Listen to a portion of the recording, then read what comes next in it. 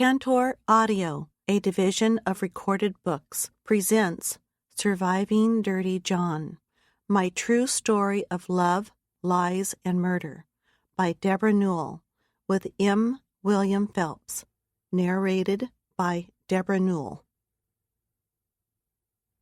For all the female victims, voices silenced and unheard, my beautiful, supportive children, and my sister Cindy Ambrose Vickers, who was taken away from us far too soon. Sometimes, just sometimes, Cupid's dart, departing from the romantically assigned role of the poet's gentle image, is metamorphosed into an arrow, a barbed and lethal thing.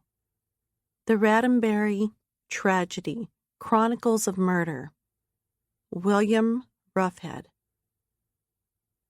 Acknowledgements. This book would not be in your hands right now without a host of people making it possible. I would like to thank my beautiful children for always being there, through the good times and the bad. Each of you has filled my heart with so much joy throughout the years. I cherish you deeply. I am extremely blessed to have your love and support, and I am forever grateful to all of you. I would like to honor my mother, Arlene, for loving and guiding me constantly and teaching me the gift of forgiveness. No matter what challenges I have faced in life, I have always relied on seeking the strength from within that you taught me at such an early age. I am able to keep moving forward in faith because of you. I also thank my girlfriends Susie Brownfield and Nancy Earle for supporting me and loving me through life's challenges. Thank you for lifting me up and being there for me through thick and thin. Thanks are due, too, to Laura Richards for standing up for me and helping me empower other women who have battled coercive control. Laura is a support not only to me, but also to millions of other women enduring similar situations.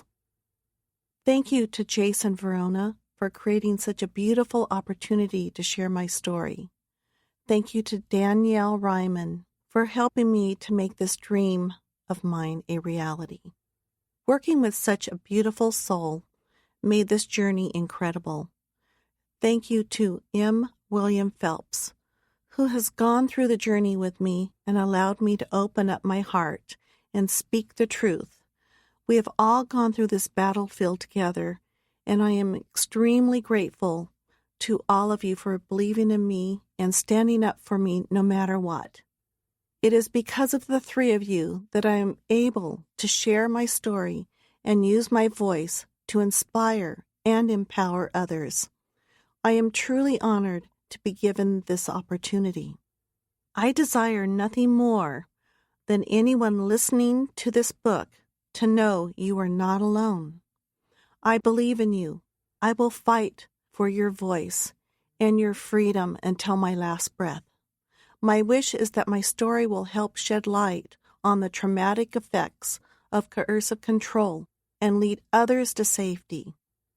Thank you to all of my loving family and friends and my incredible support system who have allowed me to move past this trauma and do everything I can to stop the abuse of coercive control. Debra Newell, March 2021. I want to thank Debra Newell for trusting me with her story. From the day we started talking about writing this book, I was honored and humbled by the strength Debra and her daughter Tara Newell displayed after what they had gone through. To be given the opportunity to be Debra's storyteller is an honor. She took a tremendous risk, trusting me. My goal from day one was to tell the entire story, not the diluted version most have seen on television, or, with all due respect, to the Los Angeles Times and Reporter podcast host Christopher Goffard, heard on the Dirty John podcast, or read in Goffard's story. The narrative that unfolded as Debra and I talked is far removed from the Dirty John storyline out there in the public as we go to press on this book. First, the domestic violence issue that should be at the forefront of the story, which I would come to understand as coercive control, puts the victim in a position where she is being controlled without even realizing it. Second, as I look into the social media coverage of Debra's story, I found the thought of anyone blaming Debra for what happened outrageous and disgusting, but not at all shocking in the shame and blame culture in which we live today. Debra is a victim, period. There is nothing else to be said about that. I'm extremely grateful as well to Mark Gottlieb, my literary agent at Trident Media Group Literary Agency, who thought of me when this story crossed his desk. Mark is a top-notch agent and an incredible human being who has been an inspiration and guide for me, a rare publishing person who knows this business inside and out. I am grateful and lucky to be part of the Trident team. Additional thanks to Danielle Ryman, Debra's diligent and hard-working public relations director, who has been instrumental in managing the flow of emails, documents, information, and research between Debra and me. Danielle kept this thing moving along without delay. I'll speak for Debra and myself in saying that the book would not have gotten done without Danielle. Of course, I need to thank the usual suspects. You know who you are. One last thing, as I hand this book in, my daughter enters her senior year of college, studying to be a physician assistant. I have watched this young woman over the past 3 years study her ass off, working day and night. Her love and support for me during what was a difficult time in my life was what made the difference. She is my rock and inspiration. She has shown me every day what unconditional love is. M. William Phelps, March 2021. Introduction. It should be no surprise to anyone, although I bet it will be, that domestic violence is the leading cause of injury to women, surpassing muggings, rapes, and car accidents combined. Meeting and falling in love with Dirty John Meehan was not my introduction to domestic violence, though John brought it to another level and, in return, changed my life forever. I think this goes without saying to anyone who knows even a few scant details about my story. Logging on to an online dating site one night and receiving a message from John, I could never have imagined I would be, years later, writing this book and dedicating part of my life to helping victims of domestic violence.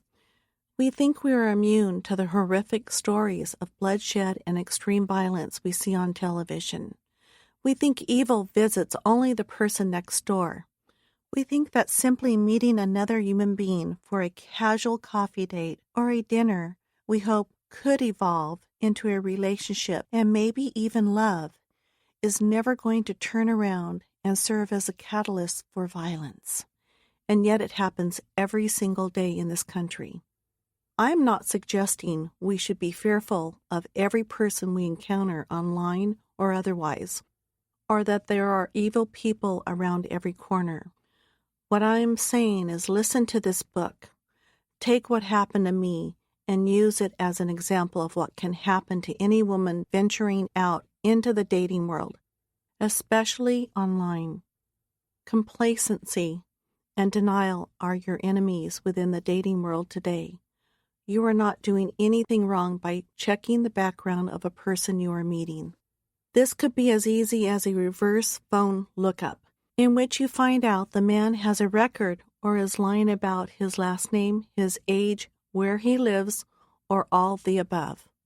One lie should be enough to question everything about the person and should certainly be a red flag telling you to move on. I do not say this self-righteously. I say this from experience. I wish someone had said it to me. Rapists, sexual predators, and criminals in general use online dating sites to search for future victims.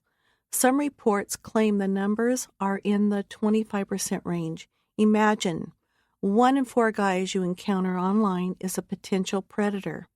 Furthermore, the Pew Research Center found in a recent poll that 57% of female online dating users ages 18 to 34 reported someone had sent them a sexually explicit message or image they did not ask for. More than half. What is more, it is easier and far more inconspicuous to stalk a person online than it is in person. Every 9 seconds, a woman is assaulted or beaten in the United States. We are facing a serious and neglected epidemic in this country. As time would tell, Dirty John proved himself to be the most manipulative, controlling, and violent person I have ever known. I am a peacemaker, a people pleaser. John understood and knew this about me almost right away and zeroed in on my vulnerabilities, working hard at convincing me of his lies. John understood that once I believed something, I was all in. He knew that loving him made me the perfect victim. People will judge. I cannot stop that. The most common judgment being, how could you have allowed this to happen and stay with him as long as you did? On November 25th, 2018, the Bravo television network aired Dirty John, a dramatized limited series based on my story. Connie Britton played me, Eric Bana played John. The series was later released on Netflix. According to Bravo's description, the series captured how a romance with a charismatic John Meehan spiraled into secrets, denial, manipulation, and ultimately survival, with horrific consequences for an entire family. Bravo's description is partially accurate. The way I was portrayed in the series, however, as a woman who kept making the wrong choices because of weakness and vanity, was horribly unfair and inaccurate, in my opinion. So much of my character was over-dramatized and invented. I was depicted as a naive woman, ignorant of red flags, who sought out one man after another while setting aside her morals and values for love. Victim shaming is rampant after the Bravo drama series aired. Many viewers believe that the fictionalized version of my story portrayed in the series was gospel truth. The shaming ramped up after the series aired and grew in intensity after a larger audience tuned in on Netflix. I was blamed all over again. I was suddenly the one responsible for becoming John's next victim. Unfairly, the focus was on me, not John. What you are about to listen to is my true story, bumps, bruises, character defects, and all.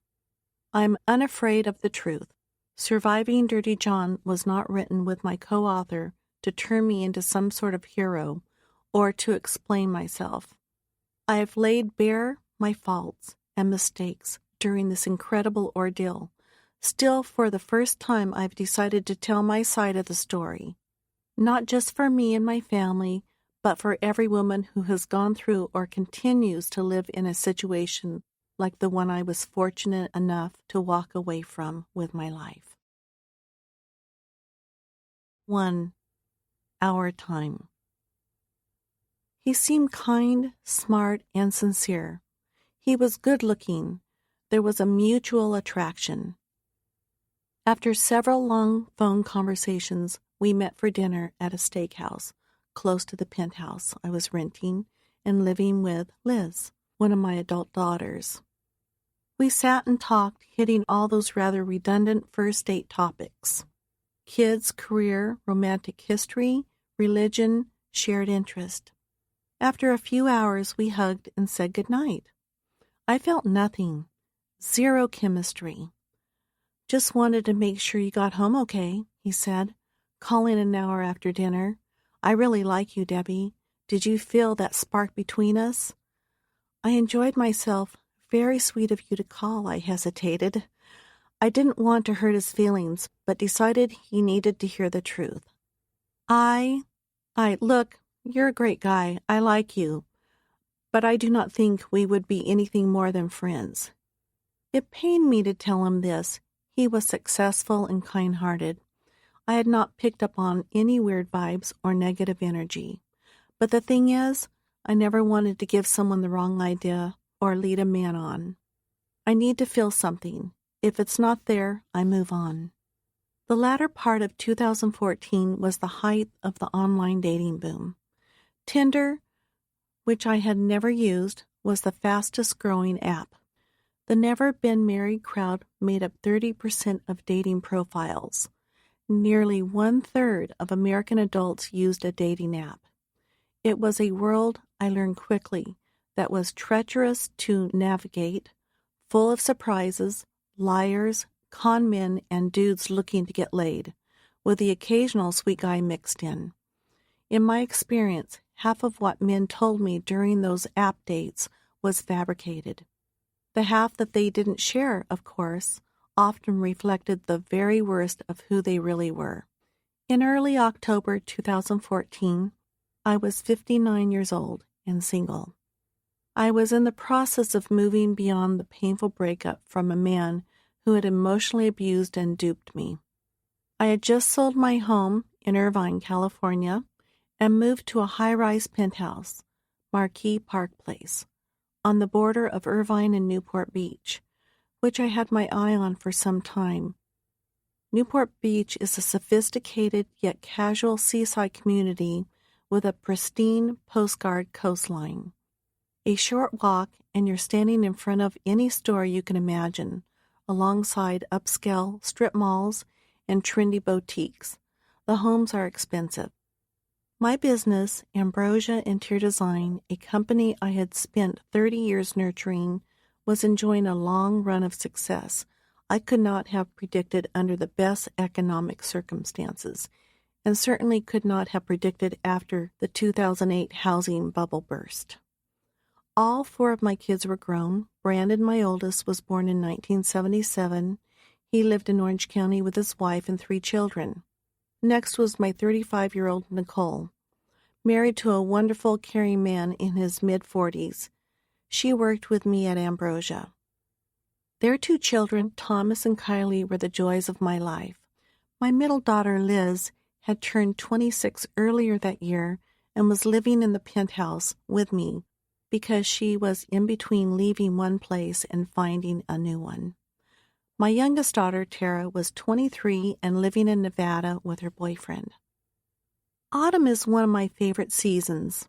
In this area of Southern California, October tends to be around 80 to 90 degrees, with robin's egg blue skies providing a flawless canvas for harmless, puffy white clouds. Pure bliss. I could feel optimism in the marrow of my bones. This was my time. The Zero Chemistry guy was one of 84 men who had responded to a profile I'd placed on Our Time, a dating site for the over 50 crowd. After receiving those hearts, I logged into my profile to see if anyone interested me. With the majority of the intense pain from my recent breakup gone, I was dating again. "Liz, come over here, hurry," I said, sitting at the keyboard. It had been another 12-hour day at work. I was home unwinding, scrolling through profiles. What, Liz said. She had a friend over. They both stood over my shoulder, staring at the monitor. "Look at this," I said, pointing. 84, I said as Liz and her friend looked at the computer screen. "What are we looking at, Mom?" 84 men responded to my profile. Can you believe it? We laughed at how many of them were not my type at all. I mean, I enjoyed outgoing, energetic men, not men heading into retirement. "Let's narrow it down," Liz suggested. "Make a short list." "Yes, good idea," I responded. I could tell by the look on her face that Liz was thinking about the myriad hardships I'd endured over the course of my romantic life, the pain and abuse I had suffered at the hands of men, She had seen and lived some of it. With so many disastrous relationships behind me, it was easy to blame myself, to believe I was the problem. Many times I'd sit and think, it has to be me. Or I could have told Liz that I had just given up on love. The idea of romantic love had become a mirage, an image that disappeared every time I ran towards it. In my experience, romantic love had become a power I had given to another human being to hold over me, which in turn had been used to try to destroy me. I had trusted over and over and lost. I had repeatedly opened my heart only to have it shattered to pieces. In fact, if you had asked me about love in the beginning of 2014, I would have said I had completely given up on finding an honest, decent man I felt a connection with, which further fed into my self-image as a person who was too old for love. The time had passed for me to experience it again. With failed marriages behind me, the feeling of being truly in love seemed contradictorily not only like a fairy tale, but something I would never find again. Being truly in love, you know the feeling, when you meet that person and nothing else in your world exists but him. Time becomes meaningless. You're feeling alive. There's a bounce to your step. You agree to do things you would never have considered before meeting him. You're ricocheting glowingly off the inside walls of a euphoric bubble, where everything is about him, your thoughts, your body, your soul. You wake up, he's on your mind. You go to bed thinking about him. You fantasize about a future together. You cannot wait to see him. The mere sight of him curbs any anxiety or trouble you've had that day. Was that actually real? Could that still be out there for me? To make matters worse, the guy I had broken up with earlier in the year had made me feel less than and inadequate. "You're putting on weight," he said, near the end. Just one of the many insults. I left the relationship broken, with a body image complex on my back like a sack of sand. He had shamed me. The perfect man was a mirage. He existed only in fairy tales and dreams. But instead, Liz, her friend, and I whittled the list of 5 men who were more my type, and I replied to them as if I was going to hire them. And really, isn't that what dating is? Meeting people in coffee shops and restaurants and interviewing them for a position in your life? We have the set narrative of our lives we lay out to them, and they in turn add to and subtract from their history for us. It's a game we all play. Set the hook, cast the line, and then, once we've caught each other, allow the slime to ooze out from between our scales. One of my top 5 choices was an evangelist, private detective. "Really? He seems nice," I said. "Maybe," Liz said, my cautious little girl coaching me. When I first logged into Our Time, I was sold on its pitch instantly. At last, a dating site that not only understands what it is to be over 50, but also celebrates this exciting chapter of our lives. Our Time honored freedom and wisdom. The site continued. Its research proved your 50s and 60s can be the happiest and most fulfilling times of your life.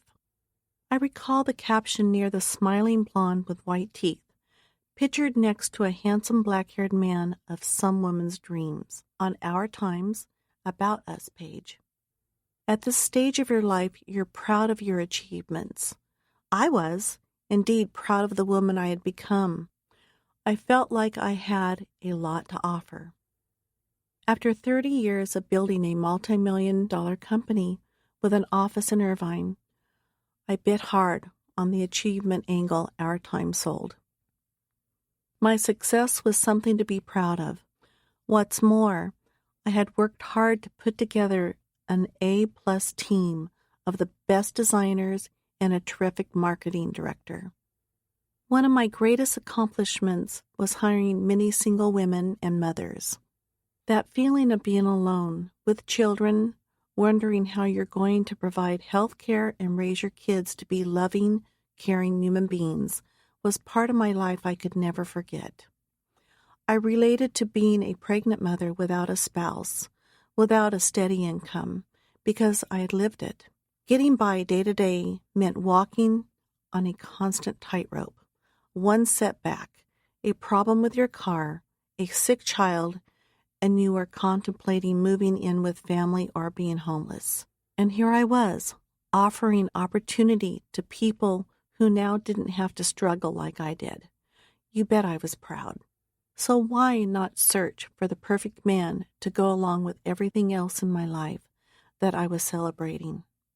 Today you can scroll through pages, spending hours swiping left and right, looking for the person to complete you and complement your every desire and need. Heck, I was going to be 60 years old inside of a year. This chapter of my life was going to be my last. The thought was uncomfortable. I wasn't the retirement type. You know, Florida or Phoenix, shuffleboard and early bird specials, totally not me at all. As 60 crept closer, to be honest, I yearned for those years of returning from my mailbox, feeling bad for turning 50, as I clutched a darn AARP magazine I'd never ordered in the first place, reminding me of it each month. Can you imagine 84 men to choose from? They couldn't all be bad, and yet, as I think back on that moment and how things would eventually turn out, I understand today that I wasn't choosing the wrong men. It's not even that my childhood had set me up for failure or to be victimized. It wasn't even that the odds of having one failed marriage set up the second, and so on. Failure wasn't a problem for me. If anything, failure drove me to succeed. Over the past several months, I had suffered through so many disastrous dates. I should have found the common denominator and run from love. Put up a shield, a guard, understood the boundaries I had put in place. How and why were they crossed? But the thing is, you let that guard down for 1 second and evil, as I have come to learn, will find a way in. There was a second man from the 84, besides Zero Chemistry Guy, who I had also met at a restaurant. It started off okay, but I knew right away there was something up with him. According to his profile, he seemed to be the ideal match.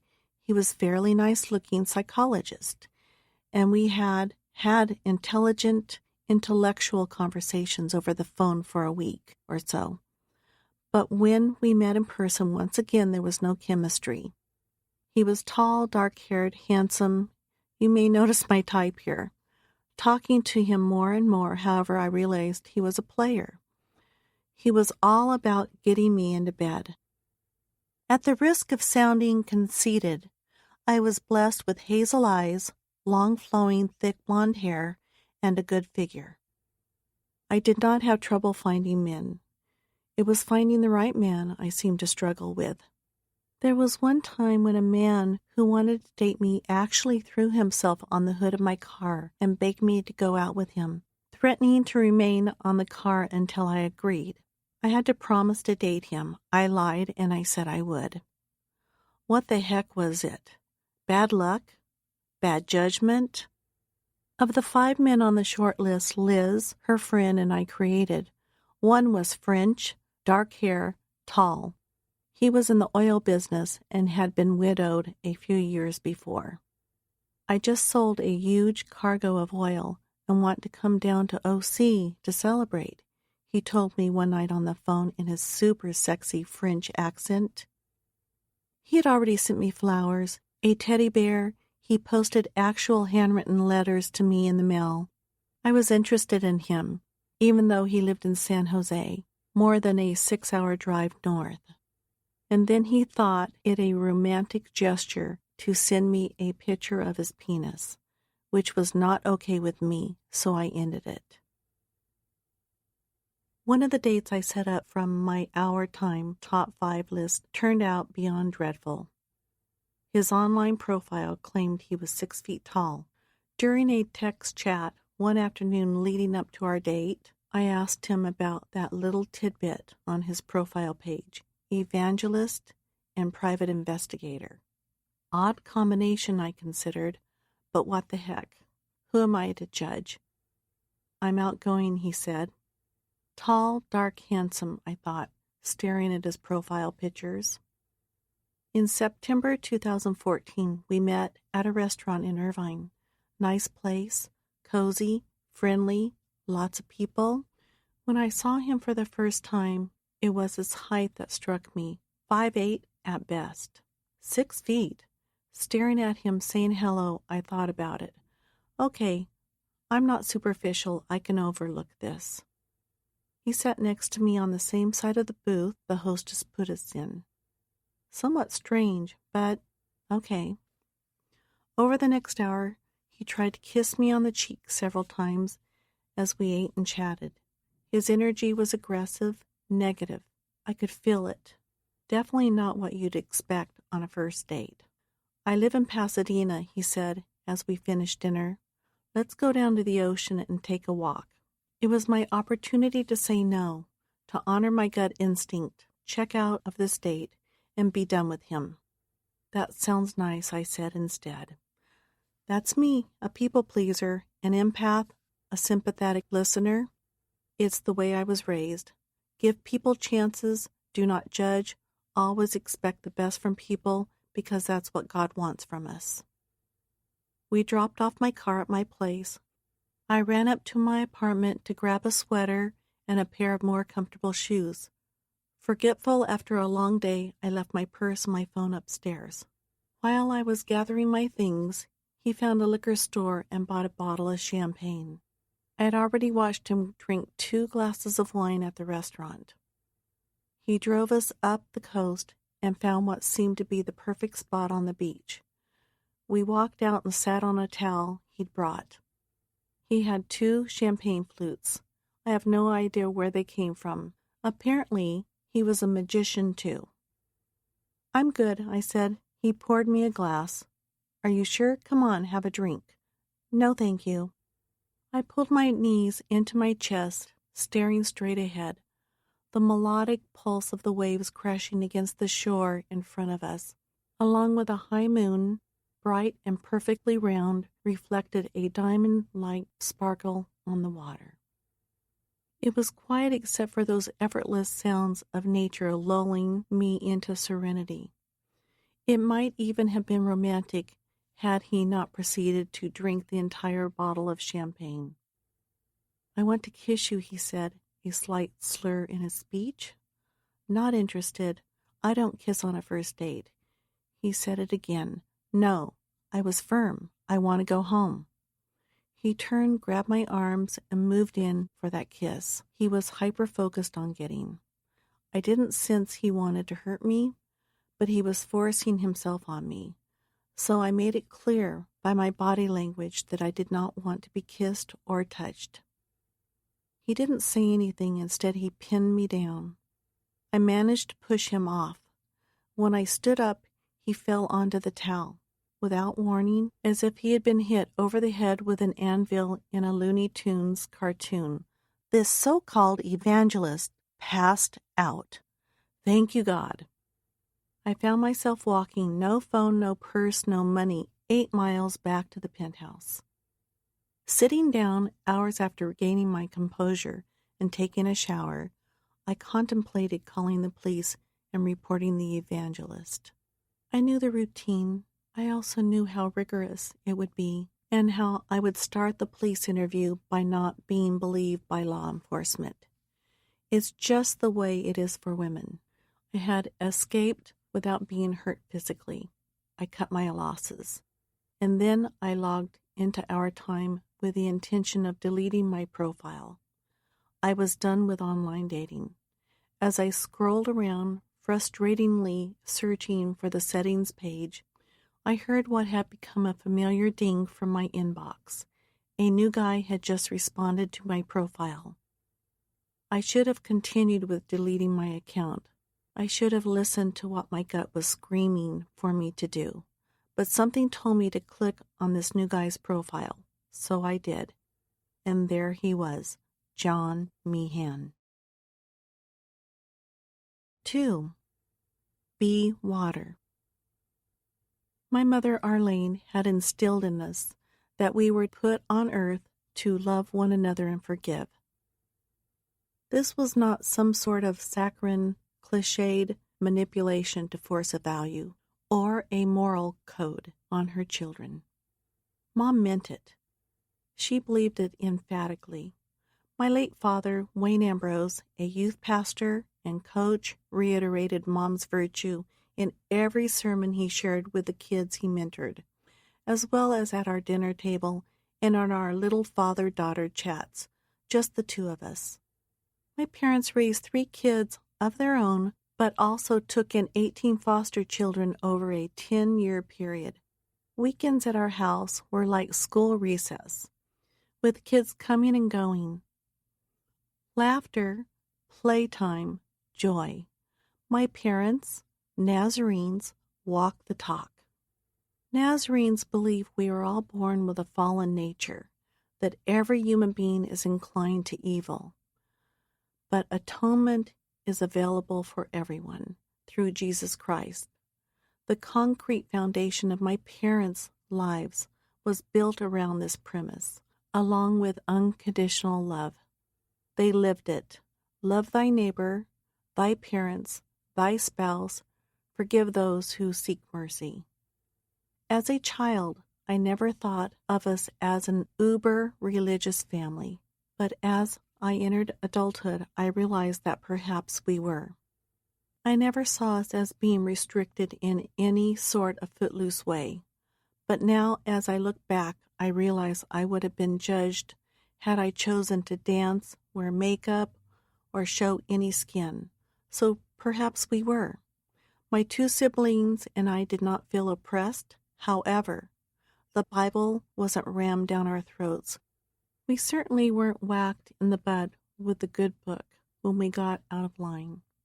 My parents promoted and lived the grace Jesus Christ preached. I spent a good portion of my childhood in the hospital or at home in bed. I was born without the tube that connects the bladder to the kidneys. I suffered almost daily 105-degree fevers. My first surgery was at 2 years old.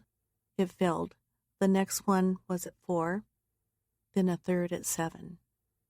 I recall a conversation between my parents and doctors in which the doctor whispered, "Debbie is not going to have a long life." It wasn't a surprise. We had expected to hear this just about every time I wound up hospitalized.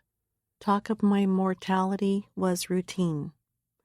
As I grew into my teen years, still sick and not expected to see 20, one doctor said, "She's been lucky. Even if she does live longer than her teenage years, Debbie will never be able to have children or be able to work." Throughout it all, I was called the miracle child. Before each of my surgeries, my parents were walked into a nondescript, antiseptic smelling room, sat down, and told there was a good chance that I would not pull through. I had spent so much time throughout my childhood with doctors, all of whom had had a hand in saving my life, however negative and pessimistic they were about my survival, that I revered them. Doctors were lifesavers, rescuers. They had given me my life back. Perhaps all of that is why I felt meeting, falling in love with, and marrying a doctor would be such a triumphant moment for me. My parents believed in the power of prayer. Mom and Dad would occasionally stop me as I was grabbing something to eat or just sitting in my room and say, "You are the most optimistic and strongest person we know. Prayer works, Debbie. It truly does." That affirmation stuck with me. I grew into a trusting person, believing that if I put my mind and soul into something, it was possible. Not a day went by when Mom and Dad did not encourage me in some form. But more important, when a setback or disappointment occurred, they taught me to view it as a life lesson, a learning situation that would make me stronger. When I got older, I could not allow any of my many disastrous dates I'd had to deter me from finding love again. It took me decades to figure that out. But in the spirit of what Bruce Lee said once, I think love is like water. It flows and becomes the thing, a glass, bowl, riverbed, in which it exists. It is different every time. If I was to acknowledge a flaw from my childhood, it would be that need to present the perfect family image.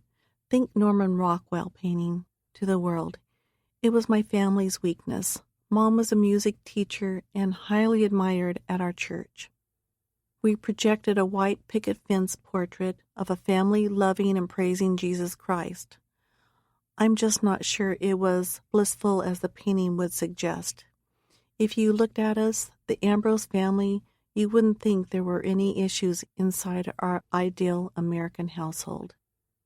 And no one's perfect, but Mom and Dad had a long-term marriage, and I never witnessed any marital problems. I never saw them argue. They were forever kind to each other. Yes, when my sister Cindy got out of line, she got the belt. I never did. Why? I can only guess. And look, after several marriages, divorces, and 4 kids of my own, you might think I don't understand love, or that I was hardwired for love's failure during my childhood, as if there was some dark secret kept hidden and buried in our house. But I believe I was raised by 2 amazing human beings, both of whom believed what they believed and didn't stray from it. I saw kind, wonderful, caring parents, and I felt loved and supported. You learn a few things about yourself when you're bedridden for much of your early life. For one, I developed an obsession for reading, specifically romance novels. Reading took me out of my doldrum funk I could easily fall into and helped me come to terms with the fact that I could never be able to experience love or family or have the life most others woke up to every morning and generally took for granted. The novels allowed me to step out of my life and enter a fantasy where meeting the perfect man and living a fairy tale life with my soulmate one day were possible. I also loved reading encyclopedias and medical journals, as well as creating and building 3D models. At the age of 5, I drew at least 150 floor plans from miniature houses with crayons. I would search throughout the house and garage for items to build dollhouse versions of my favorites. These were the first times I can recall designing something from nothing and making it real. I would add miniature furniture and dolls. One of my designs was made out of sticks and fabric remnants. Mom had saved from her sewing projects, including, get this, a fur coat made out of clippings from our cat. When I turned 7, Mom signed herself up for a night school course in interior design. I was more excited than she was. I couldn't wait until the assignment came each week. Mom said I actually completed every assignment for her, and she wound up with straight A's. When the doctors told me my illness would prevent me from being able to work, it was crushing, of course. But after the years passed, and I survived, my drive to do whatever I wanted in life became an inherent part of who I am. Nothing was going to stop me from achieving my goals. And I worked hard. The design firm I built has sustained me and more than 40 employees for more than 3 decades. I've won several local, national, and international awards. I've been named Designer of the Year, and I've worked in Egypt, Dubai, and China. Despite what the doctors told me about not having children, I gave birth to 4 healthy kids. Giving up was not going to be part of my life. I could have, after all, turned out many different ways, yet my early life experiences helped me develop optimism and tenacity. Before we became best friends, my sister Cindy, who was 2.5 years older than me, had a way of making me uncomfortable at times. I felt as though she was forever annoyed with me. Maybe she resented me for getting all the attention because of my illness. I do know a good part of her frustration was rooted in her need for independence. She insisted on overseeing every aspect of her life without input from anyone, especially me, her younger sister. I understand why today more than I did then. I had been saddled with health issues for most of my early life, so what kind of life experience could I offer my older sibling? When I say Cindy was beautiful, it was not a lazily chosen adjective. Cindy was knockout gorgeous, the kind of girl who truly turned heads. She had the body of a supermodel. Every curve and proportion were as perfect as they could be. I recalled her long legs, tiny waist, and ideal-sized breast. Add all that to shoulder length, thick blonde hair, and light olive skin, and, as you can imagine, boys idolized Cindy as much as girls were jealous of her. Still, my sister carried a certain amount of ambiguity, mystery, and pain within her that she did not want to talk about or share. She was a perfectionist and very hard on herself. In high school, Cindy excelled in athletics, pushing herself to be the best. She graduated in 1970, 3 years before me, so we spent a year together in high school. As I got older, into my teen years, I was always known as Cindy's sister, not Debbie. I was happy with the person I was, and most would say I was easygoing, positive, and funny. I know now that those attributes were grounded in sincere gratitude for just being able to have the life all those doctors said I couldn't have. Cindy, you see the glass half empty, and I see it half full, I said one day. She was just about ready to graduate and already talking about marrying her high school sweetheart. Cindy shrugged off the comment. That was my sister. Thank you. But I know who I am, and I will do whatever I want to do. As complicated as Cindy was, she was never jealous of anyone, especially me. There was no sibling rivalry between the two of us. When I became homecoming princess, she took me aside and said, "Wow, I'm so happy and proud of my little sister. Come here, I want to show you something." We stood in front of the mirror in her bedroom, and Cindy taught me how to wave properly. It was one of those magic moments. And for hours afterward, I pictured myself sitting on the back of a Corvette convertible, moseying through the parade route in our town while doing the ridiculous wave Cindy and I spent hours practicing. Unlike me, Cindy argued with our parents all the time. She was a renegade. While I managed the chaotic living conditions one way, she went in a different direction altogether. I think this is why she married so young. The way Cindy navigated her life and dealt with our parents made an impression on me. I was there on the sidelines, feeling as if it was my duty to be the peacemaker, while also taking care of Cindy by diffusing any problems with our parents before they got out of hand.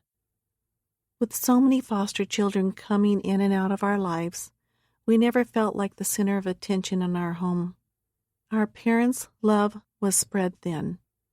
On weekends, there would be 20 to 30 kids, most of them from the youth groups at church, roaming in and out of our home. I protected my sister, maybe more from herself than anyone else. If I knew Cindy had gone out drinking, I would make sure she got into the house and in bed before our parents found out. I didn't want any conflict. Cindy got the belt from Dad many times, and I did my best to protect her from that. I knew something was wrong, but it never occurred to me until later how wrong it was. My parents and Cindy also screamed at one another frequently. The less our parents knew about what Cindy was doing, the better off we all were. My sister had several boyfriends throughout high school.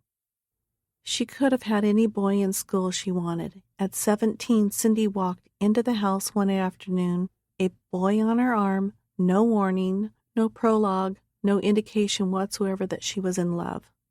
"This is Billy," she said. That was how we met Billy Vickers. He was good-looking, tall, thin, with long, blonde hair.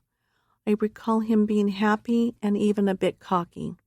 Early on, Billy came off as gentle and kind to my sister.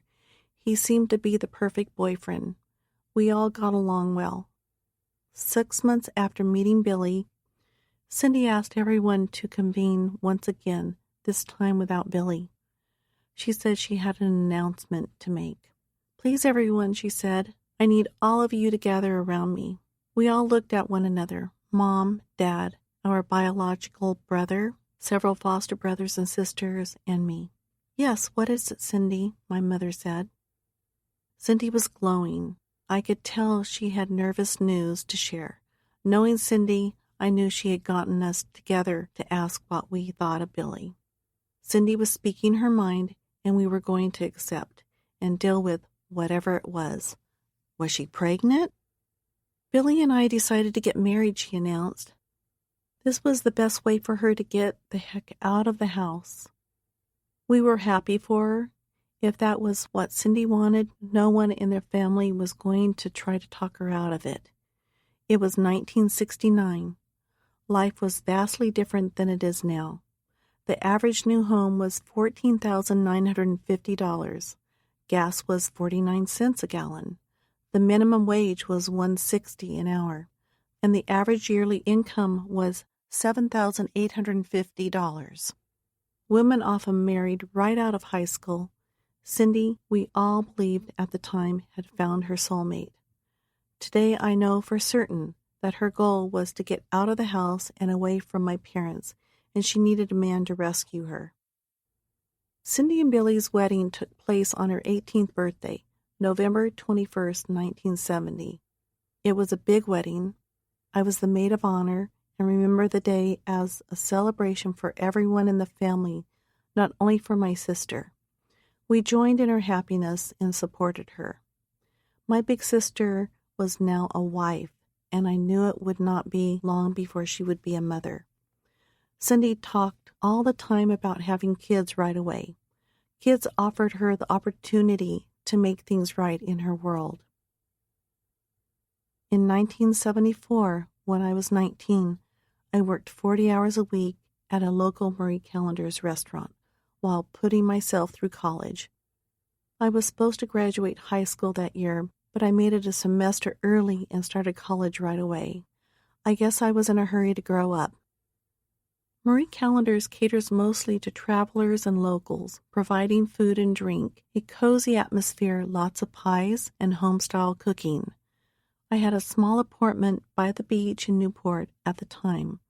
I would go to college and then to work, come home from work, prepare dinner, and watch television. My nightly routine, I had a roommate. She was never around. She spent most of her time at her boyfriend, so I basically lived alone. One night, I came home to an empty apartment, as usual, but noticed the living room window was open. Strange, I thought. I walked over and looked at it. Fingerprints? They were visible. We didn't clean the window, so there was plenty of dust. Maybe my roommate had left the window open? Later, I walked into my room to change my clothes and get ready for bed, and I saw that the top of the drawer of my dresser, where I kept all my lingerie, was open. I stopped in my tracks and remembered a scary phone call I'd received a few days earlier. A man's voice whispering, "I've been watching you sleep." "Who are you?" I asked. He hadn't responded, instead described what I was wearing to bed that night. "I love your pink teddy. It feels so soft. You look amazing in it." That was the exact description. That whisper is something I will never be able to forget. Haunting. It had injected fear into me immediately. "Please, please stop this. Who are you?" I got into the drawer. "I have some of your underwear in my hand right now. He hung up. Now I trembled in fear. What is happening? I called my roommate. Have you been here going through my drawers? Did you open the window? No, Debbie. Why do you ask? I explained. Call the police. As I thought more about it, I wondered, is there someone just messing around with me, playing a joke? These thoughts reflected my desire to find the silver lining in any situation, and my tendency not to take events as seriously as I should. It had become easy to write such situations off as something I did to myself, or some sort of foolery. I was a 19-year-old working in a restaurant. My mind was mush most days. It was a survival mechanism I had utilized as that sick child whenever I was stressed. Unconsciously, it forced me to tell myself that this guy was someone I had perhaps dated. Was he playing a game? He's going to come forward and say it was all a joke. Maybe it was my roommate's boyfriend. They had decided to prank me. I didn't call the police, of course. I go over this now, and it scares me to believe I was so naive and my fear level was so low. The next day I walked in from work and saw the same exact thing. The window and lingerie drawer were open. I called the police this time. They showed up and asked me questions. I told them about the call, the way I'd found the apartment 2 days in a row. Suddenly, as the police made me see the situation for what it was, I felt like this was all building up to a big event targeted at me. We'll look into it. Lock your doors. Lock your windows. Keep an extra eye on yourself as you go to and from school and work. We will begin investigating immediately. I received more calls in the next few days, and they became much more worse. They were more graphic and detailed. He knew what I had done that day, what I had worn at work, and later that night, where I'd gone. When I walked in the door, it was clear this man was stalking me. He knew every move I made. I felt violated and fearful all the time. I wasn't just looking over my shoulder. I felt like I was in a prison wherever I went. I'd spent years thinking I was going to die from my health issues, but hearing this man describe my life, knowing he'd been inside my apartment and stolen my intimate personal items, frightened me so much more than facing death as a child ever had. I decided to move in with Cindy and Billy. I slept in my baby nephew Ben's room.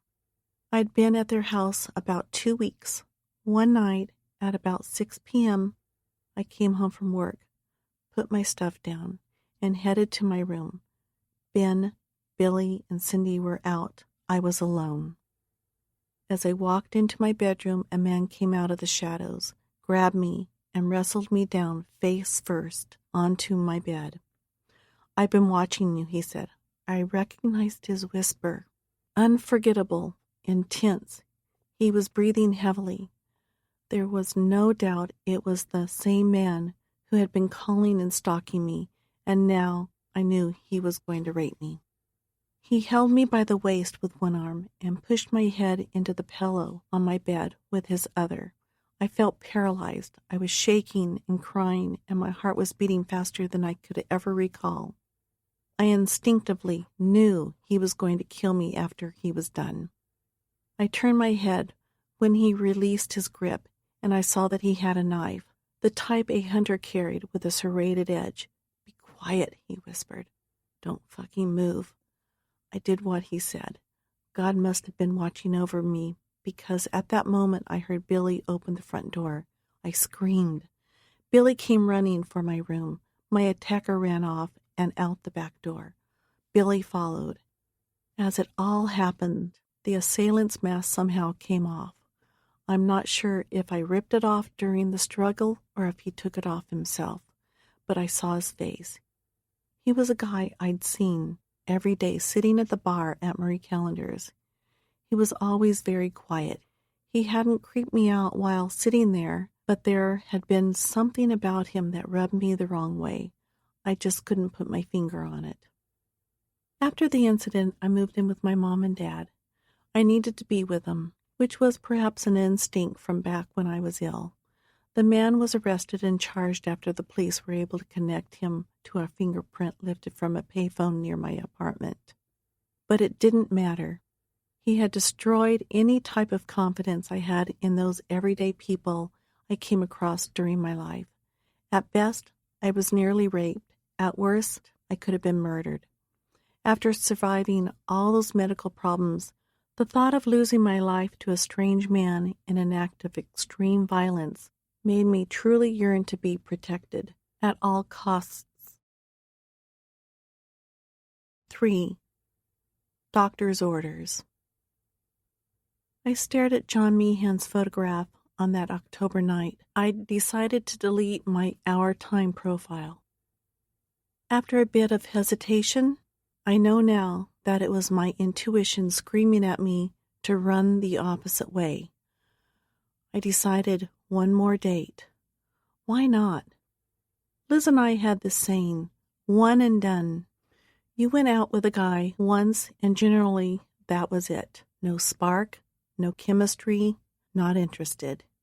You had given love another chance, but Cupid was nowhere to be found. This would probably turn out the same way. So be it. One more date, I delete the account and move on with my life. As I poked around John's profile and I looked at his photos, full body shots on the beach, one with him and his dog, who I later learned had passed away before we met, another of John just hanging out inside a house. I thought he was gorgeous, movie star handsome, and looked like someone 10 to 15 years younger than his 55 years. Muscular, hazel green eyes, 6 feet 2 inches tall.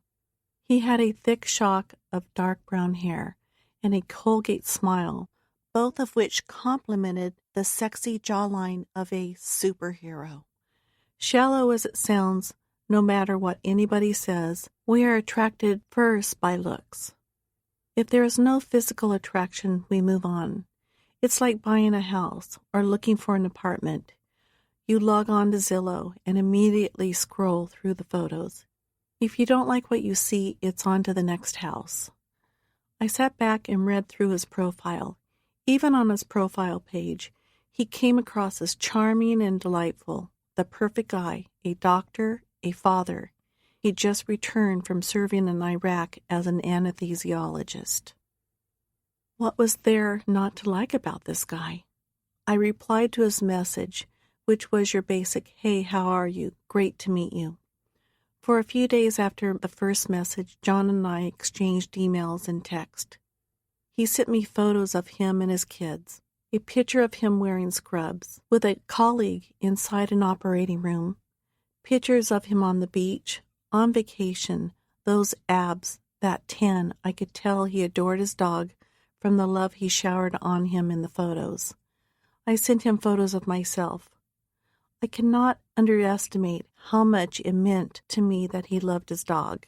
My youngest daughter, Tara, had dedicated her life to dogs and cats. Everywhere Tara went, her Australian Shepherd Cash was by her side, along with her 2 other dogs. I felt that anyone who displayed that sort of adoration for a pet, as John did, was a good person at heart. We began conversing every day. "You are so my type," John wrote back. Admittedly, this message from him was a turn-on. Text and emails quickly evolved into long phone calls. He told me all about himself. Still a bit guarded, I shared what I thought was appropriate about my life. Our conversations flowed naturally. He asked lots of questions. He came across as witty, smart, funny. I recall asking him about his ex-wife one night. "Terrible person," he said. "Very cold. She's got a lot of money. We had a major custody battle. It broke my heart. The joy in my life is my children. I speak with them every day." "I'm so sorry, John. Tell me about your kids." "My oldest girl lives on campus at Princeton. She's 22, studying to become a doctor.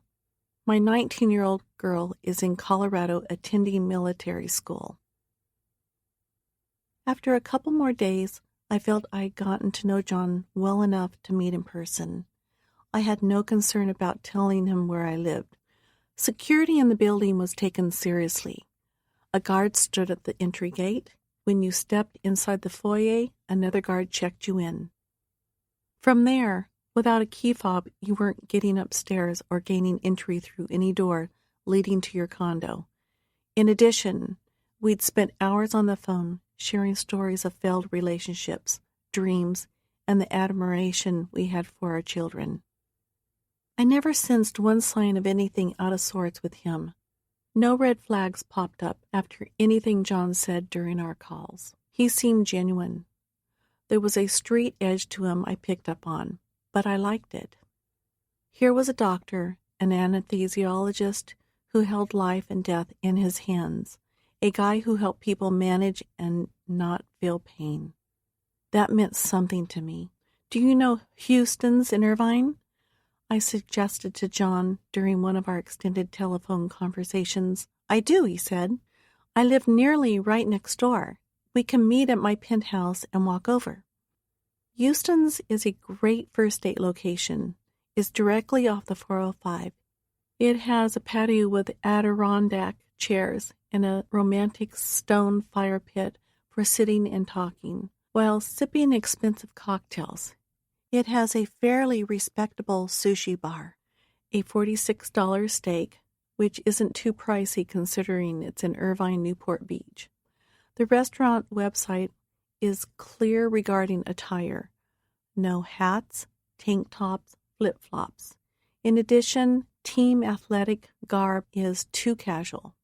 But the best part of meeting there was the location, a block away from my penthouse. 400 steps, a 5-minute walk.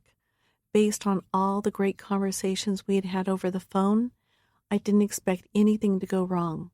But if I sniffed anything out of order, I could ditch John and be home fast. Walking 8 miles home had taught me a few lessons about dating. So several days after John and I first met on our time, the doorman, who doubled as security in my building, called up to my penthouse to let me know John had arrived. After I took the elevator down and walked into the lobby, my first reaction to seeing John was that he looked so much younger than he did online. He reminded me of an older guy who still attended college. My second reaction was that, although he was strikingly attractive, he needed some help in the clothing department. I wasn't nervous about meeting him in person because we had spoken and texted so often by then that I felt I knew this guy. We texted real-time photos of ourselves. Nothing sexy or intimate, just your average, everyday duck-face snaps and smiles, along with zany pictures of us doing mundane daily activities. "Debbie," John said when he saw me. "Hi, John," I responded, sticking out my hand. "Would you like to come upstairs for a glass of wine? You can meet my daughter." "Sure, that would be nice." I poured some wine and we sat down outside the balcony. John stood for a moment and took in the incredible view of the Pacific Ocean and the city of Irvine lit up at night. He turned from the ocean view and stared inside the penthouse. "Wow, Debbie, this is really a nice place. It's absolutely beautiful." It was as if he had never seen anything like that before. We spent an hour or so upstairs. John spoke to Liz for a time. Liz worked on the sales side of the medical industry, so they swapped stories about doctors they both knew. After a few minutes of chatting, I piped up, "We should get going." John never touched me on the way to Houston's. He didn't put his arm around me or try to hold my hand. John opened the restaurant door for me. We decided to sit at the bar. I began judging him as we walked in, and I got a better look. The first moments you meet someone, nerves are bubbling. After I settled down a bit and we felt more comfortable with each other, I noticed that he was wearing old shorts and a dress shirt, teetering on crossing the restaurant's dress code line. I wrote it off as a guy living the beach bum life while not at work. It did not bother me as much as it should have.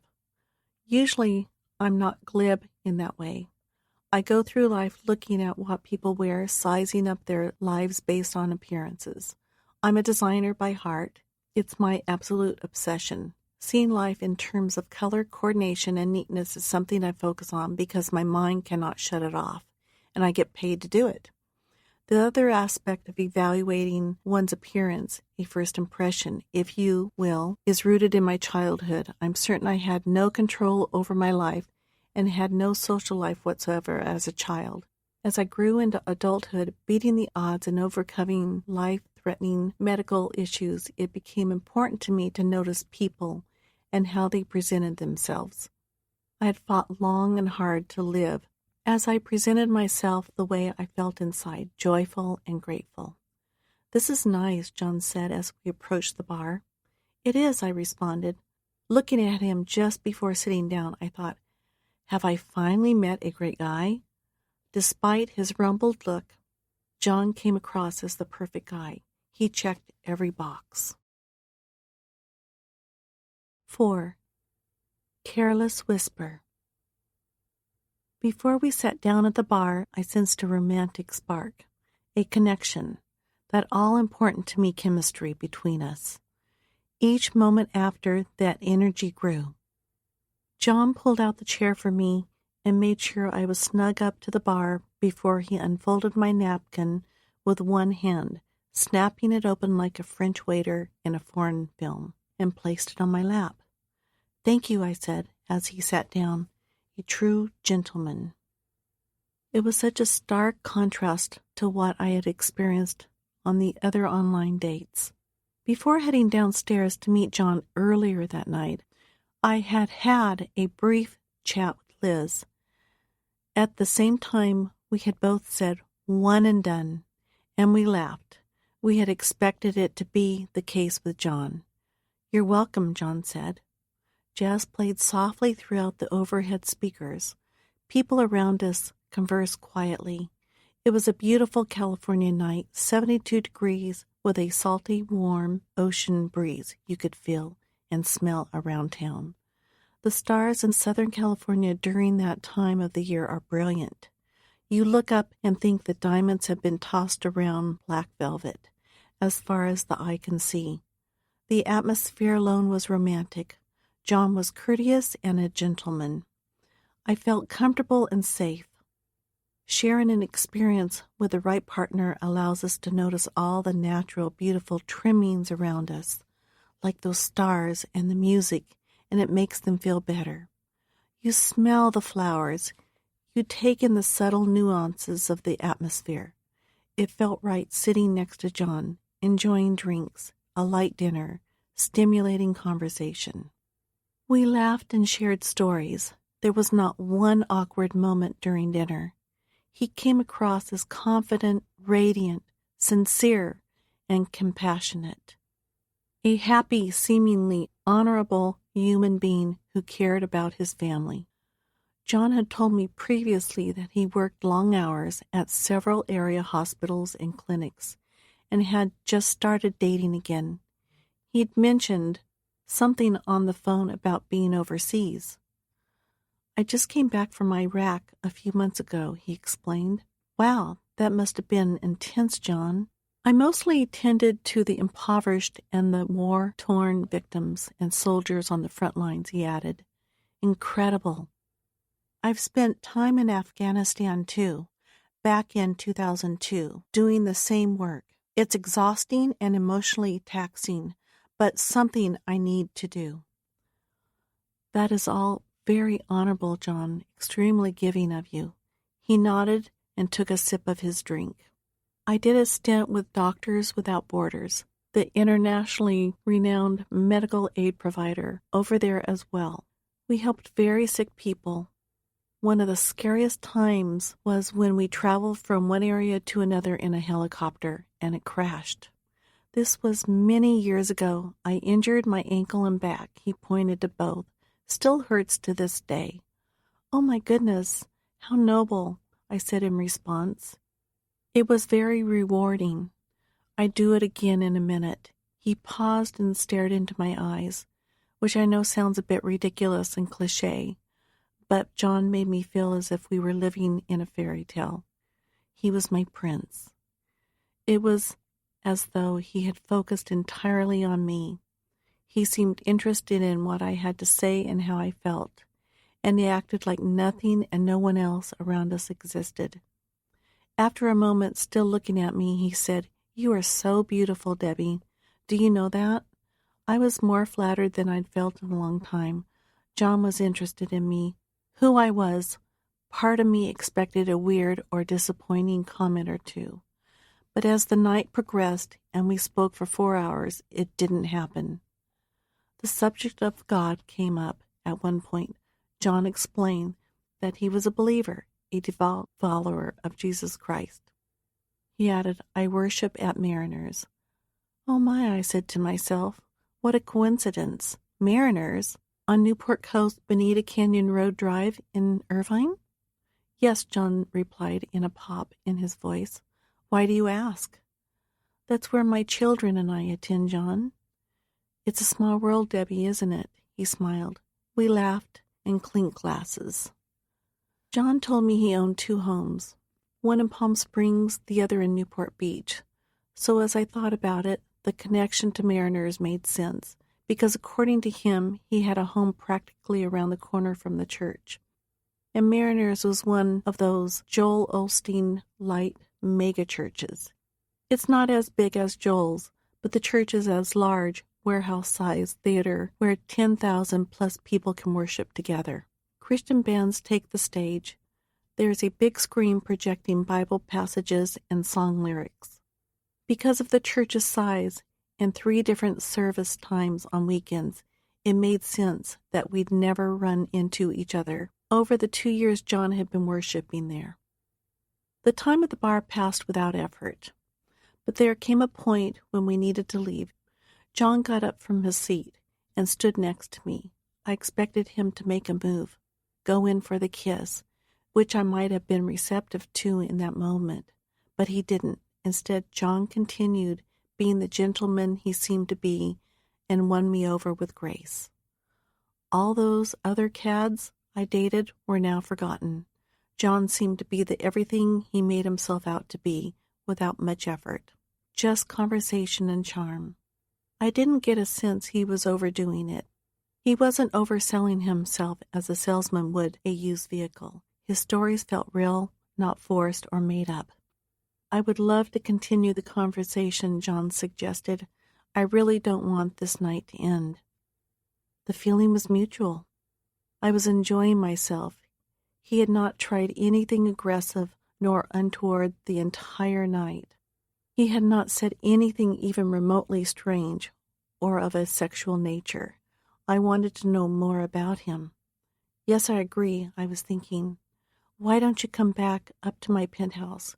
We can have an espresso and talk some more." John smiled. "That sounds wonderful." I had no intention for my invitation to come across the way it perhaps sounded. Come up to my place. Inviting John back up to the penthouse was completely platonic. For starters, I assumed Liz was going to be home. Not only was Liz a good judge of character, but she could act as a buffer. Nothing sexual was going to happen because I had never slept with a man on a first date and would never do so. In addition, John had not given me the first impression at dinner that he was after anything more than conversation and getting to know me better. Opening the door to my penthouse, I called out for Liz to let her know we were back. No answer. I put my keys down. "Liz!" John stepped in behind me, and after checking my phone, I realized I had not seen an earlier text from Liz letting me know that she would be headed out to dinner with a friend. John and I were alone. "Sit down," I offered. "Make yourself comfortable.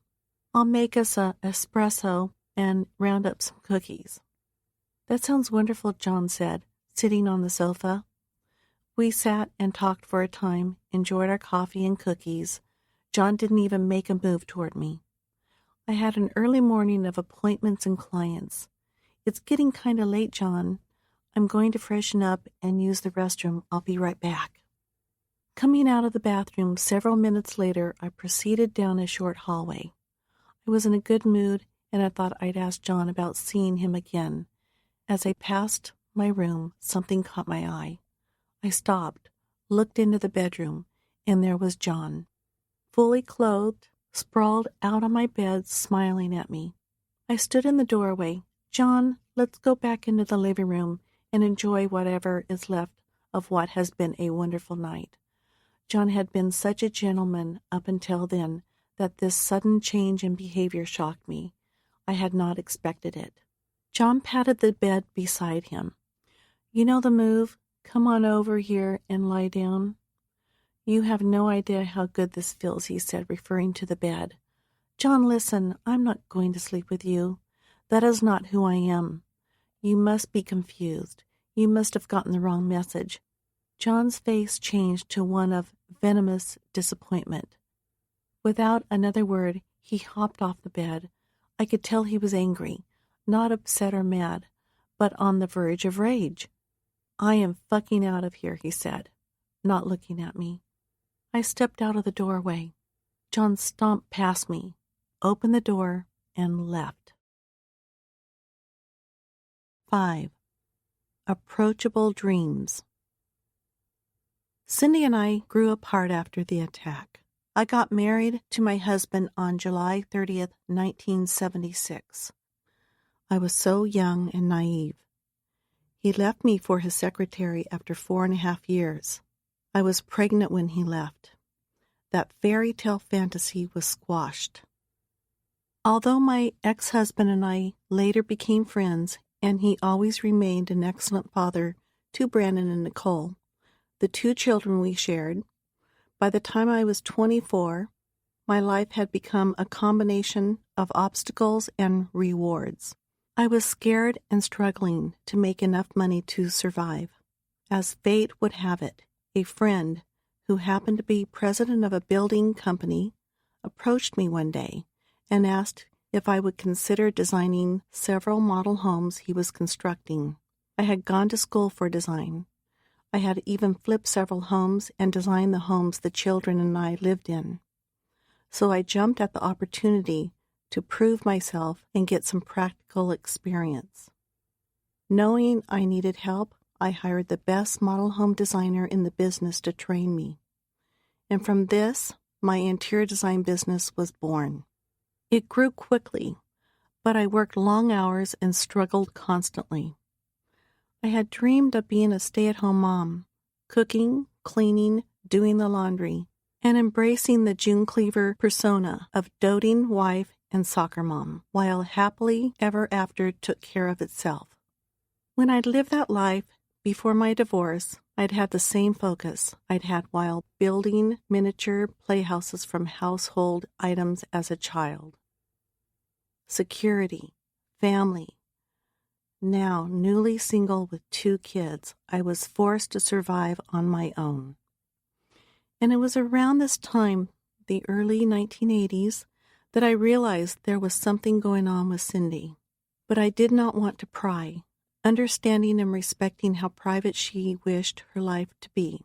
There was a certain part of Cindy's life she didn't share or want me to dig into. I accepted that, along with her wish to deal with her personal issues on her own.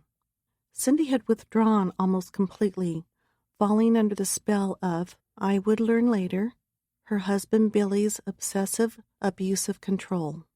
I watched as Cindy grew unhappier every time I saw her, never really knowing the true underlying issue or what was going on inside her home. It took a long time, but she did eventually begin sharing just a bit of her personal struggle. And I grew concerned. Billy was paranoid, she'd say, a manipulating bastard of a husband and a useless, angry father. "Oh, Cindy," I'd say, "how can I help?" "I'm not sure you can."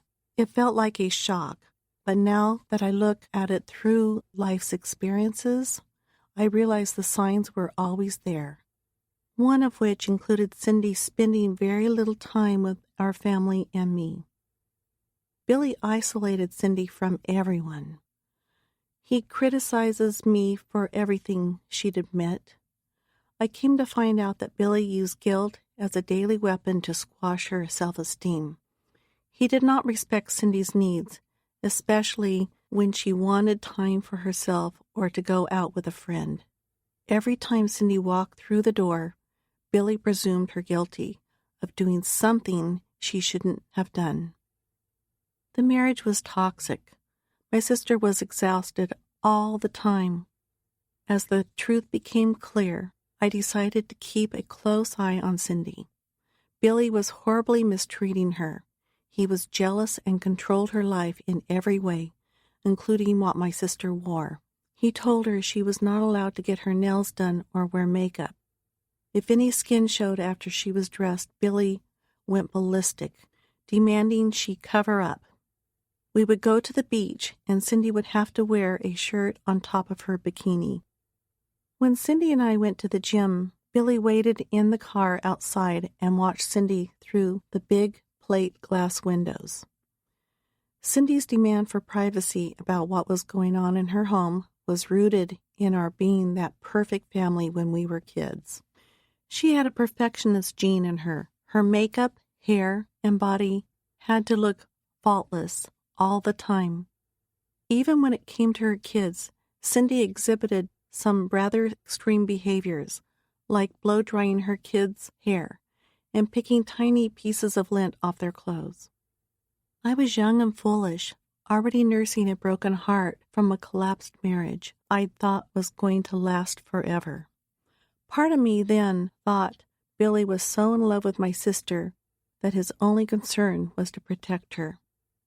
This was the early 1980s, mind you, a different time entirely. You could not just pop on the internet and begin researching problems in your life or find online support groups. For the most part, you were on your own. The fact was, Billy had been manipulating and abusing my sister from almost the moment they were married. I feel so trapped, Cindy would tell me. Cindy, our mother, and I would get together every Wednesday and go shopping, visit model homes, and have lunch. Cindy was negative the entire time we spent together. I would think, life is too short to be that way. Billy could get help and change. She was living in a prison, however, afraid to leave, afraid to stay. The marriage was broken beyond repair. The homes I design are what are called approachable dreams, meaning that my aesthetic is similar to what you might find in a glossy lifestyle magazine. One technique I learned immediately was to coordinate everything by color, which sounds rather simple and obvious, but in practice requires a lot of thought and preparation. I would spend weekends scouring used bookstores, looking for old coffee table books. It didn't matter what was inside the covers. It was how the books looked. A beige and blue scheme, for example, works with cream as it pulls in the color. So I would search for blue, beige, and cream books. When John Meehan first saw my penthouse, I had black velvet dining chairs, glass cocktail table, and expensive fine art on the walls, including 2 Salvador Dali originals. My daughter Liz had a collection of expensive bags and purses. Design was not only my job, it had become my life. Managing my way while making a name for myself, I had been accepted into this new world of designers, real estate executives, and high-end builders by the end of 1983. I had worked hard to be welcomed into this group. I had proven myself. My name had spread throughout this community as the one you call if you want a home design to sell. I had moved on from divorce and being nearly raped and killed. I had a nice place of my own. Cindy, on the other hand, needed my support as her marriage continued to crumble. Whenever I saw her, it felt as though Cindy was jealous of my newfound freedom, the money I was beginning to earn, and how happy I had become after the blow of my marriage's collapse. As I dived headfirst into this new life of work and kids, I didn't need a man. My business and my children fulfilled every need. By January 1984, Cindy told me she was planning to divorce Billy, and although her plans weren't finalized, she already considered herself separated, even though they were still living together. and she was contemplating moving in with me. I had a nice home in Laguna Niguel. She knew and explained to me that a divorce from Billy was going to be contentious and nasty. Billy was not going away without a fight. But I'm going to be okay, she promised. I'll get through it.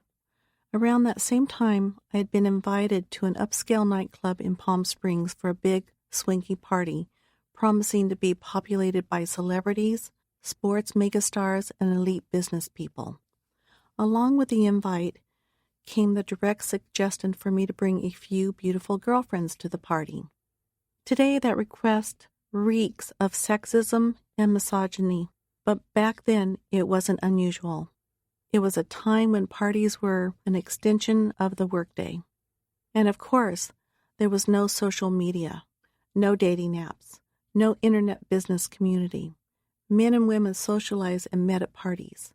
Business deals were made at parties. People were introduced and connected. It was a time when you actually stuck your hand out, looked the person in the eye, and spoke face to face. I called Cindy. You want to go on a trip with me? Where to? Palm Springs, Cindy. A big party with really great people. Come with me, please. I've been invited. It will be incredible for us both. I wanted to share my success with Cindy ever since I started my own business. Mortality wasn't something I obsessed about every day, now that my health had stabilized, and my life was fun for perhaps the first time. I was over the divorce. I had been meeting exciting people. When I did date, the men I went out with were wealthy and powerful. Independence felt like a gift, which I was embracing. Cindy was still depressed and angry, maybe even more so. But Cindy agreed to go, and just like that, there we were inside this posh nightclub, stargazing and having a pleasant time. Cindy thanked me for getting her out and back into the social scene. She was graceful, radiant, I recall. My big sister was coming back. As the night progressed, Cindy was happier than I had seen her in a long time. To perhaps justify her decision to divorce Billy, Cindy talked that night at the party about how cheap Billy was, focusing on an issue beyond his abusive behavior. I could never buy anything. I don't even dream of having a nice home. I'll never go where I want to, never do things I want to do. Soon, Cin, you'll be able to do that again, I told her. I like him, Cindy said shortly after we arrived. She pointed out a guy at the opposite side of the room. There stood a gorgeous black man flocked by people. He was tall and well-built, with light brown eyes and $1 million smile. He had a star quality about him. Go talk to him, I told her. To my surprise, Cindy put down her drink and made her way toward the guy. It was Hall of Fame running back Marcus Allen, who would later go on to play 16 seasons in the National Football League for the Los Angeles Raiders and Kansas City Chiefs. Watching him, I could tell he was immediately captivated by Cindy. And as they talked the entire night away, it was clear to me that he was infatuated with my sister. Cindy and Marcus started dating soon after that Palm Springs party. And about a month later, Cindy called to say she was moving in with me. I got to know Marcus fairly well. He was good friends with O.J. Simpson and gave him my phone number. At the time, O.J. was one of the most likable and popular celebrities on the planet. Juice, everyone called him. People loved the guy. Let's go out, O.J. said after a few calls. He had come on to me pretty strong at first. He made me laugh. He was charming and easygoing. Since O.J. lived just down the street from me, he mentioned the idea of hanging out at the Ritz-Carlton in Dana Point, south of Irvine. He said we could take walks, go out to fancy pants restaurants, and dance the night away. It's a beautiful area, a part of Orange County where the rich and powerful pamper themselves and live, to be frank, extraordinary lives. It wasn't quite my style, but I was learning to accept that I had, in some respects, earned a place among this crowd. It was the celebrity lifestyle that turned me off. I like the people, but not the spotlight. I was flattered that O.J. Simpson had asked me out. It was tempting. Something, however, told me dating a high-profile professional sports superstar was not going to be good for me. Relationships, I had learned the hard way by then, should teach us where we need to grow.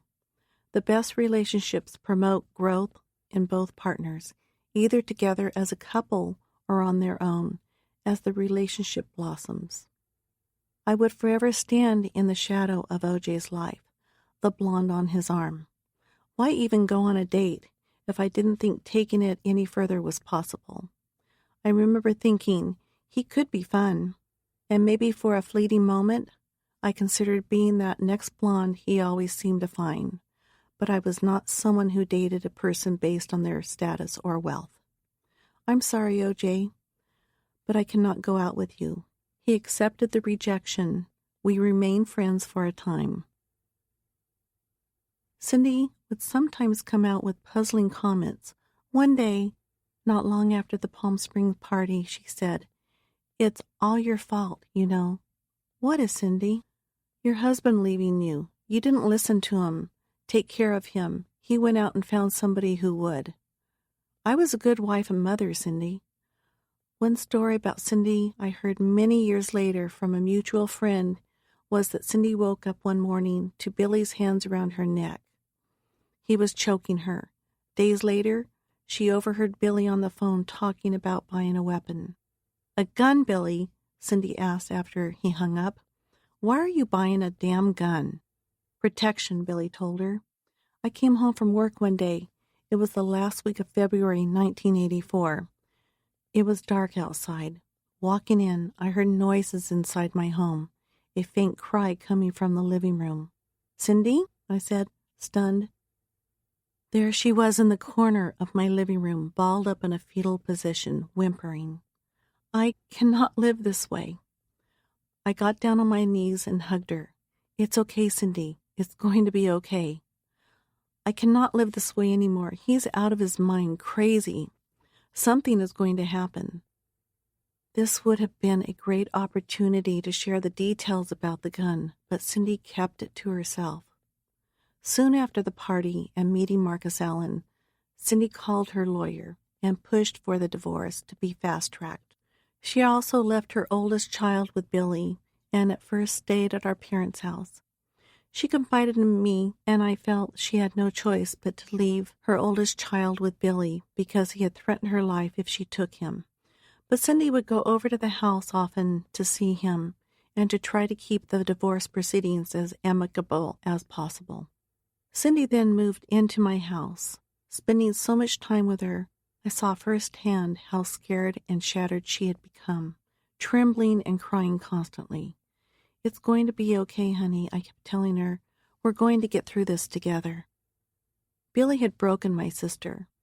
On March 7th, 1984, I woke up to my phone ringing.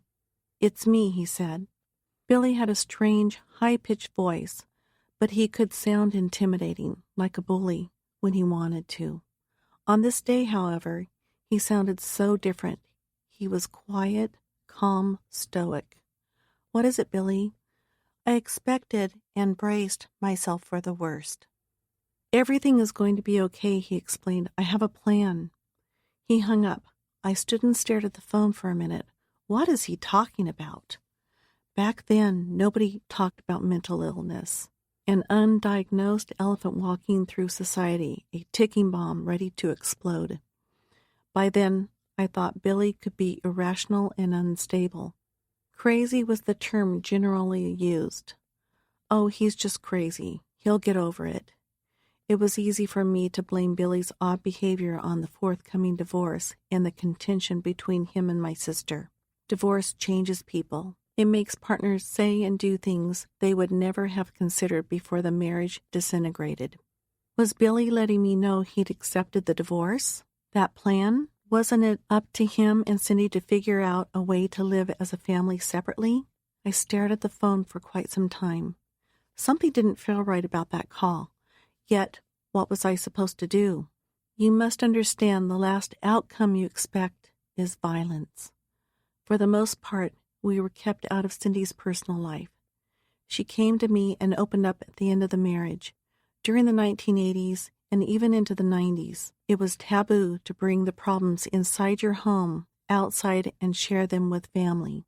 And forget about a therapist. I never considered calling someone and telling them about Billy's seemingly irrational behavior. And keep in mind, the story about Billy getting his hands on a gun came out after the fact, many years later. I look back at times like this, when certain things didn't feel right, and wonder why I didn't do things differently. It might seem as though my decision-making process at these moments was counterintuitive. But that's in hindsight. It's not reality.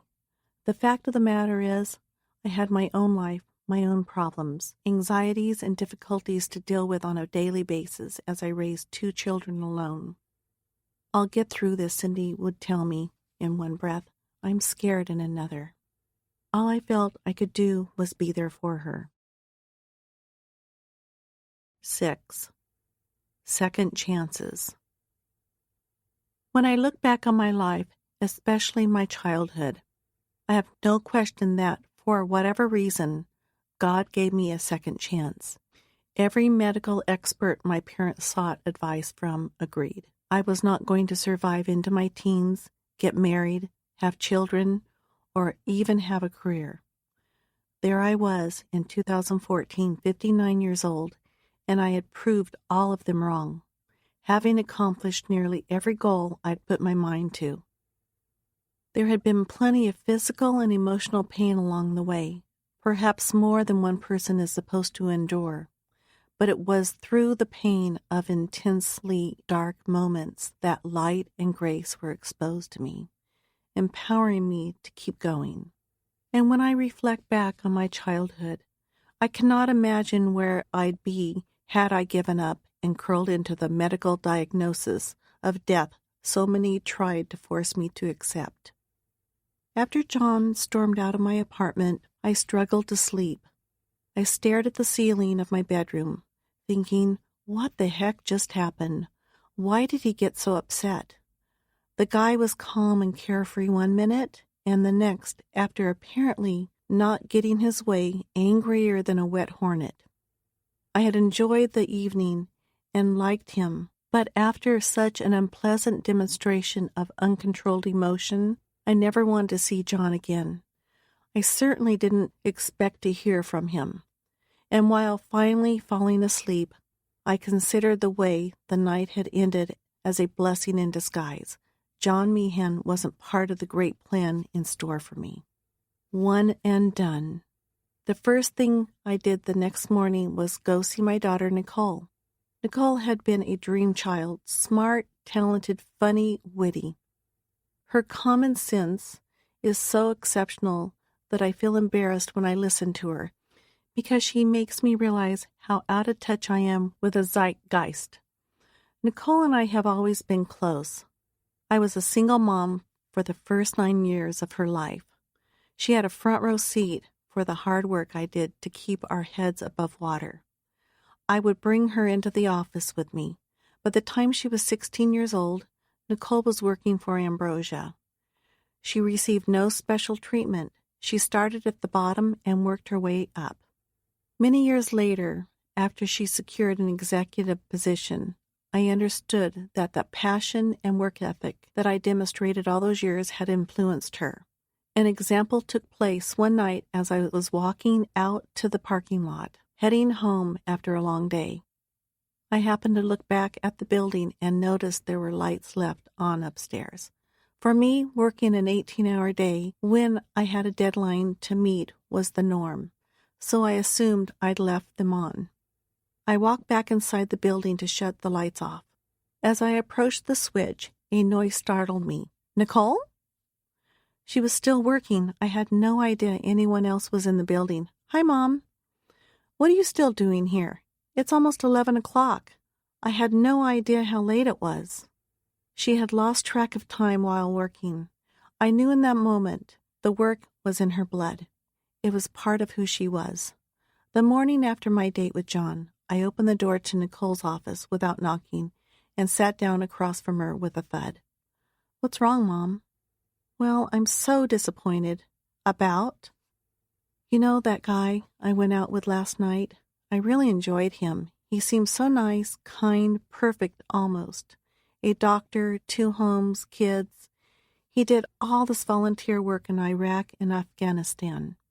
He was considerate all night. We talked Nicole for 4 hours straight at Houston's. And so, where's the but in this, Mom?" I explained what happened at the end of the night. Forget him. He showed who he was. We talked about her kids and a few work-related issues. Then it was time to get myself in gear and focus on work. Before stepping out of Nicole's office, I said, "I will not be going out with him again. I am certain of that." I needed to hear myself say it out loud for the simple reason that John Meehan had seemed like the perfect gentleman and a guide for me right up until the last moment of the night. "Good," Nicole said. Ambrosia is where I lose myself. Creating designs takes me out of my head and into the creative space where I am entirely engrossed, concentrating on only what I am doing. Some call this transcendent state flow, where time disappears. That was the space I needed to be in. My phone buzzed around noon. A text from John. I'm not sure what came over me. I just didn't want the night to end. The date had gone so well. He had been having such a good time. He said he'd overstepped clear boundaries. Given a second chance, I would never let that happen again. I sat back in my chair and I stared at the text. Who was I to refuse somebody trying to make amends, apologizing and striking at the core of my soul, politely asking for a second chance? John's apology hit me so deeply, I can see now, because he had checked every box. He was once again that kind and thoughtful man I'd spent the better part of an evening with. I accept your apology, John, I text back without much thought. I believe in second chances. Yes, let's go out again. When I got home that evening, Liz was in the kitchen preparing something to eat. She said hello and asked about the date the previous night. Her tone, I sensed, contained a hint of disapproval. Before I could even answer, she said, I didn't like him. There's something about him, Mom. I don't know. I can sense it. Well, I do like him, Liz. So we are going to have a problem, because I am going to see him again. Liz shook her head in disappointment. Knowing my daughter as well as I do, I could tell her thoughts were ricocheting chaotically like a pinball. It was not alarming to me that Liz would reject John. For lots of reasons, Liz did not like the guys I dated. Yes, she was an excellent judge of character. She had a keen sense of who people were. But Liz could also be assertive and overreact at times. Most of us in the family knew this. But then again, none of my children liked the men I dated. I understood, of course.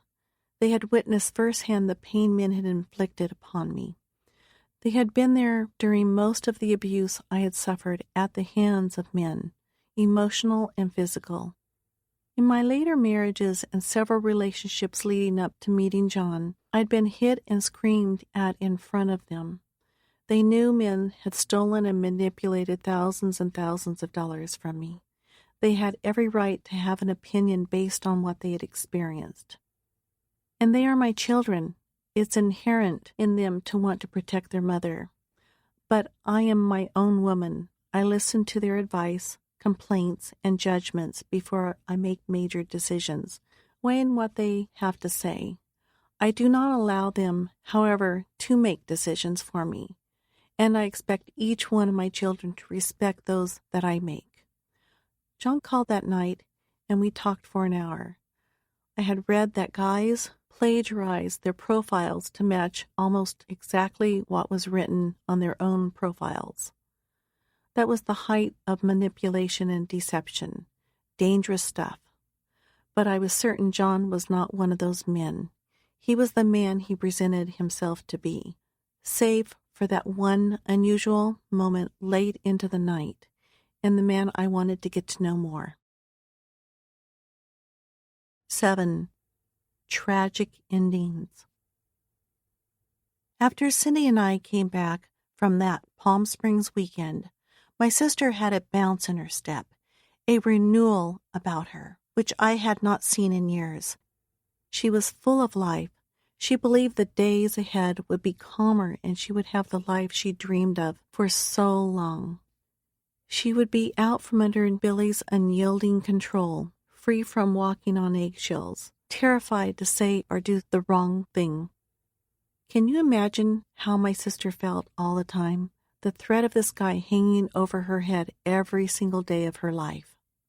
That time leading up to Cindy and Billy's wedding is somewhat of a blur, because I had been so ill. Cindy was always gone away from the house as much as she could be. I had just emerged from lifelong thoughts that I would die. I know now, however, that Cindy was hiding. Billy was her rescuer. All she had wanted to do was get out of the house. My early childhood, along with being a witness to Cindy's life, would influence my later dating and relationship choices. It set me up for some of the hardships I would endure. We cannot choose our childhood, yet we can decide once we're informed to change the way in which we look at the past and move forward from it. The night I found Cindy cowering in the corner of my home was sobering on so many levels. First, it showed me how serious her suffering inside that marriage had been. Second, I understood, for maybe the first time, that she was terrified of Billy. She was not just a wife looking to get away from a mean husband, but a woman running from abuse. There was no way for me to know how much stress she was under at home and what was actually happening. However, it's easy to look at it all in retrospect and see signs. But at the time, Cindy was still very much a private person, hiding most of the heinously abusive behavior from all of us. Likewise, that call from Billy, during which he told me he had things figured out, was a portent, though I could have never foreseen what was about to happen. I approached Cindy about the call. "Cindy," I said, "Billy called. The strangest thing." And I explained what he had said. She looked at me with this intensity I had never seen. "He is crazy, Debbie. You have no idea. You have no idea what he has done or what he will do to me." "Cin, what do you mean?" "He's always threatened to kill me if I ever left him." How was I supposed to take this? Literally? Figuratively? How many husbands had said the same in a heat of a divorce? I was confused and scared. The best I could do was keep Cindy at my home and protect her. "You'll work for me as my bookkeeper," I said, hugging my older sister. "You're so strong. You've done the hardest thing imaginable. It's all going to be okay, Cin. I promise you, I am here for whatever you need." "Really?" she said, referring to the job. "Of course, honey. I'm going to make sure you are taken care of and that you get through this." We cried together, shedding tears of joy, and for Cindy, freedom. Meanwhile, Marcus Allen would send a limousine to pick Cindy up for dates. The polar opposite of the authoritarian she had been living under for so many years. Marcus treated my sister like a lady. He was kind and empathetic. She was enjoying every minute of her life away from Billy, who seemed oddly quiet. He was not stalking her, as far as we knew, or calling at all hours and bothering her. Had Billy accepted this new way of life for the two of them? I often thought that perhaps Billy had surrendered and had an epiphany. Perhaps he had realized how much destruction he had caused and had decided to leave Cindy alone and move on. "I have a plan." Cindy and Billy got together and signed papers to put their house on the market. Within a week, they had an offer and accepted it. The morning of the sale, March 8th, 1984, Cindy put a turkey in the oven at my house, picked up Ben, and dropped him off at school. She was going to see Marcus that night and celebrate the cord being cut. Billy was going to be legally out of her life. I'm going to spend the rest of my day packing up the house and paying bills, Cindy told me that morning. I'll be fine. We hugged, said our goodbyes. Things are moving along, Sin. I am so happy that the house sold quickly. What a blessing it is to have that out of the way. I wish I could recall exactly what she said in response, but knowing my sister, it was something along the lines of, "Have a good day. I'll see you later." Cindy had come a long way in a short time. She was slowly coming out of her shell of not sharing her deepest feelings and fears. We were sisters again, close, helping each other get through the pains of life. When I walked in the door later that day, the smell of burnt turkey was the first thing I noticed. It's funny how smells trigger memories and emotions. Today, whenever I smell burned poultry, I think of those hours after I walked into the house on March 8th. "Cindy," I said, going from room to room. "Hey, Cindy, where are you?" I was curious about how her day had gone. I knew she would run into Billy over at the house, and I didn't want her to think that she had to do anything alone ever again. I had told her that if she sensed an issue with Billy, she should call or just leave. "I will," she had promised. This next moment I remember as if it was yesterday. I grew immensely concerned. I started to peel carrots in the kitchen, helping out with dinner. The turkey was going to be okay. We could cut off the burnt sections. Who cared, really? My two oldest children, Brandon and Nicole, had come home from their day, and they were in their rooms hanging out. As I peeled, I wondered what was keeping Cindy, and the last thing I wanted to do was phone the house and get Billy on the line. "Cindy will be here in a minute," I told myself. Then the phone rang. I stared at it. You know this ring when it sounds different, as if someone's telling you something? It was that kind of moment. I walked over to the phone slowly, picked up the receiver. "It's Mom." Her voice was, I recall, with absolute clarity, stoic and resolute. My mother is a funny person. She can make me laugh with a few words, but that day her voice was so different. "Mom, hi, what's going?" Before I could finish, she said, "Debbie, something's happened." And well, I knew. The next thing out of my mother's mouth is really all I hear when I reflect back on the 4 words that changed my life forever. "Your sister's dead." I fell to the floor screaming, "No, no, no, no." The kids ran out of the room to see what was happening. "Mom," Brandon said. "Mommy," Nicole said, both of them staring at me on the floor. The tears started and never stopped that night. Sitting on the floor of the kitchen, my back against the wall, a vegetable peeler in my hand, I asked my mother, "What happened?" "Billy shot her." How could this happen now, when Cindy was finally happy? We were closer than ever. She deserved a new life. My parents sent someone to pick me up.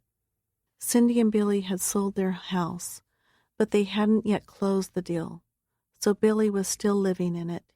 He had waited for the right time. Cindy was sitting at the desk they had in the kitchen facing the wall. She was going through the bills that needed to be paid.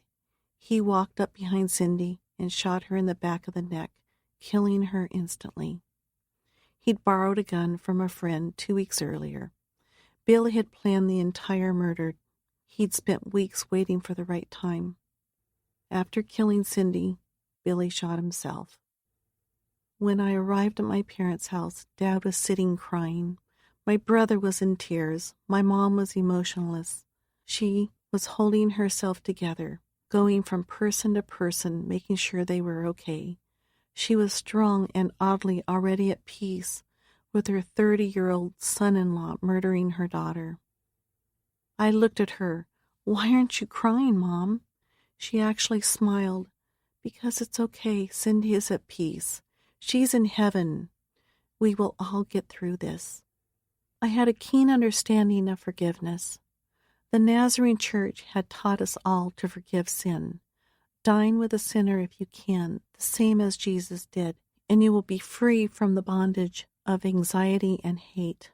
But my sister was gone, dead. Her life had just started. Why should I even consider forgiving the person who took all of that away? Would we get through it? How could we accept such a tragedy and move on? The feeling was worse than anything I had ever dealt with throughout my entire life. Divorce, life and death health issues, the abuse I had suffered myself at the hands of the men I had met after my own divorce. My sister had been murdered. The signs leading up to her death, all had been there. None of us had had any idea what to look for or what to do. Living through this tragedy changed my outlook on men even more. The wrong guy, I now knew, could kill you. I had been attacked, nearly raped and killed, inside Cindy's house, and now she had been murdered. What was I missing? What signs had I not seen? Trusting man was going to be harder for me, but once I had given in to that trust, on the other hand, once a man had broken through the barrier, it was going to mean so much more to me. Billy survived. He was in bad shape, but alive. And yet, as our lives changed forever on the day he murdered Cindy, the situation between Billy and my family would get far worse. 8. Love is in the eye of the beholder. My second date with John Meehan was on October 18th, 4 days after I had first met him face to face. It went even better than the first. The third date went even better. John was a complete gentleman, kind and considerate of my feelings, needs, time, and boundaries. I kept thinking, he got the memo. I wasn't about to hop into bed with the guy because he was gorgeous and a doctor. I needed a man to woo me, treat me like a lady, respect me. And John took on that role as if he invented it. On one particular date, about a week after meeting John, we ate at Eddie V's Wild Fish in Newport Beach, live jazz, casual attire, the best seafood in town. John dressed in what I had come to terms with as his regular day-by-day garb, shorts, a collared shirt with its sleeves rolled up, and sneakers. Not quite a beach bum, but not quite a guy with money either. Somewhere in between. John sat to my right. He did not take his eyes off me. He grabbed my hand more than once, kissed it, and said, "Debbie, I believe in love at first sight. I don't need you to say anything in response, but you need to know something. I will marry you." He dropped me off at the penthouse that night and kissed me goodbye.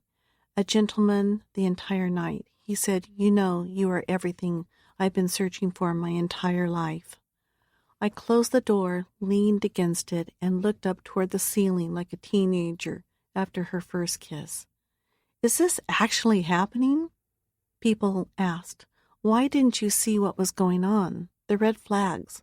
I have often asked myself these very same questions. But judging my behavior then by what we know now is unreasonable and unfair. It's far easier to see what was happening after the fact, reanalyzing it all. At the time, John's subtle quirks were easy to overlook. 2 nights later, on October 20th, John arrived to pick me up. He was an hour late and was driving a different car than he had 2 nights before. He seemed disheveled and different. Something was off. "Sorry, Debbie." "It's okay, John. You're entitled to be late." "What's with a new car?" "When I was in Iraq, my house here was broken into and they stole all my belongings, including my cars. I've had to rent cars until the insurance company comes through and settles with me." During that date, after he calmed down, John was, once again, extremely attentive. We kissed several times as we walked around Balboa Island. He dropped me off at the apartment. Before I stepped out of his rental car, he kissed me again. I could sense he wanted more. "I have an early day tomorrow, John." "No problem. I'll see you again soon." Within 2 weeks of our first date, John was at my penthouse every night. "Hey, Debbie," John would say when I came in from a long day. He was generally waiting for me to get home. He'd run up to me as I'd walk in the door. "Close your eyes," he said one night. "John, come on. Just close your eyes. Okay. Now open your mouth." "What?" "Just do it." I figured if I trusted him enough to leave him in my penthouse alone, I could open my mouth without knowing what was going on. "John?" He put a long stem rose in my mouth, grabbed me, flipped on his favorite song, "Both Sides Now," by Joni Mitchell, and without saying anything danced with me. For weeks my dream guy greeted me this way. I'd step in the door, stressed out from working all day, get a rose, and then dance. "I set up the surround sound system with your favorite songs," he told me one night. "Some of mine too," he laughed. Then he grabbed one of my hairbrushes, keyed up a song I loved, and proceeded to lip sync the entire thing. It occurred to me within those first few weeks we dated that, for an anesthesiologist, John had more time on his hands than I would have thought. But I never gave it much attention. Inasmuch as I took responsibility for my own professional schedules and workload, I accepted that his own career duties were his and his alone.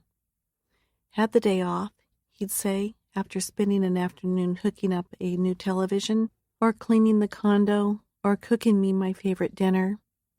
I didn't have any reason to question him. On the days when he'd worked and we'd planned to meet at a restaurant for dinner or a drink afterwards, or just at the penthouse, John usually dressed in his scrubs. I was under the impression that he had always just come from a procedure. Those around me noticed this more than I did during this period, but it wasn't a big deal to me. When John worked, he worked long hours. He went from the hospital to my penthouse or wherever we met for dinner. His scrubs were dirty and his fingernails were more like a mechanic's than a doctor's, but I would try not to judge people on specifics like that, especially when I'm not at work. Why would I question the way John presented himself? I believe he was genuine. He might have seemed frumpy and poorly dressed, but the guy, according to him, was always working. Love is blinding in so many ways. We're able to overlook the obvious and accept what our heart works hard to convince us is the life we want. "You make me a better man, Debbie. Do you know that?" His comments felt genuine. I was more than flattered.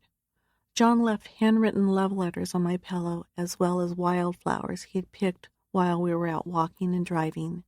There was a general feeling of authenticity in everything he said and did. Heading toward the end of October, John was saying, "You are the love of my life, Debbie," and I believed him. He gave me no reason not to. It seemed like the fairy tale romance novels I'd read during the time I was sick and bedridden. I texted John one day during the third week of October. "You are so the real thing." I included a smiley face emoji. "The best thing that will ever happen to you in your entire life," he sent back. I smiled, felt warm and fuzzy inside, went on with my day.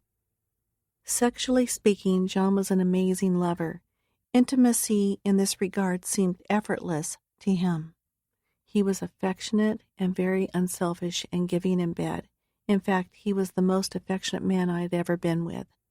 We spent hours in bed. It was as though I was the only person in the world to him.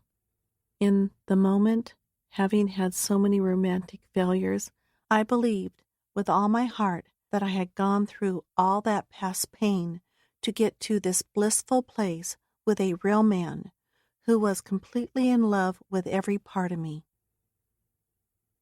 It had only been a few weeks since we'd met, yet it felt as if I'd known John forever. We seemed to click on every level. As the days passed, I reflected on the life John and I were sharing.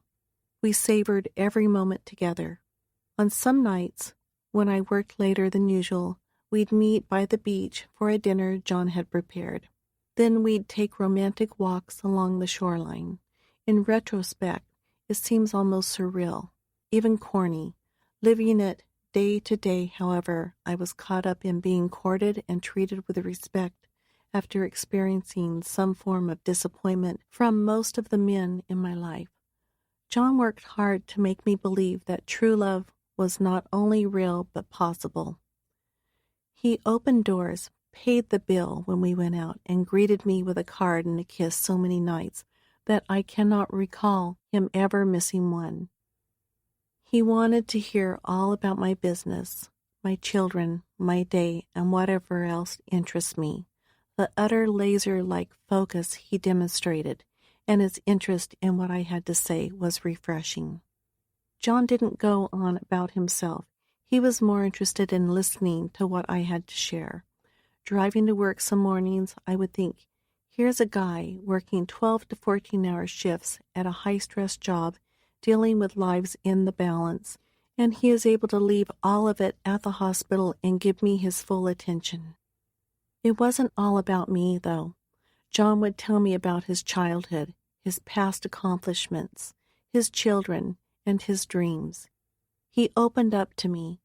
He loved to talk about his time in Iraq and his career of putting people to sleep so they could feel no pain.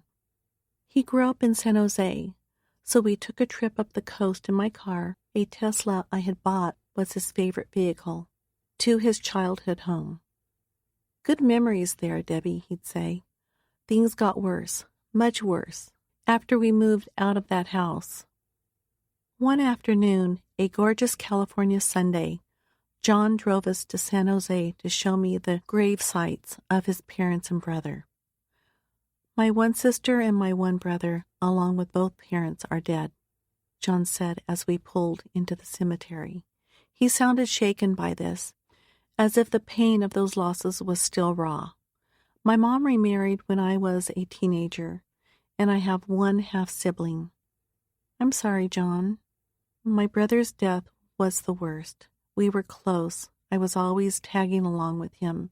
He was a rebel, though, and unfortunately got into hard drugs at an early age. What happened, honey? I was living in Ohio at the time. He was so out of control. He lived in California, up here near San Jose.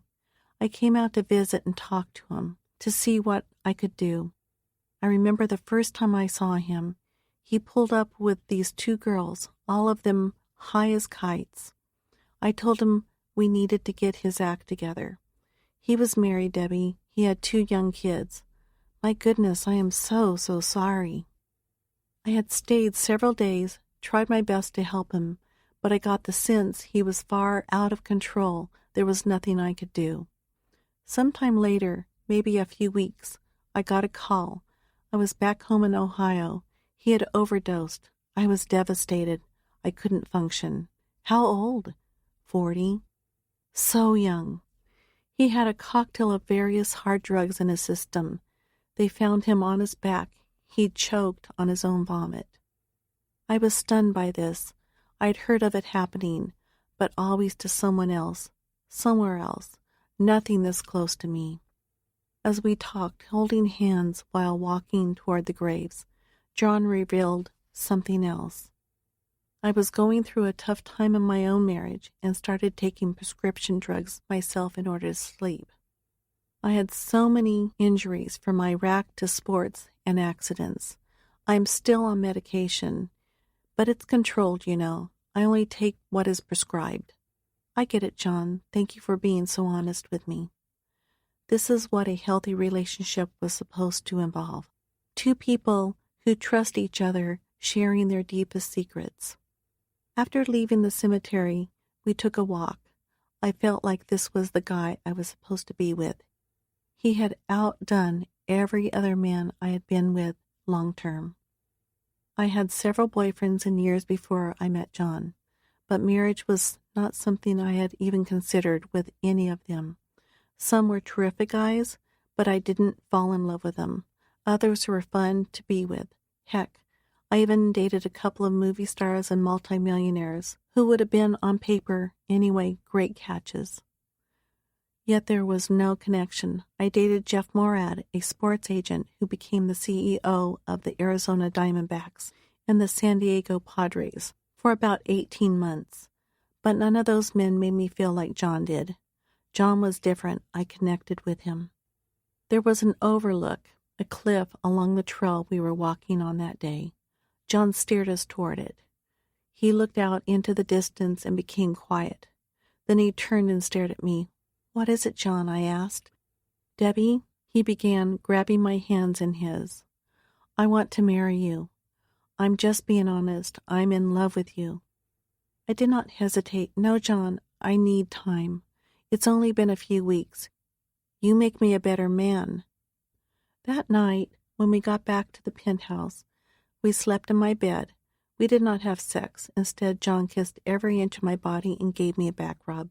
After that wonderful day and relaxing night, John began asking me 20 to 30 times a day, "Please, Debbie, make me the happiest man in the world and marry me." He'd leave poems and love letters for me around the penthouse. As I think back on it all today, it stirs up so much pain and confusion and shame. Should I have questioned the guy asking me to marry him nearly every day? Based on the way he treated me in the beginning, it's mystifying to consider that John was anything other than what he presented himself to be. "I've squandered love so many times in my life," he'd say. "I took love for granted so many times. But then again, I think now it was all part of a plan leading me to you." 9. Evil seems to always survive. Billy remained in intensive care for 2 weeks and in a coma for days. My mom visited him in the hospital. Crazy as this might sound, she asked us all to go. It was difficult and confusing. All the mixed feelings I had after losing my big sister, my best friend, by this man's hand. She was a wonderful human being who had been taken away from us for no apparent reason other than, "If I can't have you, nobody else will." And my mother wanted me to stand by the bedside of the man responsible for this.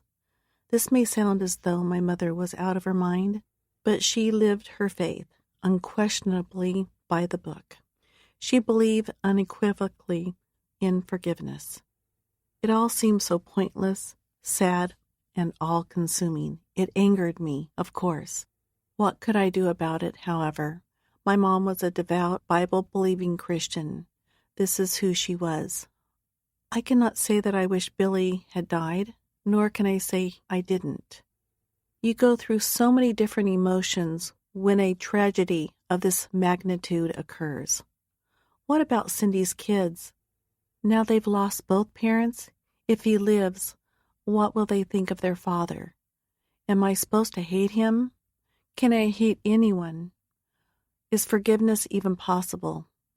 We must forgive, my mother kept telling me. It's our doctrine. It's what Jesus wants from us. I forgive Billy. I will stand in support of him. He went mad. He snapped. Jesus loves the sinner, hates the sin.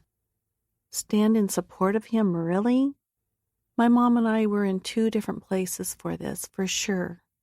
Part of me hoped he lived, and another part of me wanted him to die a miserable death in the hospital bed.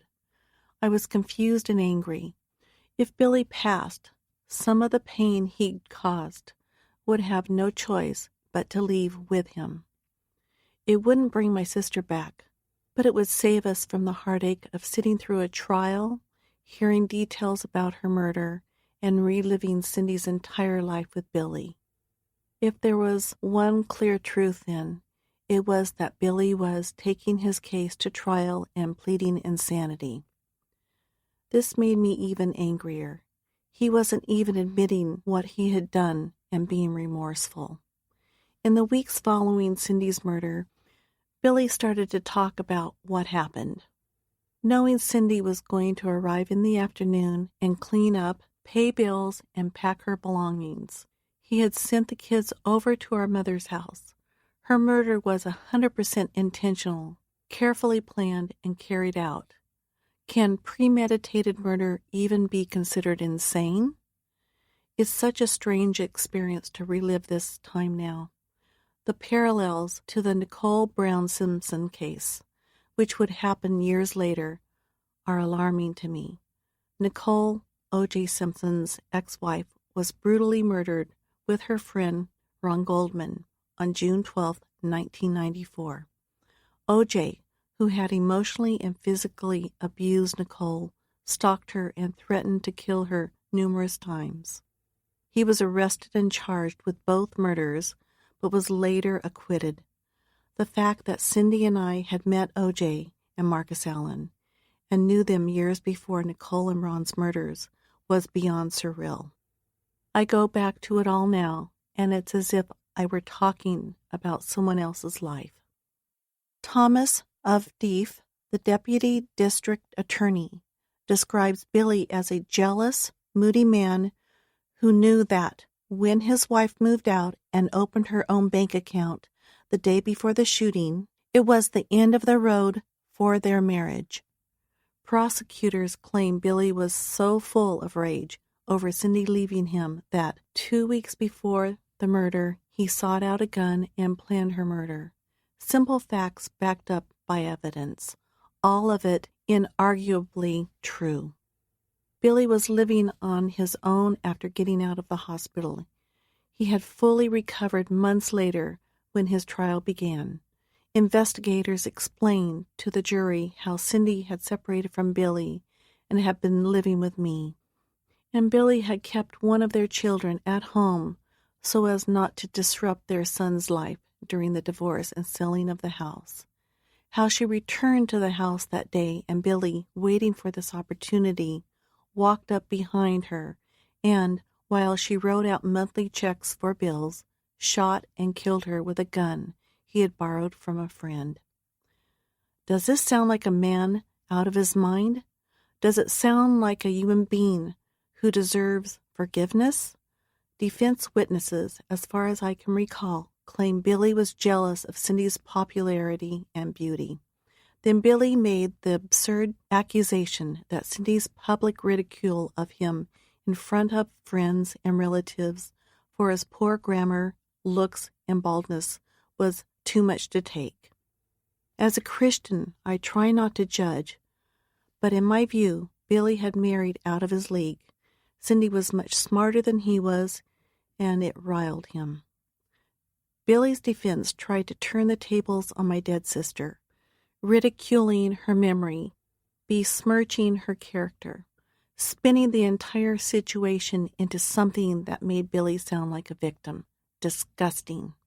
My mom spent most of her entire day on the witness stand defending the man who had premeditatedly murdered her daughter. I not only like Billy, she said, I love Billy, while noting how much she hated the crime he had committed. Love is one thing. You can love and let go, but my mother portrayed Billy and Cindy's marriage to jurors in a way I didn't recognize. She blamed Cindy for their problems.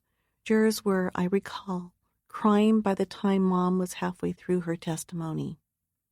Billy's attorney, James Ridditt, addressed the jurors with this gem. We don't quarrel with the fact that he shot the gun. He definitely snapped and shot his wife. But he should never have been charged with first-degree murder. Billy's defense focused on the charges. They claimed that Billy had been overcharged by a radical prosecutor out for vengeance. I felt repulsed by the idea that Billy was not owning up to what he did, was not begging for forgiveness, was not praising God for giving him an opportunity to show his faith in action. He was not remorseful in any way.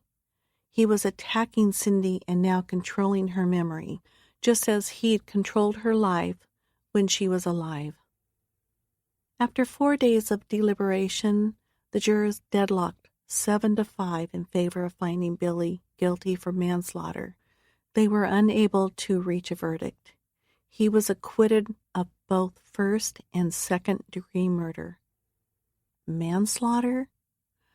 I walked out of the courtroom in tears, in shock, and having to live with the fact that Billy Vickers, who had tormented my sister the entire 13 years they were married, was now spitting on her grave. Meanwhile, my mother was smiling, telling us that God had spoken. God had forgiven Billy and given him a chance to repent, and because of that, our family should forgive Billy too, and accept him back into the fold. It was something that should have caused a rift, a great divide, between my mother and me, but it didn't. What can I say? I love my mother. I respected her decision to forgive based on her faith. Did it hurt or strain our relationship then? Of course. Would I allow it to come between us? No.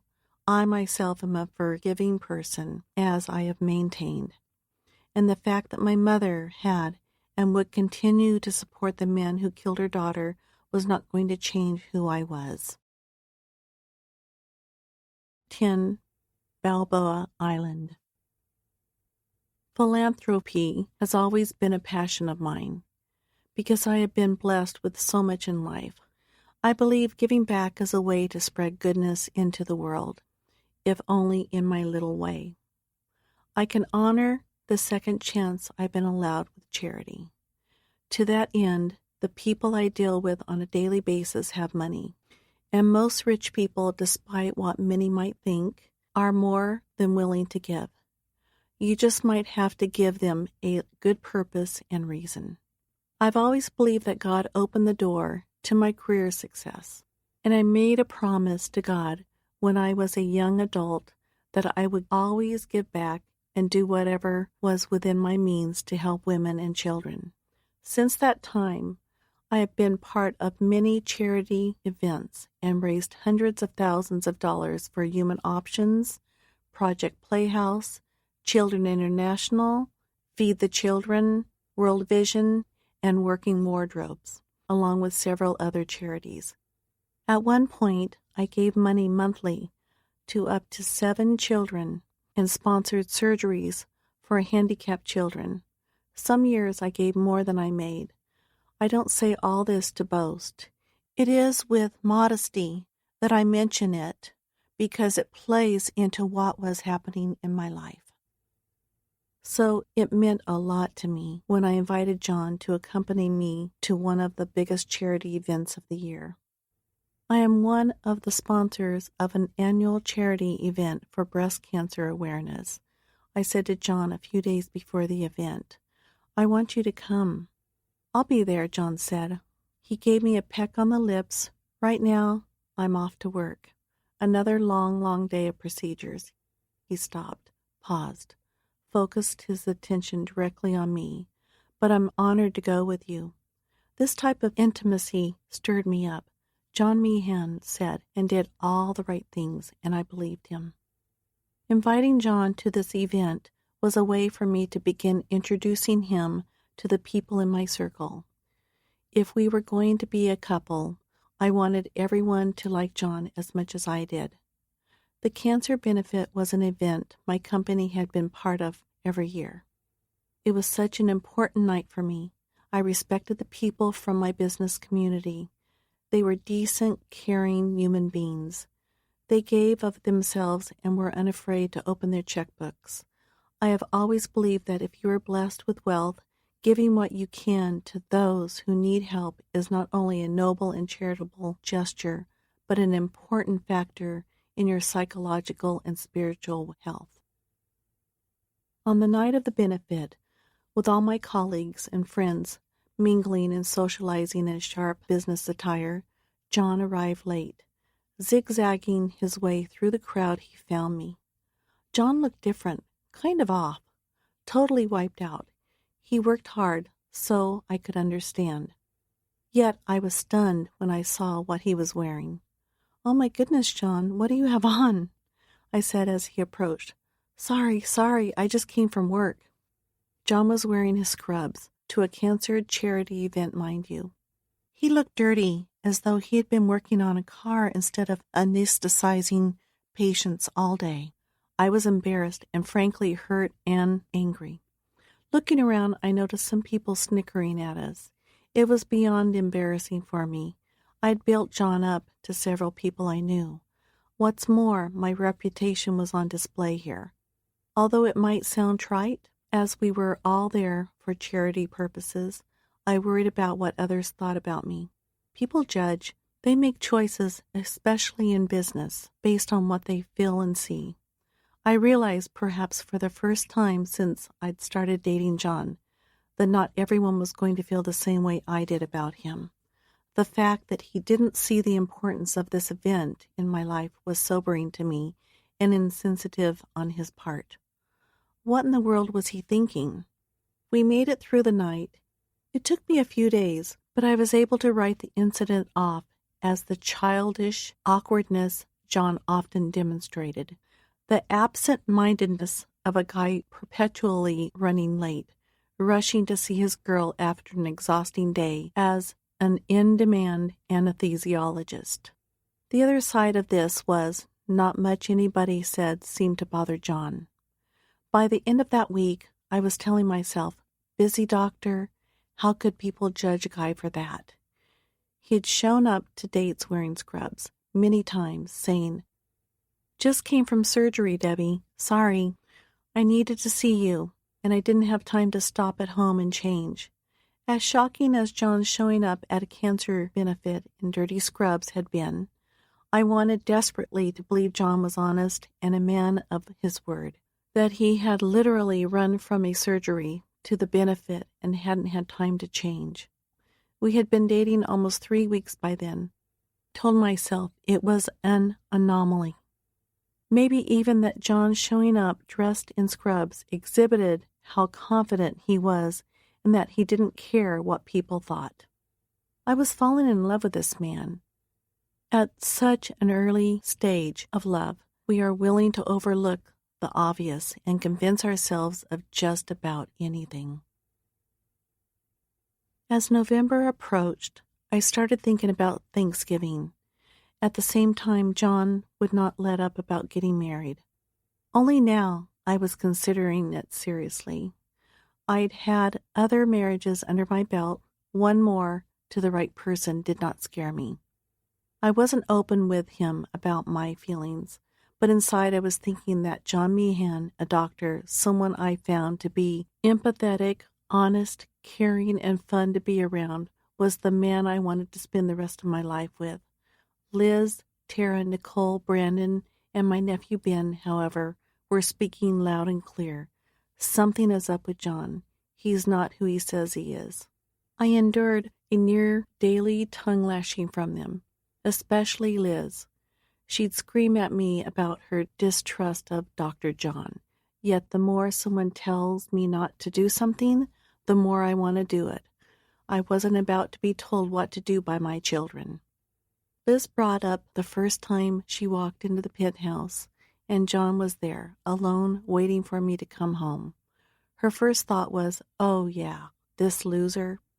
She said that John had a creepy vibe about him, that he was kind of moping around that penthouse, and his eyes especially were going from one corner of the room to another, as if he were scanning the place, thinking about something.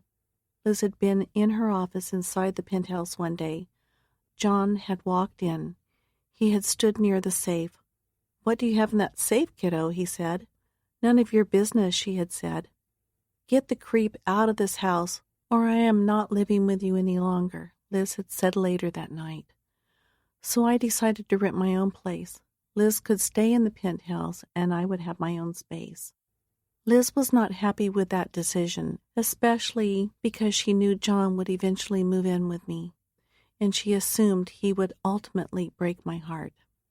So a few days before Thanksgiving, I rented a house in the harborside community of Balboa Island in Newport Beach, an incredibly gorgeous area of town, accessible only by bridge or ferry.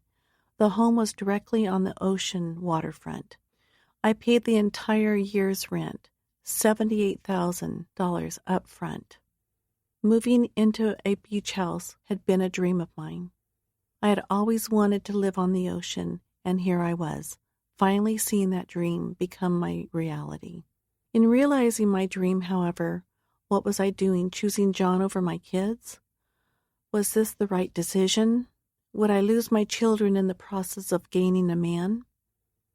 My children and I were very close. Would doing this drive a wedge between us?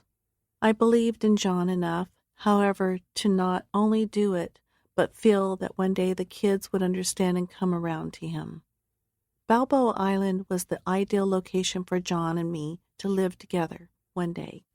If I was going to seriously consider marrying the man, I needed to live with him first. Just not immediately. My children would have flipped out and totally disowned me had he moved in right away. That I couldn't live with. The beach house, however, solved two problems in my life at one time. One, I needed to be on my own, not living with my daughter, and two, my life with John, however it proceeded and however I managed it, needed to be private. John would spend just about every night at the new house, of course, but my plan was for him to move his belongings into the beach house slowly. As far as I could tell, he didn't have much stuff anyway, a point I asked him about one night. Most of my belongings were stolen, Debbie. Really? I said. He explained that it had happened while he was overseas. I'm so sorry, John. As we discussed the beach house, I told John one night, I want to put your name on the lease. I had not yet finalized the lease. Can't do that, he said. Why? Tax issues. It'll just cause us problems. He's hiding something, Liz said angrily when I told her about the lease a few days later. Ben, my nephew, was there. He's not who he says he is, Ben said. Meanwhile, I traveled to Vegas a lot for work at the time, so I could see Tara with almost as much frequency as I'd seen her when she lived in Irvine. Our first conversation about John, as the relationship turned serious, was an honest one. I'm dating someone, and I really like him, but Liz can't stand him. Typical Liz. Tara called Liz right after we got off the phone. Listen, Tara, he's a scumbag. I have this really bad feeling about the guy. He does strange shit. Looking around the apartment at Mom's art and asking me about the safe and... Really? Tara said. She wanted to develop her own opinion of John, so she listened to Liz with a bit of skepticism. Tara had her dogs, went to church, and listened to country music. She'd had a somewhat carefree life growing up. I'd made sure of it. Tara was extremely pretty, blonde, green-eyed, curvy, and petite, but her beauty extended beyond her looks. And if anyone doubted how important Tara's dedication to Jesus Christ and her faith was, all he or she needed to do was look at her foot, where Psalm 23 was tattooed. The Lord is my shepherd, I lack nothing. He makes me lie down in green pastures. He leads me beside quiet waters. He refreshes my soul. He guides me along the paths for his name's sake. Even though I walk through the darkest valley, I will fear no evil, for you are with me. Your rod and your staff, they comfort me. Tara is an avid hiker with a gentle demeanor, but don't let her size or her manner fool you. She is a firecracker. Tara met her boyfriend Tony at a pet store outside Vegas, where they worked and lived. Both fans of The Walking Dead, they formed a bond through their mutual love of animals and the series. Tara suffered from a lot of stomach issues. The pain was brutal at times. She also suffered from PTSD due to a previous boyfriend who was a methamphetamine addict. He had driven a car into her, purposely striking her, and she had been banged up badly. And while Tony became what Tara called her safe person and made her feel comfortable and protected, he was often out of town for work, which caused even more stress at times. Respectful and open, Tara would give anybody a chance, which she definitely got from me, and try her darndest to withhold judgment. But she was also especially protective of me, particularly when it pertained to men. Mom, she had said more than once about a man I dated. He goes to church with you? He claims to be a Christian, and yet he's obviously going through the motions and lost during the church service. He doesn't get involved or have a personal relationship with God. He's doing it all to manipulate you. I'd shrug off comments like that, My daughter doesn't know what she's talking about. Tara and I chatted by phone before she left Vegas to come visit for Thanksgiving. Why is a guy like John, if he's so great, still single? She asked.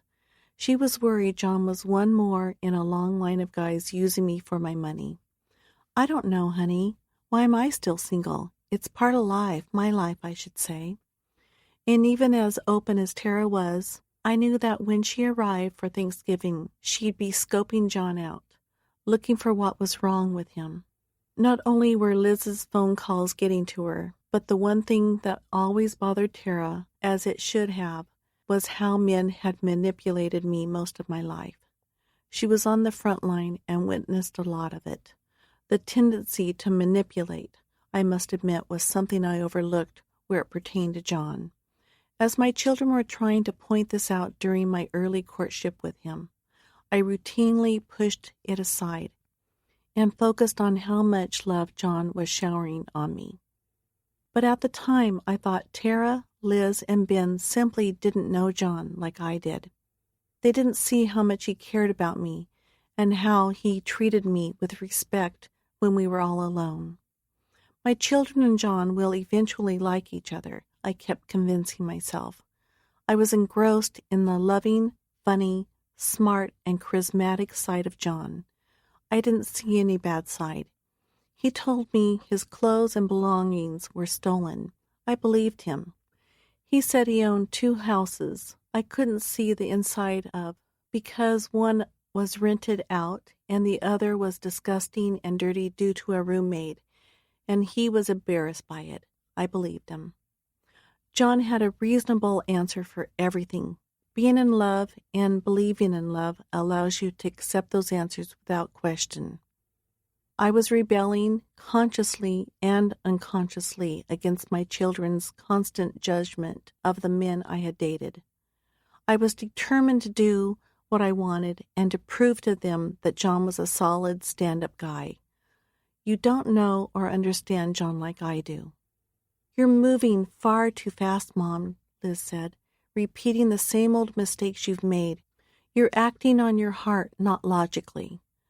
I told myself the kids didn't see or want to get to know the day-to-day John Meehan. He treated me better than any of my past husbands ever had. I was certain that if they could only see how John loved me, they'd get it. Thanksgiving was going to be the perfect opportunity for Tara and the rest of the family to get to know John and see for themselves that although he might come across a little odd, he was a good guy overall, with my best interest at heart. 11. A growing divide.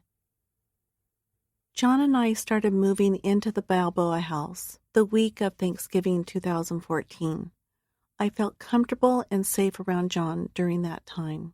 He'd worked overtime to convince me of this. He could make me feel as if I were the only woman on the planet. I cannot stress enough how focused he was on me when we were alone. All of us step into a relationship with baggage, obviously. Our childhoods shape the people we are, not only in public, but also inside the day-to-day bubble of intimate relationships. John began to open up, allowing me to understand why he did some of the odd things he did. As I got closer to him, I felt his quirks and his eccentricities were a byproduct of his upbringing. My father was a playboy, he said one night as we sat outside the beach house, staring at the ocean. He was really good looking. He managed a poker club at night and was a lawyer during the day. John's grandmother's maiden name was Anastasia, and he indicated that his father was connected to organized crime through Albert Anastasia, an alleged crime boss hitman from the Gambino crime family. John threw the name around like he not only knew Anastasia's descendants, but was associated with the current family. I found his stories fascinating. While we were moving some of John's belongings to the beach house, I came across a certificate John kept in a box. It stated that he was a licensed nurse. "Why does your diploma say nurse, John?" He walked over, took it in his hand, and stared at it. He was perfectly calm. "I have an additional doctorate degree somewhere. You have to go through a nursing program to become an anesthesiologist. 13 years of higher education at 4 different colleges. This is part of my educational pedigree." He put the diploma in another box. "I'm a licensed anesthesiologist in several states." "Oh my goodness, you've done a lot of schooling." "I have, Debbie." He leaned over and kissed me. "Now," he said, "when are you going to marry me and make me the happiest guy in the world?" I smiled. It was easy to accept any explanation John provided. He'd explain away any predicament I'd bring up, grab me, plant a kiss, and then digress into another subject, which always included marrying me. I fell for it every time. The growing divide between John and the kids, however, was hard on me. John was angry that Liz and Ben were questioning who he was. "They say you're not who you say you are," I'd tell John after talking to Liz or Ben. "Fuck them, Debbie. They know nothing." It made him livid that they would question his past. I felt torn, caught directly in the middle. I wanted them all to like one another and give each other a chance. John had issues with my view of Nicole as one of the best human beings on earth. Raising my 2 older children alone, I made each go to work when they turned 16. Ben came to work for me as well. I would have them do different jobs within the company, starting at the bottom. The character they displayed was both admirable and unlike what I had ever seen in children the same age. I give you an example. I would tell them they'd done an excellent job and deserved a raise. "No need," they'd say. "You mean you don't want any more money?" "No." It was gratifying to see their work ethic and integrity blossom.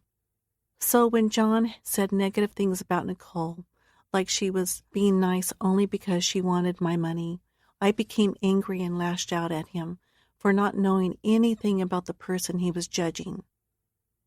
Growing up Nazarene, I was taught that to judge people was a mortal sin. It made me so mad when John used a broad brush to paint my kids as being considerate only because they wanted my money. "You're very wrong, John." "I hope so, Debbie." With Tara's arrival for the holiday, I worried about a big blowout among John, Liz, Nicole, and Tara, even based on Tara's willingness to give John a chance before making a decision about his character. I didn't want the others to pull Tara any farther over to their side and gang up on John. It would be an ugly argument, with John complaining about spoiled, entitled kids wanting to get hold of my bank account, and the kids telling me John was after my money and lying to me about who he was. I would be forced to take sides. It was unfair and childish of them. They needed to back off and give John the chance to show them who he truly was. Just spend some time with him, with us. See how he is around me. Notice how caring and loving he is to me. The plan was for Tara, her boyfriend, Tony, and her dogs to stay at the Balboa oceanfront house with me, especially because the penthouse didn't allow pets. John would stay at his house until Tara left, and then return to the beach house. I told John he couldn't spend the night while they were there. When Tara arrived a few days before Thanksgiving, we were still moving things from the penthouse to the Balboa beach house. John was outside the penthouse, trying to secure a bed to the roof of my car. He was struggling on his own, but in typical macho male behavior, stubborn about accepting help. Tara's dogs came through the door and immediately began roaming around the penthouse, energetic, nervous, and sniffing. "They are so anxious," Tara said to Tony. "I know," he said. "Interesting." The dogs became even more stirred up as soon as John approached. They acted odd, as though there was something about him they did not like. John was at least a foot taller than Tara. She looked like a doll next to him. Tara looked up at John. "Hello." He only nodded in response. He already had a budding resentment against Tara and my other children. He felt it was him against them. I told him about their trepidation, distrust, and dislike of him. He hated it. "We're here to help with the move," Tony offered. He had a cast on his arm, but he said he could still help. Tony had once worked for me in one of my warehouses. A strong kid, he could assist even with one bad arm. "I've got it under control," John insisted. He didn't want help. He had wrestled with a queen-size mattress by himself and would not accept the fact that he needed another man to finish the job. "I know what I'm doing." Tara later related that he sounded frustrated, threatening, and bitter. But more upsetting than John's refusal of help was his avoidance of socializing.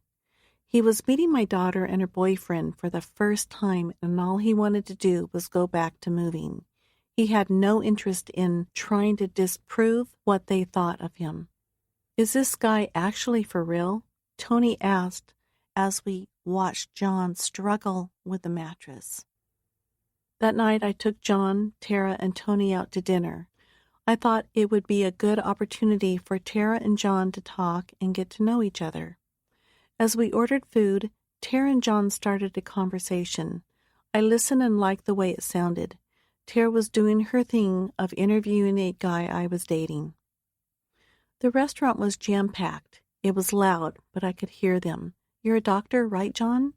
Tara asked. "I am," John said. Tara described stomach issues that she had been living with for quite some time. "I think you're really dealing with an ovarian cyst," John suggested. He seemed to be in a good mood, guarded but talkative. "That's what it sounds like to me." Tara told me after dinner that night that she considered John to be really smart and knowledgeable about medical issues. I was so happy to hear he'd impressed her in that regard. This was further evidence to me that Liz had not given John a chance. Tara was judging him based on what she felt after spending time with him. That said, there was something about John that still rubbed Tara the wrong way, and she didn't trust him completely.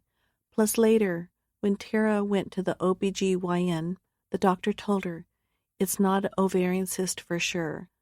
Tests revealed she had a stomach ulcer.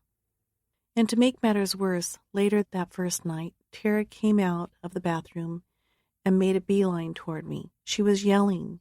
She had found a few shirts, John's toothbrush, shampoo, and some additional hygiene products. "Why does John have his stuff in your bathroom? You told me he wasn't moving in. You guys have known each other, 2 months? John heard Tara scream at me and made his way into the bedroom. "Hey, hey, hey, don't raise your voice to your mother like that," he told Tara. "That's disrespectful." Tara started crying and screaming at me even louder. This shocked me. I had never heard Tara yell like this. Part of me was embarrassed. A bigger part of me was hurt. It didn't make sense to me that she was so upset by a toothbrush, a few shirts, and some other non-essentials. "What do you want from me, honey?" I said, finally defending myself. I turned to John. "I got this, thanks." He walked out of the room. "Tara, I love the guy. He loves me. He does spend nights here. He just left those things. We're not at a stage where he's moving in right now." The Balboa house was a short distance from the penthouse. The day before Thanksgiving, while I was at work, Liz took a walk on Balboa Island. There was a boardwalk just nearby. To check up on things, because she knew John was spending most of his days there when not working. Tara and Tony were out and about, visiting family and friends.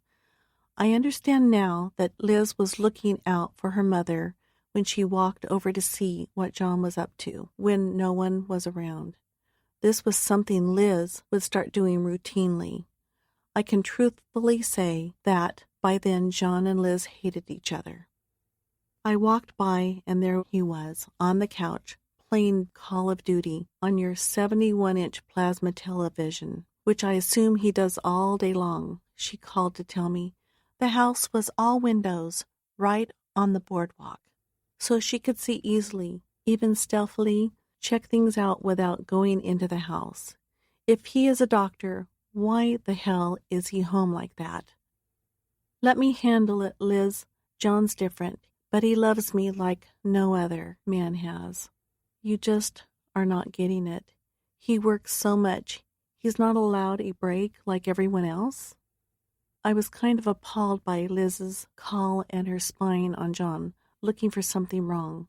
So the guy was sprawled on the sofa, playing a video game. John was a kid at heart. This behavior fit his character, actually. He looks like a loser, Mom, Liz said.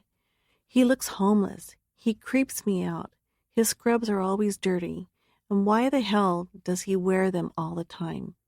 It's true, John did not have a lot of clothes, and the clothes he had were old and worn out. After Liz brought up the issue, I asked him why he wore his old dirty scrubs every day. He claimed his entire wardrobe had been stolen while he was in Iraq. Feeling sorry for him, I took him to Brooks Brothers and bought him an entire new wardrobe, most of which he never wore. Instead, he opted for those scrubs all the time. Get over it, I told Liz. He is perfect and he makes me happy. Tara made a point to get to know John as best as she could while she was in town. She told me he would talk about serious things, that he'd come across as informative and knowledgeable. But she noticed that he never looked at her directly in the eye when he spoke, to the point of it being weird. He would give her short answers, never elaborating on what he said. She had to ask a lot of questions to get to know anything about him. I had to agree.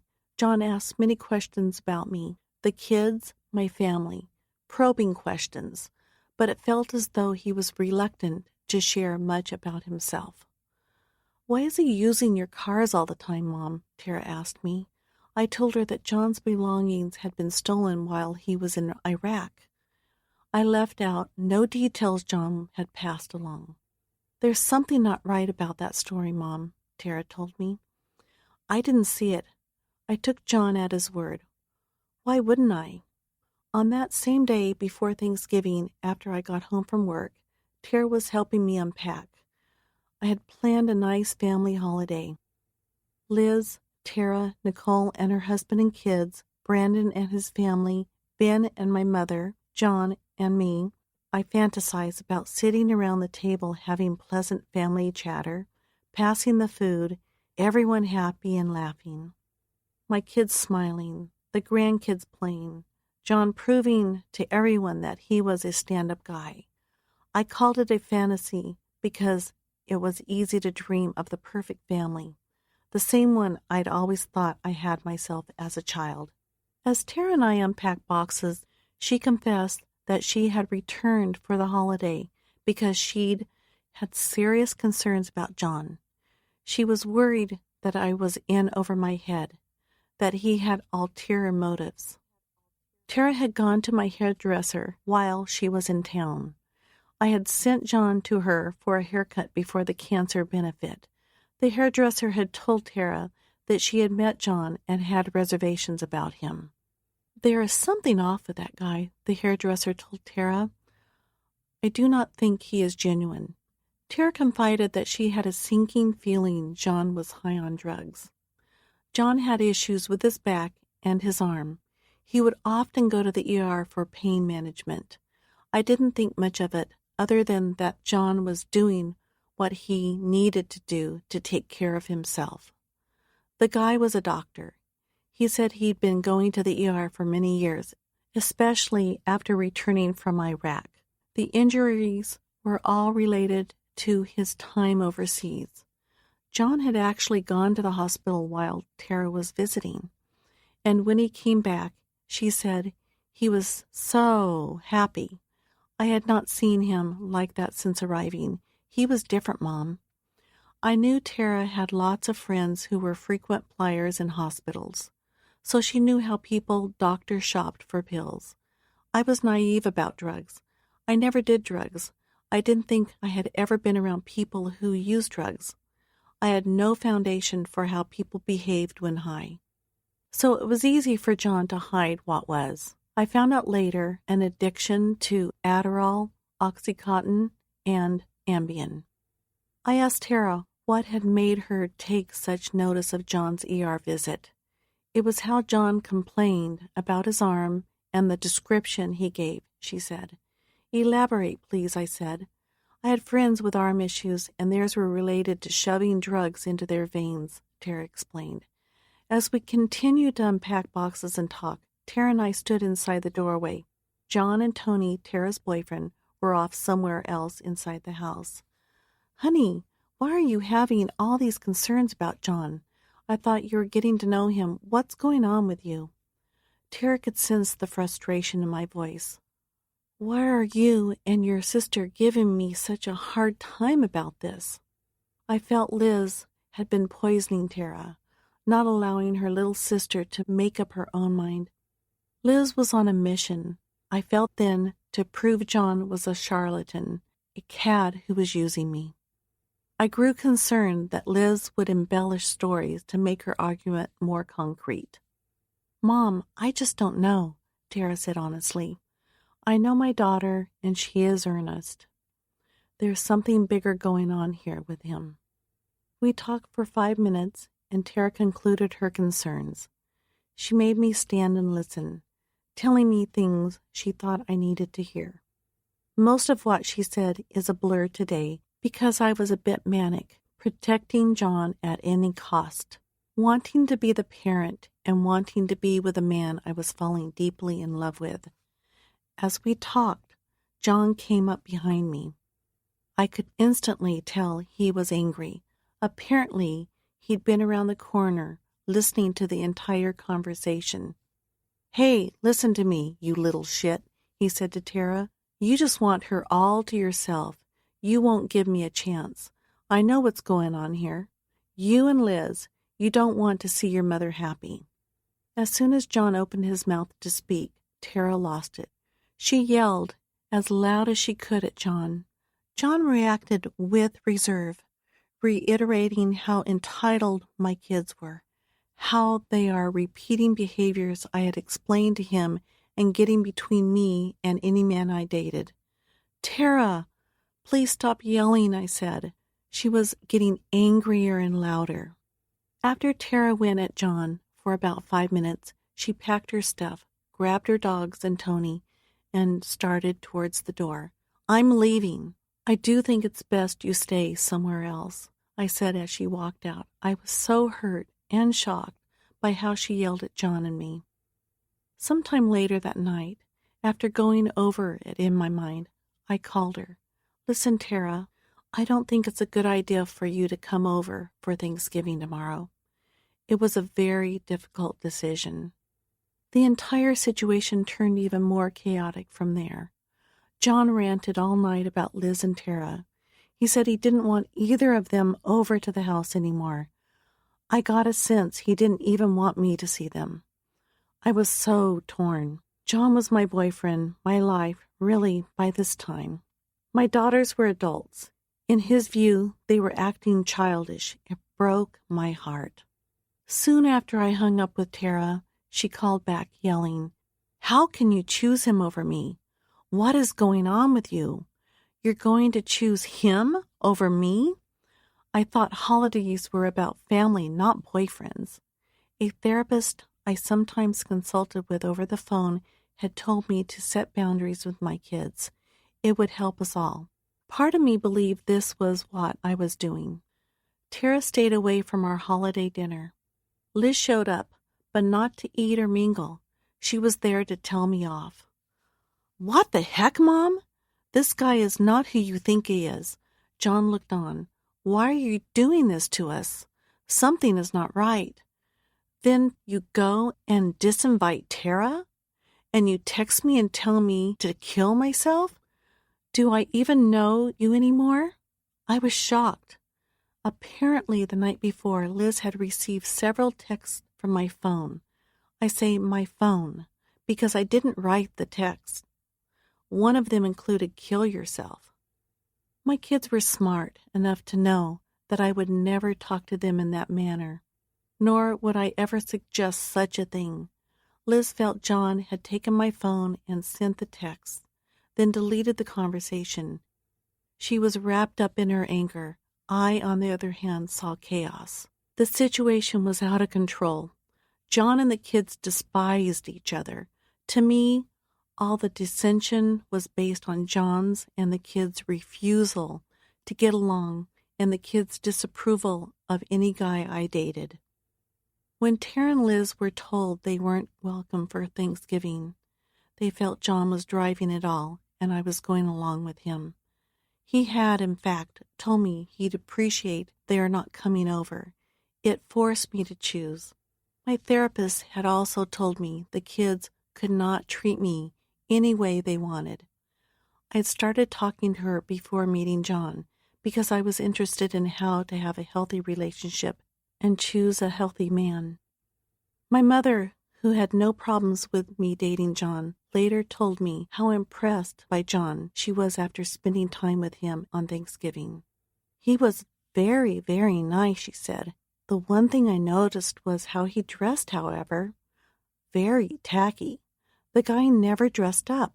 We would always dress for the occasion. It was a special day, and he was there looking pretty sloppy. Looking at him, my first impression was, well, the guy works hard, and it's okay for him to dress the way he wants to on his days off. Tara and Liz do not like him, Mom. I think he's a great guy, my mother told me during the dinner. He's very nice and courteous and kind. The day after Thanksgiving, Tara returned to Vegas. We didn't speak for some time. We'd never fought like that before. She'd never raised her voice to me. I could tell she felt strongly about John. As December came, I had hoped what happened at Thanksgiving would be forgotten as Christmas approached. Maybe we could all get along and spend this special time of year together. The situation among us all, however, was about to get far worse. 12. The Bully Pulpit. I felt Billy premeditated the murder and got away with it, but I had mixed emotions. I disliked what he had done. He had caused us all so much hurt and pain. But did I hate him? No. Also, Billy's boys love their father, and I couldn't decide whether him being in their lives was something that the boys needed or not. I was hoping Billy would make it up to them somehow, or at least try to, by being there for them and loving them dearly. Whether or not he actually did, I still don't know. As 1987 came, and Billy would soon be released from prison, it became hard for me to fathom that my mother and father still had a relationship with this murderer. Mom had visited Billy in prison and talked about how she expected us to accept the fact that when he was released, he would be invited to the family get-togethers and parties. We were to help Billy renew his relationship with his children. Imagine, the man who had killed their mother was going to be given a second chance to have a relationship with her children. This, to me, seemed beyond just forgiving Billy. It was as if we were rewarding him. None of it felt right. The Nazarene faith pushes the idea that the Holy Spirit, acting as God's Spirit, can transform us into being more like Christ. Living in a sin-free life is a pillar of the faith. Disobedience to God is the ultimate sin. My mother and father took this belief to an extreme level regarding the man who murdered their daughter, and yet they hadn't done that for the most part with Cindy when she was a teen, struggling to be accepted and carving out her own place in the world. My life without Cindy to lean on for support was in a free fall as I worried about the day Billy would be released from prison. In 1985, Billy had pled guilty to voluntary manslaughter and was sentenced to 5 years. Yet in the summer of 1987, When I was 32 years old, after spending just 2 years and 9 months in prison, Billy was released. Of course, he showed up at my parents' house not long after and was warmly accepted back into the fold. I didn't understand it then, and I likely never will. I can explain this only by saying my parents were dedicated to living in the shadow of Christ, regardless of what anyone else believed or thought of them. My dad was one of the best men you could ever know. He had learned he had cancer a year after my sister was murdered. At the time Billy was released, Dad was struggling health-wise, but insisted nobody know about it. My dad was someone who helped people on a daily basis. He was told all the time, "You have the gift of love." Every day he made a difference in someone's life. I still get emails from people telling me how he had touched their lives. I understand how this contrasts with the way he treated Cindy, yet I can only state the facts about my life. Some of it still doesn't make sense to me. On the day Billy was released, my parents opened their arms to him. My parents' assertion that it was okay for the man who had murdered their daughter to step back into our lives after serving less than 3 years held a hidden message for me. I understand this now. Those types of experiences set us up in life. They rewire our brains to think differently.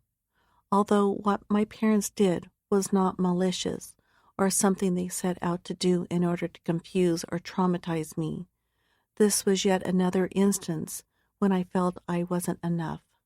It led to the gradual deflation of my self-esteem. I was their only daughter now, but still not enough. I went through the motions of being okay with the situation so as not to upset my parents.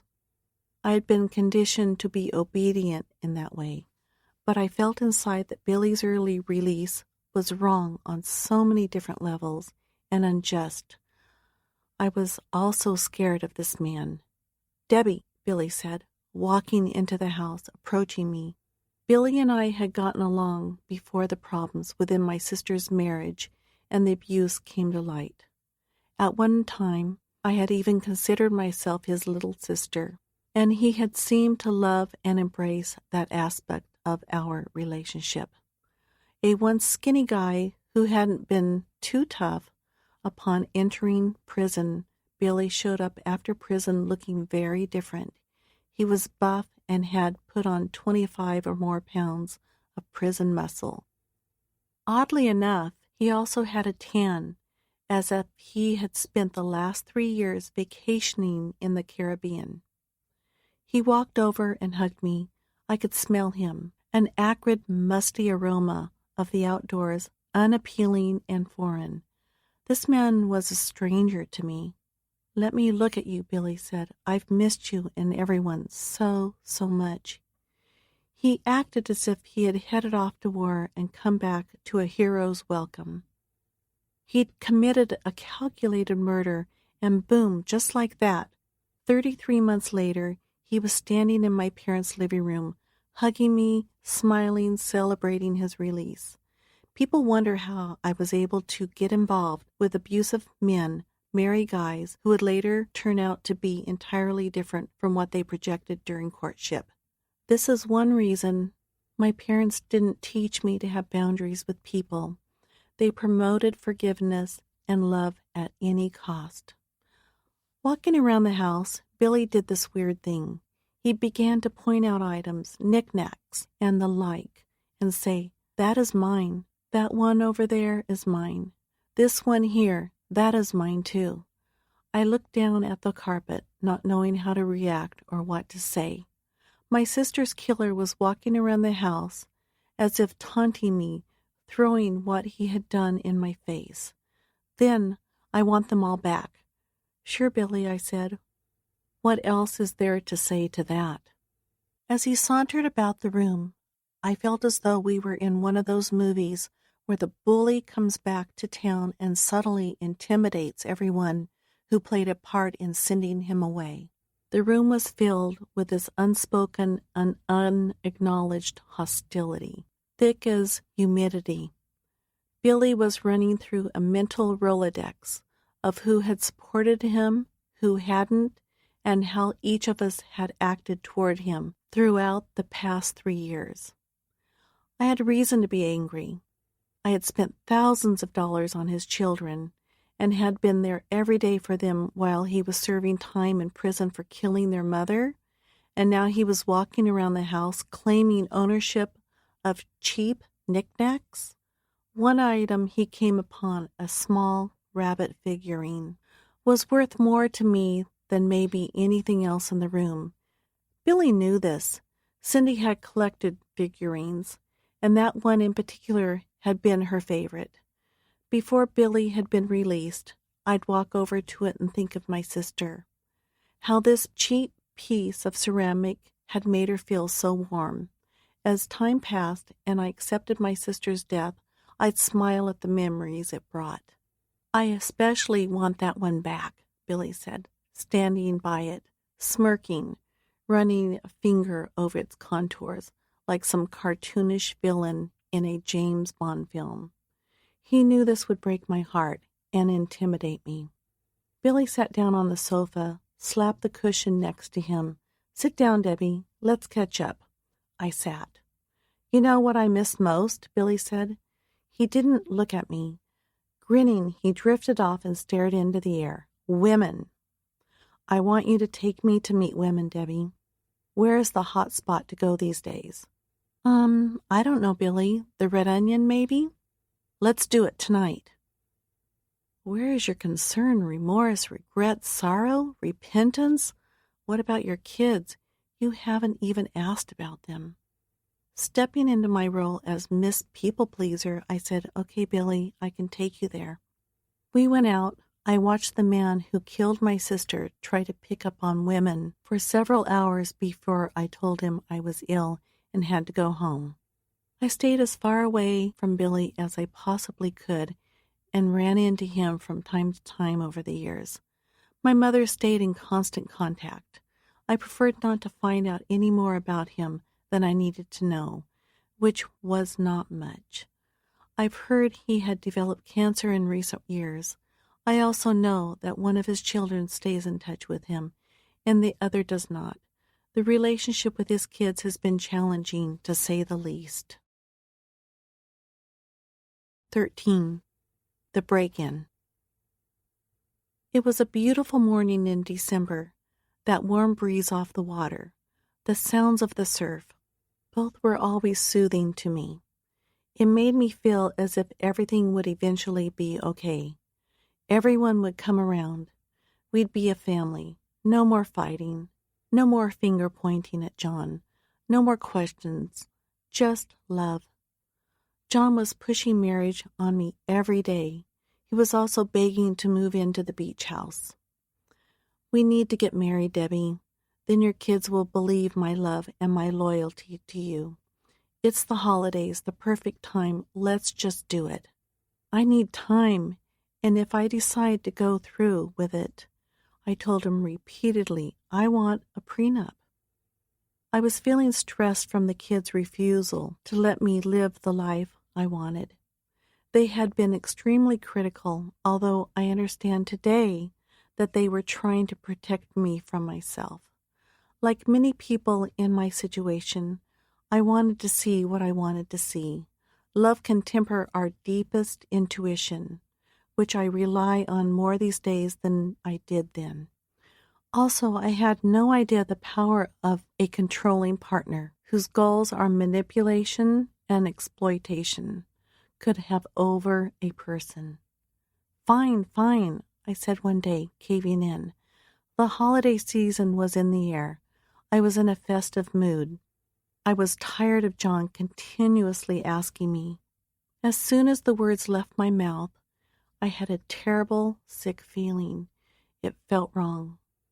That was my gut speaking. I wish I had listened. "You will?" John said, surprised at not hearing the same emphatic no once again. "Yes, but I do not know when. Soon, I promise, let me figure it out. John and I went to church one Sunday in early December. The end of the week was always my day of reflective prayer and reconciliation.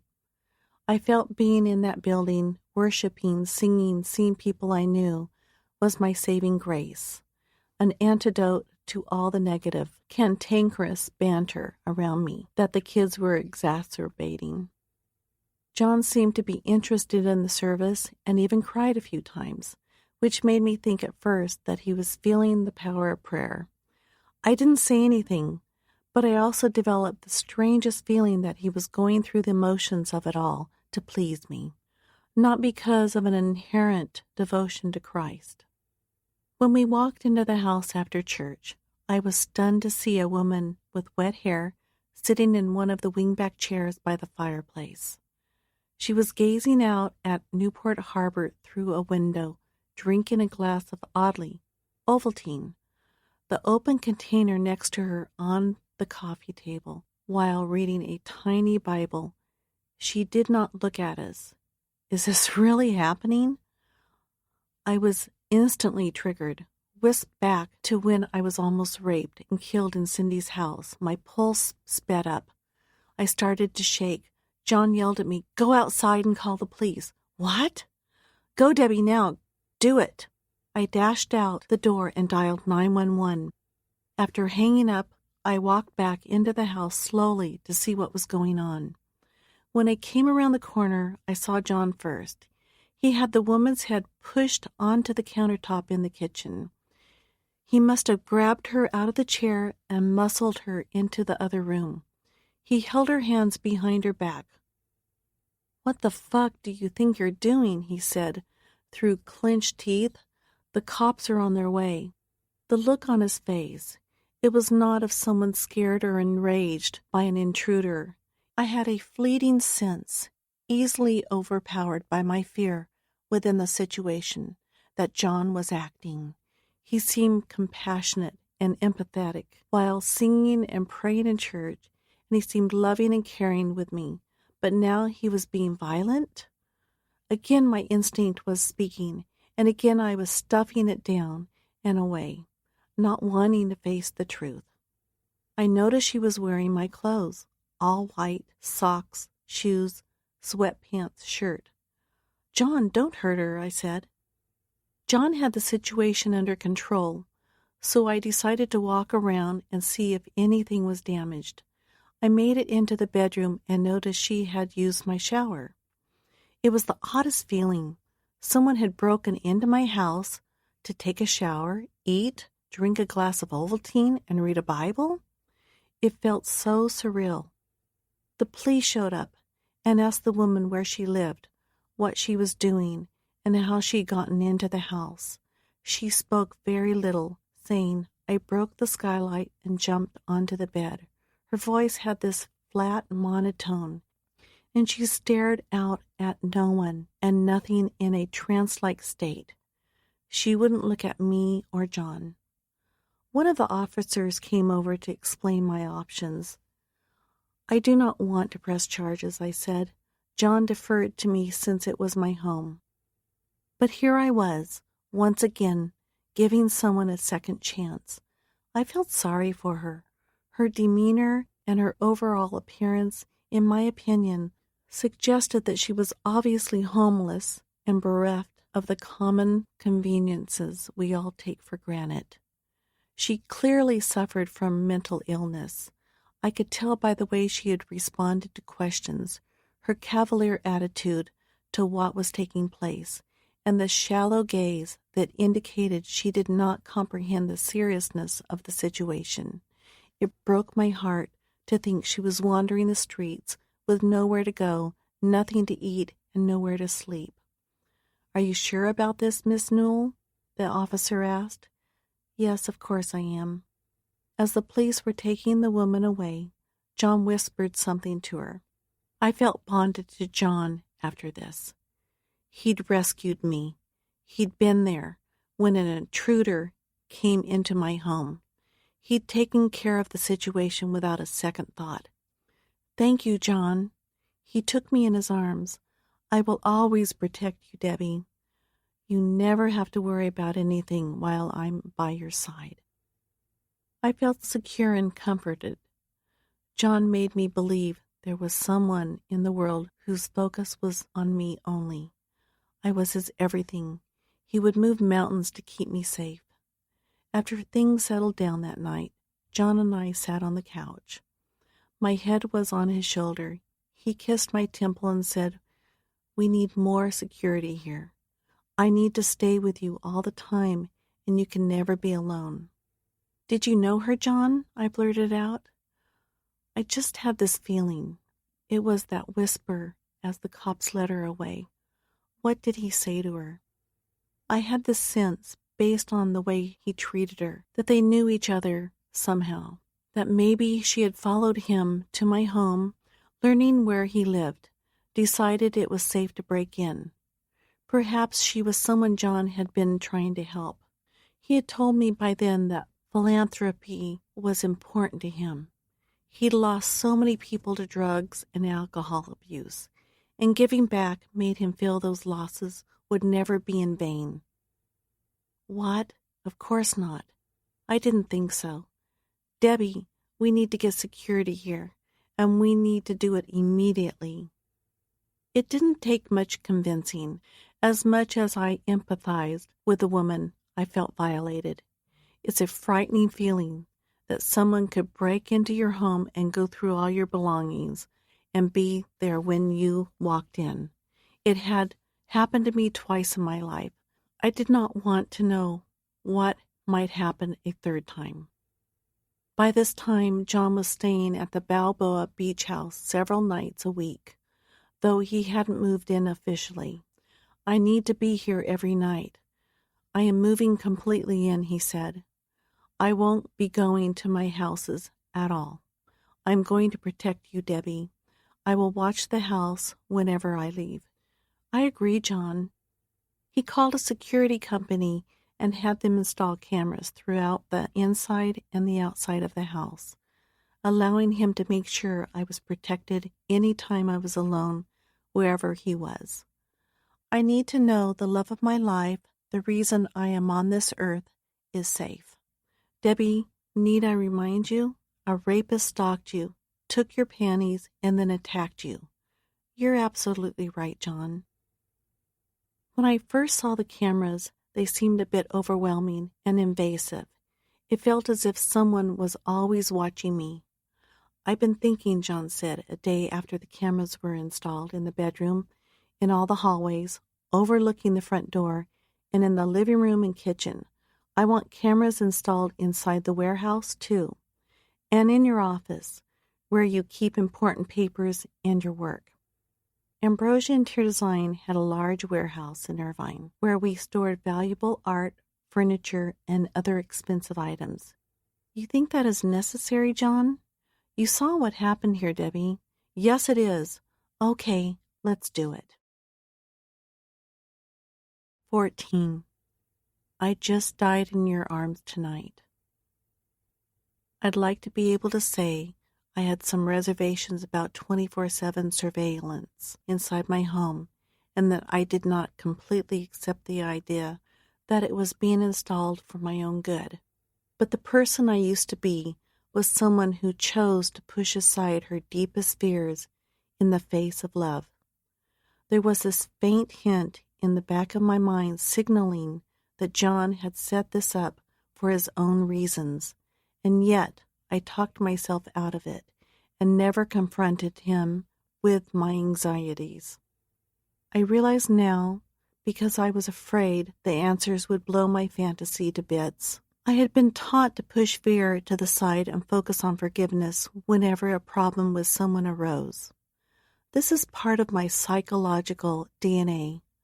John was my opportunity to love again. Call me ignorant, naive, delusional. Ask yourself, why did she stay? Why didn't she listen to her kids? Why did she believe John? Those might be fair questions. I had come from a place where, on the day my sister was murdered, in a premeditated, cold and callous act of profound evil. My mother was smiling, behaving calmly, and telling us it was all going to be okay. My sister wasn't buried, and my mother was already talking about forgiving her killer. That attitude is the foundation of my Christian faith. Am I blaming my mother or father? No. I'm only pointing out the blueprint for life they imprinted upon me. I was a product of their upbringing. You could say even that despite my childhood, almost in defiance of it, as my gut and questions about John kept bubbling up, it became more and more difficult for me to ignore them. I was valiantly trying to face the truth and overcome my bias at the same time. But the fact remains, in a controlling relationship, the person controlling you works overtime to keep you questioning your own beliefs. Before you know it, you are thinking the way he wants you to, and you have no clue that he has brought you to this place. John continued to ask me to marry him every day, several times. I cannot wait to be married to you. I am so in love with you. John, please, when I am ready. I'd bring up how much the kids disliked and distrusted him. They're just jealous. They want your money. They're waiting for you to die so they can swoop in and take all of your money. He kept feeding gasoline to the fire between me and my kids. That nursing degree, John, I don't understand.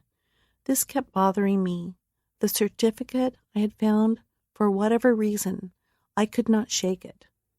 I have a PhD, which gives me the right to the title of doctor. I have advanced training in anesthesiology. I see, I answered, although I was still questioning these things about John. His consistent charm and casual way of explaining away my doubts became easier to accept. This was John's job, to convince me that all my reservations were in my head. Just before Christmas, I had some business in Nevada. The idea of slipping away to Vegas, even though I was going to be working, was so welcoming. The storm within my family seemed to be worsening. The only one out of the bunch seemingly on my side was my mother, along with my two best friends. One I worked with, so I could discuss everything with her, and the other lived in Santa Barbara, so I could pick up the phone and share my frustrations. I'll be gone a few days, I told John. I'll drive you. I don't want you going alone. I can take some time off and just hang out in the hotel room and watch sports while you work. I actually could use a break from work myself. Don't think we're getting married in Vegas, John, I warned him. It's way too soon. When we arrived in Vegas, I had to complete a frame walk, which is exactly what it sounds like, a building in its skeletal stage of being built, which means the framing is up. A bunch of us walk through to make sure the framing meets the client's specs. John said he'd run errands while I worked. We kissed. Okay, I'll see you later then. John dropped me off and left in the Tesla. I assumed he was going back to the hotel to watch sports, get some rest, and then run those errands he'd talked about. When I returned to our hotel room, I was astonished and overwhelmed at what I saw. Champagne on ice, flowers all over the room, rose petals sprinkled about the room like confetti, leading into the dining area.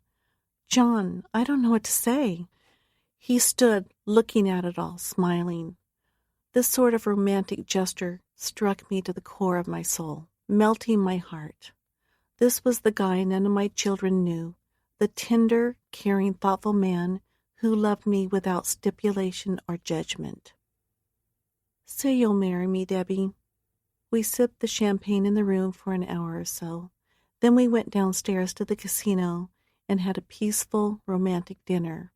From the moment I walked in the door after a long and tiring day of work, John had transformed the night into pure bliss. I can be impulsive Spontaneity sparks something in me. I make some decisions, apart from those involving my business and children, based on emotion rather than logical thinking. I wish I'd thought through some of those decisions more and stuck to my gut feeling that I should wait to marry John. I also still wanted a prenup before we actually made it legal. My one regret is that I never pursued my increasing ill feelings with any enthusiasm. I allowed John to talk me out of the way I was feeling. "Come on, Debbie," John said. He moved in closer to me as we finished dinner. "Let's go to the courthouse right now. Make me the happiest man on the face of the earth." "What do you have to lose? I want to grow old with you and die in your arms." He'd driven straight to the courthouse to get the paperwork for our marriage all set up after he'd dropped me off at work earlier that day. In that moment, I was taken in by John's romance and boyish innocence. I believed every word he said. "Okay, let's do it." The next thing I knew, we were standing in a chapel, holding hands as the woman in front of us read marriage vows for us to repeat. When I watch the video of the ceremony, I can see how nervous, yet totally in love I was. I can understand why people shake their heads and judge me for marrying John, after knowing him only 2 months, especially with all the issues he and my children were going through. You can tell yourself you'd have done it differently, but nobody really knows what they would do in someone else's shoes. We got married in a cliched Vegas wedding chapel, although there was no Elvis impersonator holding the good book in front of us, with faded, grimy, whitewashed walls. We stood in front of a trellis covered with fake-looking plastic plants. The ceremony had an impetuous, spur-of-the-moment feeling that I cannot believe I agreed to. I see myself in the video, but don't recognize who I was. I was anxious, John beaming. Here I was, at war with my children over John and marrying the guy. Part of my motivation for marrying John that day was, of course, wanting to make my own choices. I'll do what I want to do, and nobody will tell me differently. It was the same type of thought Cindy had had when she married Billy, only I hadn't seen it then. John wore black slacks. His shirt was untucked. He looked, as he always did, sloppy and uninterested in presenting himself as the professional he claimed to be. I'd given in to the idea that John was this happy-go-lucky guy who worked long hours and didn't care much to dress like a doctor or made a lot of money. I empathized when John said material things did not interest him. As John put the ring on my finger, he let out this laugh, as if all of his work, the pecking away at my emotions, the daily marriage proposals, the flowers, the rose petals, and all the favors for my mom had finally produced results. "I pronounce you husband and wife.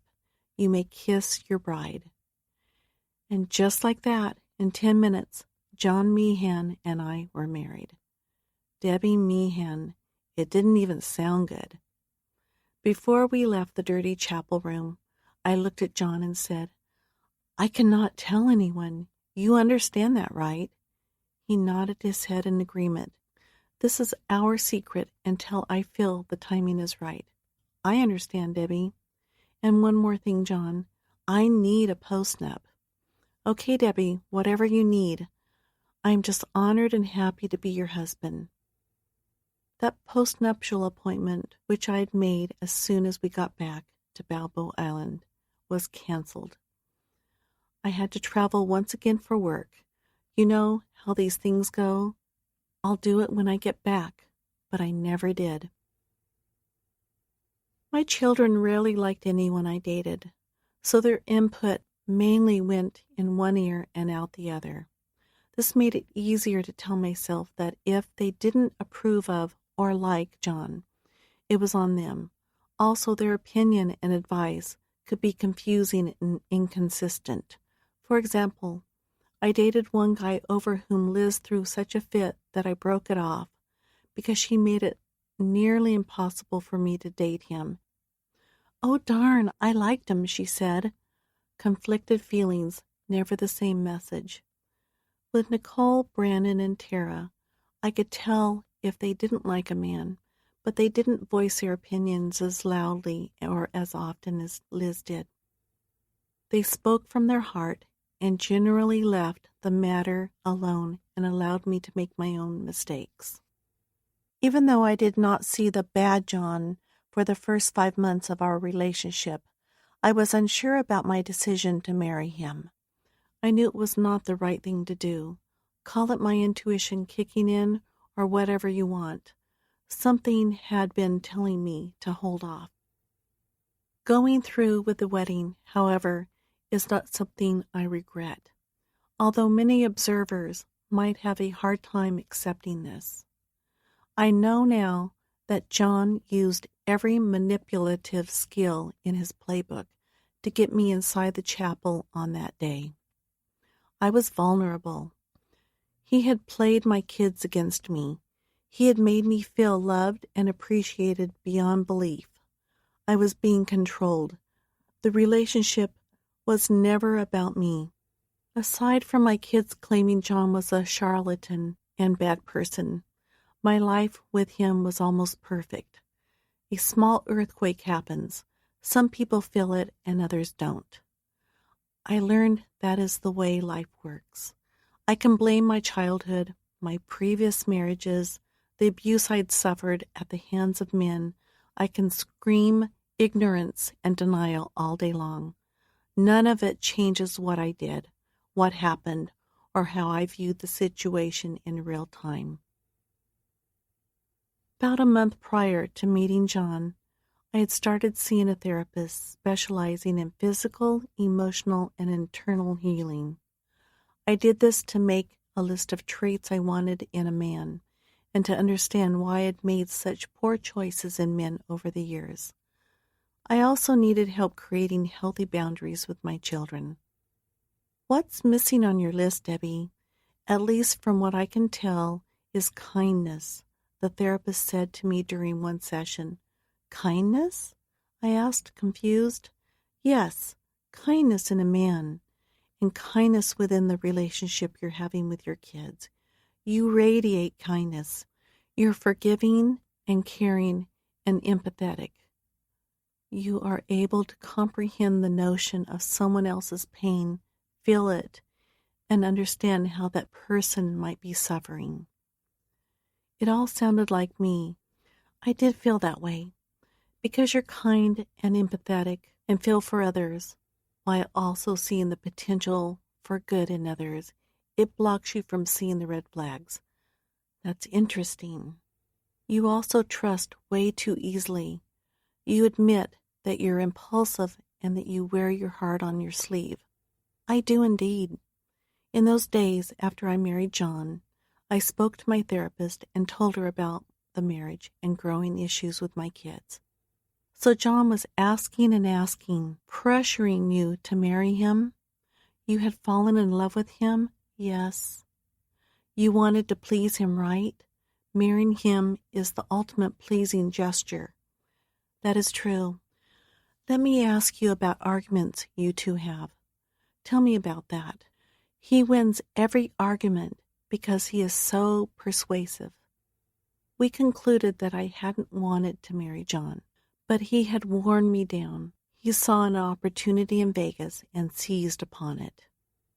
He knew and understood my weaknesses. He knew how to pull directly on my heartstrings and use my vulnerabilities against me. I thought my children would end up liking John because he loved animals and treated their mom so well. Despite all that had happened at Thanksgiving and the dire state of my relationship with my kids, I thought, when they truly get to know John, they'll feel the same as I do. I was overwhelmed with anxiety when we returned to Orange County and began our married life. Every time I went to that place in my head, How am I going to tell my children? A voice told me to forget about it and to be the parent in the situation. Establish boundaries. Speak your truth from a place of love. Demand the respect you deserve. There's an old self-help saying, say what you mean what you say, but don't say it mean. This would become my mantra as the Christmas holiday drew near. I needed to somehow explain to my children that John Meehan was now in their lives and they would have to deal with it. 15. Hurt people hurt people. I realize I sound as if I had never taken matrimony seriously. I can understand how some listeners of this book will perceive this about me and judge. It's okay to judge me in that way. You have a right to, in defense of my life and how I have lived it. However, I need to say that I harbored high expectations for my relationships. I often looked to love as a lifeboat, a rescue option from a previous pain. As far as marriage, I believed my parents set the bar high. I understand now that repeated difficulty in a marriage is associated with a disordered personality. The dissolution of a marriage, frequent discord, and conflict in romantic relationships, resulting in termination, are certainly central in personality pathology. The fact that I kept trying, however, reflected a need in me. I'm not a quitter. A failed marriage did not sully my feelings toward the foundation of marriage itself. I believed in it, and still do. Because we carry into a marriage so much of who we are and what has made us into the adults we have become, it is fairly common for two people in love not to get along. Codependency is an illness. Essentially, so many of us rely on others to make us feel whole and happy. It is easy to say, why didn't you see how vile a person he was before marrying him? The end of my marriage had destroyed my dreams about Prince Charming riding into my life to save me. I was left with custody of both children and all the daily responsibility that entails. My children's father saw them every Wednesday and every other weekend. Between my first and second husband, even after, I dated multimillionaires and actors, successful men who could have given me what I had worked so hard for myself. I modeled in New York for a season. I was asked to be in Playboy. I wasn't interested in getting married again. I was enjoying my life. I had even turned down a few proposals. I was finally getting to know who I was, digging deep within myself, and, honestly, starting to grow as a person. In 1986, 6 years after the divorce, I married my husband. We had Liz and Tara together, and the marriage lasted 12 years. Because of the time invested in the relationship, its demise destroyed my heart in a far deeper way than my first divorce.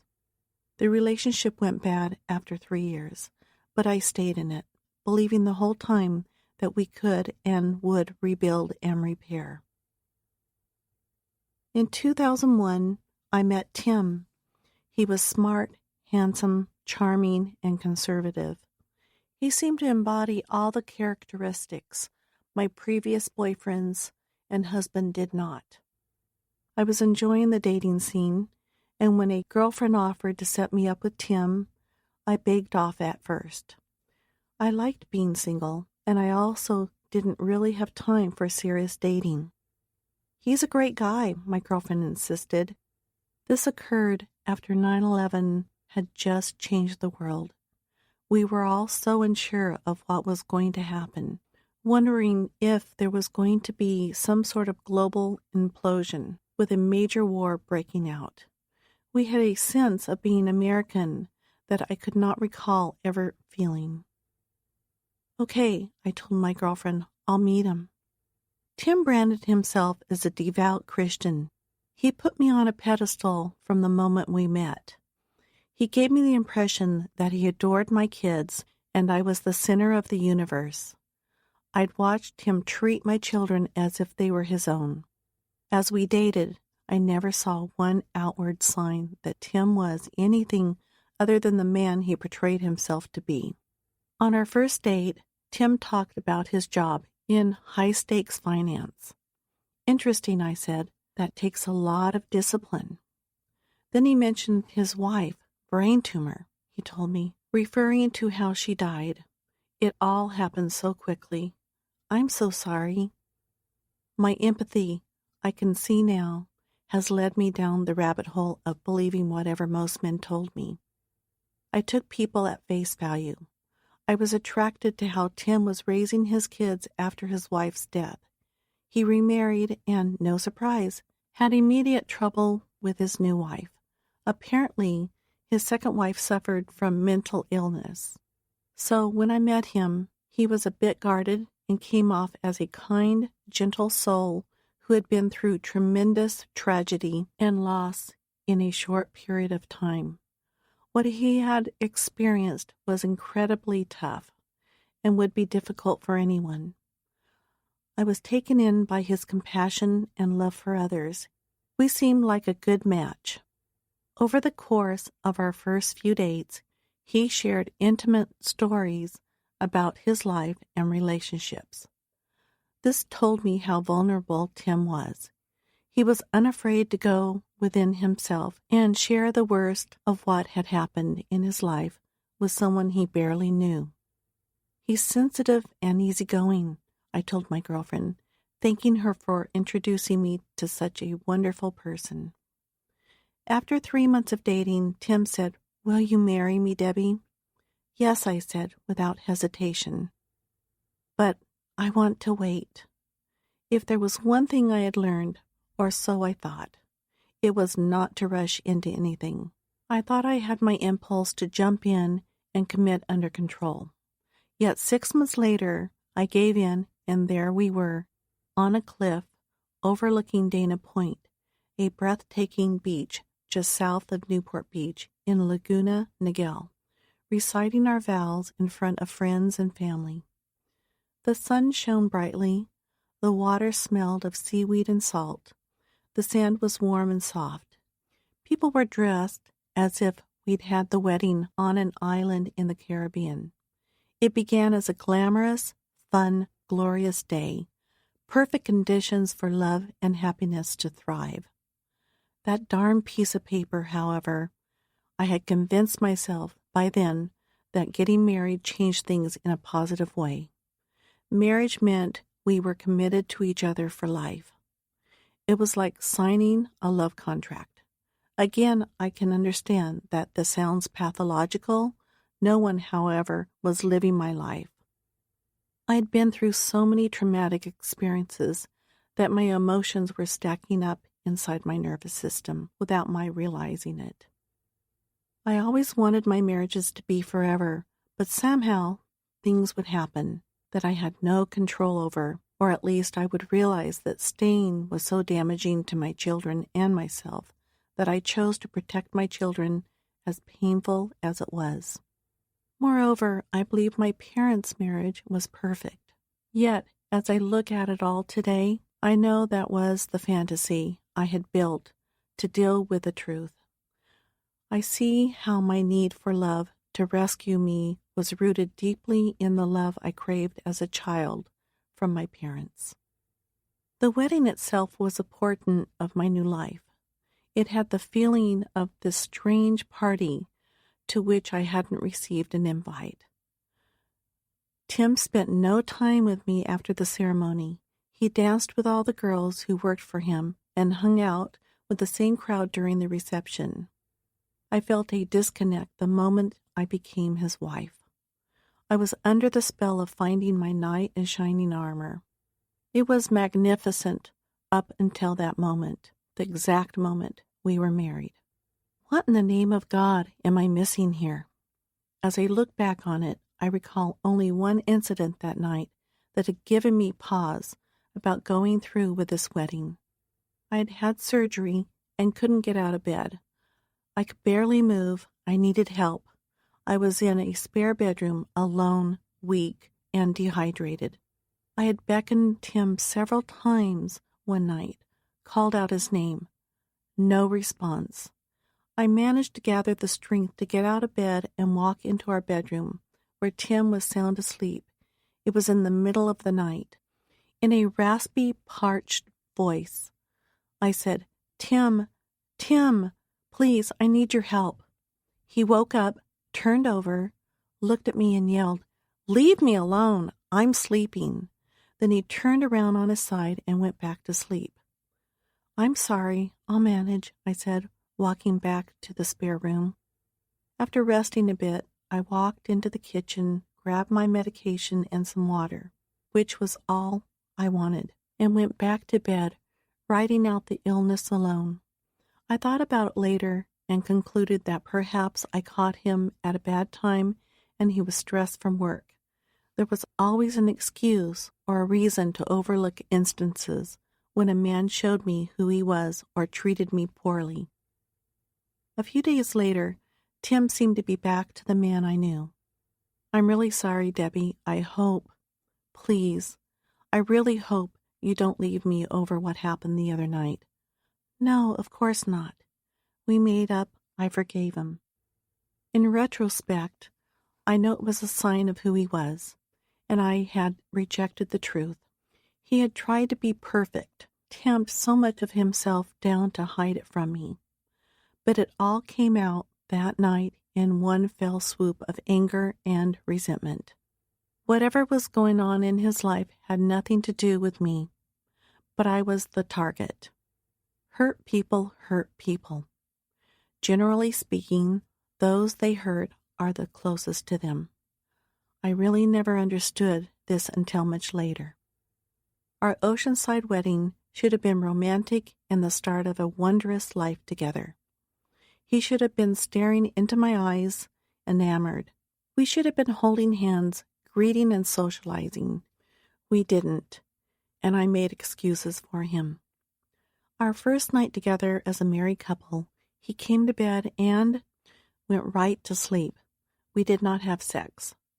The next day, he spoke of a need to get home to be with his daughter, who was 22 years old at the time.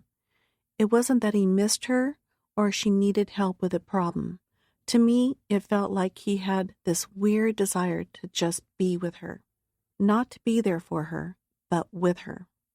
That relationship, as time progressed, became stranger and stranger to me. He said one night, I want her to live with us. Your adult daughter? She can be on her own. We're newlyweds.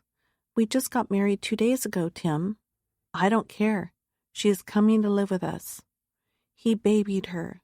That first day after our wedding, he wound up spending the entire day and night with his daughter at the house he owned, where she lived. The plan was for him to move into my home and for her to take over his home. But the impression he gave me was, if you want to live with me, she is going to be living with us, too, or you'll have to live alone. But again, none of this was obvious, or even gave me second thoughts before we were married. I called him that day, after he had left the house early in the morning, merely hours, mind you, after we were married. Why not spend the day with me? No, I'm spending the day with her. Okay, but we just got married. I know that, Debbie, but I want to be with my daughter. He finally came home on the day we left for Canada on our honeymoon. I need to get home, he said the day after landing in Canada. She needs me. He was fixated on getting back as soon as possible to run to her. I found it beyond odd. It bothered me. I couldn't help but think, he's different. He's cold and withdrawn, not the person I knew before we were married. I could not believe the disparity, how much he had changed. He became this other person who, I would soon learn in a very direct and hurtful way, was the man he had been all along. It was as if I had seen signs of it leading up to our wedding, but had chosen to overlook them for another chance at love. 16. Silent Night, Holy Hell. That December of 2014, about 3 months into my relationship with John, who was now my husband, turned into one of the most stressful holiday seasons I can recall. Every holiday season was special for our family. My children, mom, and grandchildren look forward to spending time together. We tried to make the holidays as classically American as possible. In the weeks before Christmas that year, I explained to my girls that if there was going to be drama over John, it was probably better that they didn't come. It hurt me because if they chose not to, it would be the first year we would be apart during Christmas. It would not be the same. I was in so much pain wondering what the girls were going to do, especially when I did not hear back from them right away. It broke my heart. Even as I believed I was taking care of myself, my family was supposed to be around me, sharing and celebrating all that we were thankful for. I was in tears most days, thinking it wasn't going to happen. This had not been a hasty decision on my part. I had discussed it with my therapist before telling the children how I felt. Love yourself and set boundaries, my therapist suggested. Setting a boundary was a new concept for me, something I had a hard time learning. We think we set limits with people in our lives and express our needs, but to stick to the plan is another thing altogether. Set some rules, my therapist said. You have the right to do this. If they're going to come over, they have to be invited over. They just can't show up without calling first. You have a right to hang up on them or ask them to leave if they're going to yell at you. I had never viewed my relationship with my kids in this regard. Remember, my children had been through the same hell I had with my previous husbands and boyfriends, so there was guilt involved, reminding me that I owed them, that I should be their friend and not their mother. Tell them you deserve happiness just like they do. It sounds so easy. Yes, Debbie, explain that you are not going to be treated like you have been. And during the session with Tara, we agreed to maintain boundaries where John was concerned. Tara wanted to see her nieces and nephews. She wanted to be around family. She did not want anything to do with John. Our relationships are a manifestation of our past.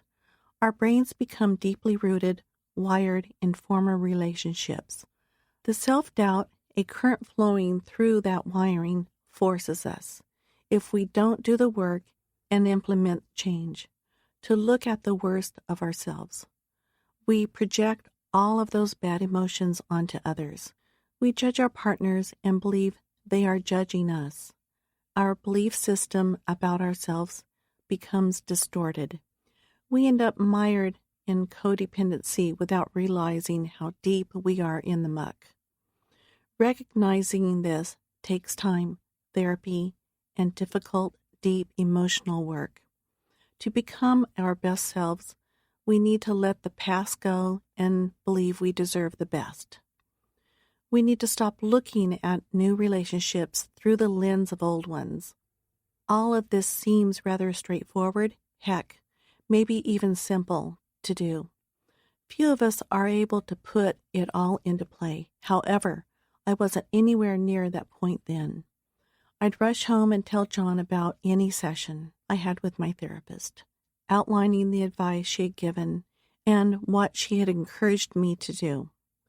Smiling, John would say, I agree with her. She's 100% right. Take control of your life, Debbie. Right now the girls are controlling you. On Christmas Day, at my oldest daughter's house, Liz did ultimately show up, but she left as soon as John and I arrived, visibly angry. She was amazed that I was standing behind my decision to choose John over her and her sister. Tara showed up sometime after Liz had stormed out. She began talking about moving back into town one day. She was having issues with her boyfriend. Tara had fought to be taken seriously in their relationship. She also questioned her own feelings. Was she being excessively sensitive and allowing the situation with John to affect her too deeply? I see now that I should have been more of a mother to her and empathetic, realizing not every human being responds to the same situation in the same way. John was clearly influencing the decisions I'd made and driving my reactions to my kids. As far as anyone at Christmas knew, John was still my boyfriend. No one had any idea we were married. If they knew, it would have injected an entirely new level of contention between the kids and me. I'd gone out and bought all these presents for my grandchildren. John walked in with all of them and engaged with the kids immediately. After arriving, Tara did not say much. She sat there watching John handing out the gifts. What upset her, she told me later, was that John acted as if he had bought the presents and that he sat down on the floor with the kids and helped open them. Tara claimed that she and I had discussed, specifically, that John wouldn't be even around the kids or play with them. She told me this had greatly offended and hurt her. The way I recall Christmas Day is different. John sat at the dining table by himself, and the kids came up to him. He was especially good with the children.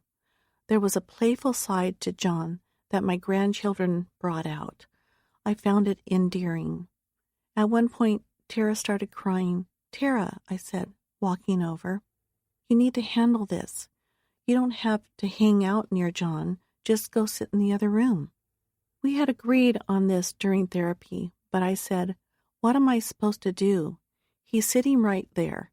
I can't make the kids not talk to or play with him.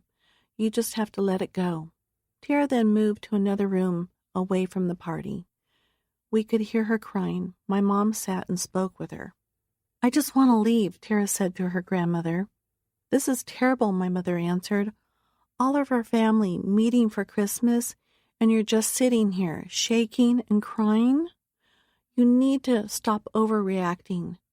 Just enjoy the day and everyone else here." Tara had terrible insecurity about the situation. She said later that she had felt as if everyone was rolling their eyes at her. She had a reputation in the family for being over-emotional. I didn't know this until later, but my mother had a longer conversation with Tara that afternoon. "What's going on, honey?" my mother asked. "It's him," Tara said. "John." "What about John, honey?" "I don't like him. There's something about him. I don't like him." Meanwhile, the conversations I had with Liz during this time were volatile. She yelled at me almost every time I talked to her. Usually something like, "Mom, I don't care what you say. John isn't who he says he is. You are not seeing it." Liz could not have been more astute or correct in her observations, but I couldn't or wouldn't believe any of it was true, especially because Liz had not liked or approved of any man I had dated or married. Besides, I had married the guy. I loved him. A tiny part of me had hoped I could announce that day that John and I had gotten married, but what should have been a time of peace and joy turned into an emotional fiasco. John, for what it's worth, didn't act in kind. He didn't get into an argument with the kids or become angry. He acted like an adult, while they acted, well, like children. John even played the "I'm sorry" card, which only made me love him more. For all his character defects, John could frost the charm over things as if he'd baked the cake. And I was falling hard for his suave way of making me feel like the only woman on the planet. 17. Imposter. Tim had put on some sort of show while we dated. It became clear on our honeymoon that the person I had married was not even close to the person who had wooed and tricked me into that marriage. I use the word tricked because it is accurate. If someone misrepresents himself, lies, and puts on a display of emotional and committed love in order to get what he wants. It is a trick, a manipulation. I own my part in falling for it all, be it from Tim or any other man I allowed into my life. I was fooled and I didn't see the red flags because he and the rest of them hid them very well.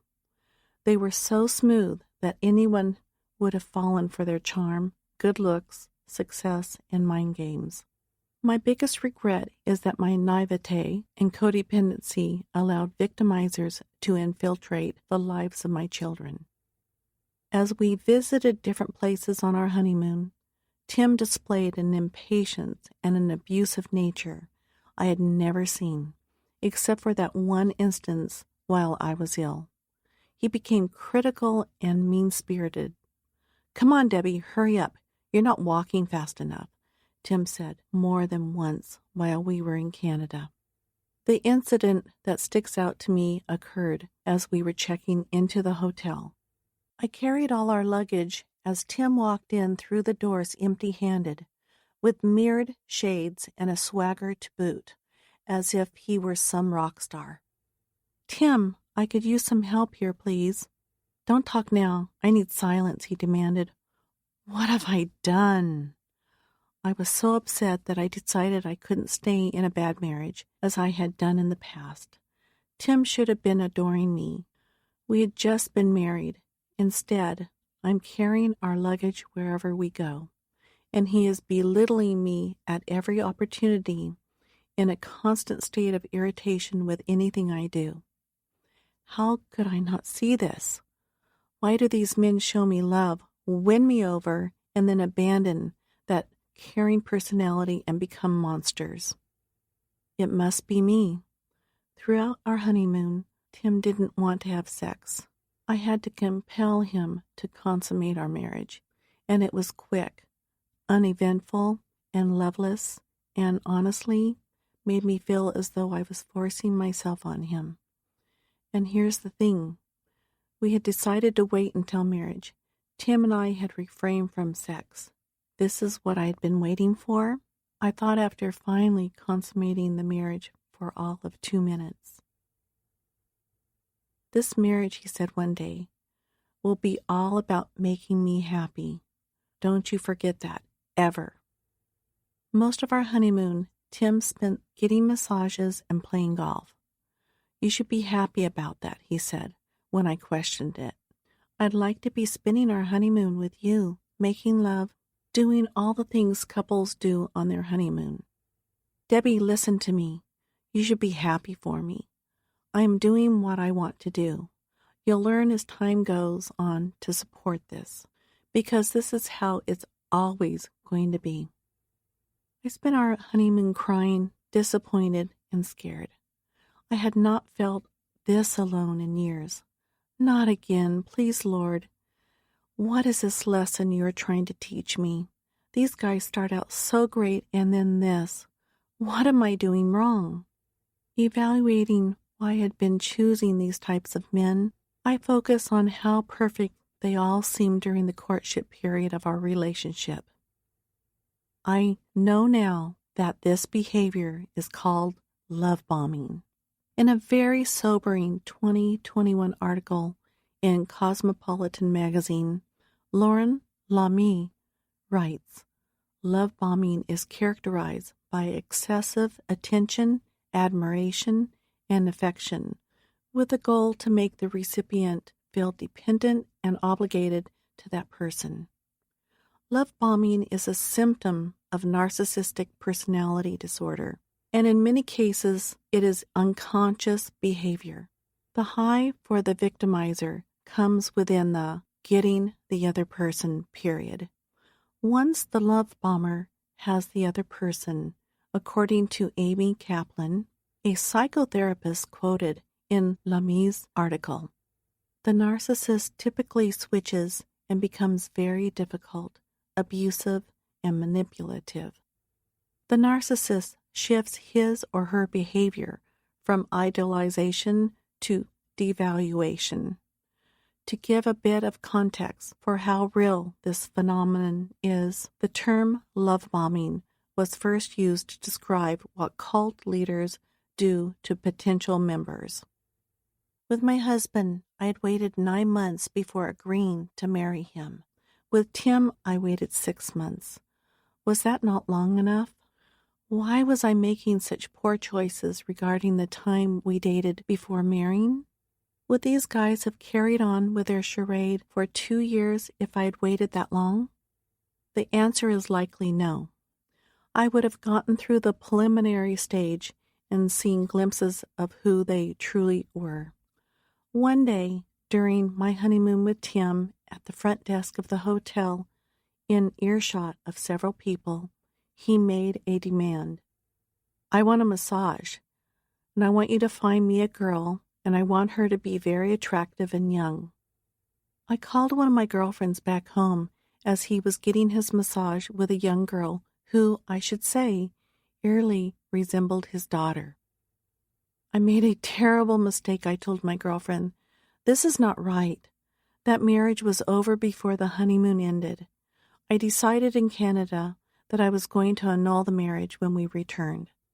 There was no way I could make a life with a guy who, after I had spent our honeymoon following him around on a golf course, shushed me any time I started to say something, not to mention Tim's additional abusive behaviors. I spoke up on our honeymoon as we got into a discussion about the relationship. We were on yet another golf course. Tim said, "Quiet, Debbie. You will listen to me. May take a bit, but you'll get it someday." I walked off the golf course after a few holes. The one thing he did not ask me to do was carry his golf clubs, which I might have expected now while evaluating it all.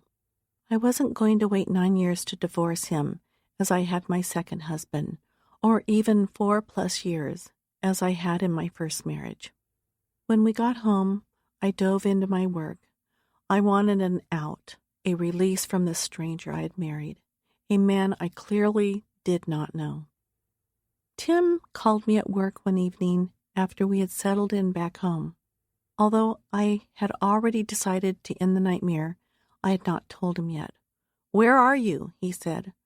"Oh, I'm still at work, but the kids are with their father, so I'm going to work a little later tonight. How are you?" He ignored my comment. Instead, he said in his cold, stoic voice, "What is for dinner?" "Oh," I said, caught off guard. "I don't know. What would you like?" "I said, what is for dinner, Debbie?" "I don't know." I thought for a minute, then I added, "You didn't work all day? Maybe you can come up with something." "You get home right now, and you make me dinner." "I'll be right home," I said. This was the first week after the honeymoon. That first Friday night, at home we spent married, I decided to have one of my granddaughters over to the house. She was 2 years old. My son Brandon was going to the gym to work out and would be gone about 2 hours. I was in the living room with her, playing. Tim walked in the door and stopped, stood over us and stared. "You did not ask my permission for her to come over." "Permission? She's my granddaughter." "You are to ask me always. I might have made plans for us." "You didn't, though."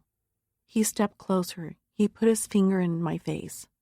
"You are to ask for my permission from now on." Everything I did was wrong. If I walked in the door and did not go greet him first, before doing anything else, he scolded me. But he didn't just lash out. He grabbed me by the arm, marched me upstairs, sit me down, and proceeded to tell me off for 15 minutes. Even after all this, I decided not to annul the marriage right away. I don't understand why entirely, but I can say that I didn't want another failed marriage. Who does? Maybe part of me thought Tim might be struck by lightning and change back into the man I first met. I put up with it for about 8 months. We separated. He moved out. I thought maybe the divorce would be amicable. Yet, as work picked up and we spent time apart, it took me 2 years before I dredged up the nerve to file. By this time, it was clear Tim was obsessed with me. He'd sit in front of my building in his car about 3 parking spaces down from where I'd park and watch me for hours. I'd leave the building and he'd follow me. His response to my filing for divorce? To come after me for all my money? At the time, I had 40 employees. Business was booming. We had been together as man and wife for almost 3/4 of a year. I waited 2 years before filing. It was 2006, and a recession was soon to upend the American economy. Divorce proceedings took 4 years. He outlasted me and won. Tim was awarded $658,000 on top of $200,000 for all his attorney fees. The timing was devastating, the perfect storm of personal and business implosion. The recession began. In total, I lost $7 million after the recession settled in. I had been building 4 businesses for 2 decades, working day and night. My companies had about $550,000 in overhead each month. All of it was now gone. I wasn't living beyond my means. I had a nice home, nice cars. But that was it. My focus was my work, which is where I lost myself, and time seemed to cease. What hurt me more than anything was having to lay off all the great people I employed. After the divorce was finalized, I did what I had always done when faced with adversity and failure. I cried, felt sorry for myself, and fell into depression for a time, but then, after living with those feelings long enough, I got back to work. As I was building the business back into a fraction of what it once was, Tim levied my bank accounts and garnished any wages to take all he could from me. At the time, I was having difficulty keeping up with payments to him. I understood for a brief moment that he had likely sought me out, married me, and treated me like I did not matter in order to push me away so he could take my money. Yet it was not something I dwelt on. I did not look at people as inherently bad in this way, which is probably one of my biggest character defects. I spent years building the business back up. I diversified my business this time. A moving company, a dress store, a furniture store, and, of course, the interior design end of it all. And despite what my previous husbands had done to me and the losses I suffered, I would get married once again to another man I was about to meet. That husband and all the ones before him, however, were nothing compared to John Meehan, who would make all of them combined seem like Boy Scouts. My losses in love should have prepared me for what was coming. Yet, in retrospect, I could never have predicted what was about to happen. 18. Discrepancies. Tara and Liz were united in their desire not to have a relationship with me if John was in my life.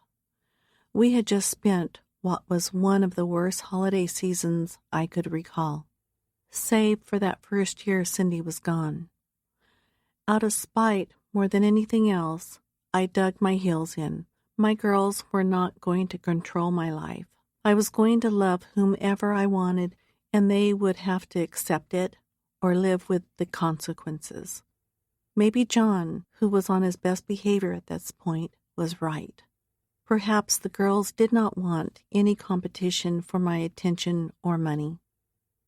In January 2015, without my knowledge, Nicole's husband, Scotty, after talking it over with Nicole, Liz, and Ben, hired a private investigator to probe into John's life.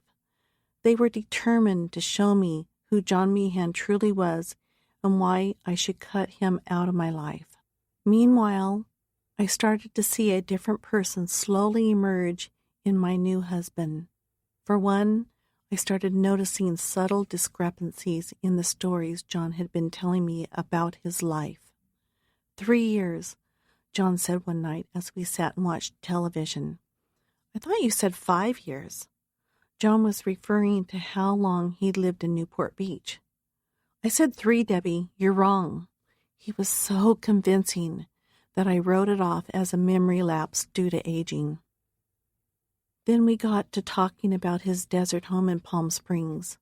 I had this image, based on what he'd said, of a beautiful adobe home in the desert, surrounded by plenty of land and space.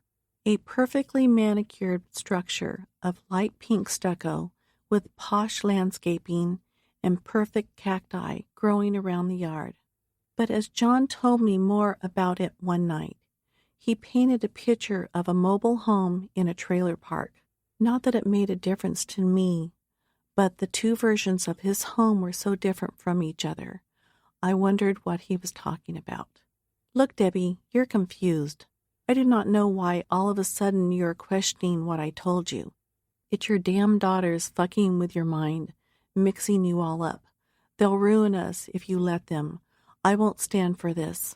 Why are you interrogating me? John, that's not what I'm doing. I am just pointing out the differences in what you've said. It's okay, my mistake. The 15 months I spent in Iraq were awful, Debbie, John said, while we were eating dinner one night in late January. One of the worst times of my life. I was sipping wine. I'll never forget that moment when he casually said 15 months. The number struck me. 15 months. I knew he had said something else previously. Who would forget the amount of time he spent inside the theater of war? Several weeks before this, John had told me he'd been in Iraq for 12 months. It was 18 months when I first met him. 15 months, you were there, John? I asked. Yeah, it was horrible.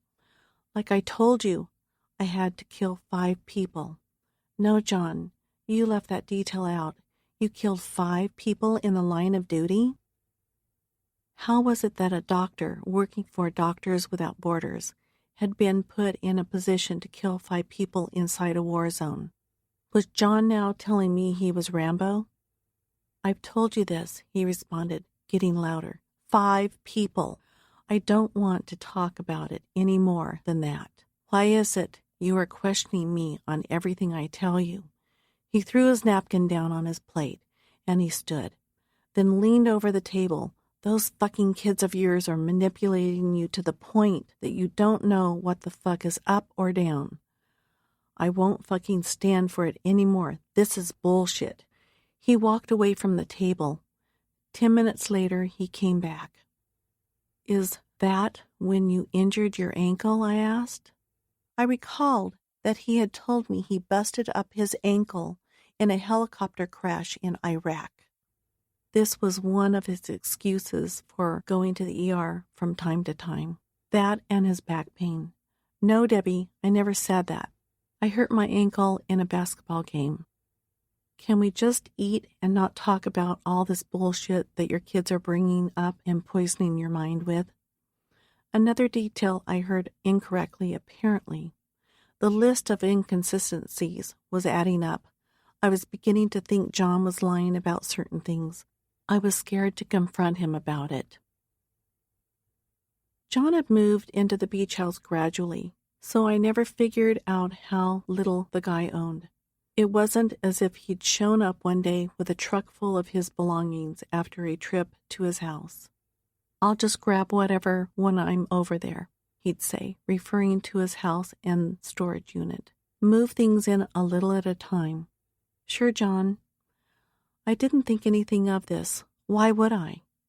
John had always talked about several luxury vehicles he owned, all of which he claimed had been stolen while he was in Iraq. Why don't you just buy another car? I asked one day. It was now February. He was still driving my Tesla. All of my money is tied up in stocks and in a trust fund for my kids, Debbie. You know this. How many times have I told you? The fact was, he had never mentioned this before. As it was, I paid for almost everything, his clothes, his rent, and any other expenses we incurred throughout our day. John paid for food, which made me feel as though he had some money. But he also had a litany of excuses for why his money was not readily available. How much do you have tied up, John? He shrugged, turned his head and looked away. $900,000 or thereabouts. What? Yeah, tell me about it. In the coming weeks, he changed the amount and told me it was more in the neighborhood of 1.5 million. Why aren't you working, John? I asked him. John had not worked for the past several months. He'd leave the house and be gone, but I knew he wasn't going to work. I'd come home to a messy house and empty cartons of takeout and realize he had spent the day in front of the television playing video games. I need to redo my anesthesiology license, Debbie, John said when I pressed him about working. Well, why aren't you doing it? You need to work, John. I've been working 16-hour days for the past several years. Can't I take some time off?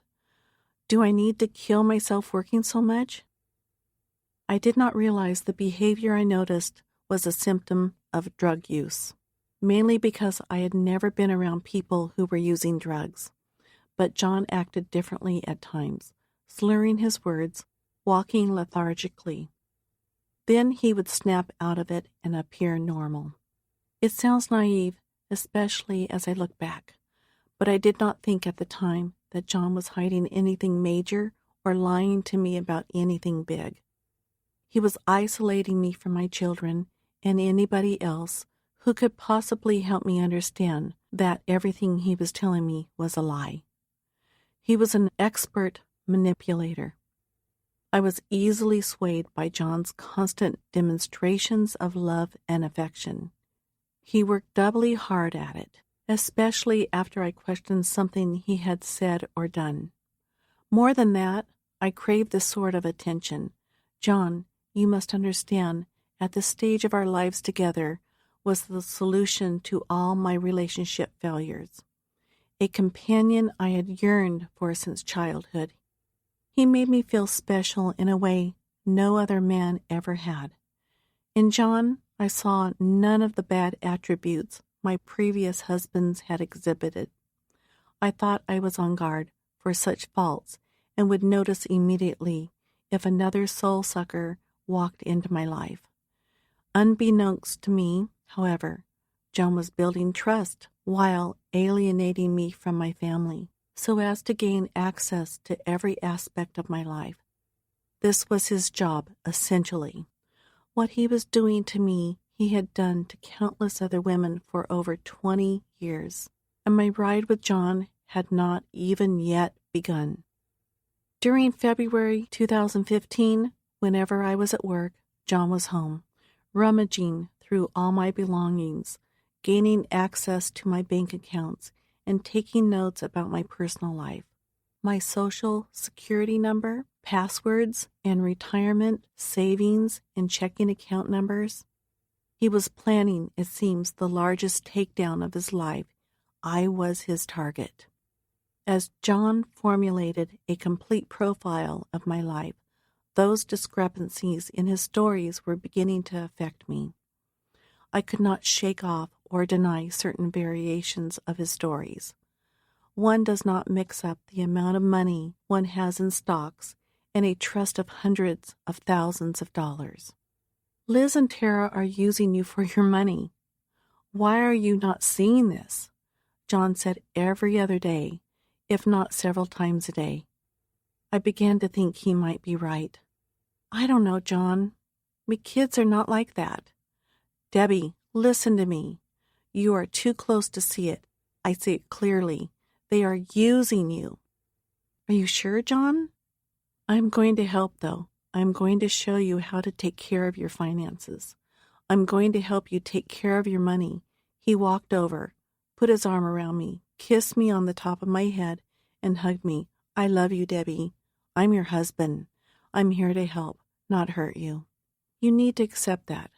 I am not the threat here. Your children are making me out to be someone I am not. I love you too, John. After those conversations, I was always left feeling frustrated and confused. 19. He has a knife. After the Tim ordeal, I jumped back into the dating pool. This was just as talk about the imminent Great Recession was buzzing, and America was struggling. Not only had Tim drained me of all my money, but for a long time I had trouble functioning emotionally. I did not think I could meet anyone more manipulative and abusive than Tim. Marrying him taught me to put up a shield around my heart, to protect it at all costs, and not get into a serious relationship without first knowing the person inside and out. I wasn't about to actively go out looking for love. I wanted it to find me. If I didn't, I was content being on my own. On a plane heading to a business meeting one day in Sacramento, I happened to sit next to what seemed like an intelligent, kind, caring gentleman, David. "Chemist," David said, initiating the conversation. "Water purifying is my specialty." "Really?" I responded, shaking his hand. "Good to meet you. Interior design." David and I struck up a conversation, and I talked for the entire flight. There was a spark. We had a lot in common, along with an intense attraction. I should have known then and there to put the brakes on. Walking out of the airport, I gave him my phone number. As I sat in back of the taxi, heading to my destination, I thought, that was okay. He seemed nice. I didn't put much more thought into the possibility that such a chance meeting would turn into anything romantic. He seemed like a very sweet guy, but if love was going to come at me again, it would have to grab me by the lapels and shake me into believing it was genuine and possible. The man would have to be more than special. I was scared of love, but not opposed to it. David called and called. I didn't respond for several weeks. I was apprehensive, I guess. After thinking about it, I decided I wasn't in a good space to date anyone. It had been 2 years since Tim had totally destroyed me, but it had taken so long to get over how badly I was manipulated, controlled, and burned that I thought waiting a bit more would make me stronger. "Yes, I'll go out with you," I finally agreed after the chemist called a few more times. It was as if I had no control over this part of me. My gut and my heart said no, but I went ahead and I said yes anyway. What was a dinner and some conversation with a guy I had gotten along with on a plane? David wined and dined me. He was incredible to my kids, thoughtful, easygoing.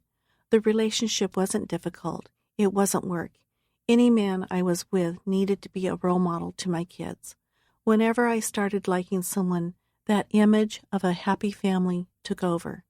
The house, the Sunday dinners, the vacations, the nights watching television, talking, enjoying someone's company. I fantasized about the perfect American dream at the end of it. I believed. I didn't see those dark storm clouds approaching. I saw only sunlight and smelled the freshness in the air after the storm. Call what I was going through a personality flaw or something I knew deep down was consciously rejected. All of this, however, is who I am. People will judge me. They will say I did not learn from past mistakes, that I was inviting all of this into my life, that I made poor choices. All of that is unfair and untrue. I was victimized, chosen and preyed upon. Actually, it would take me several relationships and almost 45 years to fully understand. But a behavior pattern called coercive control works in ways that the victim is completely unaware of. Those who are expert manipulators and controllers work hard at making you believe what happened is your fault, that you asked for it. Take a look at my life up to this point. Would anyone go out looking for the abuse and trauma I had endured? David became a welcoming, warm breeze. He was fun to be around, happy all the time. He didn't have any children, which was something I liked. I had my own kids. I had also seen how my previous husband allowed his child to influence our life together. A guy's having kids was not a deal breaker, but a guy not having them was a plus. We were getting along exceptionally well, better than I could recall in any other relationship I'd been involved in for over a decade. David was a big guy, 6 feet 4 inches tall and 225 pounds of solid muscle. He played football. Within a few months, we were living together in Orange County. Some nights, he would come over after getting into violent fights on the field. He'd have bruises, cuts, or a black eye. I began to hear from people who knew him that he had a hair-trigger temper during those games. He'd snap for no apparent reason. I wrote it off as his involvement with an aggressive, violent sport. 6 months after our date, he was asking me to marry him, and I was thinking about it, even though I did not want to be married again. It had been 5 years since my last marriage ended, so bitterly and frankly expensively. I wanted to have fun in a relationship. Marriage, in my experience, could take the fun out of any relationship. I've waited my entire life for the perfect woman, he would tell me. That's you, Debbie. I ate this up. It seemed beyond comprehension now. But after 6 months of the chemist being the nicest guy I'd met in quite a while, I felt we were madly in love. I caved and I agreed to marry him. I know you must be saying to yourself at this point, what is wrong with this woman? Why is she jumping into marriages, one after another, so quickly? I realize those are fair questions. I was a sucker for that euphoric stage of falling in love at the beginning of a hot romance, when everything seems perfect and your feelings are intense and strong. I felt like it could stay like that forever, each and every time. We had a small ceremony, and just like that, I was married again. As in several past relationships, a different person emerged almost as soon as we had rings on our fingers. Hate me? Judge me? As I have said, tell me I am suffering from personality disorders and marriage is my drug? This is my story. I own it, every bit of what happened. In David's case, it was a deep-seated rage issue I noticed after we were married. It was as if he now felt comfortable expressing this part of himself around me and my kids, but not towards us at this point. I noticed that when we were outside our home, his explosive anger would come out of nowhere. After we were married, a switch had flipped. I saw his temper, which I hadn't seen in any way before. Maybe it wasn't in our lives while we were dating, and maybe it was, but suddenly it appeared to be a prominent fixture. David, Liz, Tara, and I went to the supermarket one day. It was crowded in the parking lot because it was near the holidays. By now, I had built my company back up after Tim had tapped every bit he could, and I had money coming in once again. My kids were almost grown at this point. They were headed off to college and doing well. Things seemed to be okay. Driving through the supermarket parking lot, with cars everywhere and people walking in and out of the store, I sensed my husband was becoming impatient. The anger was something, up till this point, I viewed as part of him he kept confined to the football field. I never viewed it as something that might creep into our lives. I know now that rage is not an attribute one can shut down under certain circumstances and turn on during others. It is always there, percolating. David pulled up near a parking spot, put on his blinker. Facing us was another car, an elderly man driving. The old man had his eyes on the same spot. It didn't seem like he was stealing it from my husband. I don't think he even saw us. Being as old as he was, the guy deserved the space out of respect anyway. After the old guy took the spot, David found another in the next row. It wasn't a big deal. He parked and we got out of the car. As we headed towards the entrance of the supermarket, my husband said, "Debbie, honey, I'll be right back." I wondered where he was going, but didn't think anything of it. Maybe he had forgotten his wallet in the vehicle and had gone back for it. Well, I'll meet you inside. Find us, honey, I responded. Yeah, no problem. My husband arrived after 5 minutes and seemed fine. We had a peaceful, casual shopping experience. When we walked out of the store, several police cruisers were parked out front. What's going on here? I said out loud to no one in particular. The patrol officer walked up to us and asked my husband his name. He told them. Please come with us, sir, the cop said. They took him aside and began talking to him. Next thing I knew, they were cuffing him and placing him in the back of the seat of the patrol car. Apparently, he had not gone back to our vehicle to get something he had forgotten.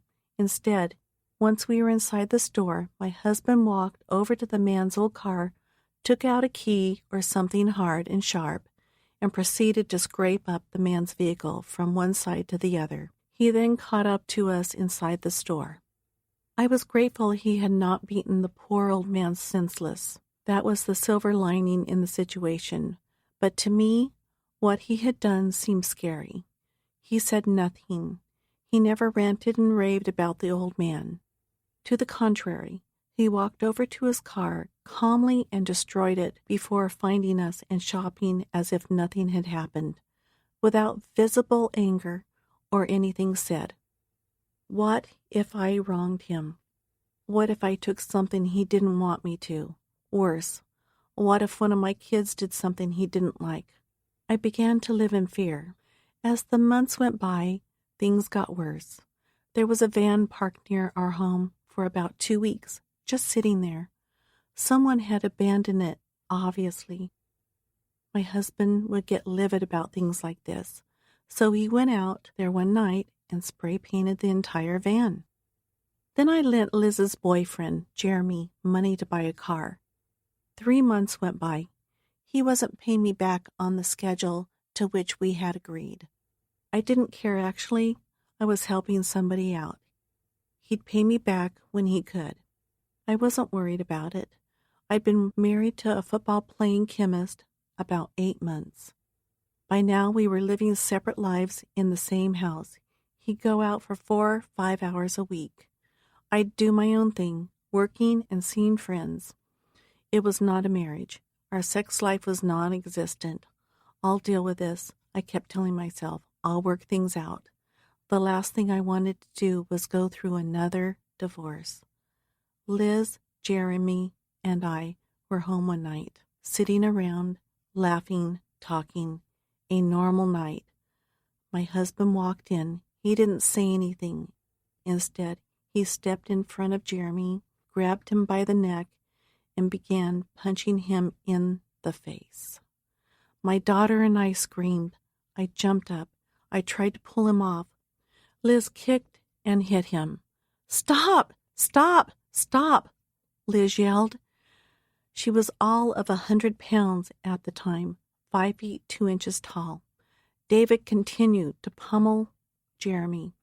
Blood splattered everywhere as my husband continually thrashed him in the face. At one point, Jeremy managed to slip away and run into the kitchen. Moments later, he came out with a butcher knife, like the hero in the horror film during the final showdown. Jeremy was prepared now to protect himself. "Please, no, no, no," I yelled. "For me, do not do this." Jeremy had every right to defend himself, but I couldn't fathom any further escalation of this type of violence. Liz was crying, screaming for it all to end. My adrenaline was flowing, and my heart was pumping vigorously. Anxiety was nearly crippling me. "No, please," I said again, pleading. "You don't have to do this." Jeremy stared at Liz and me for a moment, then looked at my husband. Fearless, my husband had this look on his face. "Come on, try it. I'll kill you." "Do not do this," I said. Jeremy looked at me, then at my husband. I could tell he was considering an attack. "Just leave the house," I said. "Go. I'll call the police. It'll all be okay." He was bleeding so badly, His cut and bruised face had swelled up. Blood covered his shirt. He was missing a tooth. Liz took her phone and threw it at my husband, hit him. That seemed to break up the standoff and the intensity of that moment. We ran toward the door that led out of the home. As we got closer, my husband lunged at Liz, picked her up, and threw her. She landed against the wall. He did this 3 times, as if he had picked up a mannequin and tossed it across the room. Each time she screamed out in pain. I grabbed her by the arms and helped her out of the house. I called the police. They arrived shortly after and arrested my husband. Of course, the marriage was beyond repair. I could not put my children in jeopardy of ever being victimized by his rage again. I felt their lives and mine were at stake. A month went by, and we had not had any contact until he called me one summer day. "What are we going to do?" he asked. "We cannot be in limbo here." He happened to be in Florida working. Not having him around gave us a bit of solace. The distance helped us cope with what had happened. He could have killed Liz and her boyfriend. This was clear to us in that room and later when we took Jeremy to the hospital, where we learned how badly he had been hurt. I flew down to Florida to talk to him in person about moving forward with divorce proceedings. I did not feel as if meeting with him was going to put me in any danger. Despite what I had witnessed, he had never given me the impression he would ever hurt me personally. This, I know today, was a mistaken judgment on my part. Yet I knew nothing about domestic violence then, or the psychology behind abusers. I relied mainly on my own feelings. "I'm here to talk, per your suggestion," I said when I found him at a trade show he was working. He knew I was coming.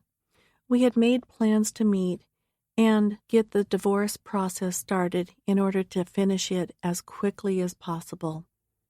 "Well, I am working right now, and later I am taking some friends out to dinner, so you will have to wait. I really need to talk to you if we're going to move forward with a divorce," I later said that night, meeting him inside the hotel restaurant. He was with a friend. They were drinking. He looked at me and shrugged. "I need to know what you want to do.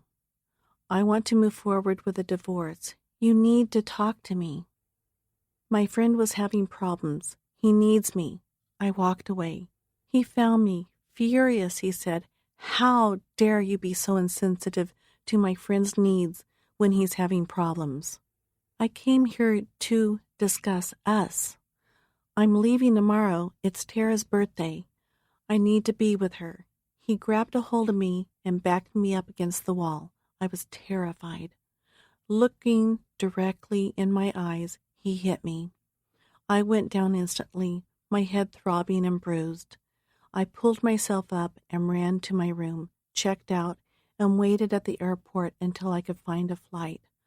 What alarmed me about this entire situation was how I had put myself in a position to be abused. I knew he was violent. Why had I allowed myself to be alone with him? No matter how devastated I was after a relationship ended, I had never fallen out of love with a fairy tale. I continually believed it was possible.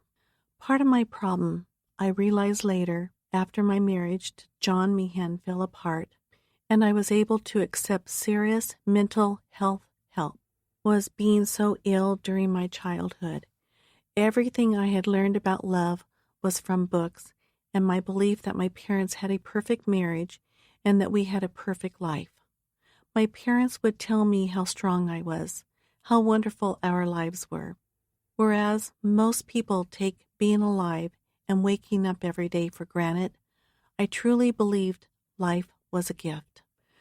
I knew what it was like to wake up and feel as if every day could be my last. That alone had given me a sense of living life to its fullest. The other part of this pattern is that there are predators who prey on the vulnerable. I had money, maybe even a V for victim tattooed on my forehead that only very bad men could see. There are men all over the world who hunt for victims like me. They will travel from anywhere to manipulate and control and scam women. Many men knew I was gullible. It made me vulnerable to exploitation and influence. Being someone who wanted to see the best in people, whether I met up with good or evil, was not something I could stuff away and disregard. It is at the core of my soul. I did not have my football player husband arrested for hitting me not long after that incident. He got nothing from me. It was a victory, and I believed one more lesson in love. I told myself never again. I was done with marriage. Not long after, I heard David was close to being homeless. A guy like him ultimately will alienate everyone around him because he cannot control his temper and rage unless he gets help. After we divorced, he came to me. I gave him $10,000 and a job. He lost his temper on the job one day. I went out to the warehouse and told him he needed to leave and that I never wanted to see him again. Second chances, whenever I gave them, always seemed to come back to burn me. 20. Private eyes are watching you. John knew I was disciplined when it came to saving money. He also knew I had put away $1,000 from every paycheck I had ever paid myself for years. I had about $80,000 in cash I kept in a safe inside our beach house, plus more cash stashed elsewhere in the home. Over the course of several weeks in February 2015, as we began our married life in the beach house, I managed to add another $20,000 to the safe for a total of $100,000 in cash there. No one in my family knew yet that John and I were married. It was my secret. As John spent his days soaking up and writing down all he could about my life, along with the kids' lives, I worked nonstop. I'd pull my head out of the sand of my demanding job and, for a fleeting moment, think about how many inconsistencies were popping up in John's life story. In late February, after John and I discussed the danger of all that cash laying around, I decided to let John take that $100,000, 10 banded bundles of $10,000 each, and several pieces of jewelry worth tens of thousands of dollars I had stored in my home safe to bring it to the bank. I was scared of having so much money inside the home, and John suggested many times that it was not smart leaving that much cash lying around. I'll open a safety deposit box, he suggested. You should not keep that type of money here in the house. You saw how easy it was for that homeless woman to get in. I thought about it. Sure, John, thank you. He was good about doing things for me, servicing the cars, shopping, bringing me lunch, and having dinner ready. He was also helping my mother. I believed at this point that John had good intentions. I saw his character flaws as quirks. We all have them. Up until this point, he had not done anything that would have led me to believe that my life and that of my children was in any danger. I was rarely talking to or seeing Liz and Tara. John had done a good job of alienating them from me as part of his master plan. I now understand. I felt guilty whenever the kids and I met up outside the house, and John didn't know. I was betraying my husband and my daughters. John opened a safety deposit box at Chase Bank in Newport Beach. He put it in his name only. Here is my passport, Debbie, John said 2 days after opening the safety deposit box. You go down to the bank, put this and your passport into the box, and sign your name on the account. These were the subtle things John did that made me trust him and not question his genuineness. If he wanted me to go down to the bank and put my name on the account after admitting that only his name was on it, this showed honesty. I went to the bank and added my name to the account. The bank manager followed me to the vault where the box was located and watched me open it.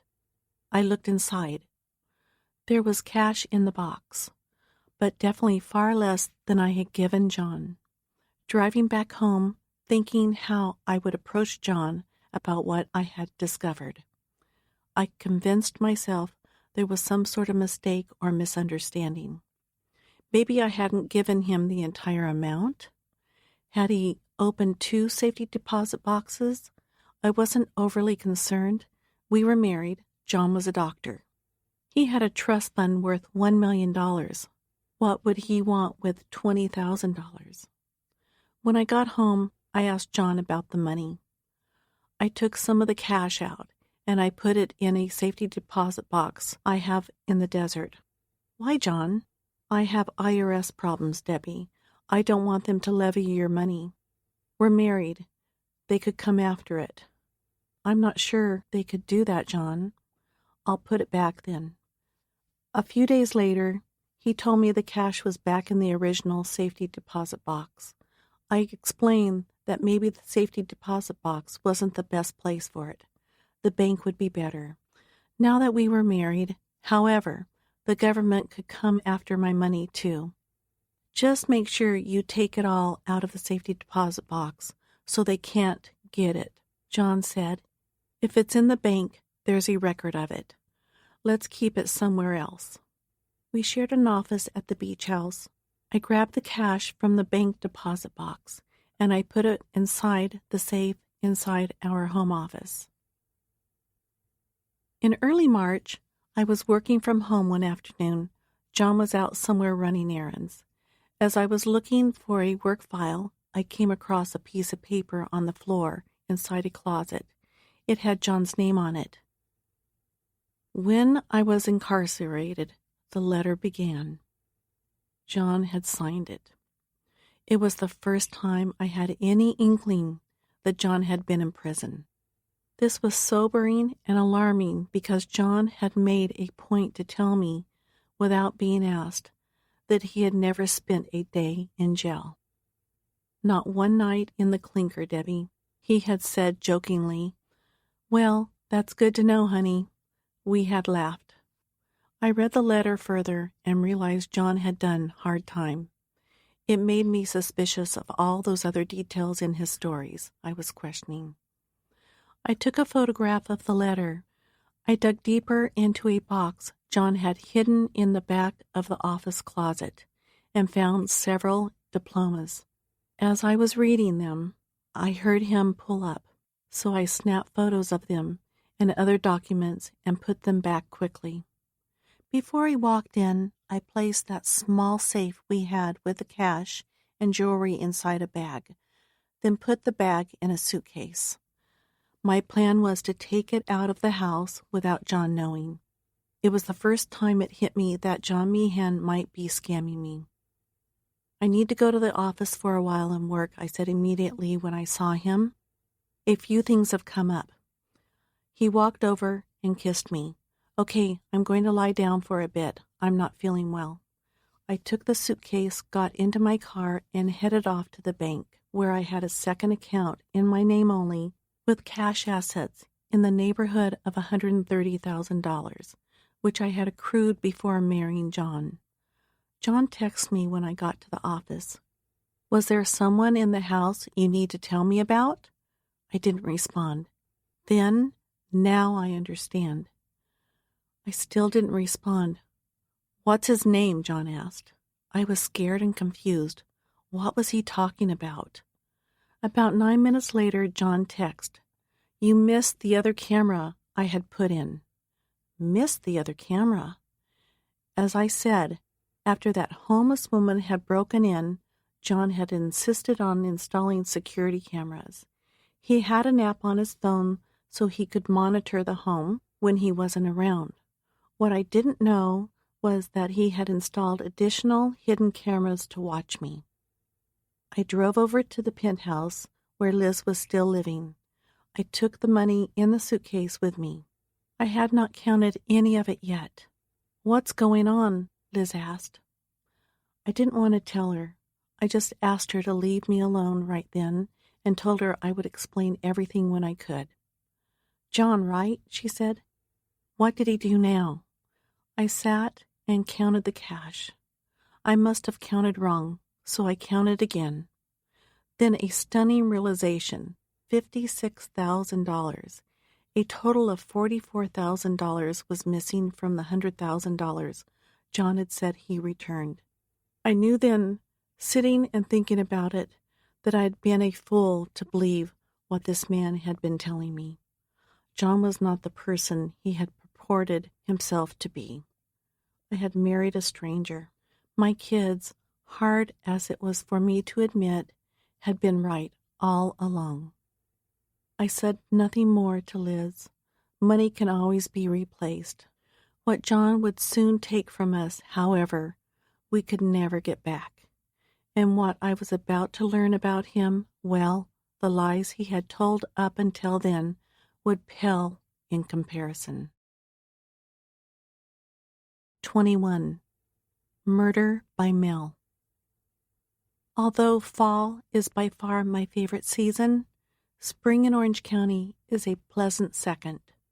Perfect temperatures, sunshine, and blue skies. Warm, soothing breezes, both day and night. The ocean is bathwater warm. There are not a lot of interlopers or tourists around. It's a time for those who live there to enjoy the beauty God has allowed them to be lucky enough to experience. I was grateful for what I had every day, even while John seemed to be disrupting my life, exposing who he was a bit more as each day passed. Regardless of the toxic situation, I never overlooked or took for granted the blessings in my life, healthy children and grandchildren, the opportunity to run my own business, friends, and family. Despite the journey I had been on with Cindy's murder and so many disappointing relationships and marriages, I woke up positive about life on most days. How could I not? God had given me, literally, a second chance to live and had blessed me with so much. I was not going to look God in the eye and complain about problems along the way. This thing going on with John, was it another brick in the wall of my life? Perhaps I had John all wrong. Maybe he was genuine, and all these circumstances, the note about prison, the cameras, the discrepancies in his stories, were my own anxiety, manifesting into paranoia. Was I worrying too much, overthinking it all? "Did you borrow any cash from my wallet?" I said during a call to Liz one day. I thought maybe she had swung by the office and, not finding me, had taken money out of my purse. This was not her normal behavior by any means, but any time she borrowed money, she paid me back. It wasn't as if I thought she'd stolen from me. "No," she said. Accusing Liz of taking cash crossed a boundary, and she was absolutely justified in her anger. Although I didn't think she had stolen from me, I was upset that she might have taken cash without asking. John was working hard at embedding in my mind the question of whether the kids were focused on my money. "Well, I am missing some cash and thought maybe you swung by. It's okay." "Mom, please. You need to keep a better eye on your money. You think I went out of my way to stop at the office and borrow money from you without asking? Maybe it's the loser you're dating. How many places have you gone today? It could be anybody. But you call me, accuse me?"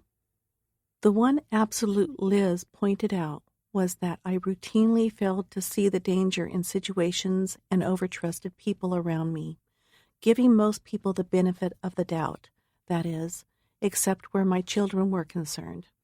Although I was becoming more curious, perhaps even suspicious, about what John had told me about himself, I had been shocked to learn that he had been incarcerated. Yet I still did not want to believe my husband, not just someone I was dating, as Liz had said during the call, was stealing from me, or that he was a pathological liar. I hung up with Liz, thinking I had misplaced the money or spent it. By now, John was leaving the house in the Tesla every morning, dressed in his scrubs. I assumed he was heading to work for the day. I was glad he was working again. "I hate him, Mom, hate him," Liz said the next time we talked. "Well, I'm sorry you feel that way, Liz. Let me ask you, what is he doing when he leaves the house in the morning with your car?" "Going to work, honey. Come on." "I don't know where exactly, but he puts on his scrubs and he goes off to work. He travels to different clinics and hospitals." "Are you sure about that?" "Yes." "Okay then. Would you mind if I put a GPS tracker on your car to find out where he is actually going?" I thought about this. At any other time, I would have said no. It's a violation of privacy. But certain things John was doing at home had begun to gnaw at me. I was questioning him without telling anyone. Plus, I wanted to prove to Liz, Tara, and Nicole that they were wrong about John. "Sure," I said. "You put a tracker on my car if you need to put a tracker on my car, Liz." "Okay." After John had sent me that text about another camera in the house, I called him. "I saw you remove the box," John said. "What?" "The box." He explained that at first he thought I was an intruder who had broken in and taken the safe. Again, this was one more way John talked himself out of what could have turned into an accusation. He was an expert at explaining things away and making me believe him. Later that day, while John was out, I called Ben, my nephew. I knew from what Liz had been saying that Ben had taken a strong interest in trying to convince me that John was a con man, a dangerous person I should remove from my life. Ben was always looking out for me, and we were close. "He's not who you think he is, Aunt Debbie. I have this feeling. I know people who are like him. Liz does too." So as March was in full swing, I decided to do a little digging myself into John's life, especially after speaking with Ben and Liz. On several different occasions toward the end of March, I found a few boxes of paper. Amidst the flow of words, stillness is the most important bridge. Now let an listen to a relaxing meditation piece together. Gently close your eyes, turn your attention inward, and rediscover your own inherent balance.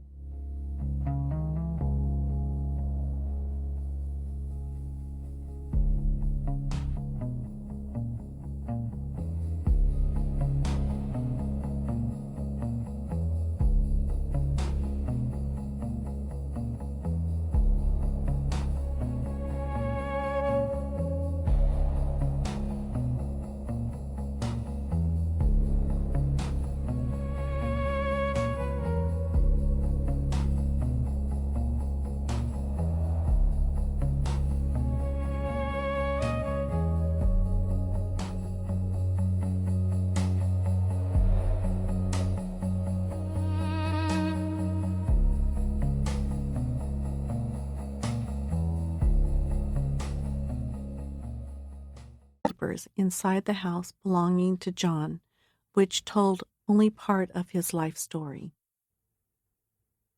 First off, John Meehan was never a medical doctor, although he had been a nurse anesthetist at one time. I found out he had not had a license in years to even practice nursing. This shook me up when I saw it in black and white in front of me. Understand that a lot of what I found out about John was uncovered over a lengthy period of time. This was not an information dump, falling into place all at once on the same day. From experience, I can say that when instinct speaks, listen. We all know when something doesn't feel right. In my case, my mind pushed that internal instinct aside and tricked me into thinking I was overreacting or worrying too much. Yet, those sinking feelings, when a visceral response to a situation or to something a lover or friend says cannot be dispelled by thinking it away, should never be ignored. One document I found scared me. In 2002, John had been found guilty in Michigan of assaulting a police officer. Finding this information sent me online to look even deeper into who John Michael Meehan actually was and what else he'd done. Each new revelation numbed me, but none of it, as it would turn out, was enough in the moment for me to turn my back on John completely. He was my husband. A lot of hurtful things people have said about me and my life with John failed to take into account that I loved and felt compassion for him. There was not one time during this period of our lives together when I ever thought my family and I were in danger. Could he be the greatest liar of all time? Yes, I considered that. Was he making up stories about himself? Yes, but I believed then that maybe he was embarrassed about his criminal part of his life. I asked myself continually, was John going to physically hurt me or one of my kids? And not for 1 minute did I ever think that was possible. The big piece of John's life I found in mid-March as I was digging through his belongings involved his brother's death. John had told me he had tried to rescue his brother as he fell into a serious drug addiction. John said he had headed west from Ohio, where he lived at the time, but arrived too late. His brother was already deep in his addiction. In fact, he wound up overdosing sometime later. John said there was nothing more I could have done for him. Once an addict is in that deep, there's no way out. I tried to save his life. I located a police report generated by John's ex-wife in September 2000, which had initiated an investigation into John's brother's death. The police report describing what happened spared no detail. I found it in a small box of John's belongings. I sat down at my desk and read. John's ex-wife found a wooden box containing empty vials of drugs. Inside the home she and John shared. Several of the drugs were the same drugs used during anesthesia procedures. It was after this that John's ex-wife looked at John's correspondence with his brother via email and found evidence of what had actually happened. John had been stealing vials of meperidine, Versed, and fentanyl from hospitals where he'd worked as a nurse anesthetist and shipping them to his brother in California. He'd also included instructions on how to administer the drugs. Meperidine is a highly addictive form of Demerol, which is designed to relieve moderate to severe pain. An opioid, it is used mostly during surgeries. At the age of 7, when I was in so much pain because of my illness, I was prescribed Demerol and suffered intense withdrawal symptoms, including violent shaking. When I was weaned off of it, I knew the dangers of this drug personally. Versed is intended to make patients feel relaxed and sleepy before surgery. Fentanyl, a synthetic opioid, is of course used to treat the worst pain imaginable, generally at the end of life. It is dangerously lethal in the smallest of doses. Similar to morphine, fentanyl is 50 to 100 times more potent. After John's ex initiated the investigation with a call to the police, a search warrant was executed at the location to which John had moved after he split from his wife. In the attic of that home, detectives found a Middle Tennessee School of Anesthesia medical bag, which John had stolen, containing 30 empty vials of midazolam, the generic version of Versed, 4 empty vials of fentanyl, 6 empty vials of meperidine, and 3 empty syringes of meperidine, readily injectable doses. John was arrested a short time later on an outstanding warrant for a probation violation from a previous charge of carrying a 9mm Ruger semi-automatic pistol, which detectives had also recovered from the attic. John had been on probation at the time for menacing. He'd threatened a woman he had been dating after they broke up. As I sat in my office chair and took a deep breath, it felt like too much to take in. I read through it all, thinking, do I actually know this guy and what he might be capable of? Am I totally off base to think he couldn't hurt us? Maybe he is more dangerous than any man I have ever known. John had sent his own brother enough drugs to kill several elephants, literally, and had expected him, a drug addict, to take them without complication. Any one of those drugs, if taken in a dosage slightly higher than what a doctor would administer and supervise, could slow breathing enough to kill a person. As a medical professional, John had to know this. Theoretically, he had sent his brother a weapon he knew would kill him, along with instructions on how to load and fire it properly. Questions plagued me. Dazed, I stood up from behind my desk. It was all there in front of me, on paper. Had John killed his brother intentionally? Was John also taking these drugs? Were they in my house? What else is he lying about? 22. Killing is easy.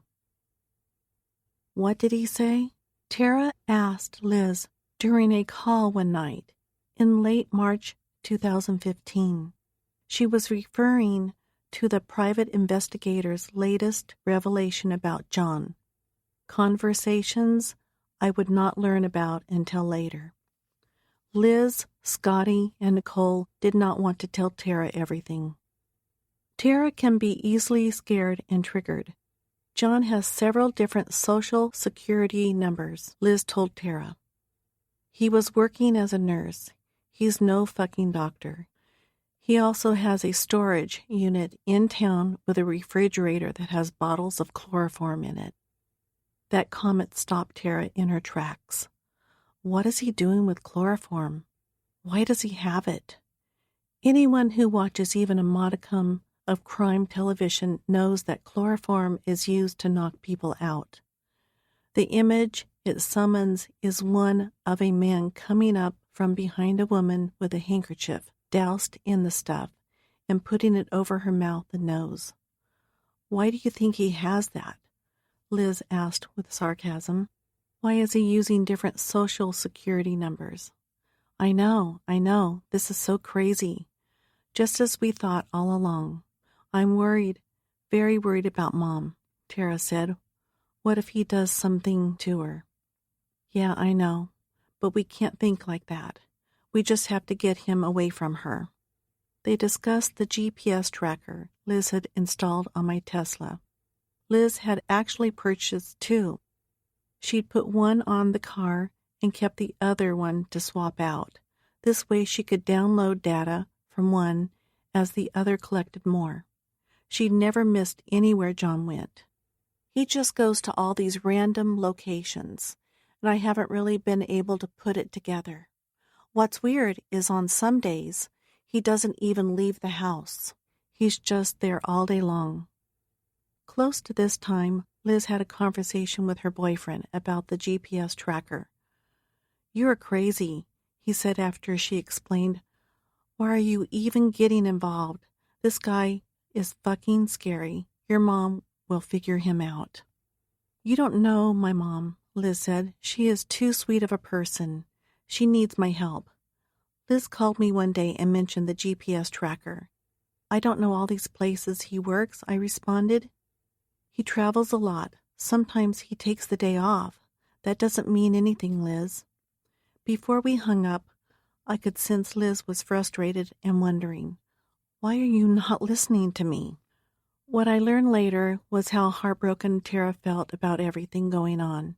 She was terrified for me, Liz, Nicole, and the kids, and was in the process of figuring out how to still have a relationship with me despite how torn she felt. I viewed my children's behavior as extra sensitive, driven by their feelings about my past relationships. I had heard my children disparage so many of them that I felt as if they were doing the same thing now, when in truth they were actually warning me. They were expressing love and support. I never felt I was choosing John over my children, because I was hopeful that eventually everyone would get along. I thought time was all I needed. John was so loving, happy, and hilarious around me, and I hoped that they would come to see that.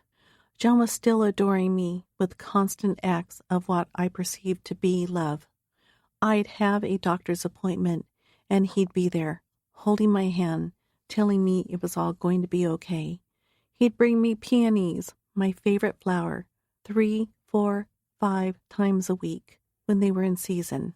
I think what's confusing to most people who don't understand this part of my story is how hard John worked at making sure I rarely questioned his dedication or commitment to our marriage, and how manipulative he was when I did.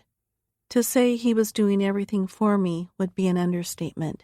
Any errand or chore I needed done during the day, having the cars washed and detailed, doing the laundry, grocery shopping, paying bills, he did without questioning it or being asked. I would come home to a house where everything was done. We would take romantic walks on the beach at dusk, stop and stare at the marvelous yachts trolling the harbor. He'd hold my hand and ask about my day. He presented himself even as I was hearing things about him and beginning to find out things on my own, as the perfect husband. And I loved every minute of it. John also had this convincing way of appearing vulnerable. Inside of John hid a little boy who exposed himself once in a while. It's strange to me now after all that's happened, but in the moment I saw it as a gentle, loving quality. Cute, even. Just another part of John to love. When we were out walking and came upon a dog on the beach or in town, for example, John would get down on bended knee and pet it lovingly. To me, that kind of affection showed a person with humanity, compassion, tenderness. When my grandkids were allowed to be around him, he'd wrestle with them and chase them around the beach. He'd sit down and play in the sand with them, making castles while talking funny child speak. He had this fun-loving, charming side to him. He also had a wonderfully comforting sense of humor. He made me laugh. You see, it's easy for those who hear my story or see it dramatized on the Bravo series, Dirty John, and think they understand it, to look back through the lens of what they know happened in the end and say, why did she stay in it so long? When it's your life, however, and you're living it from moment to moment, you cannot possibly see all there is to see. We also tend to glorify the good times and positive qualities associated with a person. We want it all to be okay. Months before I met John, I was involved with a dynamic man who had a pleasant personality.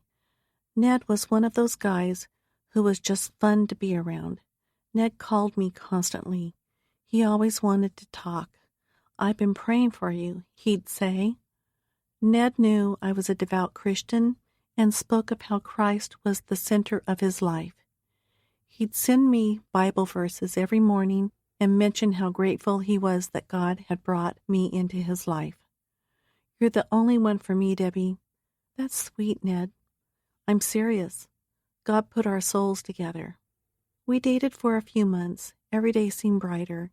God was the focal point of everything Ned said and did. I want to get to know you without physical emotions getting in the way, he explained several weeks into the relationship. I had been wondering why he wasn't pushing to sleep with me. No sex until we're married, he said. I can honor that.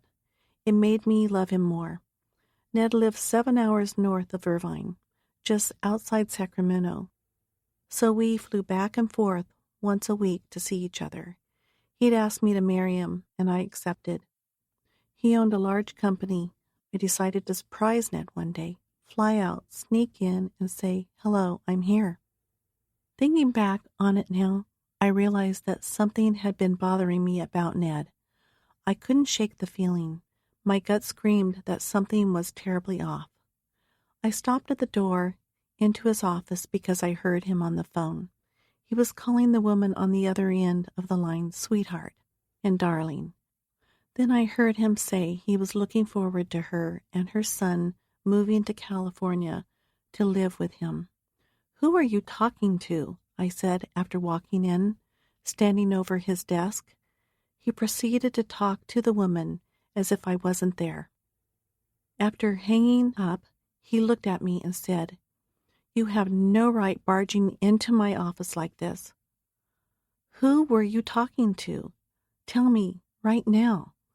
Are you insinuating something, Debbie? You don't know what you're talking about." I stood and thought back to this app I had just downloaded, LinkedIn, a social media site connecting business people together. There was a request from a woman to connect that I had not paid much attention to. The only thing we had in common was my fiancé, Ned. While in Ned's office, I sat down and connected with her. She answered back right away. I asked if she had been talking to Ned just a few minutes before. "Yes," she responded. "How did you know?" "Call me right now if you can, please." We talked and discovered Ned had been seeing both of us. What's more, there were several other women as well. "I'm going over to your house and packing my things, Ned. We're finished." He looked at me and didn't say anything for a few moments. Then, "You know what? You're just not my type anyway." I found out later that on the day Ned had asked me to marry him, he had gone off, met up with another woman, and had sex with her. This was my life. I never asked for any of it. I didn't miss the signs, as some have suggested. I wasn't in denial, walking around wearing blinders, accepting any type of behavior because of a desperate need for love. Yes, I was searching for love. I wanted to be in love, but I'm not a weak, feeble woman, a bubbly blonde airhead who accepts whatever a man tells her. These men victimize me. You have no idea what it's like until you've been there. John walked into my life and helped me get over Ned. I had met John just months after that incident in Ned's office. John made me feel as though love was possible again. He wanted me. He built up my self-esteem after Ned had torn it to shreds. As March ended, my family was sharing so much about John with me, beyond what I discovered on my own, that I didn't know what to think anymore. Add to this a growing divide between the kids and me, along with my devastation over losing those close relationships. Having John in my life came with a high emotional and personal price tag. I was conflicted, still wondering what was true and what wasn't. Despite all the signs that John was stealing from me, pretending to be someone he was not, and secretly taking over my life, I didn't see all of it clearly. I didn't know what to do. As part of my job running Ambrosia Interior Design, I jet off frequently to visit clubhouses and model homes designed by my company. Part of my job was to control the quality I demanded and had promised clients. John came along with me most of the time. We were in Seattle one day that early spring, walking around the city, visiting all the tourist sites. As we walked by this homeless man, he insulted me under his breath, but we clearly heard him. "She's hot," for an old lady. John snapped. He got in the guy's face and began screaming at him. The guy said something else. John grabbed him by the lapel and shook him. I could see rage bubbling up, the kind of anger I had witnessed in my previous football player husband. It triggered me. John was about to pummel the guy. I grabbed my husband by the arm and pulled him away, pleading with John to stop. "What are you doing? Calm down." It was as if I didn't recognize him. His face was a sweaty shade of rose, his eyes were round and wide, and his fists were balled up. He's not going to insult my wife and get away with it. Come on, honey, he's not worth it. We made it back to the hotel without the situation escalating into an incident, or John being arrested for beating up a homeless person. John settled down and went into the bathroom. He came out with his medical bag, a syringe, and several bottles of medication. I knew that he'd injected testosterone. I'd seen him do it before. Watching him do it after his confrontation, however, made me question whether this drug was causing the explosive moments of rage I saw in him from time to time. "Why do you do that?" I asked. "I know you told me, but I'm confused." "So you think maybe this is why I got all heated out there?" "No, John. I just need you to tell me again." "My kidneys," he said. "Wouldn't that drug hurt your kidneys?" "I'm the doctor, Debbie, remember?" He finished injecting himself, then produced one of several prescription bottles of medication he carried around with him. OxyContin was a drug I'd seen him take every day. Now, if you want to call me naive when it comes to a drug addiction, okay. I was at that time. What I knew about opioids was minimal. They were prescribed for pain. Lots of people took them. John being a doctor, he knew what he was doing. That was where my interest in and knowledge of those types of medication ended. "In case you're wondering about these, it's my bad back," he said, popping 2 pills. "It's gotten worse over the past few weeks. Relax, John. It's okay. I understand." We went to see the film American Sniper. Clint Eastwood directed the movie, which focuses on an American sharpshooter in Iraq. "That is so damn accurate," John said as we walked out of the theater. "That's exactly what it's like over there." "Scary," I said. "You saw that type of thing?" He looked at me with a profoundly intense gaze. "I've taken lives myself, Debbie. You know that? I've told you before." "What was that like, John?" "It must have been heavy on your heart." We had been married a few months by then. John had told me little about his time in Iraq. I was under the impression that it was too emotional for him to talk about. Very, very difficult. He didn't seem to want to get into it, so I didn't press. "Look, you can ask me all the questions you want about my time in Iraq.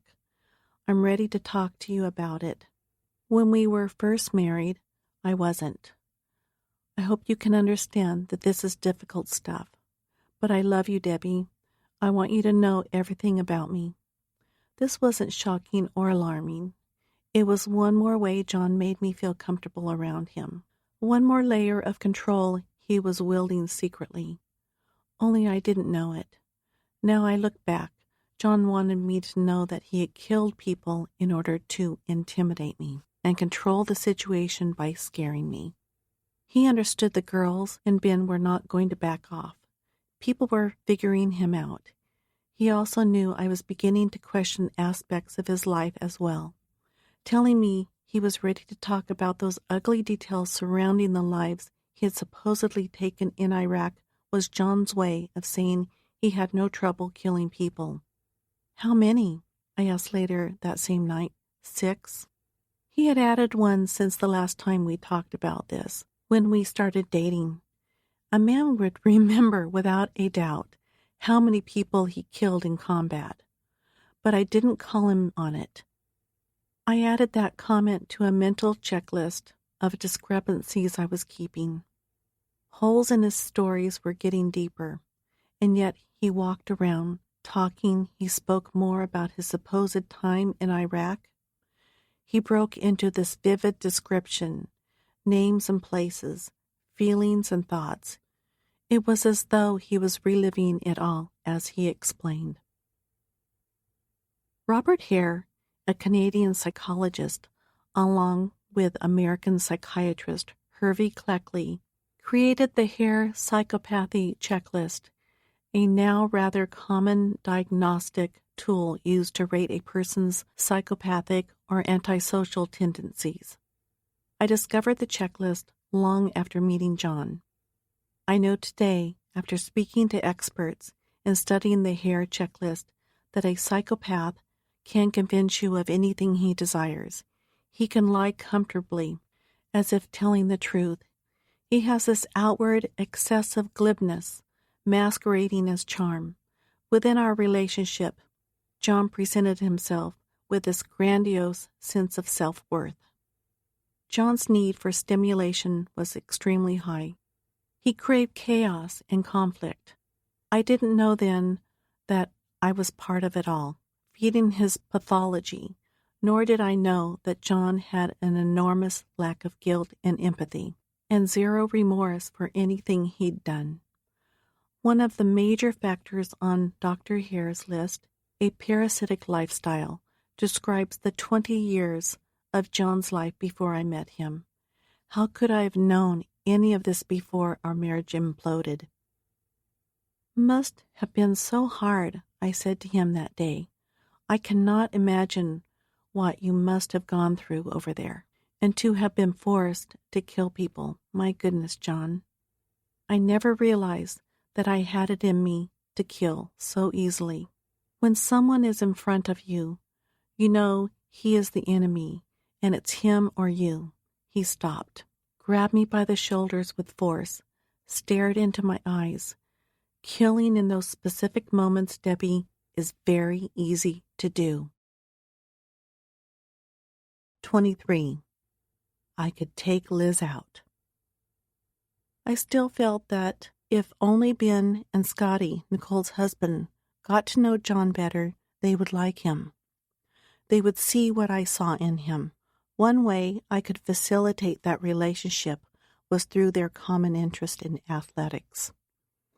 Ben was in shape and played a lot of sports. Because John was the same, I thought they'd get along and maybe even start working out together. He's an ex-college athlete, Ben, I said, when Ben called one night questioning where John had gone to school. He attended the University of Arizona. You're sure of that, Aunt Debbie? Absolutely certain? I am. I've seen his diploma and other papers from the university. Ben was a good judge of character, a cautious and smart man.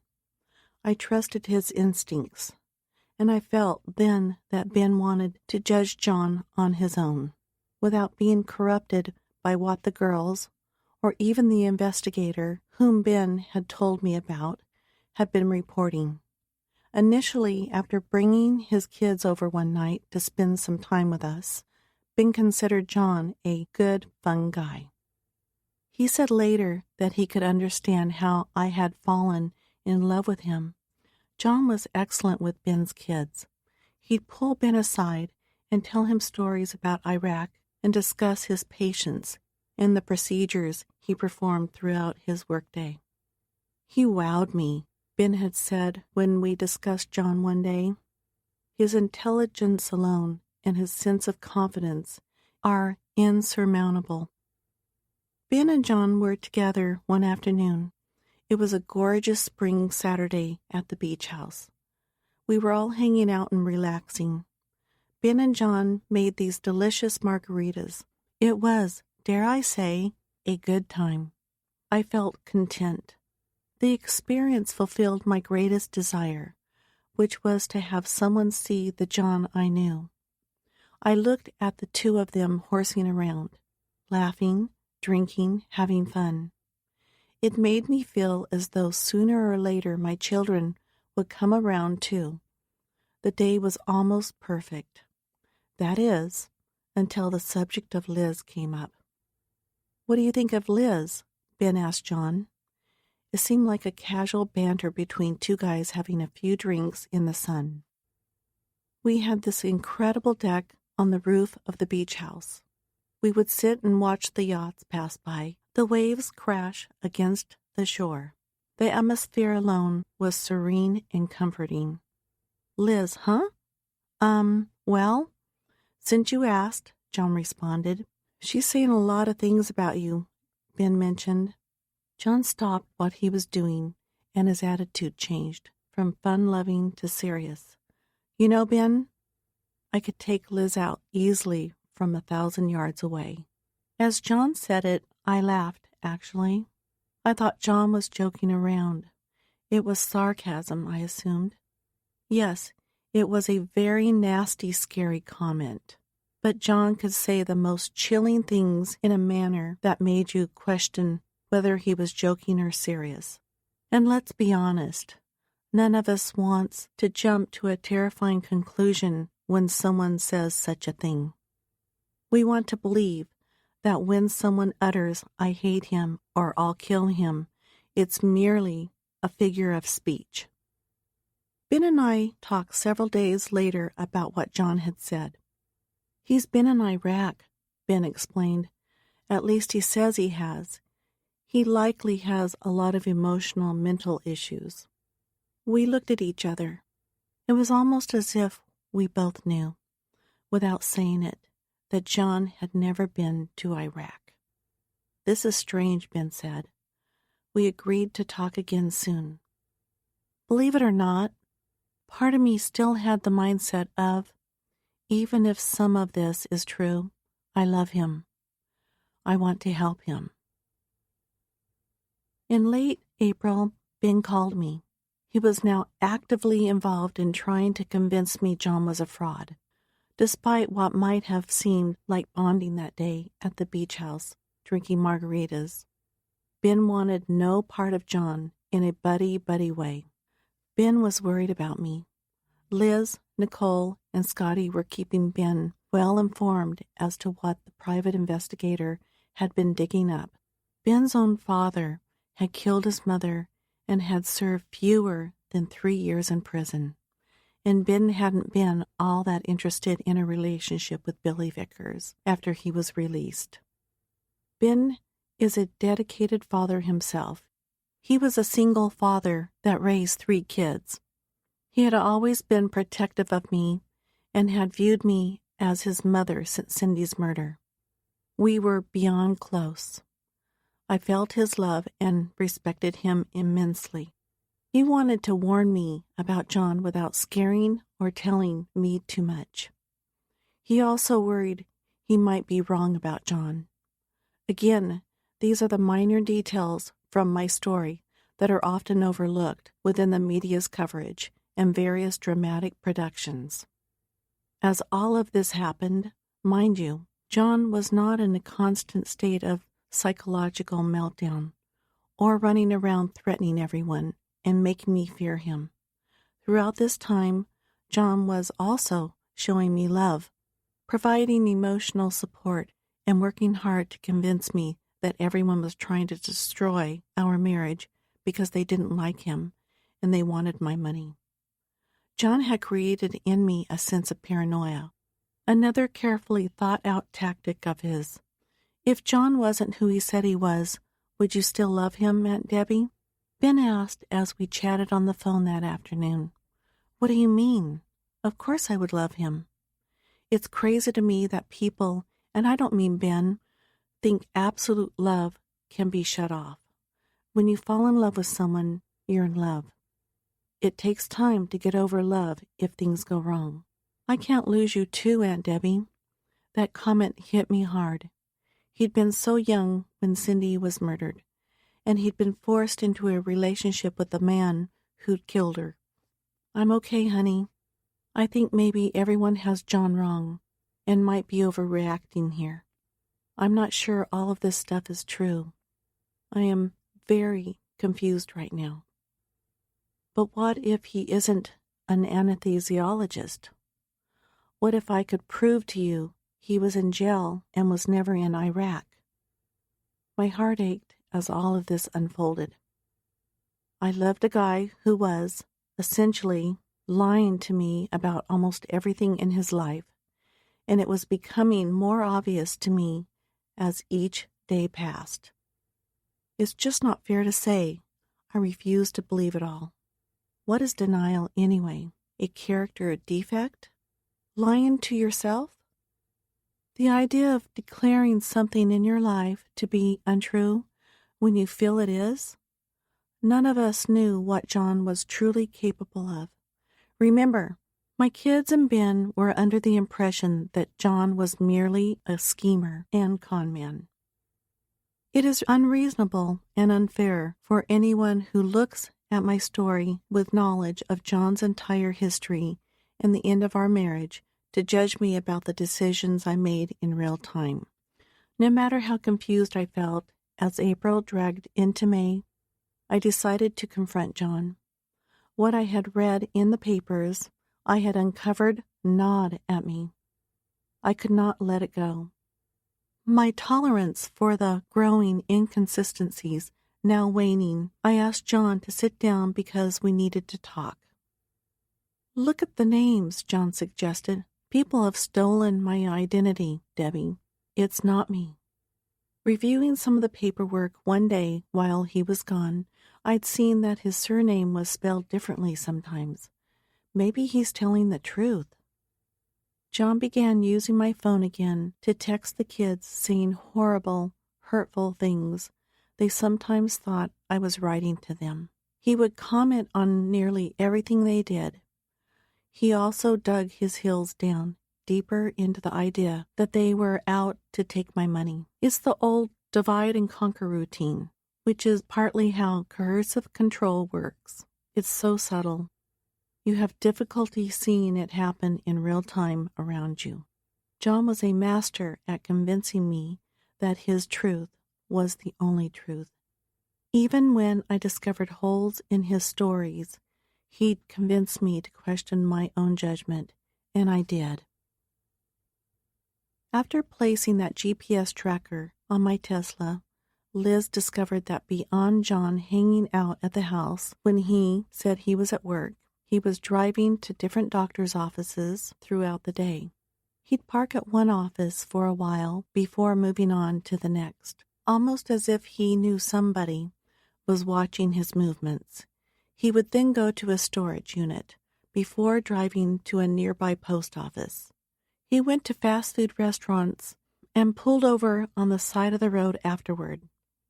He'd stop at an electric car charging station and then head off to a few more doctor's offices. None of the offices were in Irvine. He would travel to Mission Viejo, a 15-minute trip south, or San Diego, about a 75-minute ride from Irvine. He'd take a coastal route on his way back and always stop at a charging portal before arriving home. Liz believed John was somehow getting prescriptions for OxyContin and other opioids and then selling the pills on the street or stowing them inside his storage unit. The details of what he was actually doing throughout the day were vague and speculative. The kids could look at the GPS data and ponder what he was doing, but without following him, they couldn't use the GPS to prove anything. I kept going back to the discovery that John had sent his brother drugs. It scared me. I needed to find the source, his ex-wife. I needed to hear the story from her directly. We'll be moving at some point, John said, when I questioned him about the storage unit and what he had planned for his belongings stored there. This was a good way for me to ask about the storage unit, which I now knew he was visiting frequently, without tipping him off that I was watching him. I can go to the unit and pack up my stuff from there when we do move. I go there because I have some of my things stored in it. This sounded valid. John had brought very little into the relationship as far as personal belongings, so it made sense he would frequent the storage unit. John had committed crimes. I knew this. There was a need in me to rescue and fix him. If my own mother could forgive the man who had murdered her daughter, who was I not to forgive my husband for his sins? And John had mentioned to me almost daily that he was in need of forgiveness and repentance. That, too, was a lie. But it hit at the core of my ethical soul. Around the same time, Ben told Liz what John had said about how easy it would be to kill her. This terrified Liz. She took it as a direct threat, whereas I took it as another example of his dark sense of humor. Liz believed emphatically that John meant it literally. I wasn't quite in that same space yet. I was still holding on to the fantasy that I could save this marriage and my husband, and he would love my children, and they would accept him. 24. Duped. A text I wouldn't see until after this whole ordeal had ended told me that in April 2015, John was actively trying to sell my Tesla. He was in contact with a man he'd met while in prison, someone he was meeting during his days out on the road. "What you want for it?" said a text from his old cellmate. "I bought it for $135K. I'll bring it by. I can only help you if you want it." He never sold it, obviously. The fact that my husband was trying to sell my car, and it was there in front of me in a text I saw later, spoke volumes about him. It would become another layer of proof telling me how little I knew about the man I had married. Yet selling my car would have been a minor crime compared to what John was planning. Ben called me one day in May. "I told you Nicole and Scotty hired a private detective, Aunt Debbie." "Yes, what about it?" Ben had mentioned this several weeks before, but without much detail. He knew I didn't want to hear about it then.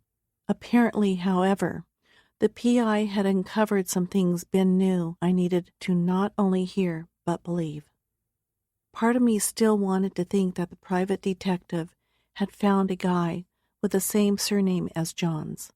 This is how your mind works in high-stress situations, when you're not truly thinking logically, not to mention when you are being coercively controlled and have no idea it's happening.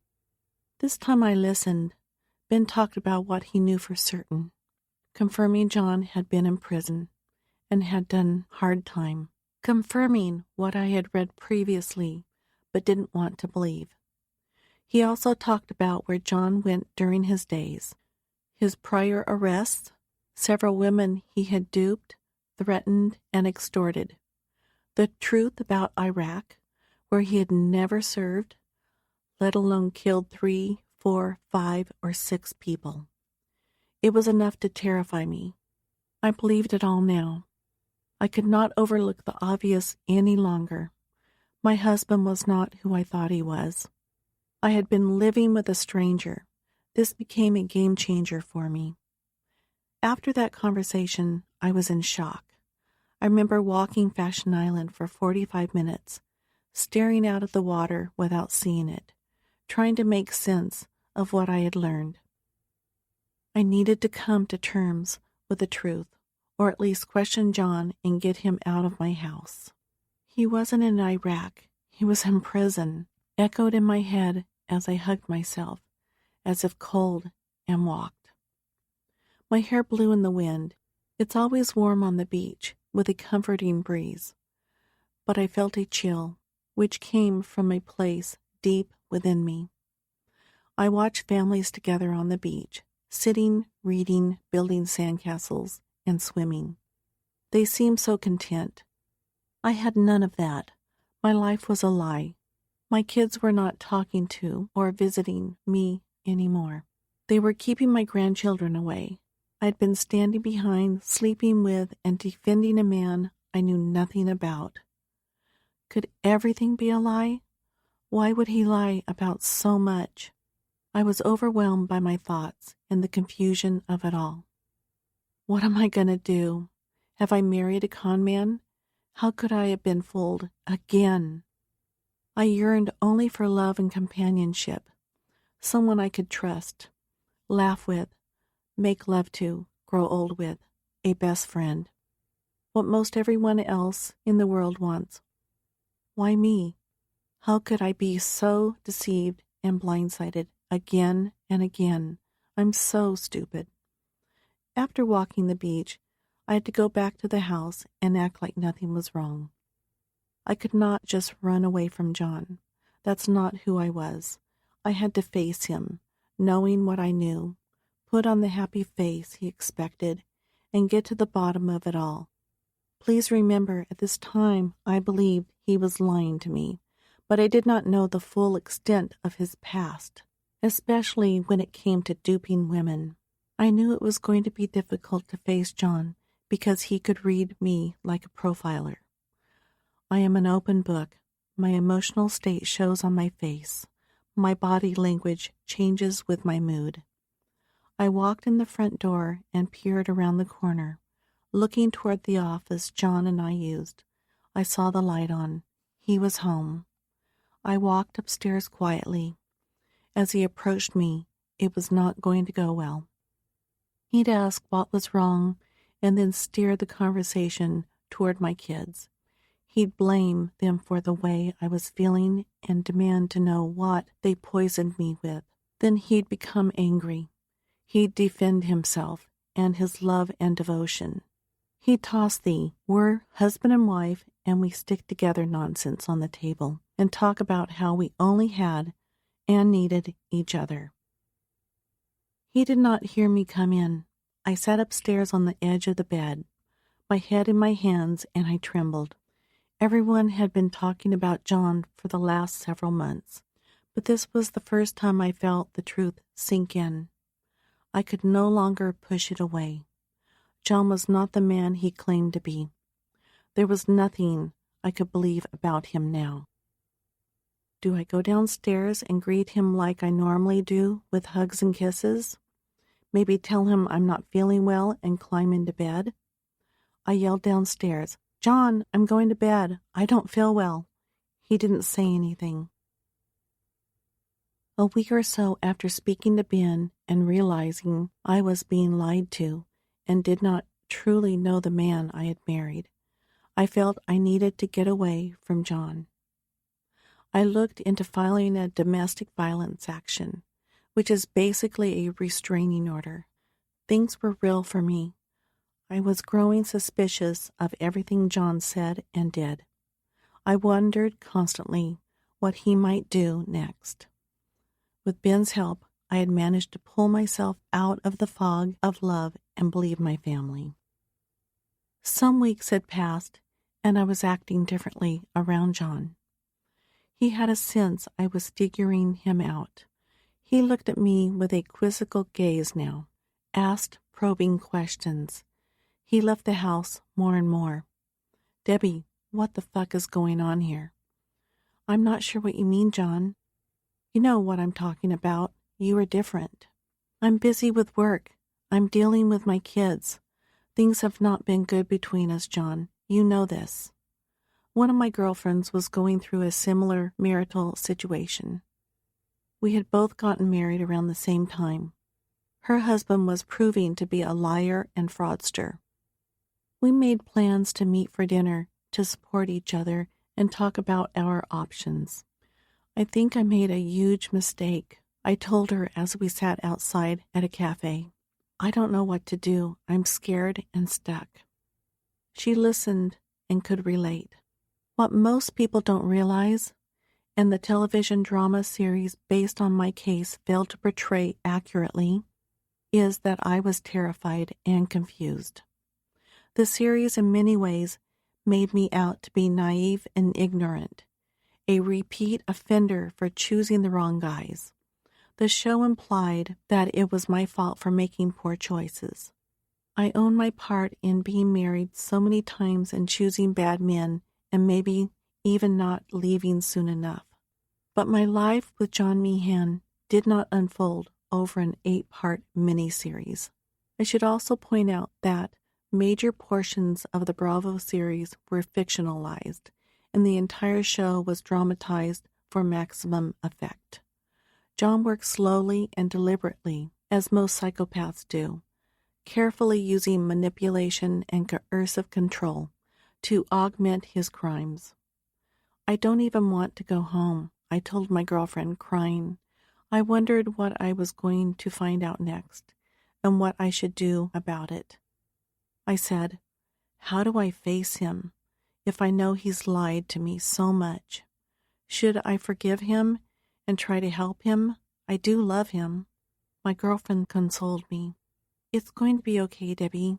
That's number 1. Number 2, we'll figure this out. You'll be okay." I'm so stupid. As I ate, my phone beeped. indicating a text had come in. "Sitting out there on Fashion Island must be cold," John texted. I held up the screen so my girlfriend could see it. "Look." "How does he know where you are?" she asked. "I thought you said you didn't tell him where you were going." "I didn't."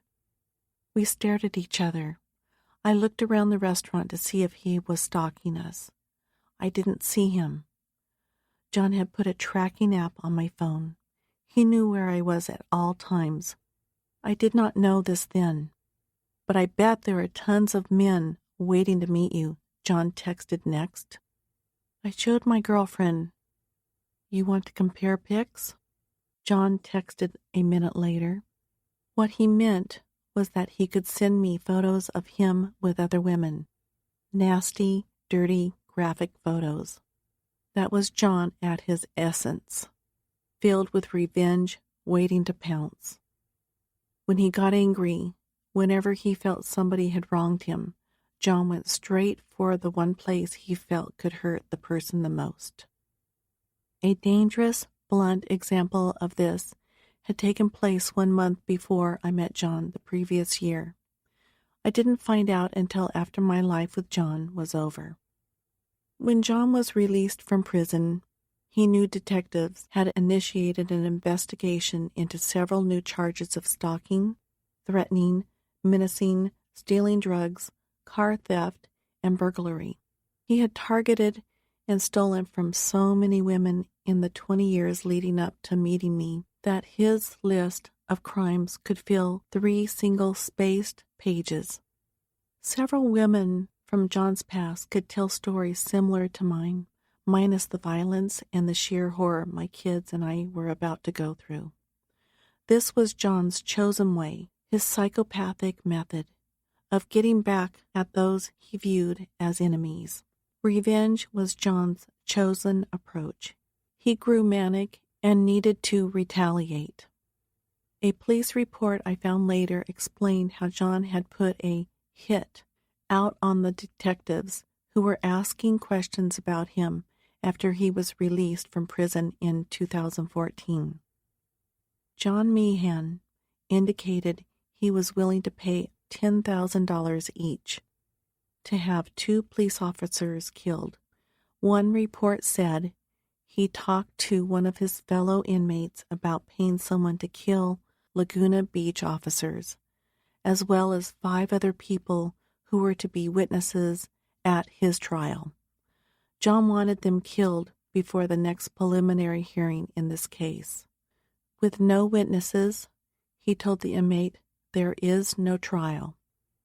The police uncovered several threats made against the detectives that John had written and sent to his former cellmate via prison email. After being released on parole, John called and asked to meet with the 2 detectives to discuss his case. John was clearly more interested in meeting the female investigator. He had emailed her repeatedly that day. Each email became more hostile. He had called and left voicemails, sent letters. In one email, John claimed that one of the detectives had stolen $13,000 and several precious stones he'd kept in the freezer of an RV he lived in. He said the detective stole the items while executing a search warrant. "I am not going to rest until the truth is in the light," he wrote. The detectives were worried enough to file a harassment report, referring to what they'd discovered as a death threat. They were concerned for the safety of themselves and their families. When a guy has spent some time in prison, he has obviously met a wide swath of criminals. The detectives thought that John had hooked up with a con inside who promised to help him out if he ever needed someone killed. They believed John so seriously that they checked their surroundings wherever they went in order to avoid personal attack. One of the detectives actually purchased a large caliber handgun to defend himself. That report, as I read through it, gave me far more insight into John's emotional state at the time I met him than anything else I had seen. John Meehan is a violent individual with suicidal tendencies, not intimidated by authority, and is relentless with his continued contact, a detective wrote. John possesses firearms, ammunition, and cyanide, while subjected to multiple restraining orders, showing his propensity towards violence, victimization, and disregard for the law. At the end of the report was a comment on perhaps the most sobering aspect for me of John's character during this period. He believes he was falsely arrested for the crime for which he had been imprisoned, and I feel he is out for revenge and he thinks he has nothing to lose. A man who feels he has nothing to lose is a man more than willing to die. That was John's state of mind when I met him.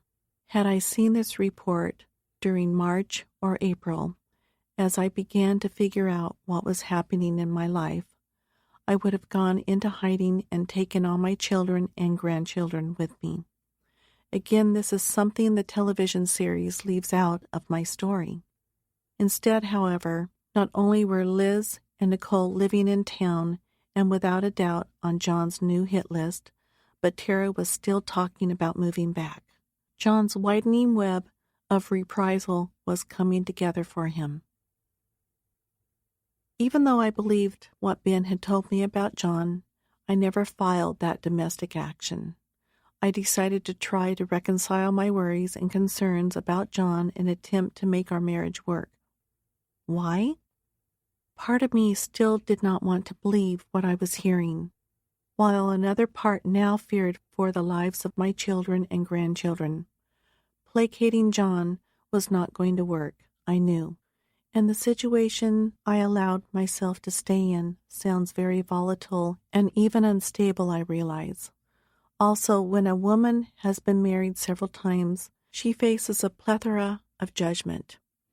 But at that time, I did not want to think John was capable of everything I was being told, and I still believe that we could resolve his issues with lying.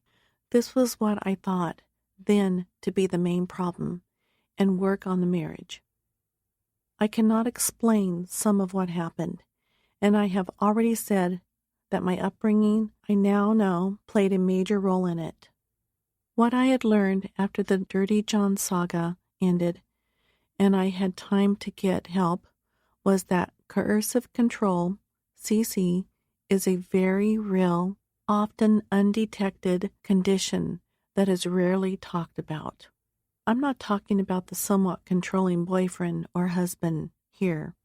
Dr. Evan Stark told WebMD in 2017, compliance is fear-based. If there's no fear, there's no coercive control, and that fear is very real. Think of CC along the lines of what a cult leader employs to maintain power and influence over his or her followers.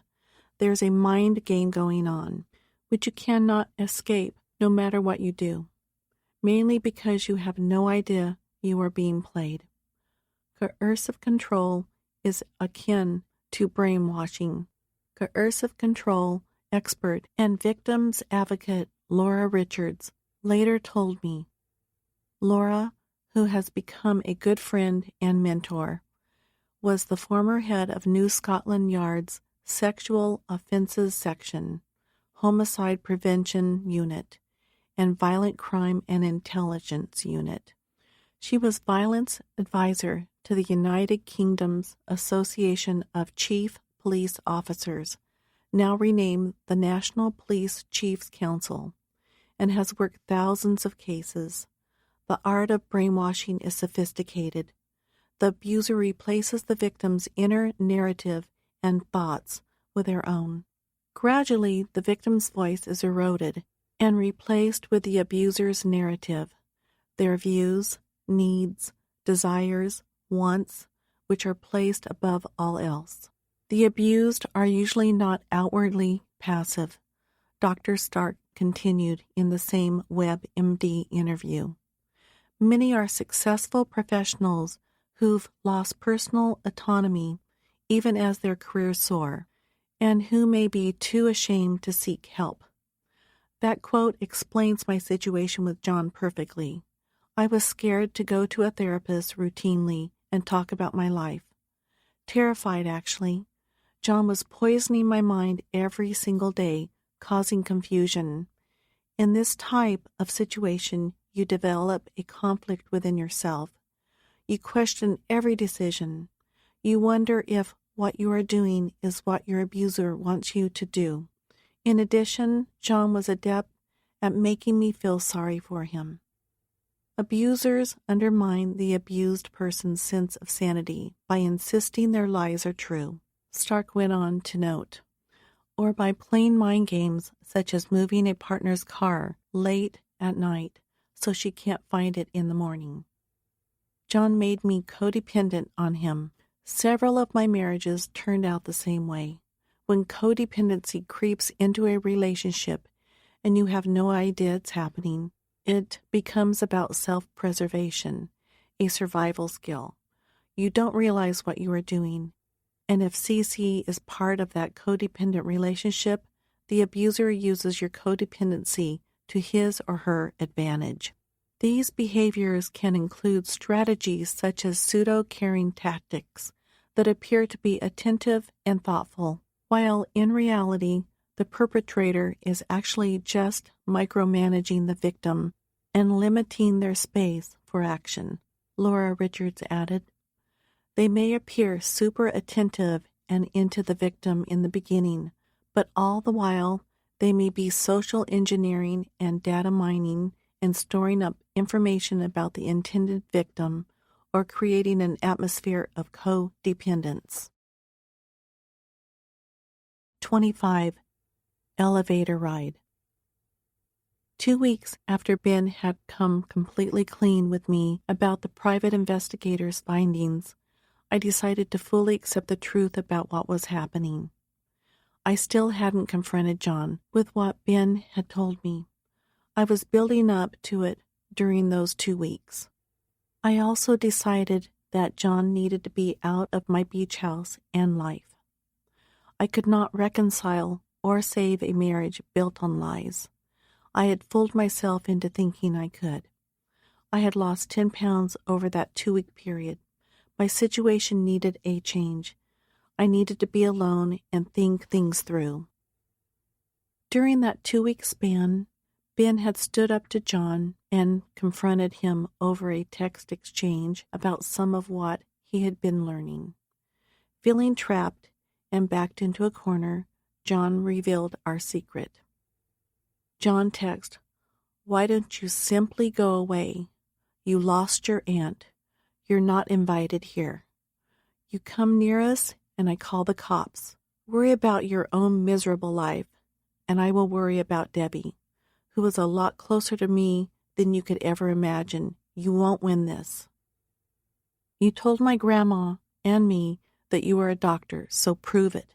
Ben texted back, "Done with being bullied. You told my grandma and me that you own 2 properties, so prove it. Once you prove those 2, you are good in my book. I couldn't give a shit about being in your book. I hope she leaves you soon. I have prayed that she opens her eyes," Ben texted. "Boy, are you in for a big surprise. My mom is looking down on me, making sure I don't give up on her sister, and making sure I know her sister knows the truth about your lying ass. Good thing your mom isn't here. She'd be embarrassed. You don't have an aunt anymore, get it?" John was showing how quickly he could become so nasty and threatening. "I am not going nowhere, and neither is she. Stay away from the house. Accidents do happen. Again, Debbie wants nothing to do with you. If you were on fire, I wouldn't piss on you to help you out. If I hear of you threatening my aunt or harming her, you will see me. Please show up, and she isn't your aunt anymore. Just ask her. Oh, and your girlfriend, she's not that good. I fucked her," John added before insulting Ben's kids. "Do not talk about my kids. Fuck you and your kids. Come do something about it. It isn't about me or what I have done. It is about you harassing Debbie to the point where she fears for her life." "LOL," Ben responded. "She fears you'll hurt either of us. Laugh about that. I'm just giving her facts over your lies. And by the way, we're married," John finally disclosed. "That means you're threatening me now, asshole. I pray you're not married." Feeling defeated, depleted, emotionally exhausted, and conflicted about everything going on, I went out to get the mail one morning at the beach house. It was early May. This was just after Ben and John had had that nasty text exchange, which Ben had told me about. I was building up the nerve to confront John myself. The sun in Irvine has the power to heal even the severely broken-hearted. There's something about its energy and warmth that makes me feel alive, even on days when I want to get in my car and drive away from the world. After pulling the mail out of the mailbox, I stood for a moment absorbing the sun's radiance. It gave me a bit of hope. Going through a pile of bills and your normal waste of paper advertisements, I found a letter addressed to John. The return address was from a prison. I knew John had been in prison. It was easy to push aside. However, within the framework of what was happening in my life, it seemed to be way down on the list of lies I was planning to talk to John about. So John has lied about being in prison. Okay, I can deal with it. Everything was moving so fast. My mind was a mixture of fear, mania, and uncertainty. I stopped before entering the house. I tore the letter open and started reading. As I worked my way through the letter, I saw proof that John and this guy in prison were friends. This struck me. It made this time in prison seem like a different thing. He was staying in touch with his former cellmate. Why? What reason would he have for this? John appeared suddenly. He'd come out of the house and came at me. "What are you doing?" I looked up, startled by his urgency. Then I remembered that John monitored everything I did in and outside the house through those cameras he had installed. Rushing me, John grabbed the letter out of my hand before I could finish reading. "What the fuck are you doing reading my mail? That's private." "What does this letter mean, John?" "It sounds like you were in prison with this guy." As much as I wanted to believe that John had merely spent time in a county jail, minimizing it all in my head, this letter confirmed everything I had read and what the investigator had uncovered. He had been in actual prison. I had zero experience with this part of society. It was new to me. What in the world is going on? "You don't know anything, Debbie. You have no fucking idea what you're talking about. You've been lying to me, John. You're a liar. That is what I am heartbroken by. That my husband, who has repeatedly told me how much he loves me and that I am his world and God put us together, has been telling me lies. It makes me question everything about you. Why is the truth so hard for you?"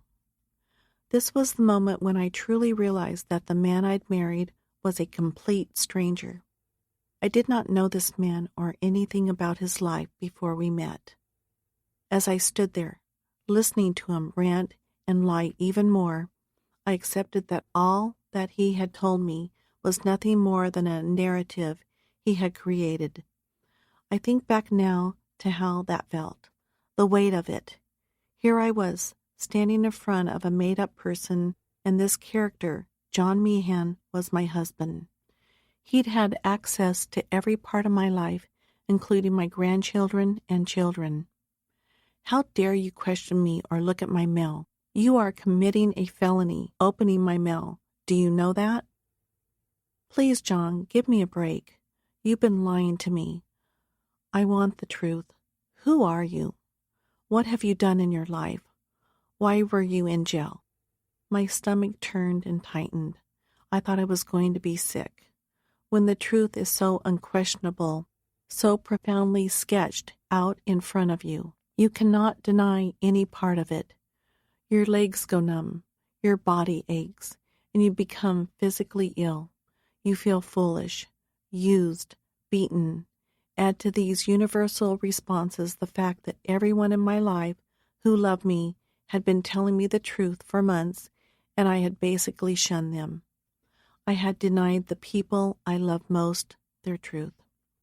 Look, John said, my jailhouse friend is just a guy I'm helping out, sending him care packages and a little bit of money, public service.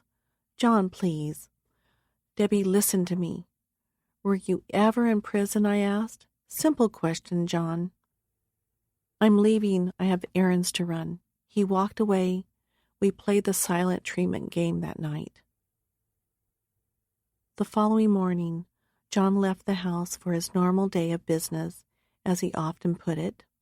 I decided once and for all that I was going to dig deeper into his belongings and find out what I could. Right after he left, I rifled through his things. What I uncovered was even more devastating than the few scraps of paper and letters that I had seen that one other time I snooped. Everything I came across solidified what the kids had been trying so hard to get me to see. But what I found also scared me into surrendering. I was finally at a place where I was not going to ignore the apparent facts any longer. I was determined to accept the reality of my life. I had asked John once about a large scar he had just below his rib cage. It was a straight line in the middle of his torso, down past his belly button. The scar was thick, like a night crawler, and raised above his skin. Whatever happened was serious. The cut would have exposed his entire insides, his stomach, intestines, colon, and many of his organs. Iraq, he had said, when we went down in the helicopter. I told you about that. We crashed, and, I don't know, a piece of metal sticking out slashed my gut entirely open. Dear God, John, I'm so sorry, I had said, consoling his anxiety as having to go back and relive the moment. I almost died, Debbie, but here I am. I know now I was meant to live so I could be with you and love you. I'm here to take care of you, John. What really happened to cause the scar? Digging through his paperwork, I found out, and well, it was almost too incredible to believe. The scar was from a self-inflicted injury, proving how far John was willing to go to get what he wanted. One day during that last stint in prison, in the months just before I met him, John had wanted drugs. He had been stealing drugs from hospitals and clinics all over the country for over 20 years. He had ingested just about every opiate available, in addition to other drugs. But on this day, confined to prison, John needed to be creative if he wanted to use drugs.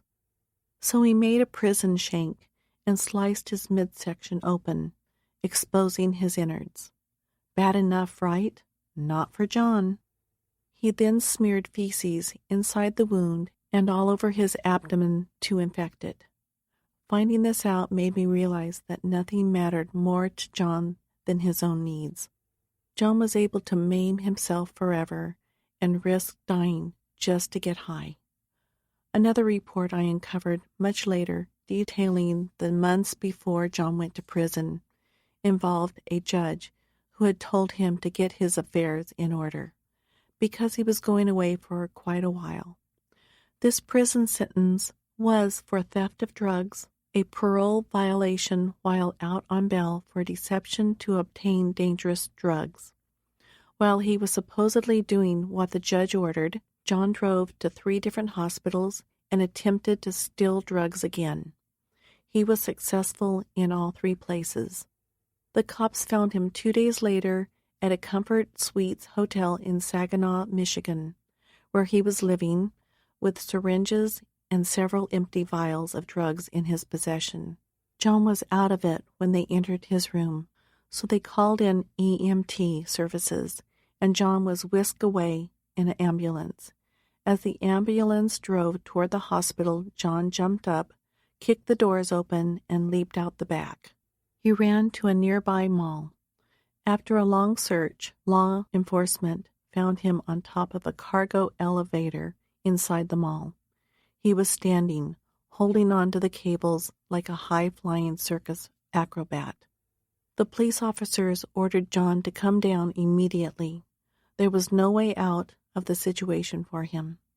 As two police officers yelled for John to come down, he crawled up the elevator shaft, using the steel beams as steps and cables to hoist himself higher and higher. He made it about 30 feet into the elevator shaft system. "I am not coming down," John yelled. As the officers pulled up the ladder to approach him, John made it to a steel beam running across the elevator shaft. He continued to scream. He was not coming down. One slip and it would have been over for John. While the officers moved closer, John found a piece of wire and swung it at them like a whip. "Stay back," he yelled. "Come on, John. You have no way out of this." "Just come down," an officer said. They cornered him on all sides, and John kicked at them. One cop managed to reach John. As they struggled, both slipped and fell into the cargo elevator, thumping onto the steel floor. Both were rendered unconscious and transported to the hospital. John was taken to the Saginaw County Jail after being treated and released. The cop spent the night in the hospital and was okay. As I flipped through the papers John had collected, each detailing of some criminal behavior, case after case, year after year, much of what I read was rooted in drug dependence. Yet there was another element in John's past behavior that rang true in my life. He had met several women and proclaimed his everlasting love before systematically tearing their lives apart.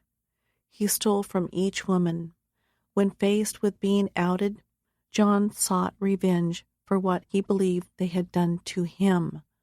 These pages revealed a wickedness in John, a dark part of him.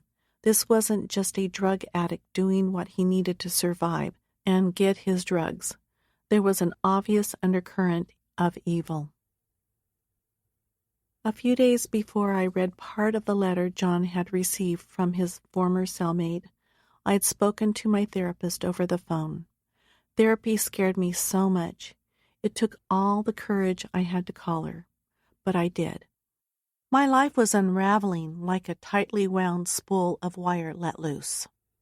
What became important about this moment, however, was that for the first time I believed what I was hearing and seeing.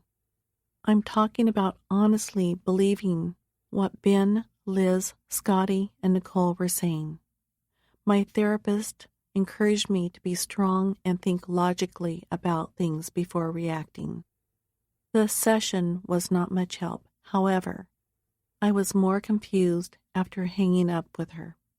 I put my phone down and felt my blood pressure spiraling out of control. My breathing became laborious and heavy, and then slowed down. I was in a perpetual state of frayed nerves. The slightest thing made me jump. At 60 years old, I thought I was having a heart attack. Scared, I drove myself to a local emergency room. I told them I wasn't sleeping.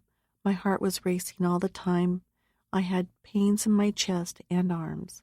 They diagnosed me with panic attacks and prescribed Ativan. Unbeknownst to me, John had checked himself in the same day. "I have a bowel obstruction," he wrote to me via email. I received while being treated for anxiety in a different wing of the same hospital. I didn't respond. It was a godsend, really, that he had checked himself into the hospital. The idea of lying next to this man in bed after learning the facts that I had seen in those documents and now believed was unsettling and made me even more anxious. That first night John was in the hospital, my phone blew up, one text after another waking me. A small example, between 3:01 a.m. and 3:12 a.m., John sent me nearly a dozen texts. "Hurry, please, hurry, hurry, please, Debbie, please, now." Where are you? Please now. Now. Get here. I called my therapist again the following day. Look, act as if you know nothing, she advised. Do not confront him or act like you know any more than he thinks you do. Play his game. You do not want to make him angry. You need to do this for your own psychological well-being and safety. I need to confront John about what I know. I pushed back. Not right now. I need to see his reaction. No, Debbie, it's too dangerous. I need to do this. Debbie, listen to me. Don't do this. I thought about it. This was my moment. The anxiety was far too great. I'm going to that hospital to confront him, I told her and hung up. 26. John is very dangerous, Debbie. I never followed through. My therapist's advice, I realized after I thought about it, was smart. Getting in John's face inside the hospital was a stupid idea. I needed to start thinking about my situation rather than reacting in the moment. I had been running on emotion, triggered by whatever John did next or whatever I found out about him. My logic was skewed, just as it had been with several of my former husbands in similar circumstances. John was in the hospital. As far as I knew, he would be there for at least a few days. That was enough time to weigh my options and begin to plan my next moves. I began to think clearly for what felt like the first time in a really long time. When I got home, I went through more of John's belongings, and I found several handwritten notes. Mossberg 500 was one. I Googled it. A Mossberg is a pump-action shotgun, a tactical weapon used to kill. When I found several references to a 18.5 barrel and a 30-round clip, with the prices written next to it. Key ignition, CP mode, toy. I wondered what all of this meant. I looked further and found a note about Epsom salt and acetone, so I Googled that. Epsom salt and acetone are used to purify street drugs. While I was discovering the real John, Liz and Nicole were getting more information from the private detective. Later, while being interviewed for the Los Angeles Times podcast, Liz explained the totality of what she, Nicole, and Scotty had learned, some of which I was not made aware of until almost a year later. It was this list of crimes John had perpetrated: attempting, threatening to extort, first-degree burglary, second-degree burglary, stalking, making anonymous, threatening telephone calls, possession of a firearm by a convicted felon, possession of firearms, and violation of a protective order. He pleaded guilty to stalking and possessing a firearm in the weeks before I met him. John used 9 different social security numbers. When we met on our time, John was homeless. He had just walked out of prison and had nowhere to go. Realizing this, I wondered if that homeless-looking Ovaltine drinking woman who had broken into the beach house had been a neighbor of John's on the street, or even an associate, a partner in crime, if you will. All of it was overwhelming. I knew nothing about this guy. Everything I thought I knew was a lie. As I dug through John's papers, I found copies of records John had received from the Los Angeles County Superior Court. In those documents, which outlined a case against him in California, John was accused of threatening a woman he had been dating.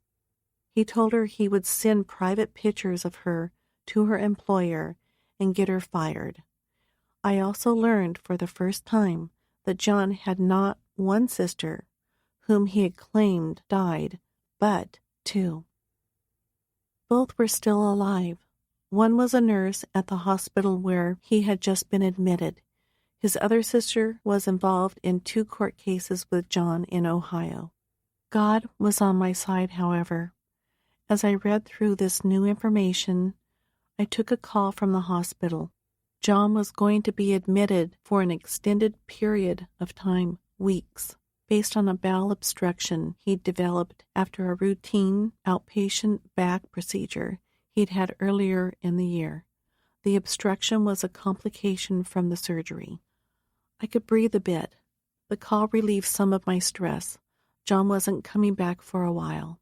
Before he was released, I could work on protecting myself, getting him out of my house, and erasing him from my life. "You need to help me, Debbie. Don't abandon me," John texted. "I'll send our private pictures to all your kids and all your clients. Don't fuck with me. I will do this." I tried as best as I could to ignore the text. Ben and Liz came over. We talked. "It's okay, Mom. We're here to help, not judge," I cried. "Let's put all of his stuff in the garage," Ben and Liz suggested. "Yes, but we can't mess with it." "We don't want to ruin anything," Liz said. "We don't want to give him any reason to become angry." Could I have called the police at this point? For what? For a man lying about who he was? Could I have filed that domestic action and petitioned the court for a restraining order? Sure. But the chances of a court granting a restraining order under the circumstances were nil. I had spoken to girlfriends over the years who'd tried. It's not as easy as most people believe. This was something I needed to address myself. If John showed any indication of becoming violent or threatening us, I would take legal action and alert the police. But in that moment, at that precise time, I did what I thought was best, as my kids and Ben began helping me. Ben was going through some of John's belongings as we moved everything into the garage. Holy shit, look at this," Ben said. He turned pale, white. The blood had drained from his face. "Oh my God, what is it?" Liz and I asked. Ben looked terrified. Why would he have all this information about me? We looked at one another. There was an envelope with Ben's name on it, and inside was a piece of paper on which John had scribbled Ben's personal information. The question became why. Was John planning to retaliate for something he believed Ben had done to him? We dug deeper. Liz found a little black book in a box. Its pages were filled with bank routing numbers, phone numbers, and oddly, the names of guns John had been pricing. "What is all this?" I asked. John had written $500 plus $475 plus $150 plus $3,414. A Sig Sauer. Beside that was a list of random gun parts. After reading through the black book, Liz and Ben figured out John was buying gun parts to build a gun himself, since he was on parole and could not buy one legally. One violation would send him back to prison. Those figures were John's calculation of how much it was going to cost. I had gone through John's papers a day earlier and found information about guns. There were also several boxes of papers that were all out of order. It would be a cumbersome task to go through and make sense of it all. So when Ben and Liz came over, it was easier to figure out what was what.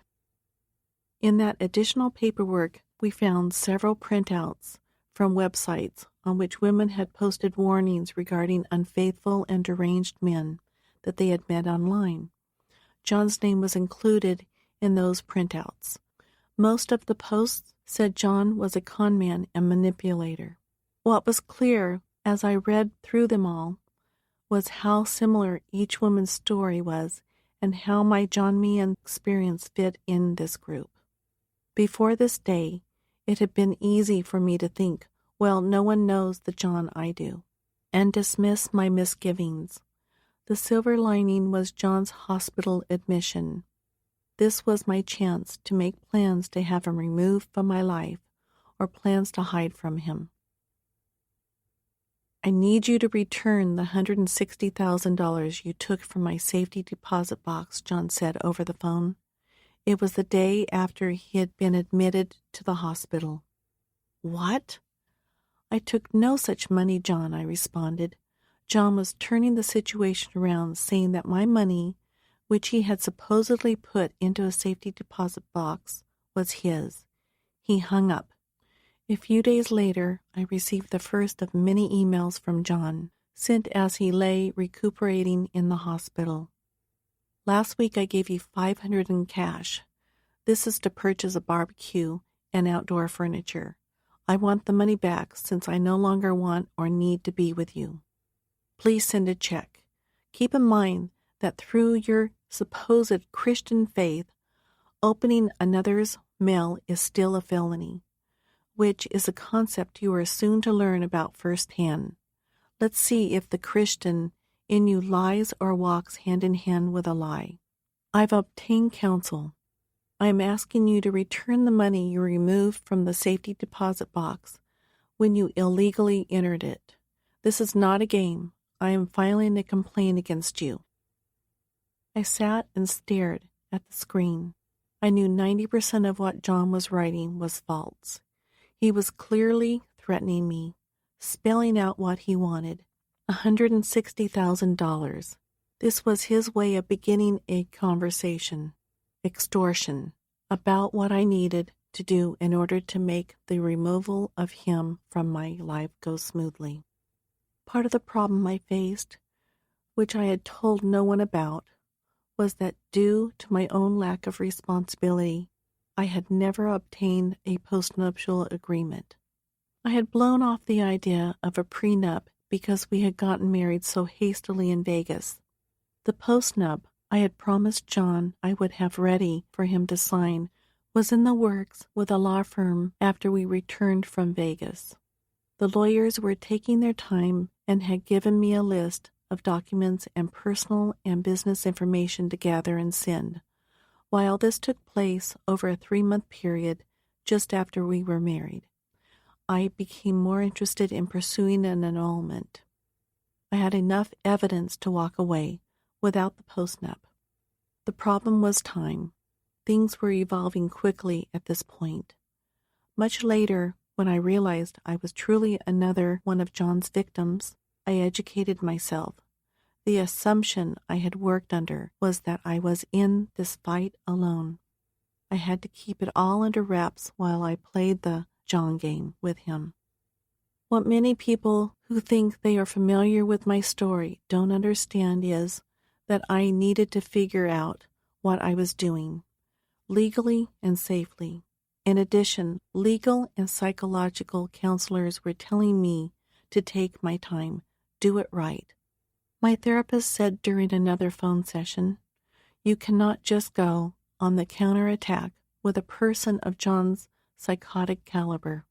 A man who lives and breathes coercive control is a dangerous man when confronted with the truth and the realization that you will not cower and pay him to go away." John was not going to get what he wanted this time. Although I might have come across as easily intimidated, I was not going to lie down. If I had learned anything from my previous marriages, it was to keep my cards close and hidden. I needed to fight for myself. John's next email from his hospital bed said, "I would like us to talk before getting attorneys involved. I still love you and simply cannot live without you. I don't want this. I want us without anyone else. You promised me it was forever. I meant it as well. Please don't let the attorneys get involved and all the ugly stuff attorneys bring. Can we at least talk like married adults, or do we just let this go and with it a lot of broken hearts for both of us? I miss you and need you. I am flawed, but it's not so easy to give up on you. When I met you, it was simply you. I helped you get back on your feet and I stood up for you. You want a divorce? Just tell me. It's not what I want. We can move away from all of this and start again without a jury. without people getting into our life. Please don't do this. I love you and need you. Please. I read that and felt sorry for him, for us, for the situation. And this is the point in my story where I am most harshly judged, especially when people base their judgments on what was presented in the dramatic television series on Bravo. How could you fall for John's nonsense time and again? How could you possibly believe anything he said and even think about taking him back? Why do you always do this, meet these types of men, and then stay in it too long? One scary side note from my story that many people miss, especially those who judge me by how many times I've been married, is that you just can't walk away from these types of men without a plan. That's when violence, even murder, occurs. If there was one reality in the back of my mind during all my abusive marriages, after I decided the relationship was over, it was what had happened to Cindy, my sister. She ended her marriage. She paid for that decision with her life. Not only was I traumatized by Cindy's murder, but I experienced PTSD each and every time I was in a similar marital situation. Those who judge me based on how many times I am divorced forget this, or fail to see it at all. For a brief moment after reading John's first email on that day, I wondered if John was going to come clean, admit all his lies, ask for forgiveness, repent, and turn his life around. All human beings have the opportunity for redemption at any moment of their lives. I believe that and always will. This was the sort of sentiment clawing at the heart of my Christian soul, the base of my moral ground. I wanted to help people. My life's purpose was to forgive and reach out a hand to those who extended one to me in the name of need and remorse. I was living with John's torment 24 hours a day. But did I want to go through another divorce if I could manage to save the marriage? I loved John, even as the lies unraveled, one after the other, and who he was came to light.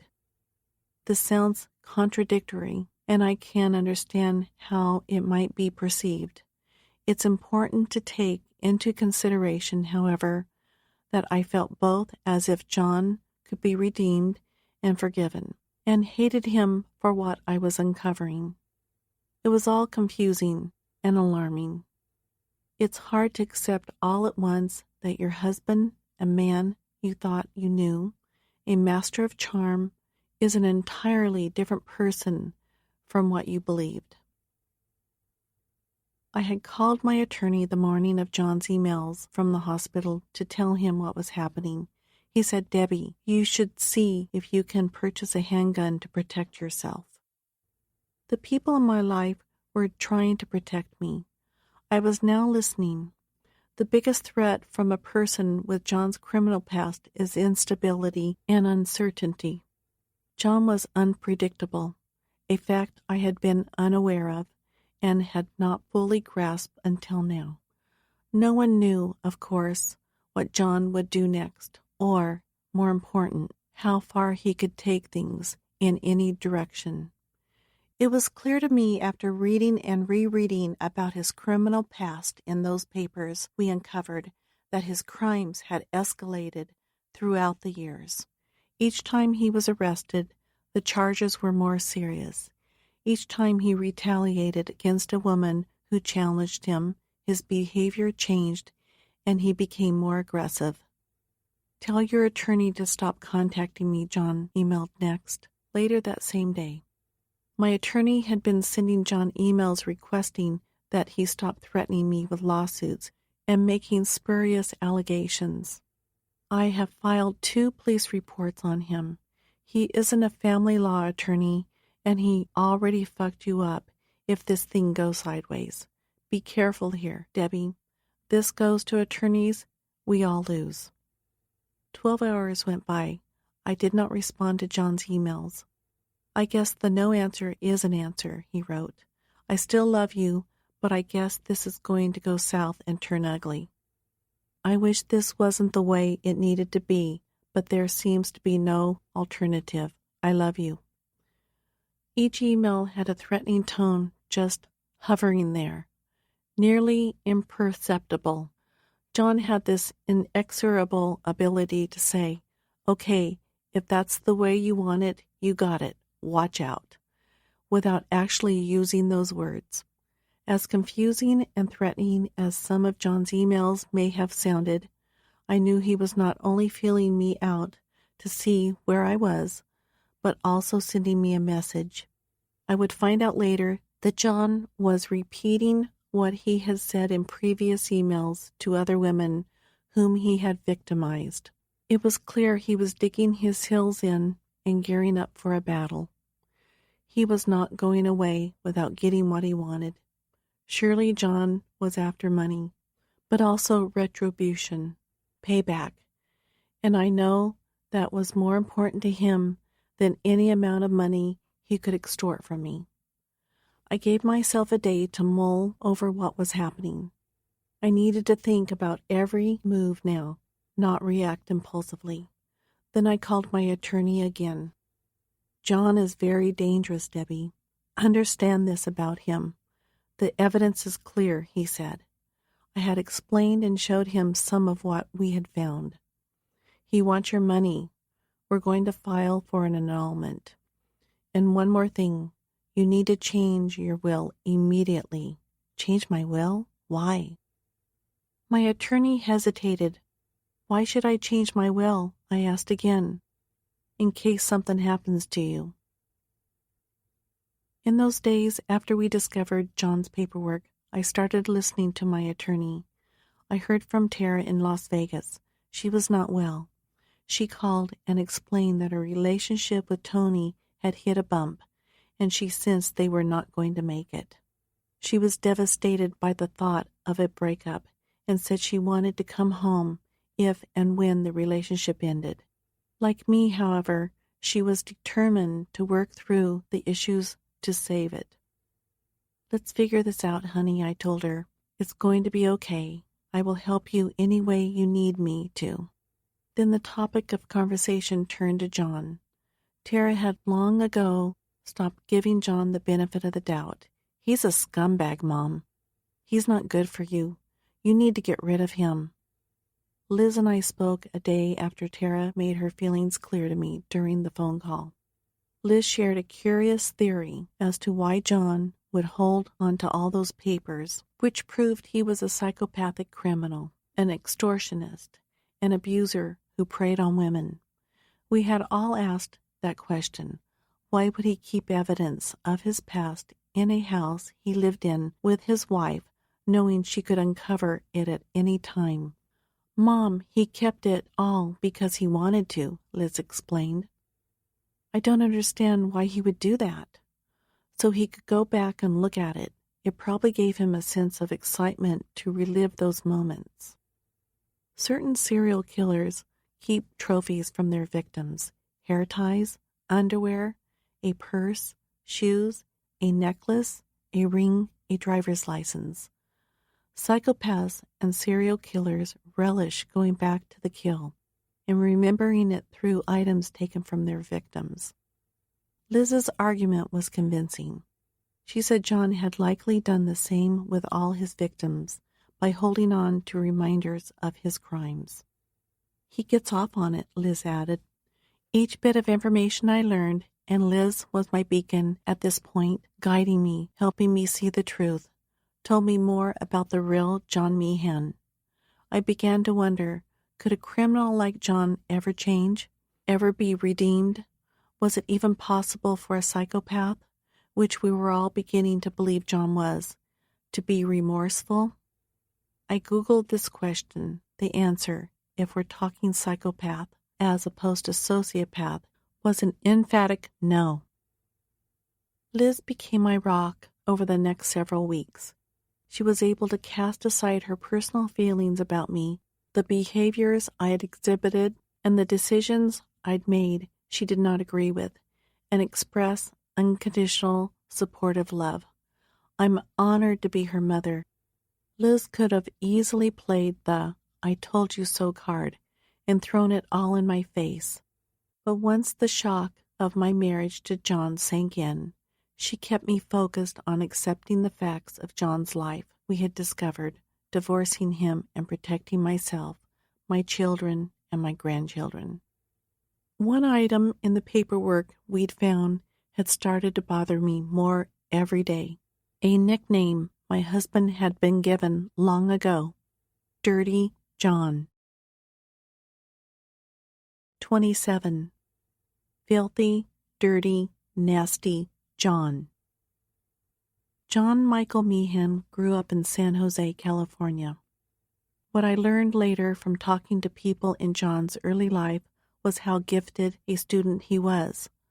One of those kids who could seemingly pull straight A's without much effort. He excelled in sports while in high school and had the pleasure of dating any girl of his choosing. His father was raised in Brooklyn, which was where, I realized after getting to know John better, an Italian accent he sometimes displayed must have originated. John overdid it at times in a politically incorrect and insulting manner. You know, that heavy Godfather-like drawl? John came from a long line of New York City Italians, some of whom he routinely insisted had deep bloodlines in organized crime. When John would get playful, he often did during the early days we lived together, he'd turn on the accent. He'd even add hand gestures, as in those popular mafia movies we've all seen. He played the part well. I took it for old-fashioned fun, his way of showing off and trying to make me laugh. According to one of John's sisters, who went to Prospect High School in Saratoga, California, with him in the late 1970s, John was a popular kid. He was charming and magnetic, attracting people to him. Although he was book-smart, John did not seem to have much common sense. He also had a cockiness about him, actually an innate narcissism he could not contain. He believed he was smarter than anyone around him. That same sister, later interviewed by the LA Times reporter Christopher Goffard, said John wasn't groomed to take his gifts and be successful and help other people and be grateful that he was blessed with them. Instead, he was taught to manipulate at a very early age, and that's the fault of my parents, especially my dad, because that's all my dad knew. John started his early medical career working as an orderly in hospitals. His sister said that at the time he was wheeling and dealing, selling cocaine. John was also obsessed with James Bond. That is, Sean Connery's portrayal of Bond. He'd once had a vanity license plate, a great example of his narcissism, in reference to his infatuation with the character MEE007. That word, me, it explained this was all about one person, John Meehan. In the LA Times podcast, one of John's sisters said in high school John was in trouble all the time. It was just easier for John to be 007 and to deal with women and money and cars and just hustle. He was a hustler, and whatever he had to do to get money, he would do. He went into Taco Bell, picked up a piece of glass, put it in a taco, and bit into it. The company that my dad worked for was the one who paid the claim. So I don't know if they were both in cahoots on that or what, but I know that my dad was hurting for money back then. John once jumped in front of a speeding Corvette and made an accusation against the driver, claiming the man had deliberately tried to hit him. It turned out that John's father was behind the scam, and John walked away with a bundle of insurance money. In the early 1980s, John was living in California. He was arrested for drug dealing. He wound up testifying against his drug-dealing partner, a good friend, and was given a lighter sentence. The judge in that case had, in fact, given John a verbal warning during the sentencing about leaving the state, but he left anyway. From California, John moved to Arizona and enrolled at the University of Arizona. He earned a BA. Seemingly setting his life on track, he moved to Ohio and managed to get into a Dayton law school. It was in law school, according to one classmate who appeared on the podcast, that John was given that now infamous Dirty John nickname. According to his classmate and peer, the name was based on the way John dressed and a reputation he developed with women, namely the sexual needs John insisted his women fulfill. Another common name given to him was Filthy John. At times that name was revised to a more simplified Filthy. Another old friend had said the true reason for the Dirty John nickname was too disgusting to repeat and involved sexual demands John had made on other women in his life. It seems John was never concerned or careful about his appearance. In law school, his fingernails especially were gross, like a mechanic's. His clothes were sloppy. During his second year of law school, John disappeared from campus. His departure was so abrupt, many of his peers wondered where he'd gone. One day, John was on campus, the next gone. With no warning or any indication, he left. It was his grades. John was scoring far below any possible passing grade, in the 40s and 50s range, if we're talking numbers. He flunked out. Embarrassed, perhaps, he ran. John then began his life as a serious criminal. He started simple credit card scams by applying for cards in fictitious names. He also began passing himself off as a builder or roofer. He would accept down payments for jobs he never did. That grew into housing scams. He was also a serial cheater whenever he was married or in a relationship. All of this, and the fact that he preyed upon older women in many cases, contributed to the Dirty John nickname. As he entered his 30s, he continued to move through life by wrecking lives and committing crimes. The name, I gathered from all I could find out, was based not on one particular behavior, but a combination of all the dirty tricks and scams, felonies John was committing. In 1990, at 31, John married a woman who had just graduated from medical school and went on to become a nurse anesthetist. John had told the woman he was 26 years old and his name was Jonathan Meehan, as opposed to his actual name, John. John invited no one from his family to the wedding. One friend, who acted as best man, claimed to have given him the Dirty John nickname. The marriage lasted 9 years. His wife had pushed John into nursing school and had been responsible for making sure he made it through. John's wife, who by then had given birth to his 2 daughters, had never met John's mother or father.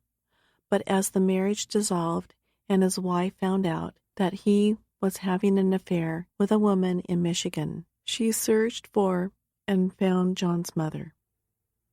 On the LA Times podcast, John's ex-wife read from a journal she kept during the dissolution of her marriage to John. She spoke of calling his mother one time and telling her John had asked for a divorce. Then she told his mother that John had forbidden her to ever speak to anyone in his family. John's mother opened up.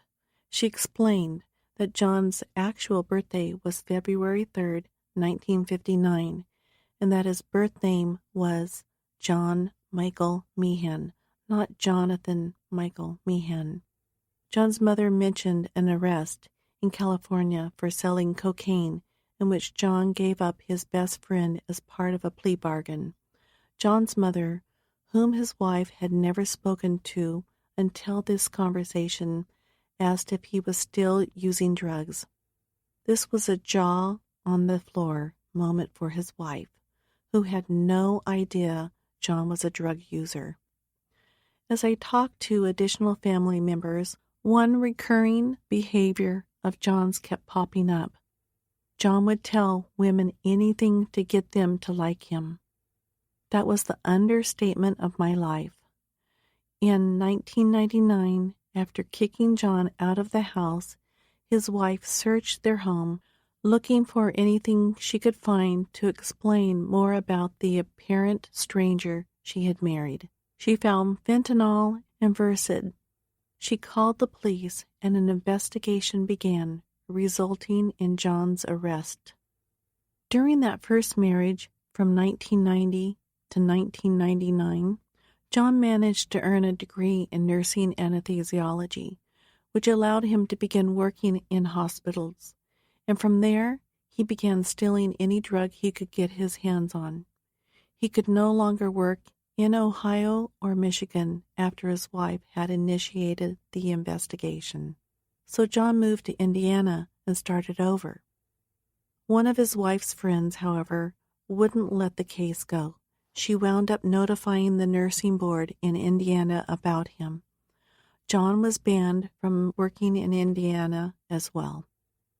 The Indiana restriction lit a fire in John to take revenge on his wife, who he believed had called the nursing board. As John threatened to retaliate against her, she started recording the phone calls between them. John's intent is clear in a recorded call his then ex-wife turned over to law enforcement. John called and demanded to know who had called the Indiana State Board of Nursing on him. He assumed it was his ex-wife. She told him she wasn't going to reveal that person's name because John was the most vindictive person she knew. John claimed all he had done was to protect his 2 daughters. John then rambled on about how his ex-wife was the cause of all their troubles. She responded by telling him that she had finally spoken to his mother. She said, "Your mother told me some very horrible things about the person that you really are." This riled him up. John hated the idea that someone had something on him. It enraged him. He had this internal hatred for women. From talking to him intimately when we were getting along, I got the impression that it was rooted deeply in his upbringing, though he never shared any stories explaining what might have happened. I know he had an abnormal childhood with a domineering and criminal father who, from what John told me, beat him. At the time of this conversation between John and his ex-wife, John was living in the homeless shelter at Good Samaritan Hospital in Indiana. For much of his life after college and law school, other than those 10 years of marriage, John was basically homeless. Whenever he had money, he chose to live in cheap, weekly rate motels infested with drug users and prostitutes. In several additional recordings turned over to law enforcement, John's rage comes through clearly. His tendencies towards trying to control situations and threatening women are evident in each of the calls. In one voicemail, it is clear that not knowing who had called the Indiana State Board on him was eating John up. For John, it wasn't about losing his job or some inherent need to help people as a nurse. It was about losing the opportunity to be around drugs he could steal. What's more, within the overall psychological scope of who John Meehan truly was, he blamed his ex-wife for his homelessness. Because of her actions, he lost his job and could not work. He never saw that his own behavior was the problem. This is typical psychopathic thinking. Blame everyone else. At one point during a second call with his ex, John asked, "Do you know why I have this big smile on my face?" He was cryptic and mysterious, never coming out and saying what he meant, but then took things to another level entirely, adding, "When it happens, remember it was me, okay?" John was suggesting he had sent someone to kill her. He told her to enjoy what time she had left on this earth. He again mentioned that he had a big smile on his face because it's going to get done, adding that he was going to be in another country when it took place. He continued, "I swear to fucking God, it's going to be you." All of this, mind you, was caused by his ex-wife calling his mother and learning the truth about John. In the end, John never followed through on his threat. His ex-wife turned over the recordings to the police. John was sentenced to 1 anger management class. The police could not make a case. The abuser usually wins. This is a problem women face routinely in these situations. The court gives the benefit of the doubt to the abuser. John's ex-wife, whose name I have chosen not to use, had lived with him for more than a decade, and he had managed to keep his past secret from her. He also controlled her until she decided to find out on her own who she had married. One of the detectives who investigated John's ex-wife's case described John as just the most devious person I have ever met. This particular detective had been on the job for 40 years. 28. The Tormentor. I found a 1/4-inch thick stack of emails one day after we had placed all of John's stuff in the garage. John had printed out each email and saved them together.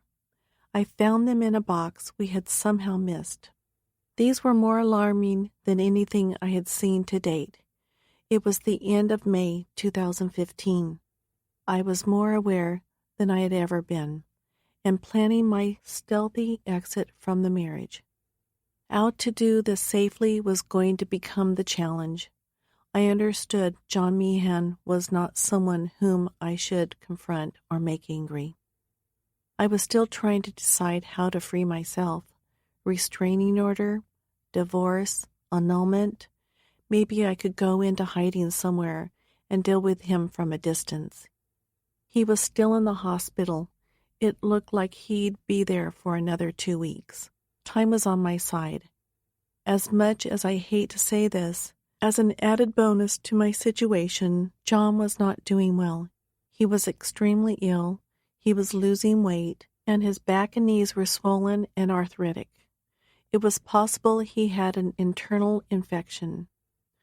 Reading his printed email exchanges was beyond sobering.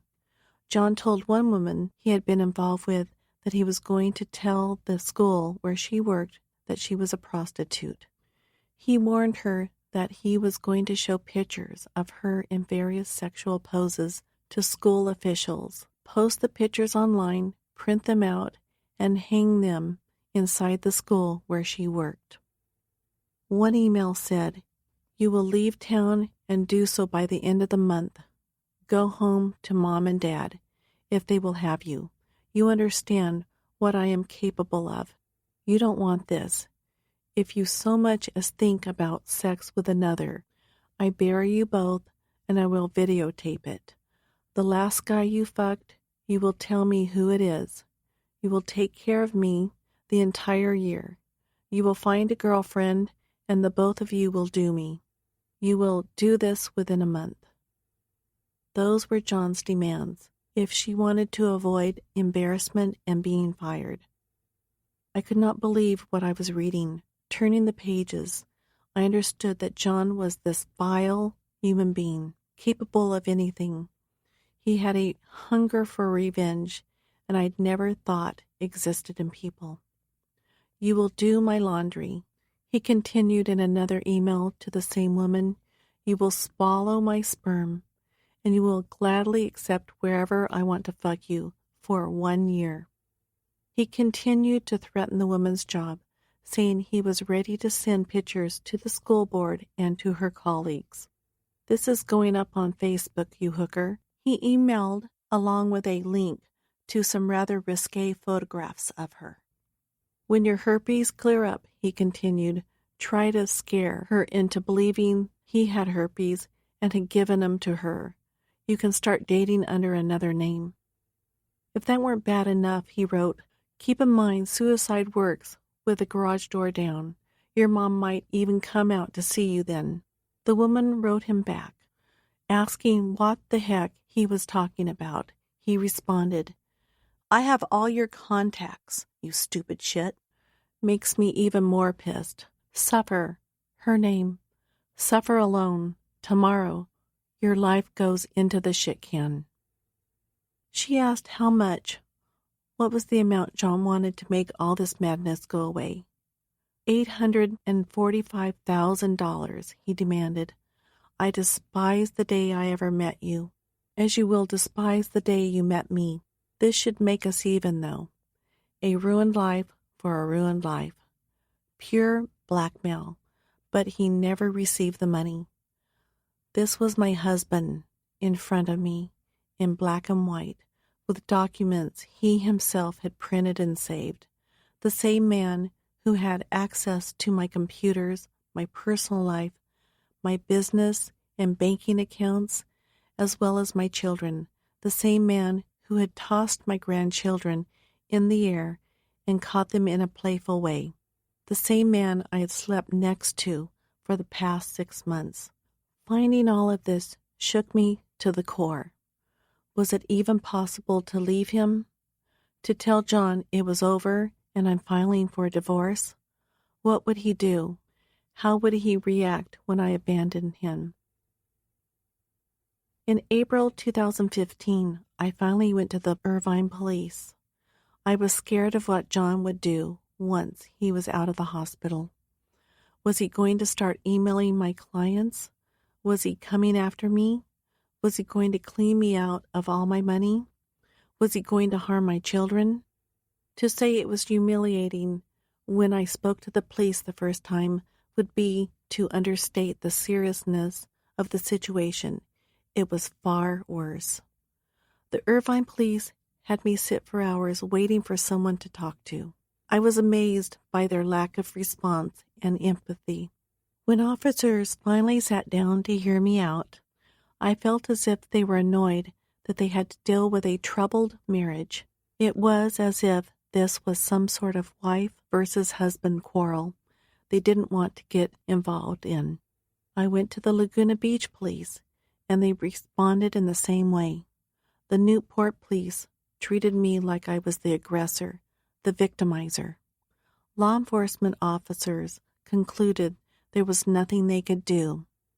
I had no bruises, no proof I had been abused, and no confirmation John was planning anything. There was no direct threat. I felt the police had judged me to be a hysterical female overreacting to a domestic squabble. This message was clear. Go home and settle your marital differences between the two of you. Was this the 1970s? I could not accept that. I was being victimized by a man who had a history of harassment and nothing was being done to protect me or my family. I'll be back, I told them. I walked away from those meetings, which occurred over a 2-day period, thinking something had to change. As I drove back to the beach house to figure out my next moves, I realized I had always been John's target from the moment he saw my profile on Our Time. A seasoned grifter, John had carefully and deliberately chosen his next mark, me. I needed to protect myself and my family. I knew I had to focus on when John would be released from the hospital and what I would do. At the same time, I struggled with feelings of empathy and of wanting to forgive him. I had thought a lot about John being alone in the hospital. Upon hearing of my sympathy for John, some who hear this will go straight to disbelief. Yet another way to describe what is happening is Stockholm Syndrome, which is most famously known from the Patty Hearst case. The victim begins to develop affection, a bond, for the hostage taker, kidnapper, and even trusts them, Patty Hearst was a California newspaper heiress who, in 1974, was kidnapped by revolutionary militants and over a period of time appeared to develop sympathy for her captors before actually joining them as a willing criminal in an armed robbery. You experience Stockholm Syndrome when your captor alienates all your feelings of loyalty to those you love and makes you believe he or she is the only answer. This takes time. It doesn't happen over the course of a miniseries on television. John had not kidnapped me, but he had hijacked my mind and soul. He had a hold over me, even as he lay in the hospital bed, incredibly ill. He knew what he was doing. He'd been honing his skills for 20-plus years. I felt reconciliation was out of the question. In a way, I blamed myself for part of what was happening. Perhaps I wasn't being compassionate enough. John needed compassion, maybe someone to love him unconditionally. As I have said, my response resulted from living in constant conflict and fear. One thing was clear. I couldn't just come out and tell John it was over. The information I now had told me John never walked away. After thinking about it and talking to close friends, I decided to start playing against John at his own game. I needed to become the aggressor without him knowing it. It was time to con the con man. 29. Rap sheet. Kept from me when I first met John was the fact that he had not just come back from Iraq after a stint helping the wounded and innocent victims of a war-torn country. In stark contrast, John had stepped out of prison just 2 months before we shared that delightful first date at Euston's. Once released, he was picked up on a parole violation and then spent another month in jail. Just 2 days before our date, he was released again. John had been arrested for theft of drugs and possession of drugs, on top of a weapons offense. Just a few of the felonies in a shopping list of charges, a rap sheet 2 pages long. Also included in that list were multiple charges of harassment, a half-dozen more charges of breach of contract, professional negligence, slander, libel, auto theft, another half-dozen charges of medical malpractice, civil harassment. The list went on and on.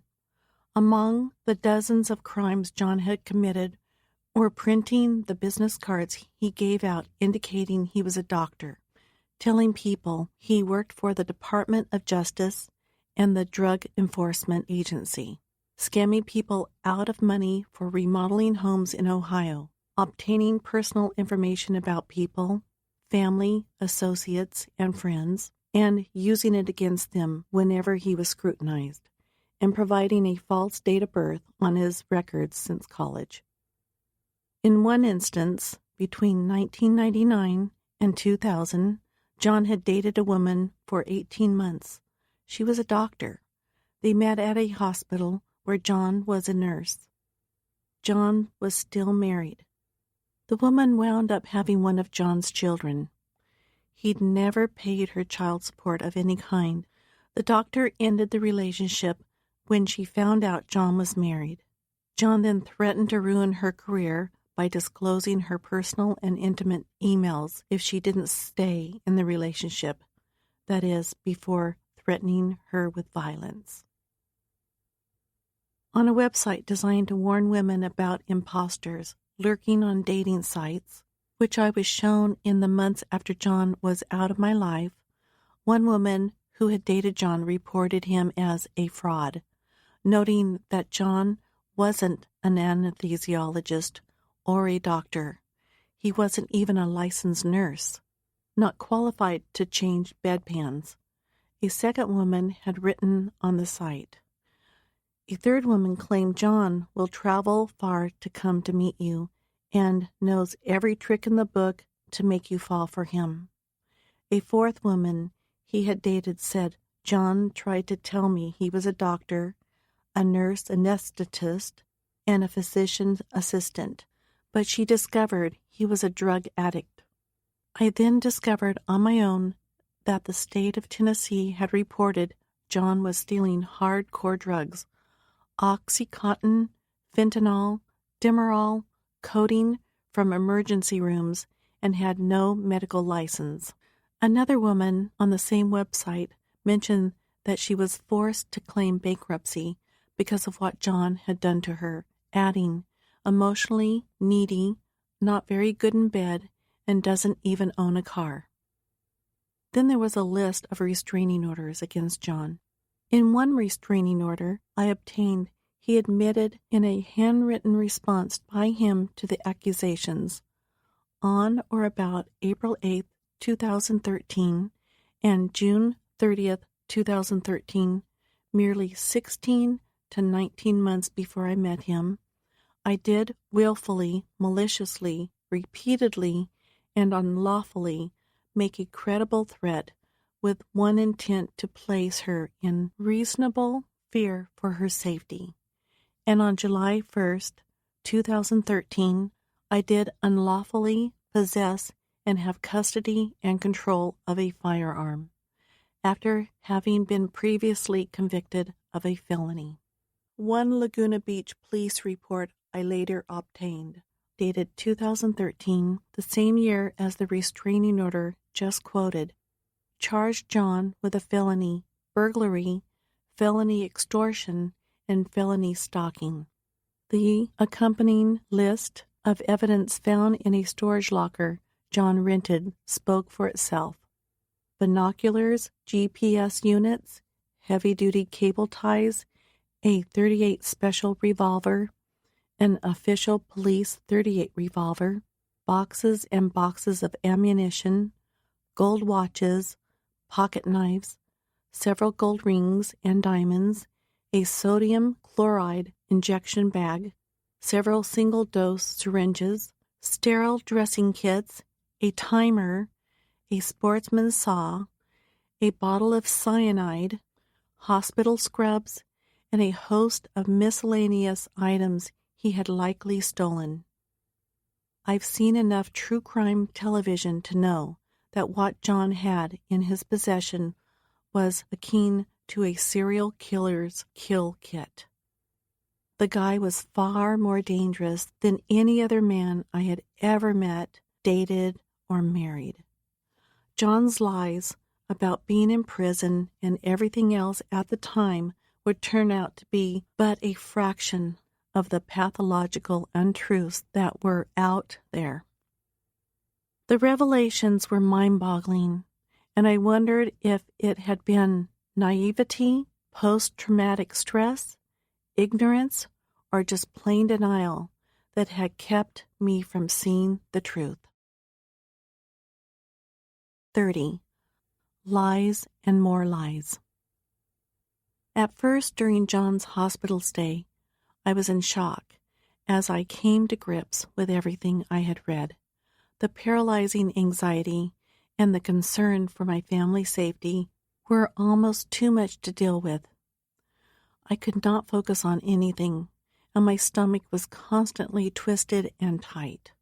However, after a week of numbness, I pulled myself together and made a decision not to lie down this time and take whatever came my way.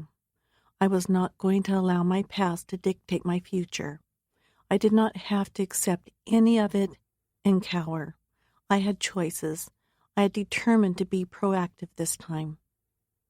In April 2015, I made my first move on John in an inconspicuous way. I was working from home one day, and my cell phone rang. "John? Debbie, listen to me. I'm being released, and I have no one to pick me up. You are still my wife. I need your help." He sounded desperate, needy, unlike the aggressive and demanding John I knew. After a long pause, I said, "John, all you've done is lie to me. Look, I know everything. I found your papers. I have compiled other information about you. There was risk in showing a few of my cards. Telling John I knew things about his past would either turn him into this revenge-driven maniac or calm him down. He might think, she's just not going to accept whatever I say anymore. The idea was to throw him off the game plan that had worked for him in the past. Debbie, I will share everything with you. The truth. I'm sorry. John, I've read through some of those police reports. How do you explain those? All those police reports you read, well, I saved them because they are not about me. I was set up. My name and information were used. If you read them and recall, there are 17 other names in those reports, similar to John Meehan. He rattled off several. John Meehan, Mike Merchan, John Meehan, John Michael. John, are you serious? I asked with feigned compassion and naivety.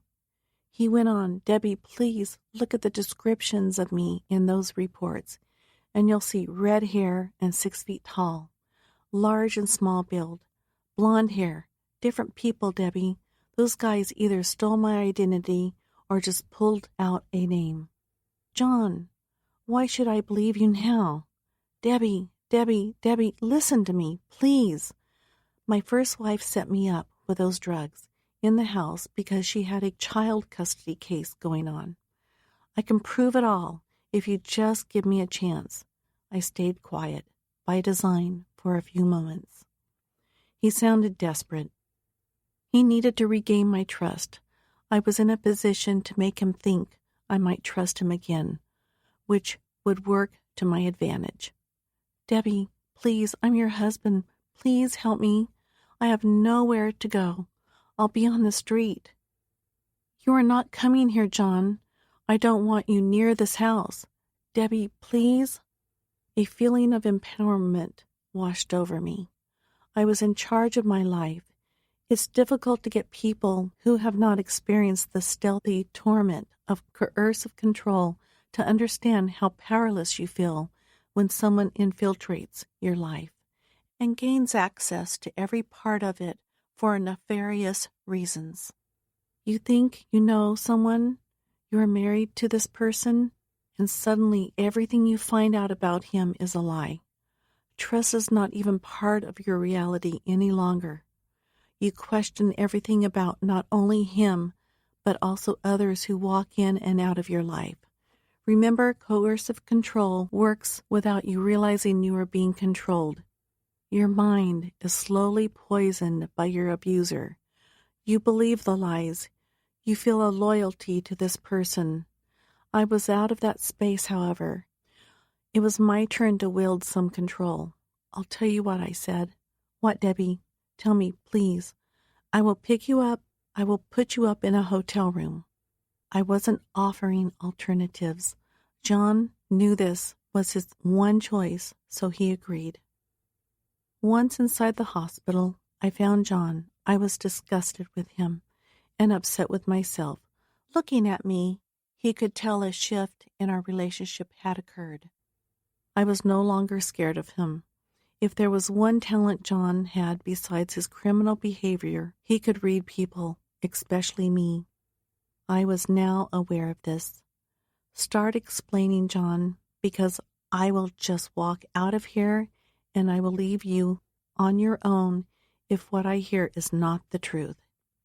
He didn't speak, but instead began to cry and then sob uncontrollably. Please don't do this to me, I said. I can't handle watching you cry like this. I will get you out of here, and then you can share everything with me. No more lying. I want the truth. John nodded in agreement. The tears, I believed then, were genuine. Now I know John could turn them on and off, and this was part of a playbook that he utilized with all his victims for the past 2 decades. I wasn't one of those people anymore, only he didn't know it. After wheeling him out of the hospital and helping him into the car, I dropped him off at a rundown hotel outside Irvine. I gave him some food, his prescriptions, and a bit of cash. Then I turned and headed toward the door to leave.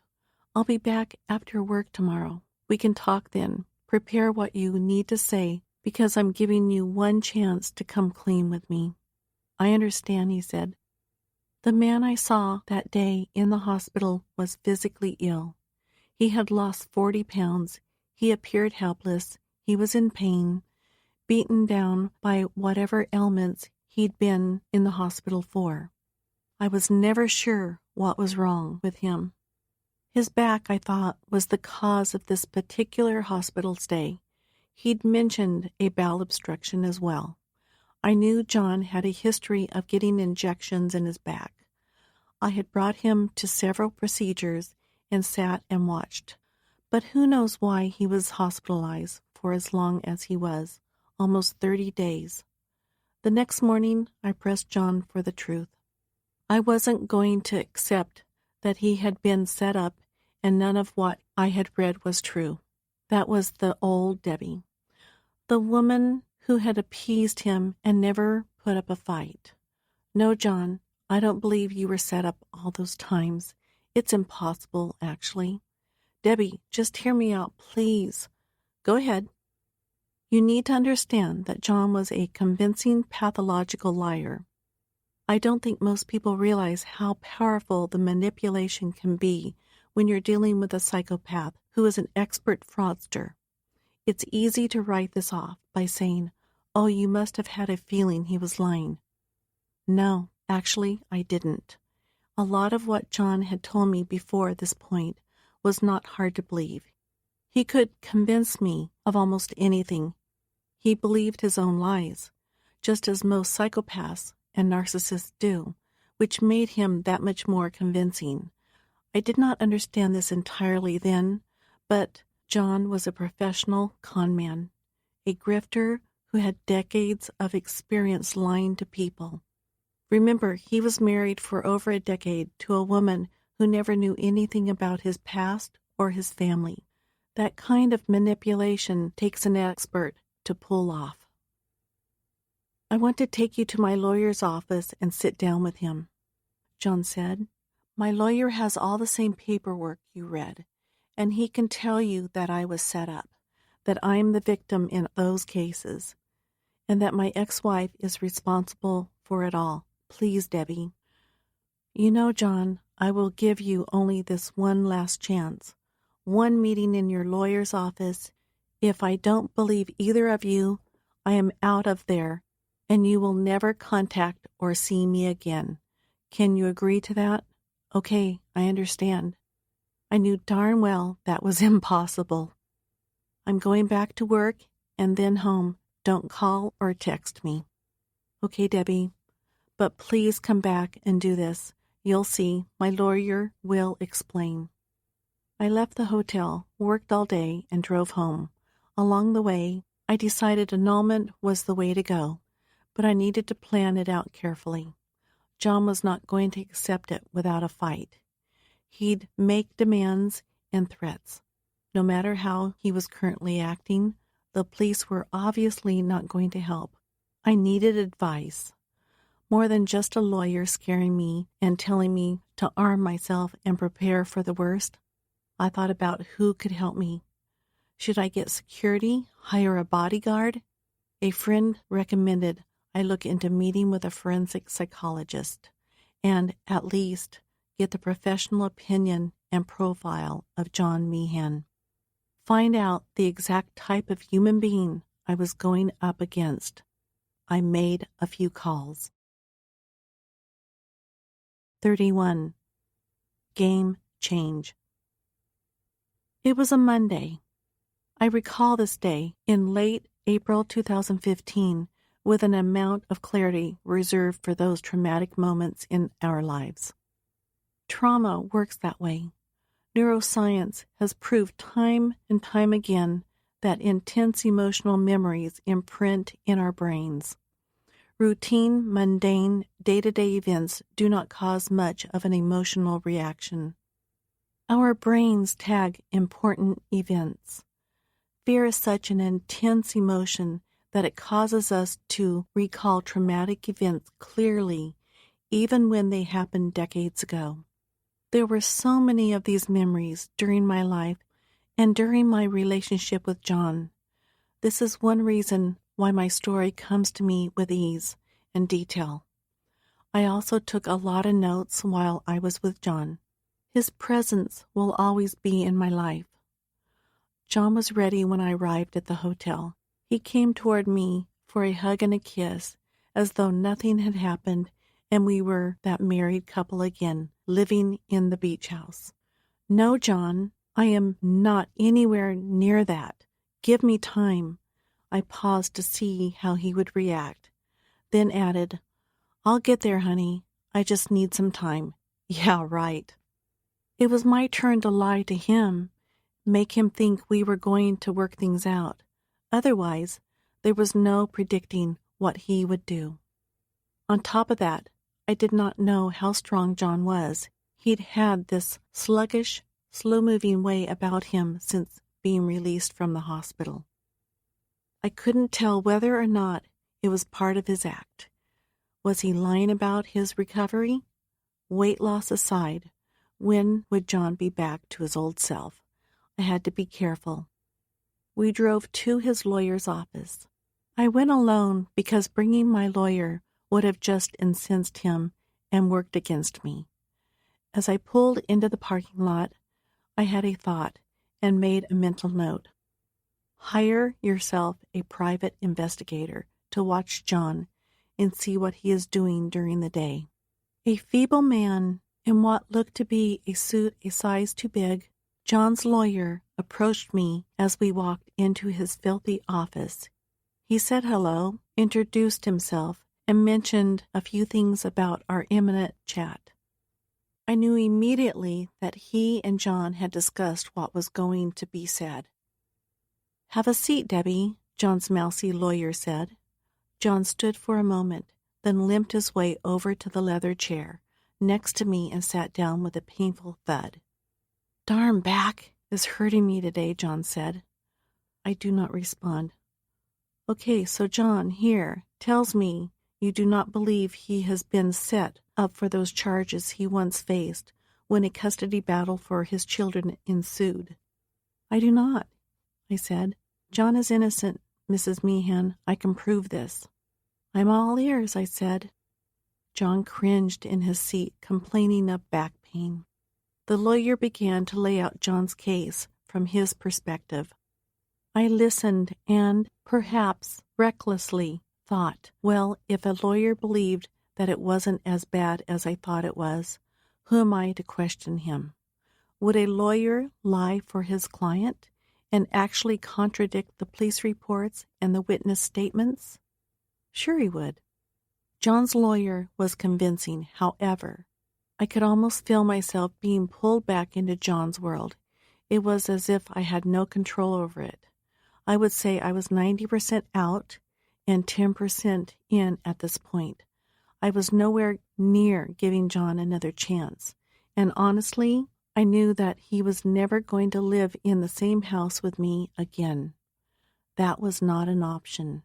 Another factor I was considering at this time was my relationship with Liz, Nicole, Brandon, and Tara. We were mending difficulties, figuring out issues, and moving forward as a family. They were helping me understand what was going on, giving me sage advice, and for the first time I was taking it. There was no way I could tell John I had reconciled with the kids. He despised my children in every way. I had sensed my pre-John life was slowly returning, and this invigorated me. After meeting with his lawyer, I dropped John off at the hotel. He seemed to think he'd convinced me of everything the attorney had confirmed. Some of it I believed, yet the overall takeaway was that I did not trust John anymore, and his lawyer was most likely lying for him. I was still his wife. I could help him to a point, but I was still planning my escape. "Well," I said before John got out of the car, "thank you for clarifying all of that. I understand better now." "You see what I mean, Debbie? I was set up. You believe me now, right? I do, John. It felt good to placate John. Turning this around on him was one of the best decisions I had made since we were married.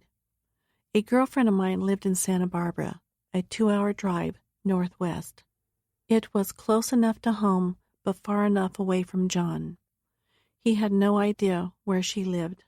I could effectively hide out there and begin to put an end to the marriage. I also started changing my passwords at least once a week. It scares me to think back now and realize that a small part of me was still in because I loved him, had married him, and had always lived according to the principle that everyone deserves a second chance, a behavior I had vowed to steer away from, but still lingered. The one clear fact about myself I focused on, however, was that I had rushed quickly into marriages. I had not given relationships the chance to blossom and had not allowed time for my partner's true personalities to emerge. I own that part of my life. Because of where I stood with John, I was not going to divorce him or annul our marriage. I was going to get out of it without being wrung through the lawyer court divorce ringer. I was determined to escape without having to deal with John and his payback method of revenge. John knew where some of the money was locked away in a safety deposit box in the desert and had access to it.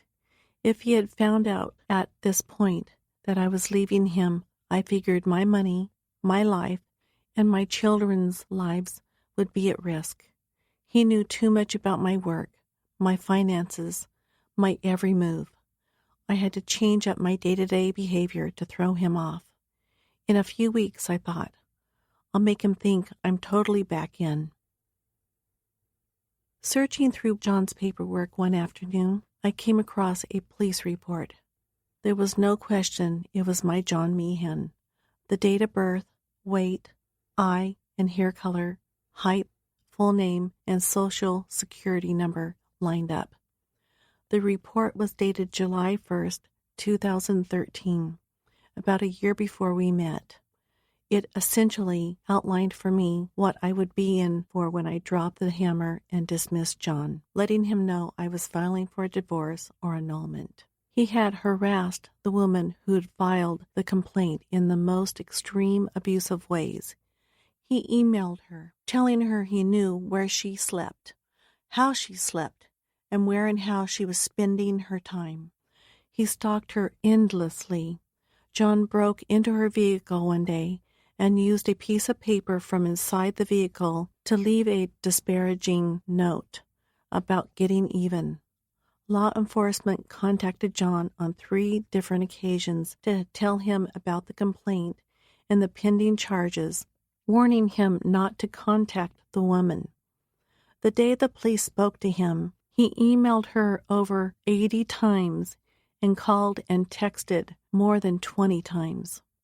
She attempted to get a second temporary restraining order in addition to one she'd filed, but no one could find John to serve the order. The woman wound up moving out of California for fear of her safety. The police report stated Anne has been hiding out in order to keep Meehan from finding her. He actually scared her enough to leave the state. Part of my plan, I decided after reading that, had to include travel. I needed to make sure I had a busy work schedule. I put my assistant, who was absolutely incredible during this stressful period, on it. She booked me stays in Washington State, Oregon, Colorado, Arizona, Nevada, Texas, and several additional states. I even spent some time in Lake Tahoe. Some of the travel included work, but a lot of it was designed to keep me away from John as much as possible. John was doing everything he could to show me he was innocent of the charges I'd uncovered in his papers. I made him think I bought into his lies and believed him. He had no idea I'd seen all his papers, so he believed then that we were talking about a single incident in which another man supposedly stole his identification and threatened his ex-wife and 2 detectives.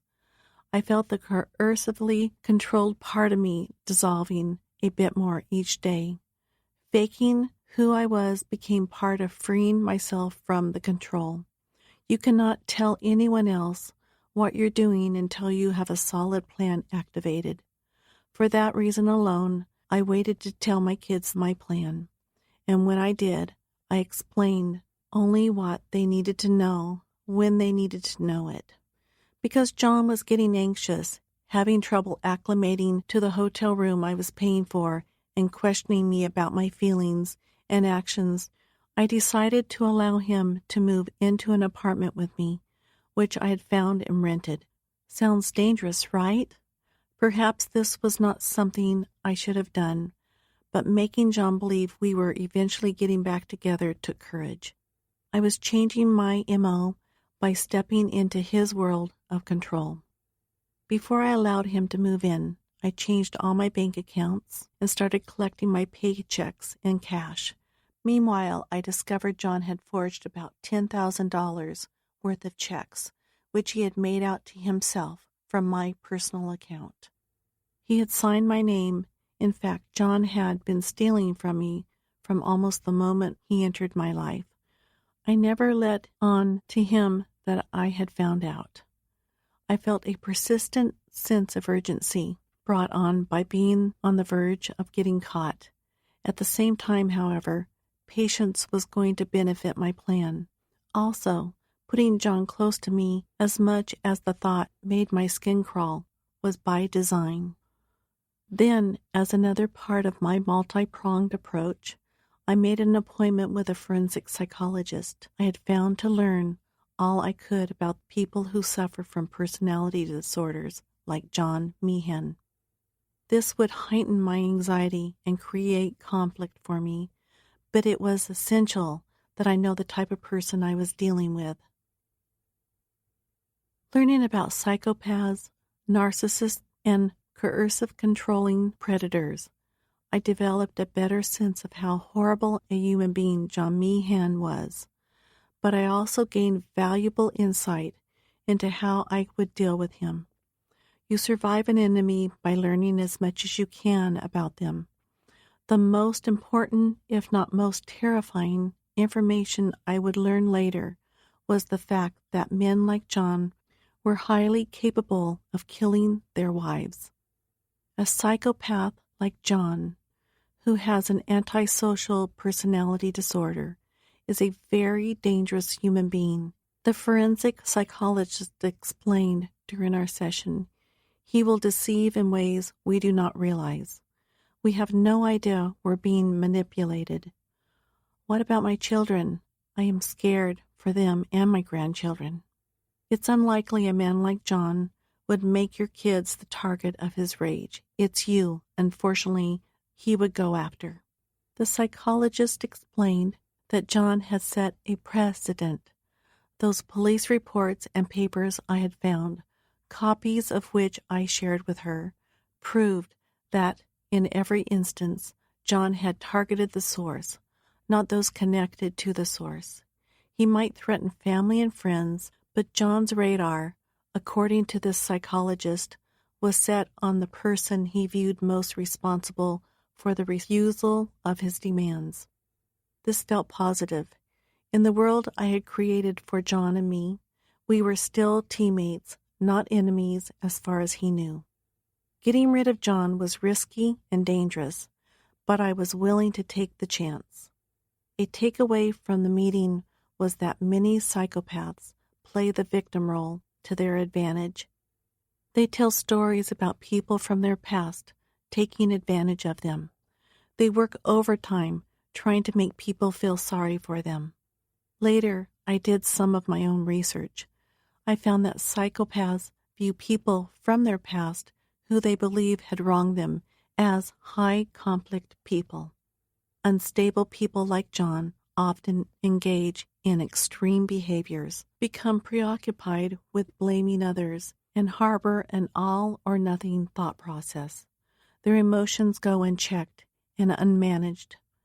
They are intent on punishing others in vicious and fatal ways.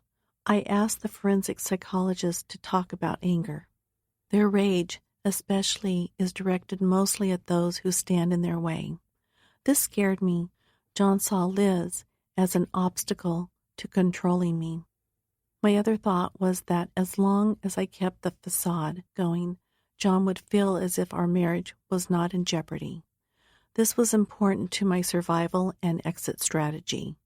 He might not seek to destroy me if he believed I was still on his side. I don't want to scare you, but I want to educate you, she advised. You should continue to play the game with John Meehan. Try not to let on to him that you're on to him, if that makes sense. It does. I have been doing that, and I will continue. The session was sobering. John was far more dangerous than I ever had thought. On my own, I learned that a married psychopath's worst behaviors in both men and women were exacerbated by the marriage itself. Psychotic spouses who feel wronged by a partner can be the most deadly. There's an overflow of revenge and payback reserved for the moment a marriage implodes. A failed marriage brings out the worst. Thinking about this, I considered something. Those 5 are at one time 6 people John had said he killed while serving with Doctors Without Borders. Both lies disproved by private investigation. Could have been killed here in the States by John. I wrestled with the idea of John being a serial killer responsible for cold case murders. Yet, as I considered allowing him to live with me, I realized doing so was my only ploy at this point. Learning about him became a strategy that would help me protect myself, a new part of the plan I was putting into play immediately. 32. I know you are going to leave me. I had found an available apartment at the Irvine Spectrum and moved some of my belongings in. One of the reasons I invited John to stay at the apartment was to convince him I still had one foot in the door of our marriage. The other reason was that I was not going to be home much anymore. If I hadn't done this, and I had left him to fend for himself in cheap motel rooms, he would have suspected that I was up to something. Meanwhile, John had returned to being the charming, doting, pampering husband. He washed my cars, ran errands, grabbed my mail from the post office. He even picked up my dry cleaning and did the grocery shopping. He was trying to show me he was back to his old self. He claimed his injuries were healing, and he was on the road to becoming more productive. I saw right through it.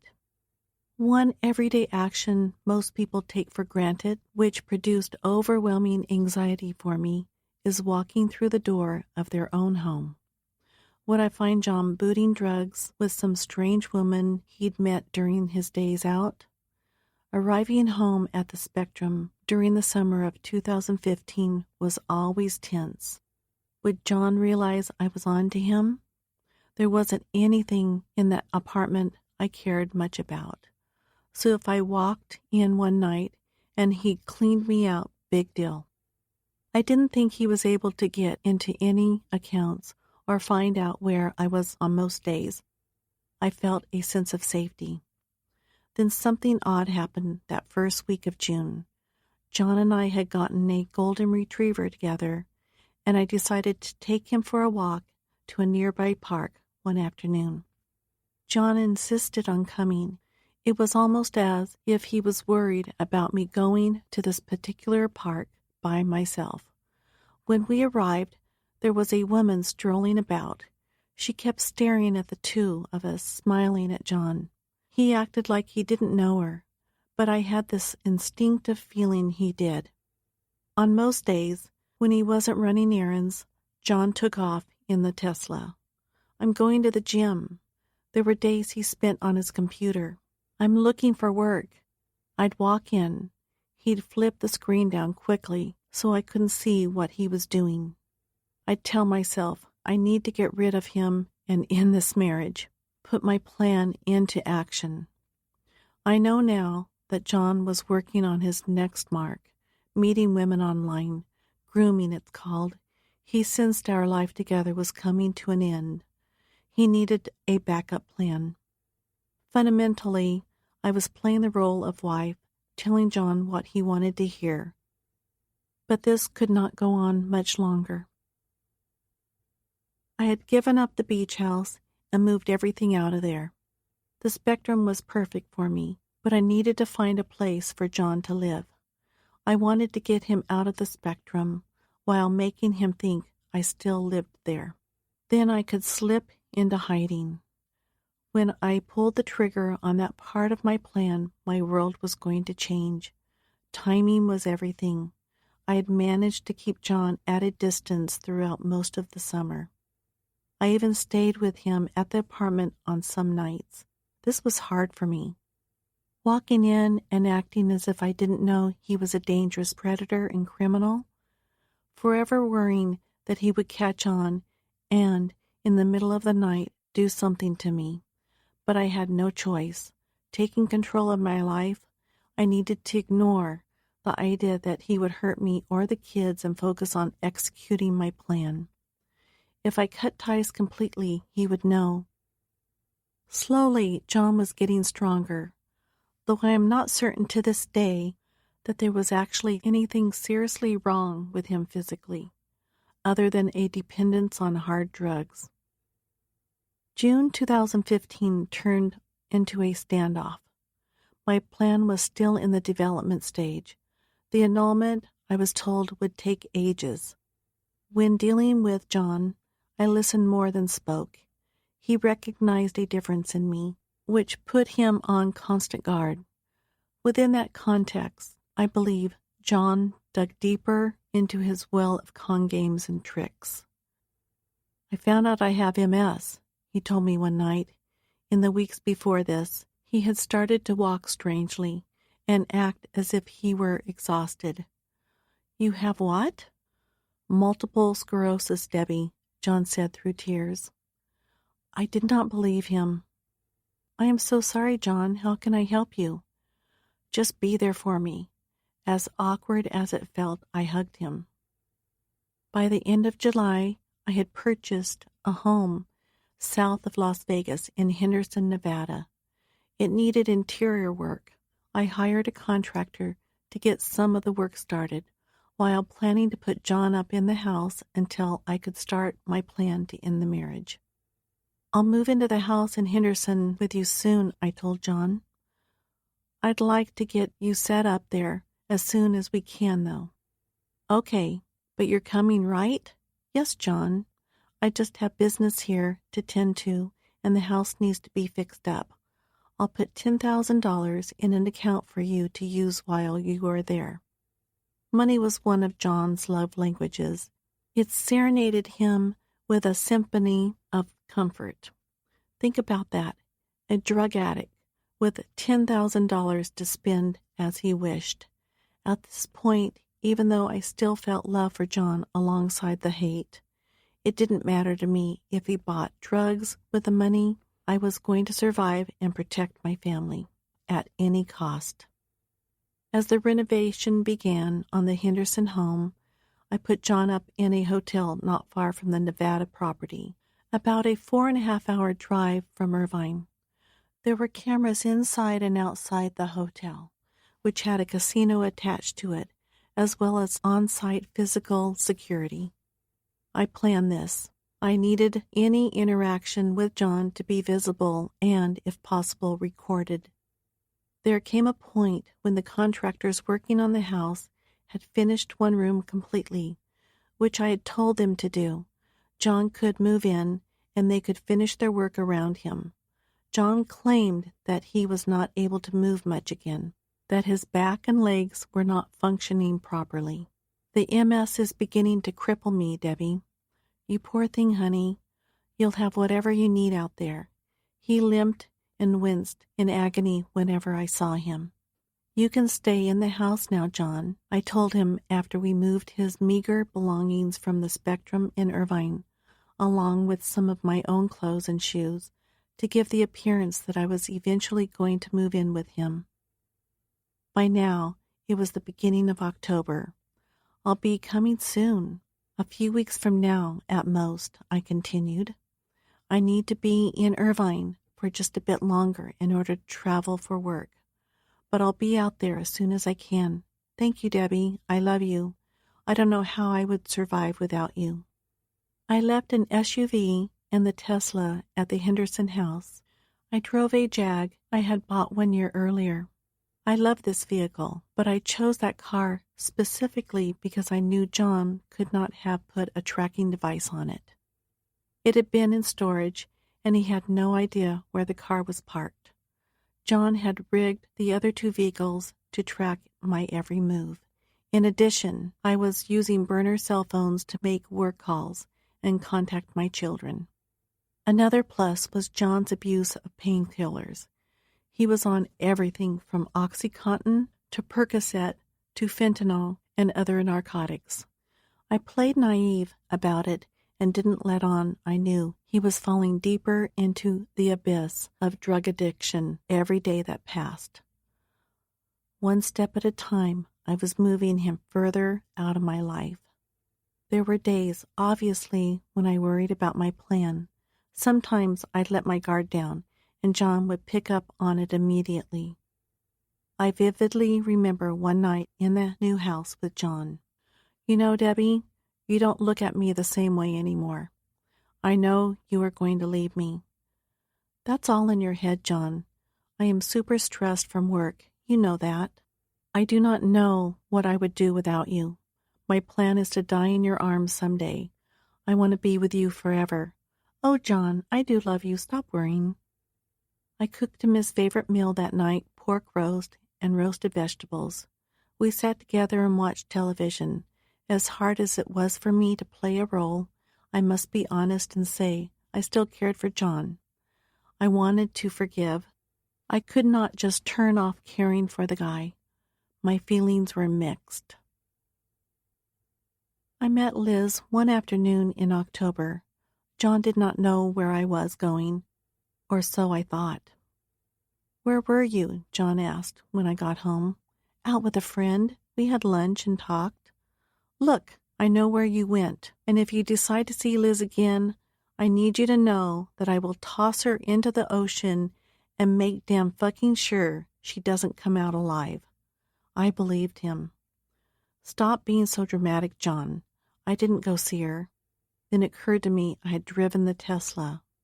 Do not see your kids again, Debbie. They are poisoning our marriage. I won't allow it. There was my sign. It was time to hide. 33. Happy anniversary. I hate you. Over the next few months, I kept things quite balanced. John saw me enough so he didn't worry about me doing things behind his back, while at the same time, I was working hard to get that annulment or serve him with divorce papers. After thinking it through, I did not think I needed to hide out yet. I had decided that at some point I was going to disappear from John's life completely, and he was not going to be able to find me. I traveled a lot from August through November for work and made separate trips to appear as though I were always working, which gave me an excuse for not being out to see him much at the Vegas house. In December, John penned a letter to celebrate our anniversary. We had been married a year.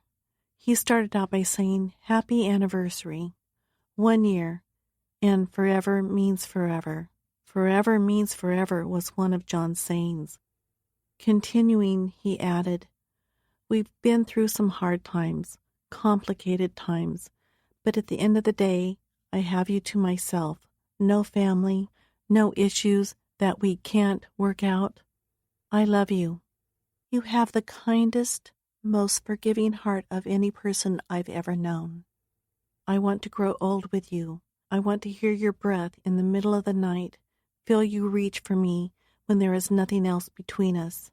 I can't imagine living without you and your absolutely nutty family. I hope to get over what they did. I wish I could now, because I see the pain you have being away from them. I wish I could just fix this. I wish I could make all those problems and issues go away. But sometimes life is so complicated that there is no turning around. Sometimes the issue is bigger than us. Sometimes letting go is better than holding on.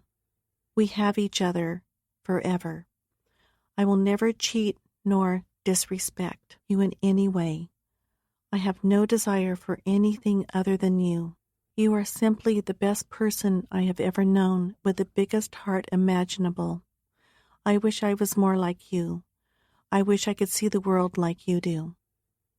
It's clear John believed he had control over my relationship with my children. He thought he decided if, when, and where I saw my kids. That was John Meehan applying his coercive control, stealthily, thinking I was still the robot he dominated. I had educated myself, however. I had people advising me. I knew he was desperate and hoping that I had reverted to the brainwashed victim I had been during most of my marriage. John's letter went on. I love the way you smell and the way you drift into La La Land while I'm talking to you. I love the feel of you, and needless to say, making love to you is about the closest to a religious experience I have ever had. What's in the past is gone. What we have is each day now. That really is the only thing we can count on. I want to spend it with you. There are no more marriages in our future, just us. I hope to die in your arms, because this world would be a dark place without you. I hope you love me and we grow old together. He said bizarre things about his parents next, all of which he fabricated in an attempt to draw empathy from me. Everything John said, I now assumed was a lie. He could tell me the sky was purple, and 6 months before this, I might have said okay without stepping outside to check. But now I was informed. I was in a state of heightened awareness. My eyes were open, and I had placed a shield around my heart. He was not poisoning my thinking anymore. Interesting to me was how much I had changed, how I was now this new person who could understand I had jumped into this marriage too soon, without truly getting to know John, but also I had let go of unhealthy thinking like blaming myself. I hadn't done anything wrong. I had fallen in love. My superpower then was not giving up on myself. I realized my mistakes. John had been a gift. I kept repeating to myself, he was showing me who I was and where I needed to grow. I saw gratefulness and healing on the horizon for that reason. I wasn't quite there. What I needed to do was get far away from John, keep him away from my kids, forget about an annulment, and initiate a divorce. 34. Money, the root of John's evil.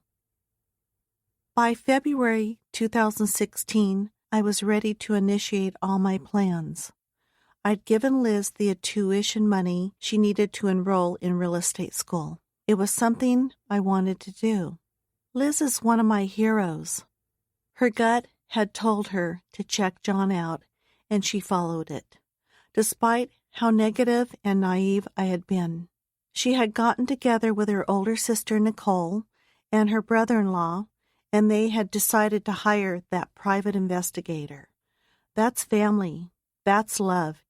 Each of them had cared enough about me not to give up, even when I stared them in the eye and denied John was evil. John had now been living in the Henderson, Nevada house for months. The paperwork for our divorce was in the works. I had not yet come out and told him, keeping to my policy of playing his game. But sooner rather than later, he was going to find out, and everything I had learned by then about John's pathology told me that a volcano of rage would erupt soon after. John found out I had given Liz the money for school. He must have checked my phone or hacked my email. He exploded. Giving her the money told him I had not severed contact, that I had been in touch not only with Liz, but also the other kids, and had been visiting them behind his back. I had betrayed John in the most egregious way. He realized that the control he thought he had was slipping away. In Irvine one afternoon in late February, when I had just returned from a business trip, John found me coming out of a grocery store. He was living in Henderson then, so he must have been driving back into Irvine and stalking the kids and me. "How long, Debbie? How long have you not been listening to me? How long have you been seeing your kids? Get over it, John. I am trying to reforge my relationship with them. I will not have you seeing those kids, who have done nothing but try to destroy our marriage since the day I met you. They want your money. How many fucking times do I have to tell you this?" I managed to get away from him, make it to my car, and take off. This was my life now, constantly looking in the rearview mirror, wondering if my husband was following me. John had this hatred for Liz that went beyond his loathing for my other kids. Liz had been pushing me to leave John from almost the day I started dating him. She had proved time and time again he was a liar. John knew she was a direct threat to his plan. Based on John's previous behavior, the forensic psychologist I had consulted thought John wouldn't go after my family. He was wrong. John started sending incredibly crude and appalling text messages to Liz. Then he called the real estate school she attended and told the administration department patently false stories about her. Liz was so embarrassed that she dropped out of school. I was heartbroken. Then John emailed Liz a photograph of her birth certificate, which he had stolen while at the penthouse and kept inside his storage unit. He had spit on it. Liz responded by Googling a pile of shit photograph. "I told you my daughter was tough," which she emailed to John with a message. "If you had a life, you wouldn't be wasting your energy emailing me. Let's just stop wasting each other's time. Nobody cares about you." "You do not have a mom anymore," he wrote back. "She's right next to me, here, and we're reading your emails together." That was a lie. Liz responded by telling John to leave her alone. At the beginning of 2016, I had hired a private investigator of my own to watch John. Now the PI would park down the block from the Henderson house and observe John lifting heavy items in the yard and walking without any issue. John would hurl heavy, bulky items over his back and clean up the construction materials as if he was a healthy, middle-aged man. The situation had reached an impasse. John and I knew where the marriage was headed, and I understood he was not going to walk away without fighting or lashing out. But now I worried more about my kids than myself. I needed to pull the trigger and serve John divorce papers before disappearing from his life completely. But I was worried about what he would do. "Mommy wants nothing to do with you," he emailed Liz one day. "That will kill you. You jumping off a tall building would make me and your mom smile. Head first will work." "Leave me alone, you sick pervert," Liz shot back. I had $30,000 hidden in the bottom of my bedroom dresser drawer at the Irvine Spectrum apartment. I had put it there after John moved to the Henderson house. This was on top of the $120,000 I had withdrawn from my bank, crossing my fingers John wouldn't find out. I spread the $120,000 among a friend and my children to hold on to until I needed it. In March, I walked into the apartment one night. My plan was to grab the $130,000 and a bag of personal items and head back to my girlfriend's house, where I was staying from time to time. John was standing in the kitchen when I walked in. He had this coy, smug look on his face. I said nothing and walked into my bedroom. I grabbed a few outfits from the closet and one shoe. I'm not sure what I was thinking. While I was tossing my things into a bag, John walked into the bedroom. He was holding the $30,000 in cash, stacks of banded $100 bills. "What is this?" he asked. "Money, John. What does it look like? And listen to me. You cannot keep me from my kids. That is never going to happen. My children are more important to me than anything." The tone of the communication between us had shifted. I was no longer the cowering wife, agreeing with everything her husband said. John understood his control over me was gone. "And why are you withdrawing all that money from your bank accounts?" He was referring to the $120,000. He had obviously figured out a way to track my accounts, even though I was changing my passwords as often as I could. I took a minute and collected my thoughts. When you push back at a coercive, controlling psychopath like John, you need to realize the unexpected could happen. If I was going to challenge John, I had better have a backup plan. I made the decision at that moment that this would be the last time I saw him. I was going into hiding after I left the apartment. "It's mine," I said, pointing to the banded cash. "It was mine before I met you. You have no rights to it. I don't want you to have it, and you are not taking it." John laughed in a villainous way, cocky and confident. "Then, no, Debbie, everything that is yours is mine. That includes this money right here." He poked his index finger into one of the bands of $100 bills. "Right here. You fucking understand me? I am not playing with you. Get that through your head, or you're fucking spoiled kids. I'm not messing around anymore." "No, John, you have that wrong. Anything that was mine before I met you is still mine." A spasm of anger rose inside me. John understood I was getting more irritated with him as we talked. I breathed heavily, a direct, somatic response to his comments.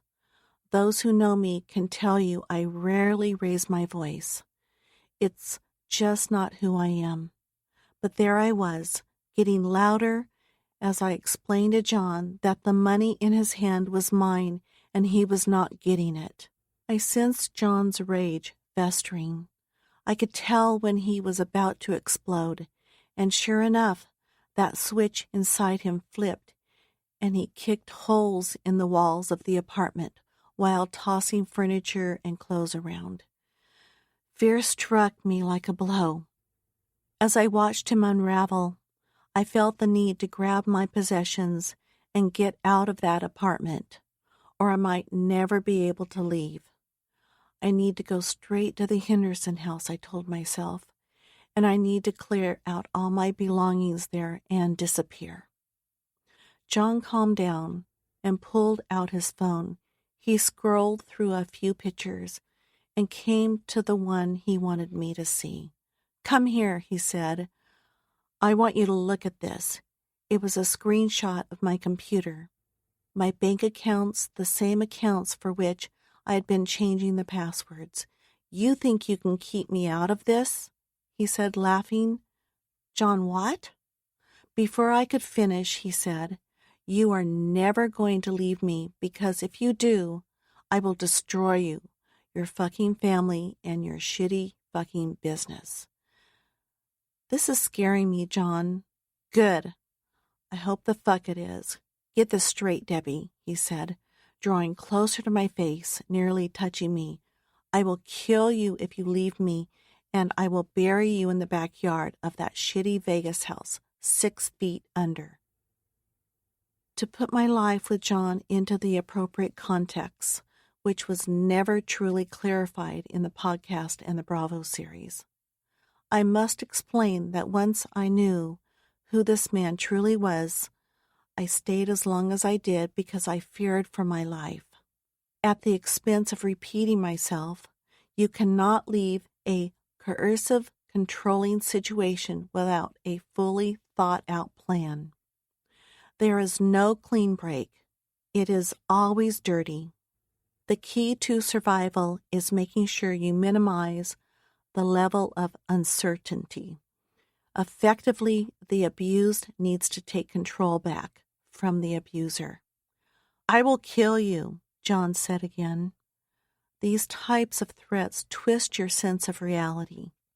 They put you in a state of questioning the validity of the threat, while understanding you're dealing with someone who has no remorse, no conscience.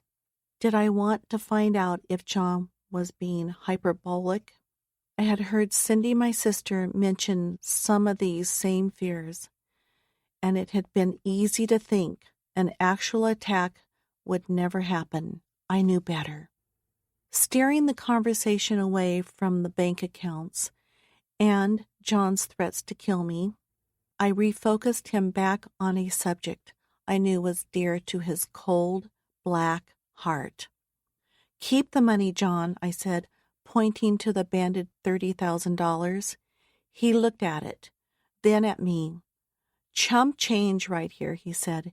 You are going to give me a hell of a lot more. That is a fact. Allowing him to keep the money was my way out of the apartment. I was incensed. He could tell by looking at me. He got back in my face. Go ahead, hit me, Debbie. I know you want to. His voice had a sarcastic, taunting tone. He spoke slow and methodically. John towered over me. He was 60 pounds heavier than me. He could pick me up with one arm and throw me across the room. He drew strength from rage. Go ahead, Debbie, hit me, he said again in a near whisper, because if you hit me, I will make damn sure you never, ever get up again. I'm not going to hit you, John. I needed to get out of there. No more game playing. It was time to disappear. I'm filing for divorce, I said before walking out of the bedroom toward the front door. I stood with one hand on the knob and the other holding my bag. Before he could respond or attack me, I ran out of the building. What many don't comprehend fully, and this is a warning to anyone in a similar situation, is that you don't cut and run from someone like John Meehan. This is when violence usually occurs.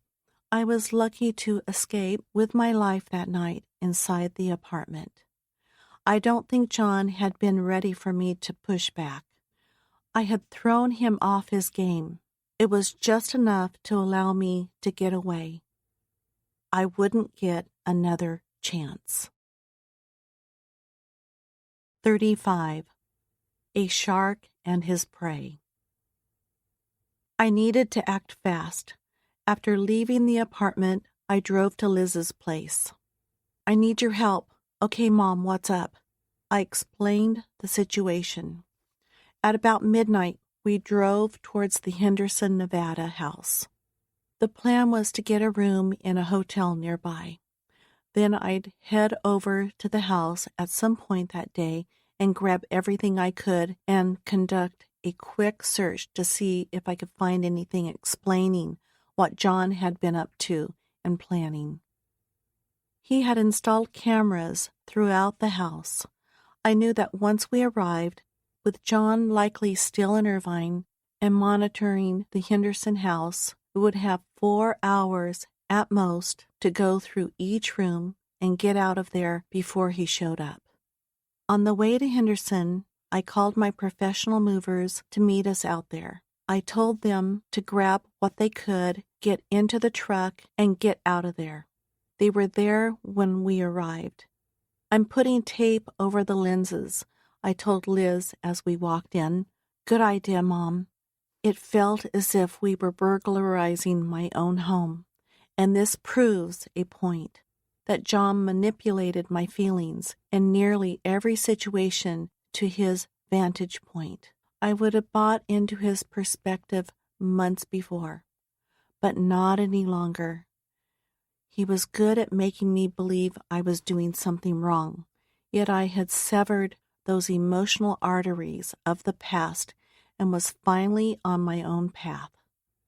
While we were at the Henderson house, my phone buzzed. We must have missed a camera. I looked at the screen. It was the Irvine police. Hello? I said, frazzled. I hear you had an altercation this morning, the officer said. With whom? Well, we heard you had an altercation with your husband, Mrs. Meehan, at your apartment, and that you hit him. No, that is not what happened. I ran for my life last night. I did not touch the man.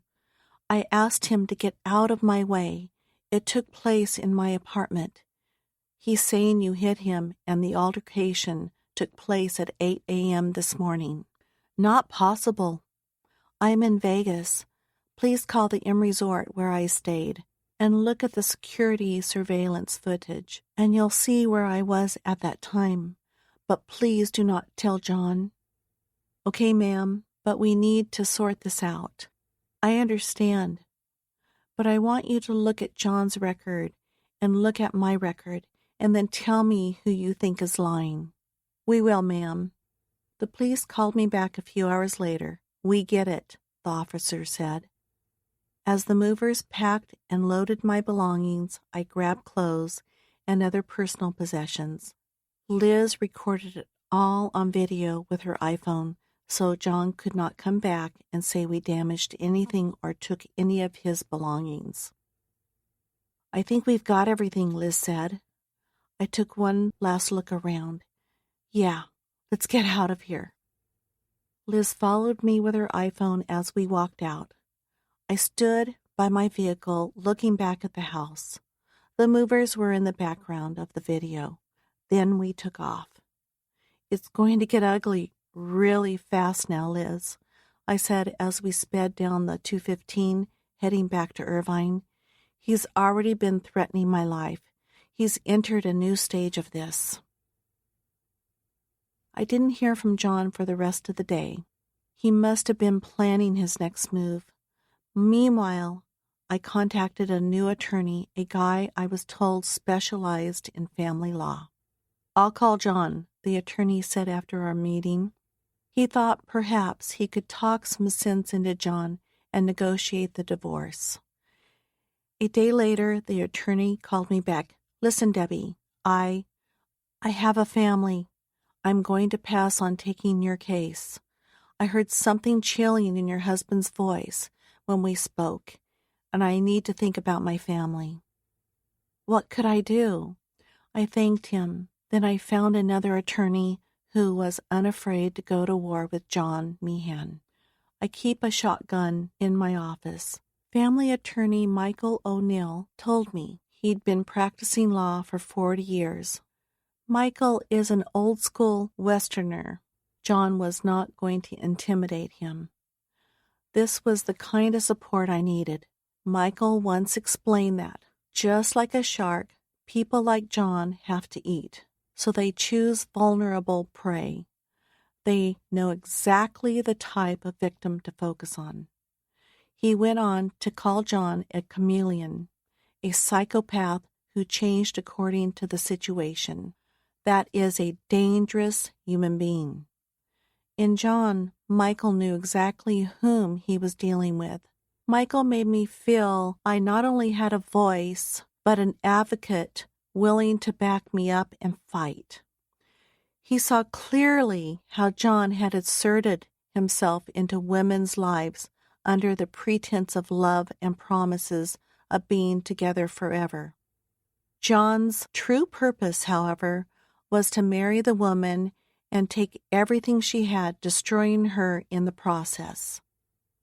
In early April 2016, Michael filed for divorce on my behalf, which sent John off into a new dimension of crazy. We knew it would. We just didn't realize how far he would go. The first indication that things had taken a potentially violent turn was an email John sent me shortly after learning I had filed. You get your family, I got the dog, I got the better deal. For once in your holier-than-thou life, listen to me. You are going to have to pay both sides, which could easily take a year. We had a good run except for your family. There is no trust, but the last thing I want to do is break you. Blatant threats. John made it clear he wanted a lot of money. He then promised to bankrupt me through the divorce courts if I fought back. Give me what I want. In other words, I will go away or else. He didn't stop there.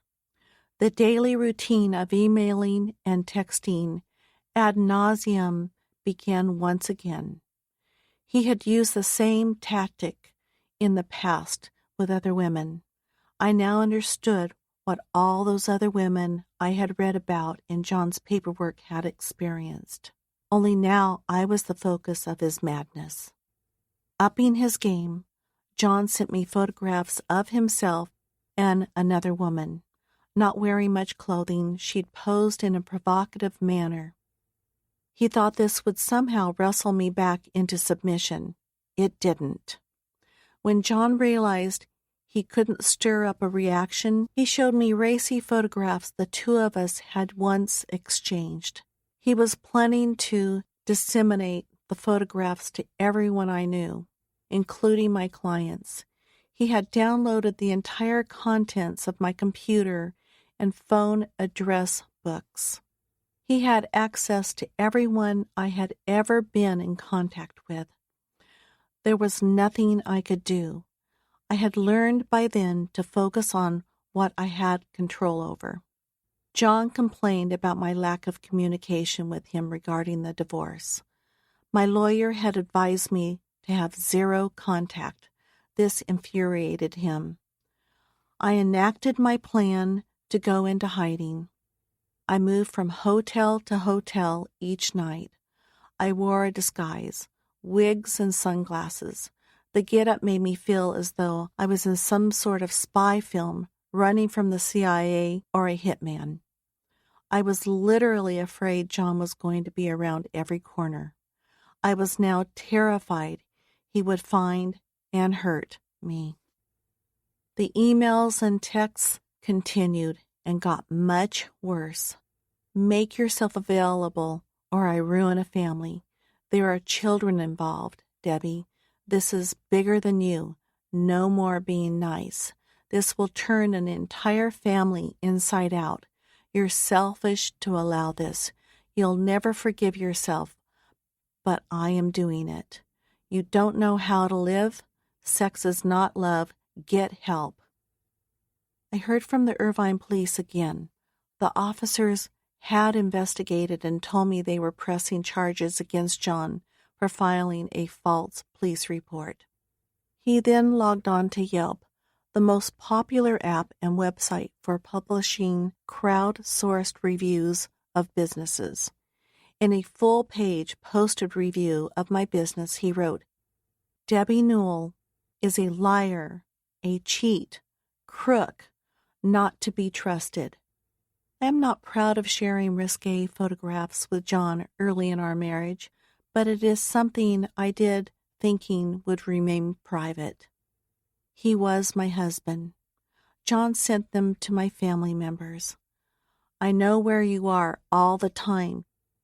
He texted so many times I cannot recall how often. I know where and when you pick up your grandchildren. I've watched you. It was a direct threat to my grandchildren, Because of my choices, my children and my grandchildren had been thrust into a risky game with a dangerous criminal. "I will kill you, Debbie, and your fucking children," he'd text several times as the days passed. He became frustrated because he couldn't keep track of me or find out where I was hiding. John was unafraid of law enforcement, just as the one police report I had read insisted. John Meehan has no sense of responsibility or remorse. He welcomed conflict and chaos. He had a purpose and nothing was going to stop him. The threat against my grandchildren was too much. I stopped picking them up and visiting family. I basically stopped working. I was a prisoner of John's threats, held in bondage by a maniac. I was living inside a box built by an abusive man every moment of every day. The difference between this period and the earlier days of my marriage was my awareness of what was going on. "Debbie, you did everything right," coercive control expert and victims advocate Laura Richards later told me. "You are a victim. Don't ever forget that." John did something he knew would cut my nephew Ben and I to our cores. In a text to Ben, John said, "Your dad should have put one in the back of your useless head, as well as your brother, just after he blew your fucking mom's brains out all over the wall." Gloating, John focused on me. "Debbie, I saw all this coming. You meant the divorce and the fact that I was not going to give in to his demands. It's pathetic. It has come to this point, but you leave me no options after your storm of lies." I could not help myself after that text, so I responded in kind. "Storm of lies? Wow, John. You are the expert in that area." In the weeks after my lawyer, Michael, filed the paperwork, John announced to my attorney his demands for the divorce. In other words, what would be required for him to disappear and leave us alone. Michael called me into his office. He explained John wanted $7,000 a month in spousal support on top of $75,000 in attorney fees. He's claiming you stole $90,000 in cash from him and $30,000 in gold coins. That's utterly ridiculous. He has to prove it, Debbie. I do not know how he ever could. John complained about having to live on a $558 monthly disability check with his bad back. This was absolute rubbish. I had videos of him using that same bad back to pick up heavy items on the Henderson, Nevada property. After leaving Michael's office, I received a phone call from John. The entire situation felt like an inferno that was about to flare up. John was not someone who could let anything go. He held on to grudges and he thrived on revenge. This was his job, to manufacture a marriage to a wealthy woman and then destroy her emotionally. And when it came time for the divorce, bury her financially and embarrass her personally. He'd threaten and intimidate women until they caved. Yet as the spring and summer passed, while I was still hiding out and wearing disguises, I sensed another shift had taken place. John had ascended to a new plateau of cruelty. I educated myself by reading John's history, or at least what I could get my hands on. I contacted several of his previous victims and began to find out more about what he had done to other women. This time I was getting information not from police reports or second-hand sources, but from the mouths and the minds of the people he had victimized. In each case, I realized his unpredictable behavior had escalated. He became angrier and more disparaging, and his threats included violence. John was going to get his way, or he was going to make your life hell. For John, it's always been about money, one former victim told me. I was surprised to hear that she had been in touch with John during our marriage. A month into our marriage, John had told her I'd left him. He sounded desperate, she said. After I filed for divorce, he started emailing the same woman 10+ times a day. She suspected he wanted her help finding and paying for an attorney. She never did, but she added, I thought he might kill himself. This told me I was getting to him. He wasn't the big, bad wolf he once was.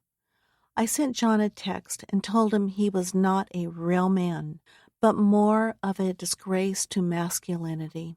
My aim was to hit John's ego with as much intensity as I could, go toe-to-toe with him. He had pushed me to the point of engagement. I needed to step up. It doesn't matter that paying support isn't what a real man demands, he shot back. It's what the court feels is equitable. That's all that matters. Think, Debbie. There is no alternative to this unless you start thinking. That, or let me say, you will eventually get bled dry. Be smart, Debbie. You have no idea of the mistakes you've made. Be smart and you'll save a fortune. I don't trust anything you say, I wrote back. You are evil. This was typical coercive controlling behavior, straight out of the CC playbook. John was turning the situation around on me. Coercive controlling men will try to make the victim feel as if she was the persecutor. I had felt that way for a long time. No more. It's my life's work, being a voice for the voiceless and creating change to better protect women and girls. Laura Richards said during one of our conversations, John Meehan was a serial stalker who used coercive and controlling behaviors. But undertaking an indirect personality assessment of Meehan, I can say with certainty that he was a psychopath. Many of them hide in plain sight and, unfortunately, professionals ask the wrong questions of the wrong people. What Laura was saying is that nobody took John to be a psychopath over and over again. John was arrested and charged. All of those charges, however, were for parole violations, weapons, and drugs. He'd never been prosecuted for violence against women.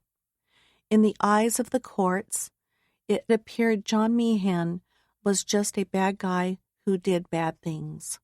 Serial murder, serial rape, and domestic violence murders would be prevented if abusive men's violent histories were proactively joined up and if the women who reported them were listened to and taken seriously, Laura told me. I was determined to see this through with John, whatever it took. You are a pathological liar, he wrote next. Face it, Debbie. Please, I'm smarter than you. Please don't contact me again. I will go to the police. I had already filed for a restraining order and submitted an 11-page addendum affidavit outlining everything John had done up until that point. That document made it clear that John had the potential to be violent and maybe deadly. The evidence in the filing was clear. I had signed it under penalty of perjury. Domestic and stalking murders are both preventable and predictable, Laura said. They do not have to happen in a vacuum. These are murders in slow motion.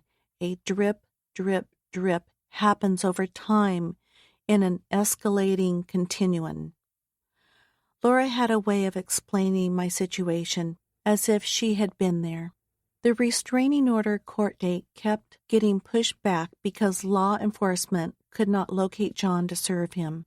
No one knew where he was at any given moment. This put us all on guard. We were on the lookout for him wherever we went, especially Liz. Tara never came up in the email and text exchanges, almost as if John had forgotten about her. One less thing to worry about. Fuck your family. John texted me next. I'm coming for you. 36. I am the victim. It's important for me to say a few things at this point about domestic abuse and violence. What happens next in the John Meehan saga is a warning to anyone listening to this book, along with those who might have someone like John in their life.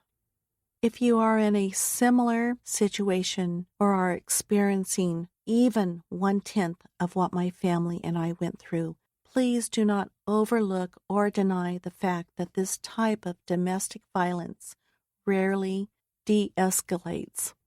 Abused women generally finally leave after the 6th attempt.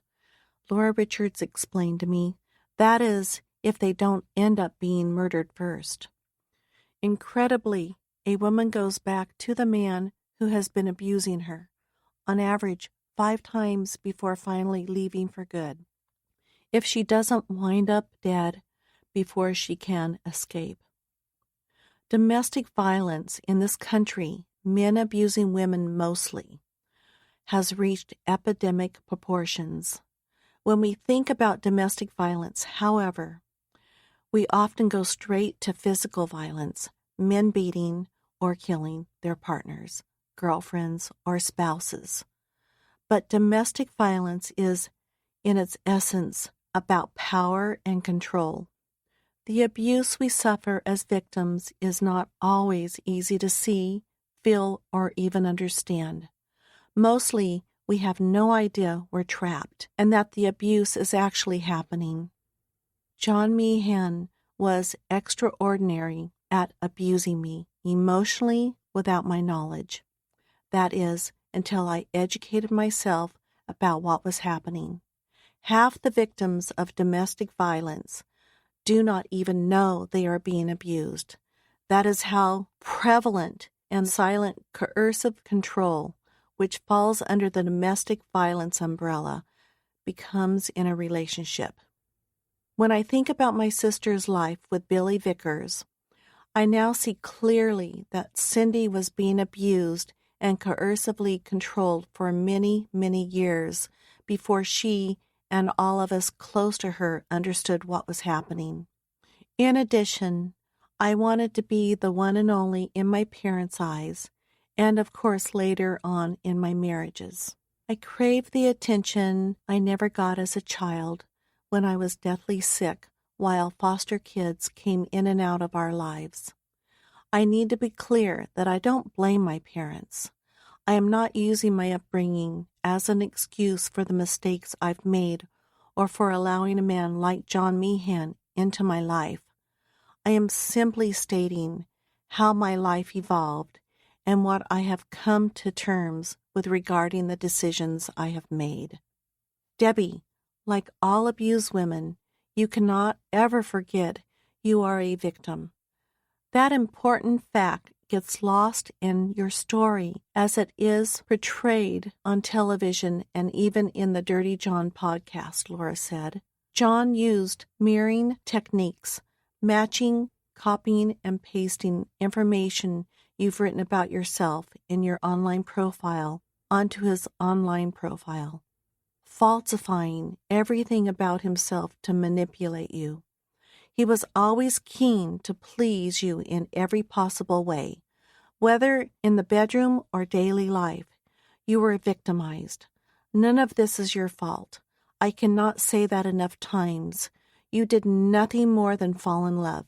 Your past marriages have nothing whatsoever to do with your nightmare with John. Compared to the next several months of my life, living in a nightmare would have been welcome. The horror John was planning would be like nothing I could ever imagine any human being doing to another. In the spring of 2016, John must have felt as though he was losing the battle to destroy my life and get out of the marriage with what he wanted. His latest round of threats, demeaning messages, and emails became deeply personal. "Everyone is a better Christian than you," John wrote with his characteristic overstated sarcasm. "Paybacks are costly and a bitch." John had always told me how beautiful I was. He had adored me that way and had never been shy about letting me know. He had often promised I would never have to be lonely again. It had been another tactic, seizing on my lack of confidence and fear of growing old without connecting with a soulmate. The consummate aggressor now, he changed the narrative. "You lying old bag. You will grow old alone." With that particular email, he included a list of my top clients. "I will call them twice a day and ruin your business." My lawyer, Michael O'Neill, had copies of the legal papers documenting John's criminal history. All those emails, police reports, and affidavits outlining the harassment he had been charged with before we met. I went to see Michael. "I need that restraining order," I said. Michael had originally filed for the order back on March 11, 2016. We needed to file again. Part of me thought, what can a restraining order do, anyway, when I'm dealing with a psychopath? As open and honest as John is about his plans to retaliate and seek revenge, John was going to do whatever he wanted, and nobody was going to stop him. Certainly not a piece of paper the court had issued against him. That stack of legal documents sitting in front of my lawyer told an ugly side of the story with sobering accuracy. After I thought about it more, I realized that having a restraining order in place, one that made it unlawful for John to keep threatening me via phone, email, and text, would serve to show how he had violated the law without conscience. It would be a record, in other words. Primarily, I wanted protection for Ben, Nicole, Liz, and Brandon. Michael rolled up his sleeves and worked day and night for 3 days on getting the order, finally submitting an inch-thick stack of documentation supporting my case. I did not list Tara on the petition because John did not seem interested in her and did not appear to pose any threat to her. In addition, Tara was still living in Las Vegas. John had not even mentioned Tara in any of his messages. Several problems arose with a restraining order. The request for an order must show that an immediate emergency exists and the applicant is in fear for his or her life. In addition, we had to prove John had the ability and the means to carry out what we were outlining in the request, that he was planning on ruining my life and could become violent, perhaps even deadly. The laws that constrained us, I might add, need to be challenged and changed. In May, to my alarm, the court came back and said it could not provide a restraining order, based on the idiotic premise that John had not yet laid hands on or hurt me. John would have to actually hurt me first before the court would restrict him from contact with me. It made no sense, but that was where the law stood with domestic violence in California. Furthermore, John's address was listed as Henderson, Nevada, so the logistics of the order on top of jurisdiction became tricky for Michael to figure out. Meanwhile, John continued. He seemed to be spinning his wheels with threats. I wasn't responding to them, and he wasn't getting anywhere. This concerned me. I went to Michael in those days after the order was denied. John is going to do something. I can feel it. He's not getting anywhere with his emails and texts. Debbie, I understand your fears are real. We're dealing with one sick son of a bitch. Michael felt that since John had never actually hit me in the past, his latest rounds of threats were likely idle. He would continue to threaten until we settled with him. He was after my money, trying to get as much as he could out of me. This was a mistake, not on Michael's part. My attorney could never have guessed or even considered what was going to happen over the next several weeks. My mistake was simply not having enough information available, beyond not knowing how domestic violence and coercive control worked at that time. Remember, I was living this in real time, in the moment. While a traumatic situation is going on all around you, it's all-consuming and ubiquitous. There doesn't seem to be time for anything else but protecting yourself and your family, while dealing with what comes your way. In 2 weeks, Michael told me, we can reapply for a permanent restraining order. We had to keep trying.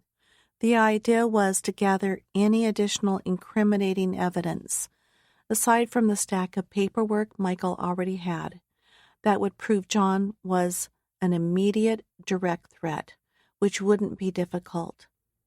With the right judge, showing a precedent would hopefully convince the court that John was not playing. He had shown a pattern throughout his life of threatening and intimidating women. He was going to follow through on his threats sooner or later. After our first application for a restraining order was denied, I went to see a lawyer in Nevada, seeking advice on my options in that state. I also needed guidance about what I could do beyond a restraining order. Something had to give. You cannot bend a stick for too long without it snapping. I could not live in different hotels, wear wigs and disguises, and keep running from John on a daily basis for much longer.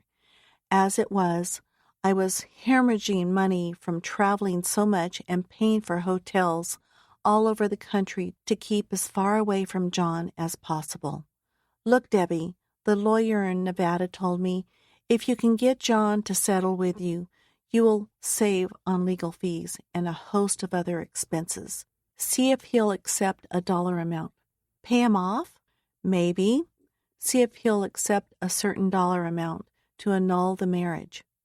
I thought, buy him off. Give in to his demands. Negotiate with him to see what he wants in order to disappear from our lives. I believe this new attorney has suggested I meet with John in person to talk about what he wanted. The impression I left the lawyer's office with was that sending a lawyer to conduct the negotiation for me would not appeal to John. He'd respond better to me personally. I think my decision to follow this lawyer's advice was partially justified. A lawyer in John's face would only amplify the situation and his anxiety to force him to go on the offensive. By talking to him face to face, I might be able to calm him down and negotiate under the notion that there could be a settlement. It was a risky move, but I was desperate. I should have asked Michael O'Neill about it. I didn't. I will be out to the house to talk to you soon, I texted John. You will? Yes. I need to resolve all of this conflict. I agree, John said. I still love you, Debbie. We can work this out. His response was a good sign. When I arrived, John was inside, standing in the living room. He looked worse than I'd ever seen him. He was emaciated, frail as an elderly man. The drugs he was addicted to had taken a noticeable toll. He'd lost even more weight than when I had last seen him. What is it you want to talk about, Debbie? John asked. He didn't come across as confrontational. I had the choice to face off with him and dredge up all he'd done. Threatening us, denigrating Ben and my kids, destroying Liz's opportunity to continue real estate school, threatening and insulting her, and all that he has said to me, or to not go anywhere near all of that. Diplomacy was the best way to a resolution. John, listen, we need to stop all of this madness of name-calling and threatening. I... Allow me to finish, please. We should consider a divorce. As I said this, a thought occurred to me. Negotiate on his level. But the more I think about it, maybe we should consider starting fresh after the annulment. No more lying or deceiving. You come completely clean. We see if we can make the marriage work. John had this habit of wiping the back of his hand across his lips from time to time. I thought it was just something he did. I now understood, staring into the shell of a man obviously high, that it was an indication he was on drugs. I had no intention of saving the marriage. It was a calculated, direct lie. He sat down with a heavy thud. The guy looked tired, of running, of keeping track of all his lies, of being in a constant state of chaos and conflict. No, Debbie, not a chance. You promised me till death do us part, and I'm willing to live up to that. That does not mean divorce. John, please. You listen to me now. Okay, John, I'm sorry for interrupting.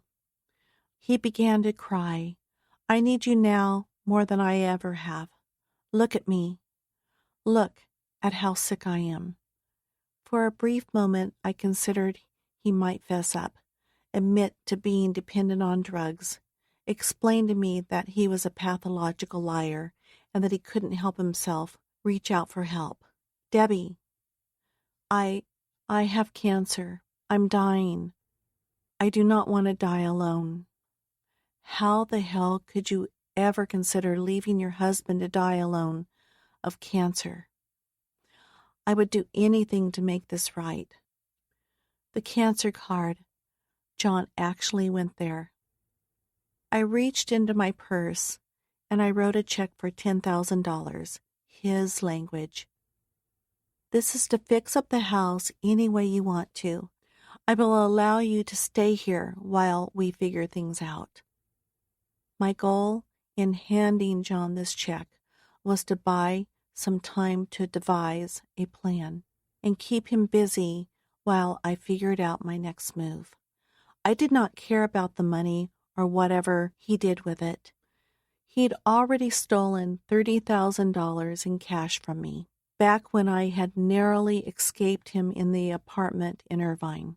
I considered that he was more likely to use this $10,000 I was handing over to buy more drugs. In some way, perhaps, I was hoping he would. John took the check and held it in front of his face, staring at it. Will you do me one favor and just stay here tonight? He asked. The test. I thought about it. I will sleep on the blow-up mattress in the living room, not with you, John. He accepted that. I slept the night with an open eye and ear on him. I had now gone from wearing disguises and running from this man to sleeping in the room next to his. It sounds scary and maybe even irresponsible, but what I saw that day was a man on his deathbed, incapable of doing anything to harm me. In thinking that way, I made a terrible mistake. 37. You will lose. When I returned to Irvine the following day, I continued my habit of staying on the move. I stayed at my daughter Nicole's house and began to roam from hotel to hotel, wearing my garish black wig and tortoise-shell sunglasses, as if I were Jackie O ducking the paparazzi. I needed the standoff to end. I'd been hiding out for months. I could not live like this much longer. I'm dying. Can't you see that? Slowly dying every day. John texted me a day after I returned. I'm doing even worse without you. I need you. I did not respond. He had called the police once already and lied about the incident inside my apartment. His tactic with women had been to turn things around on them. The situation was no different. My decision to approach him with an annulment buyout had been wrong. Moreover, I had to view anything John said or did as a con or a lie. I could not trust anything coming out of his mouth. Michael O'Neill called me in for a chat. I told him that under the advice of my second attorney I had hired in Nevada, I had gone out to see John at the Henderson house. Michael's eyes widened. "And you stayed the night?" "Yes." He shook his head. "Debbie, what were you thinking? The danger factor aside, do you think a judge would ever grant us a restraining order now? How scared are you, in the eyes of the court, if you're spending the night with John?" "I didn't sleep with him. I slept on an air mattress in the living room." "It doesn't matter. You have now taken away every muscle, every hammer, every degree of strength that we had to even consider getting that restraining order signed. You have completely vitiated the situation, and we have no chance now." I walked away defeated and destroyed. I'd made a terrible mistake. There is no playbook for this type of madness when it pervades your life, however. No, John didn't have cancer. He was the cancer. When you are in an abusive relationship, you learn how to deal with each situation as it comes. One moment at a time. You learn to survive. It would have been nice if I could have made all the right decisions in every circumstance. But high levels of fear, stress, and anxiety, coupled with pressure from my kids and self-blame for allowing this psychopath into our lives, led me to make hasty, emotional choices that, in the moment, felt like the right thing to do. For the next 24 hours, John went quiet. I wanted a divorce, and I was going to fight him. I texted him that he should take the offer of an annulment and give me a figure that we could both live with. "You are not going to want to do that. Threaten me with an annulment," John texted back. I recall this date with certainty. June 10th, 2016. "Debbie, you will lose." John had apparently gotten some of his strength back. I could tell by his tone. He'd called and sounded like the old John, shaming me, threatening, promising to destroy me. He was back to his fighting ways, or that act he'd put on in Henderson was gone. Clearly, he was not going to back down. "I will destroy you and your kids," he texted.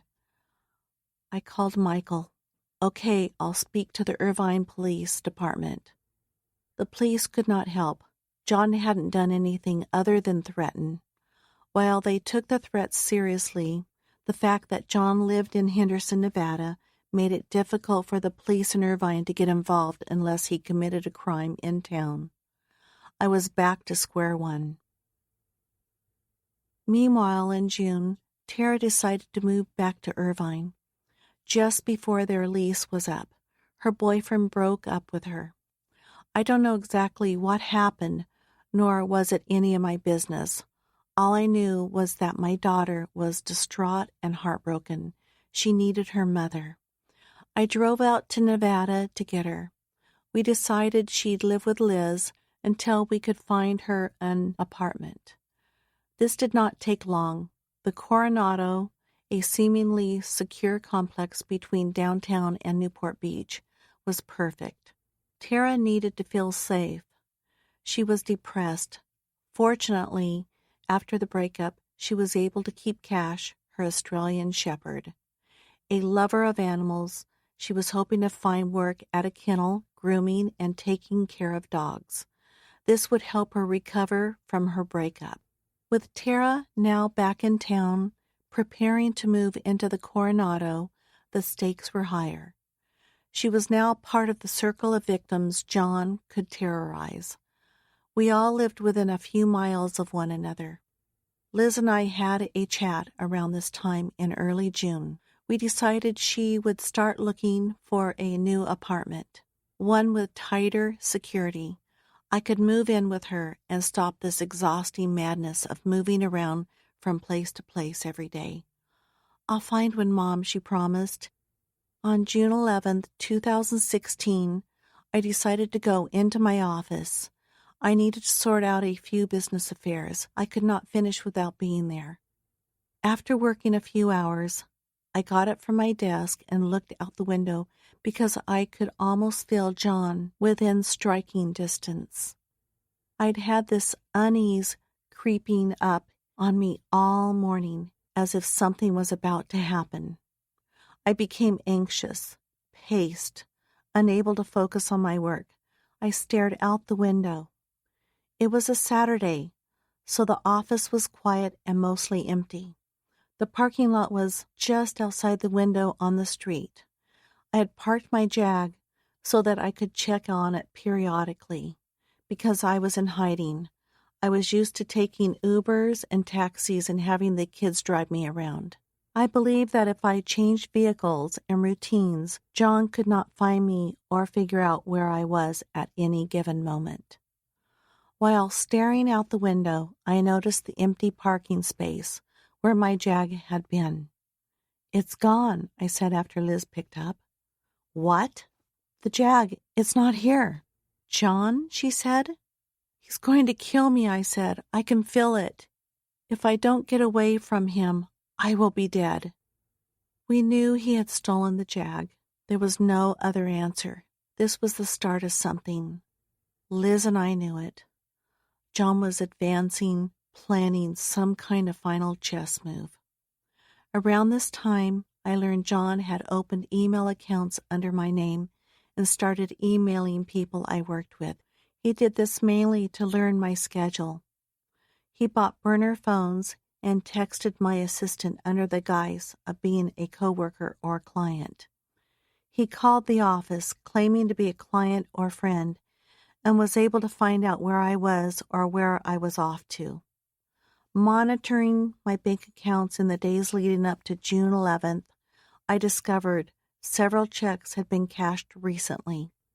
John had forged one for $10,000 and another for $4,000. He'd done it in the past, but he was at it again. Then during several phone calls, he demanded $17,000 a month in alimony, claiming he was 100% disabled.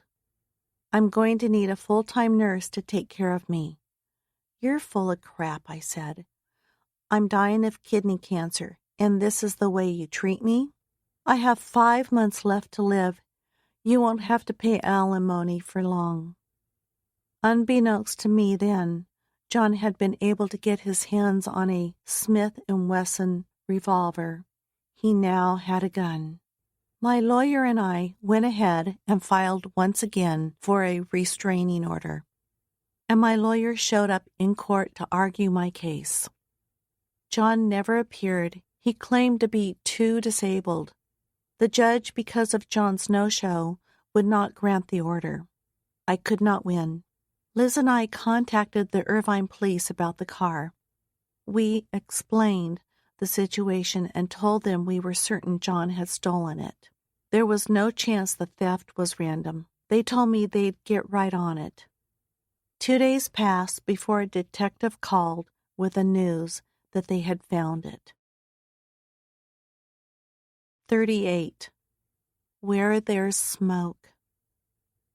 By July, Tara had settled in Newport. Her new job working with dogs was fulfilling and was keeping her busy. At her housing complex, the Coronado, to get into the parking garage, you had to enter a passcode to open the gate. To get into the building, you needed a key fob. Security cameras recorded most of the movement outside the building, in the parking garage, and near the entrance. She kept mostly to herself and seemed indifferent about what was going on with John. But Tara had so much of her own pain to deal with that the John situation didn't seem to faze her much. The breakup had affected her in ways I had not seen before. My baby girl was hurting badly. I was just trying to forget about everything that was going on with my life and yours, Tara told me later. But John was so evil, it was hard. I did my best. He seemed to be leaving me alone. I heard what was going on. You in fear for your life, hiding out. It was horrible. I thought John was a scumbag, and his intentions were always impure and full of spite. As much as we thought John wasn't interested in going after Tara, I realize now that nothing should have been off the table. No sooner had Tara begun living her new life in Newport than John zeroed in. The problem for John, perhaps a lesson I should have learned, was that Tara chose not to engage, which seemed to throw John off his game slightly.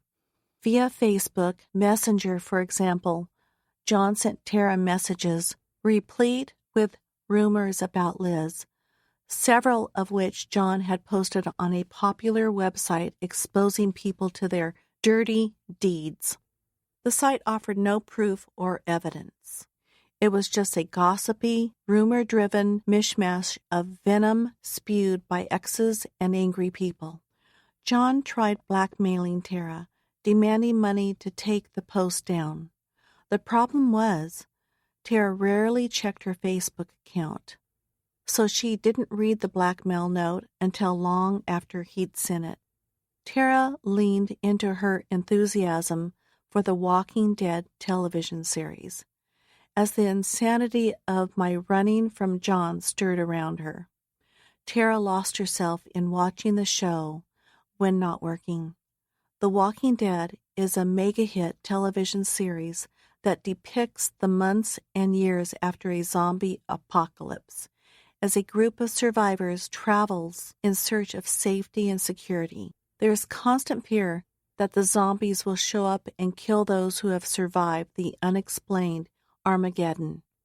In perhaps an over-dramatic, even cartoonish way, the series captures the spirit of survival and displays skills survivors must master if they want to have the slightest chance against the zombies. Think knives, guns, swords, machetes, hammers, blood, guts, and lots of gore.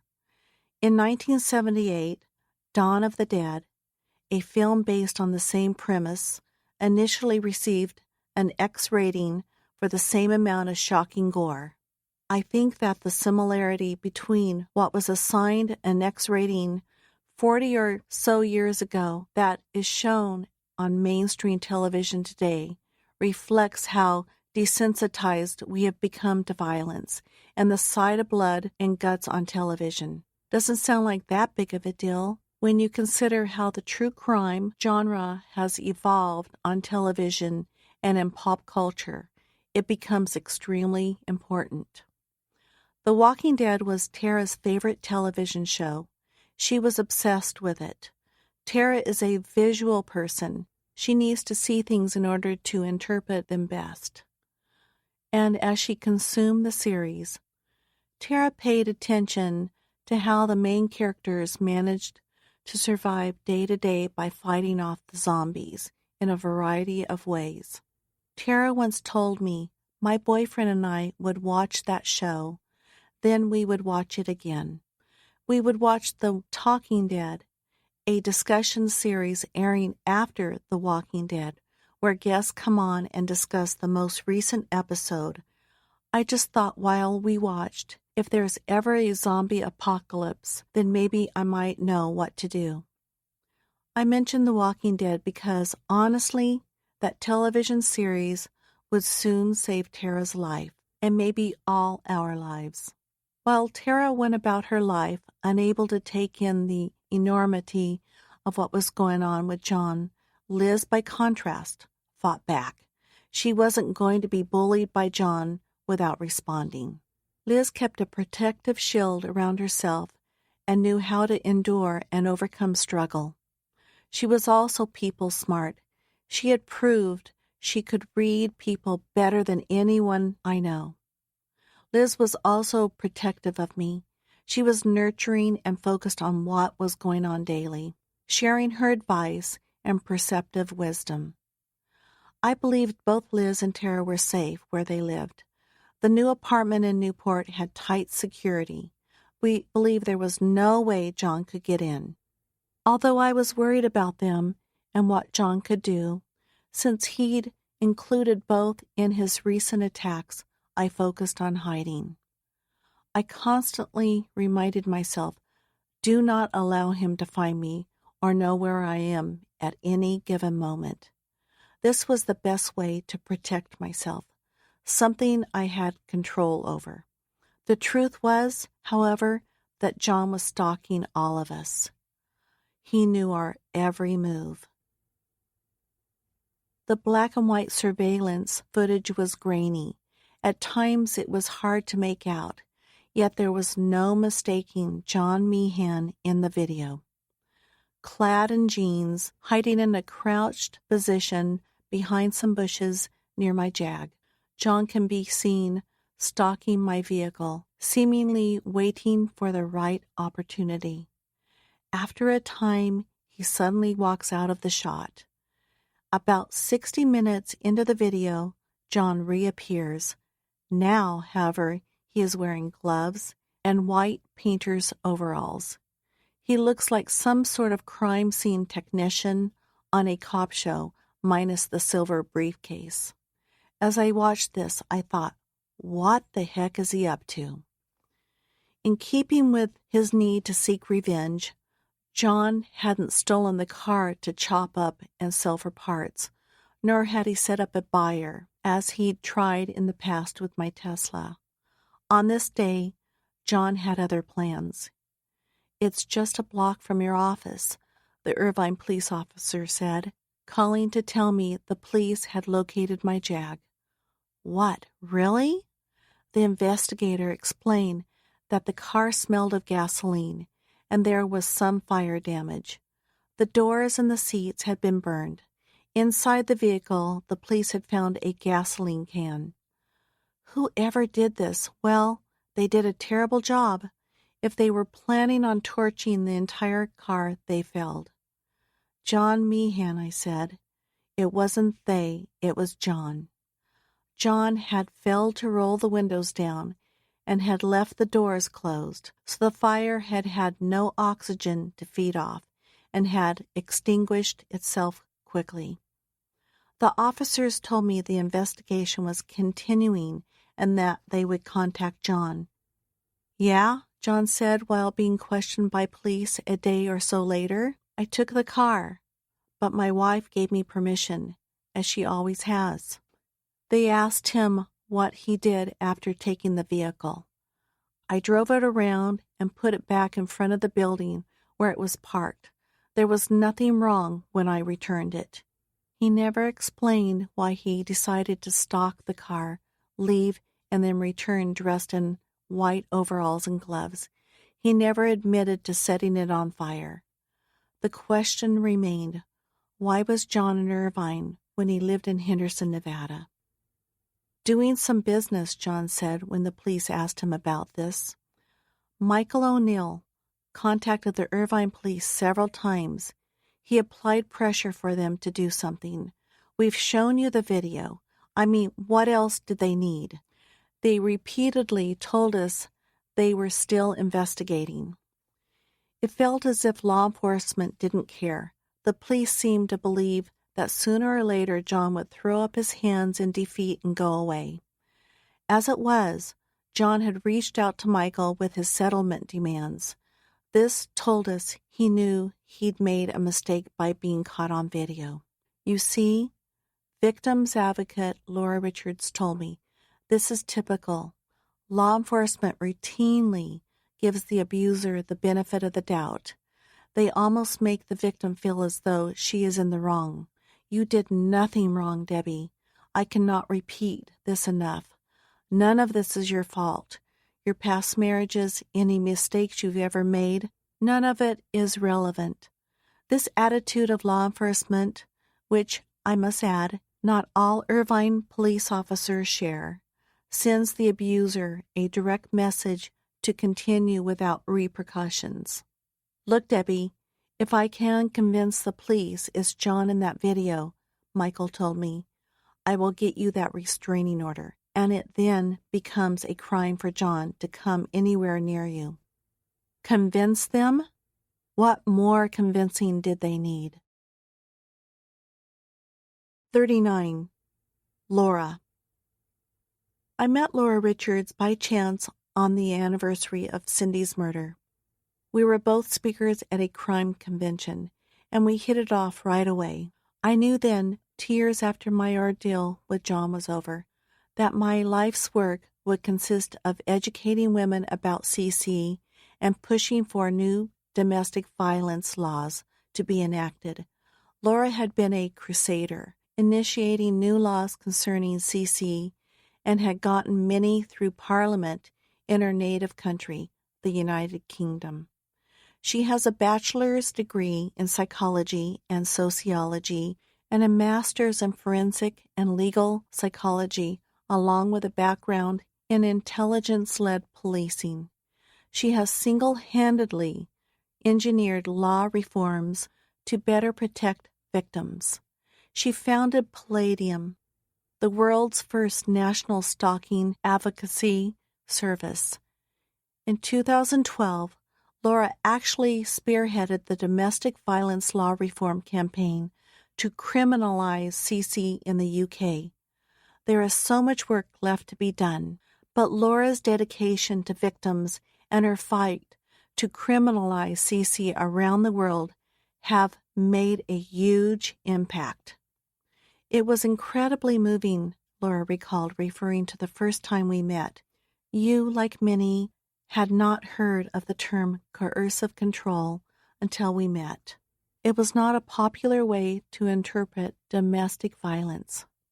Professor Evan Stark, in his book, Coercive Control, How Men Entrap Women in Personal Life, seems to have been credited with coining the term, but it was actually coined by 3 feminist psychologists, and Stark references them in the book as having called what was happening to their clients coercive control, but he never names the psychologists. CC has been described as a liberty crime, meaning it is a domestic issue. Those 3 women talk about a coercive aspect of control for the first time. Laura explained to me, Professor Stark's book was seminal at the time, 2009, in explaining how CC entrapped women. But it's much more than the qualities that keep women entrapped. Stalking, an element of CC, same as domestic violence in general, is a pattern of behavior. The elephant in the room we never talked about was the coercive controlling nature of domestic violence. Laura educated me. She explained that CC is more sophisticated than brainwashing, which is what cult leaders rely on to contain and control their followers. And if we point our radar in the cult leader direction, we're missing the target. There are several layers to it, the brainwashing and the grooming, the love bombing, and of course all of those other things that get someone under control in the beginning. But then there is an intimacy aspect to it, the sexual coercion that happens as well. It started during my first date with John, Laura explained. That was the moment CC entered my life and John went to work on his next victim. When women say he is too good to be true and present this perfect image of a man, I am always very curious, Laura said, because, truthfully, perfect doesn't normally exist. On this first date, John did very little talking. He asked a few questions, and you did all the talking. He was drilling you for information. He was constantly pushing boundaries to see how far he could take it early on. In one sense, he seemed like a great date, a great listener, but actually it's very one-sided in terms of the exchange of information. After that first date and the red flag, when John hopped on your bed and you kicked him out of your penthouse, he returns, becoming everything you need him to be. John planned all of it. I was devastated to learn I was being controlled the moment he set his eyes on me. But this fact also answered questions I had regarding how this could have happened, and realizing after getting to know Laura that the situation was not my fault was a huge step in my recovery process.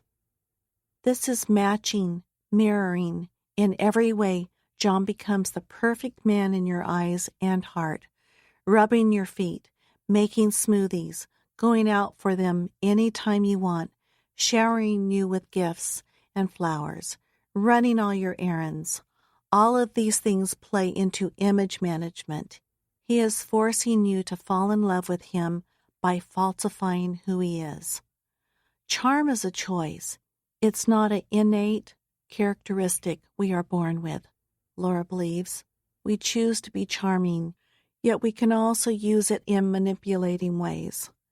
Anyone who is overly charming is on my radar, because it is a sign of manipulation, Laura told me.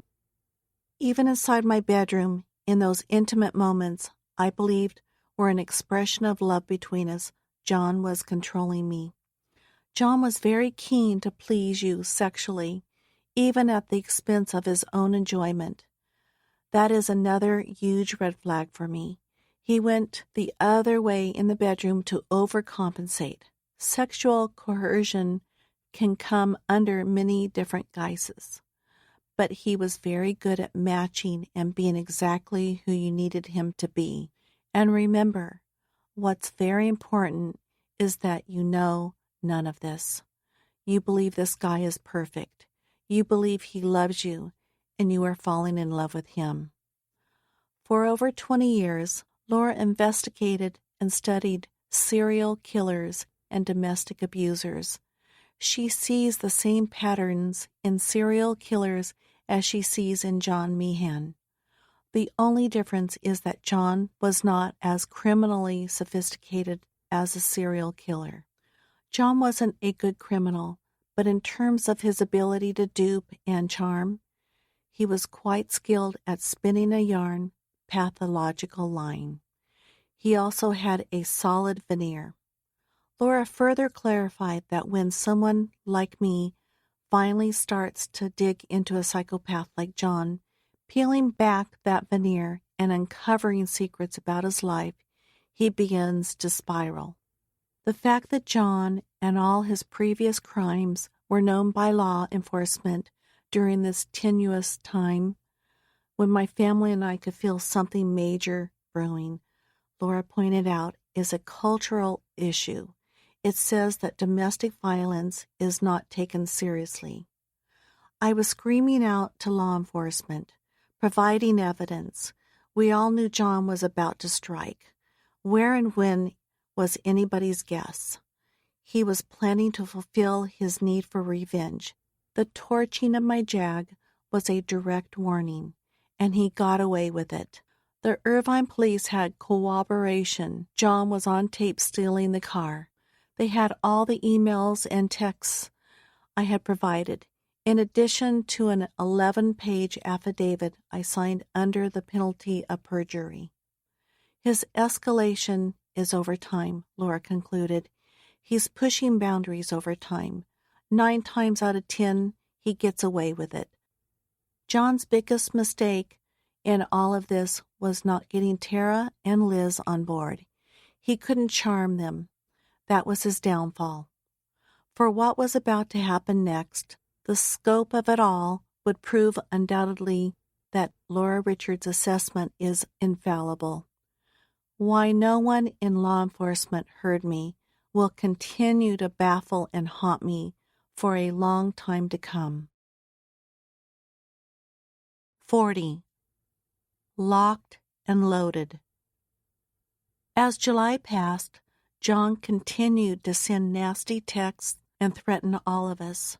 The Irvine police would only say that they were in the midst of investigating. Getting closer was the common statement I'd heard. Closer? You have the guy on video stealing my car. We're building a case against him. He has been inconsistent with his statements, and we're closer than ever, was another frequent statement Michael O'Neill would share with me after talking to police detectives. Michael was as frustrated as me, and he had first-hand knowledge of how these types of situations played out. Two of Michael's friends, both of whom worked in family law, had been murdered by people connected to a case they had been working on. One day, shortly after those murders, I walked into Michael's Santa Ana office and noticed he had installed additional locks. Meanwhile, I was scared, no, terrified, that John was plotting his next move, which could be bigger than unsuccessfully torching my Jag. In fact, I began to wonder if he was actually sending a message by not incinerating the vehicle. And knowing what I now know about John and his psychopathy, there is no doubt he could have turned my car to a charred steel carcass if he had chosen to. He was simply showing me what he could get away with and how far he could take things when he wanted to. Either way, John was being fueled by one source, internal volcanic rage, as August began. He was still living in the Henderson house. I was mainly staying at the Spectrum with Liz, who had moved into the apartment after the lease at the penthouse was up, but I was still moving around, scared of John being around every corner. Fortunately, my business had not suffered because of his behavior. I had explained to clients I was dealing with a psychopath. My reputation spoke for itself. The people in my circle trusted me. But by lighting my Jag on fire, John had shown me he was driven by one emotion, rage. I truly felt that at some point he was going to try to kill me. In August, I contacted an ex-girlfriend of John's. We exchanged emails and texts. A lot of what I learned reinforced what I knew. We shared the same chaos with John, although my story proved John had intensified and heightened his abnormal, antisocial behaviors and taken things to a new level. One story his former girlfriend shared spoke to an aspect of John that would actually work to my advantage and that of my two daughters.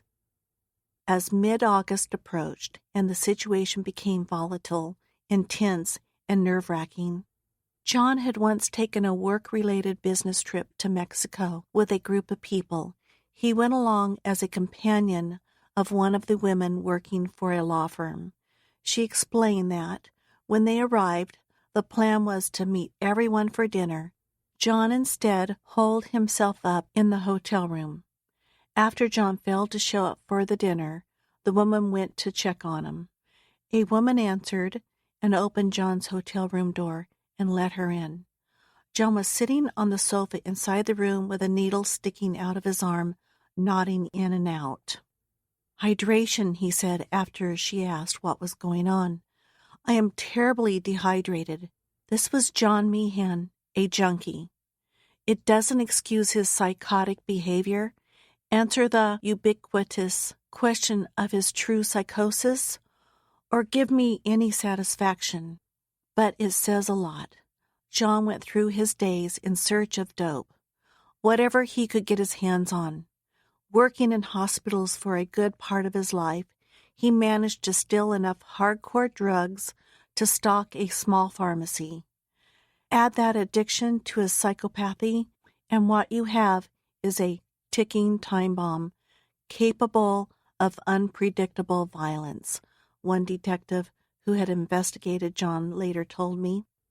Another ex-girlfriend I spoke to told me John had been arrested for stalking her. As detectives searched his car, they found documents indicating he owned an RV, which he kept in Cathedral City, California, so they checked it out. One of the detectives later said the RV looked like it was out of Breaking Bad. the hit AMC network series in which Walter White, the main character, cooks meth in a recreational vehicle. John was filthy beyond anything they'd seen. He had been living in squalor. Empty prescription drug bottles, used needles, and garbage were everywhere. They came across a brand new computer. Turning it on, they saw hundreds of JPEG photos of women, which John used as his home screen wallpaper. All the images were of women he had previously conned or the woman he was currently stalking. Then they opened the refrigerator. Inside was a backpack containing a gun and hundreds of rounds of ammunition, along with a bottle of cyanide capsules. Pretty much a very complete killing and kidnapping kit, the detectives concluded. I was on a collision course with this man, and the crash was going to be akin to being inside an exploding bomb. I lived under the assumption that the confrontation would involve Liz, me, or both of us. The problem I didn't see was that the psychopaths like John are unpredictable. You think you know what they're planning, and that's the exact moment they change their game. Liz had a feeling John was following her. She'd pulled up to the apartment complex and think he was somewhere near the entrance, lurking, waiting for one of us. He was the boogeyman, Michael O'Neill explained to Christopher Goffard on the Dirty John podcast. I don't mean to say that I was intimidated or I was scared. I had a big old shotgun underneath my cabinet. But still, it doesn't do any good over there under the cabinet if somebody barges into your office and you're sitting at your desk. Up until John burned the Jag, Michael didn't think he was capable of taking the situation to such a dangerous level. Whether or not he would take it to the extreme that he ultimately took it to, Michael added, I would have never thought that until he torched her car. It was then that he became hands-on. I blocked John on my phone. He knew I wasn't seeing his texts or getting his calls. I shut him down financially. He wasn't getting any more money from me. I moved all my bank accounts so he couldn't steal from me. Although I still allowed him to live in the Henderson, Nevada house, I took the Buick Enclave he had been driving after he smashed it up and it was impounded. John Meehan had no car. I had also taken the Tesla back. No money, no way to get a hold of me unless he tracked me down in person. We'd even taken in his golden retriever, who had been roaming around for days in 115-degree heat until she was finally found and I picked her up at the shelter. What did John have left to live for? As the third week of August came, an uneasy quiet settled over my life.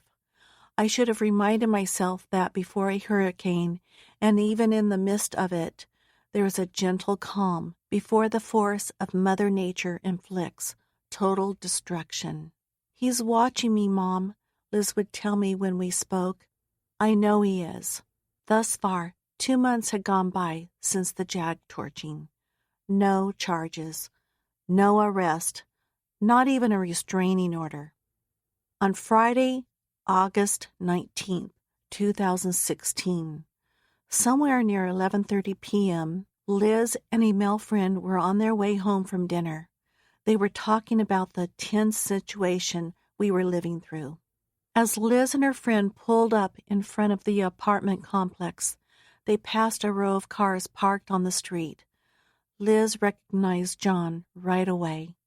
He was sitting in a car, crouched down in the driver's seat, waiting.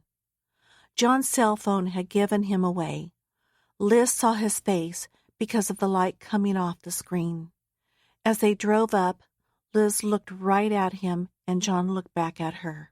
When they locked eyes, John tried to hide by ducking further down. That's him, she said to her friend. Holy shit, there he is. What? What are you talking about? Her friend said. John took off as soon as he saw Liz, had recognized him. He'd smashed the tailgates out of the back of his rental car and removed all the other lights so he could move around stealthily.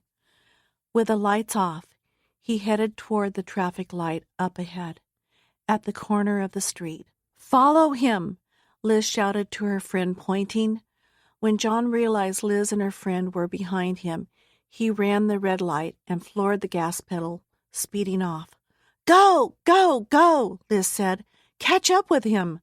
Not far ahead, near the entrance of the freeway, John took a hard right onto the ramp. Liz and her friend drove past, losing him. John was gone.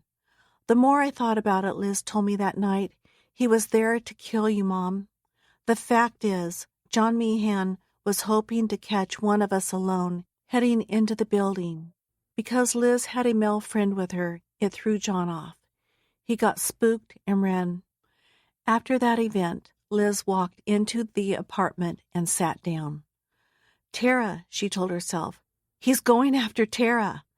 Tara lived just a few miles away at the Coronado. "I knew that it was game time," Liz said. It was on. John was making his move. Tara was now his target. "I kept picturing John calling me, 'I just killed your daughter, and now I'm coming after you.'" 41. Dirty John makes his move. After pacing inside the apartment for a time, Liz and her friend drove to the Coronado to check on Tara. By now, it was after midnight. "I would have preferred to have John come back to my apartment," Liz told me later. "Then whatever he was going to do, we'd have had some sort of chance of catching the psycho ass on camera." Liz is smart. She gets these guys. She believed that because John's attempt at killing me had been thwarted, I wasn't home, he was even more dangerous. And now we had no idea where he was headed. Should we even bother calling the Irvine police? What good would it do? They'd proved that they didn't take any of what was going on seriously. They'd had months to do something. They wanted me to believe it was a marital squabble the courts would resolve, or that John and I would figure it out between ourselves. "Mom, we are hopeless in that regard," Liz told me at the time. "We've contacted the police every time something happened, and they've done absolutely nothing. They've never helped us. I respect the police and the job they do, but when it came to John, Liz was right." Part of me in those moments leading up to the next day, when our lives changed forever, was skeptical of what Liz had seen that night. She could have an overactive imagination, yet as I thought it through, I felt John was now unhinged, unstable, and unpredictable. Liz had never sounded so serious and concerned. Ultimately, I believed her. Liz and her friend drove around the Coronado several times, looking for John. He would not be hard to spot.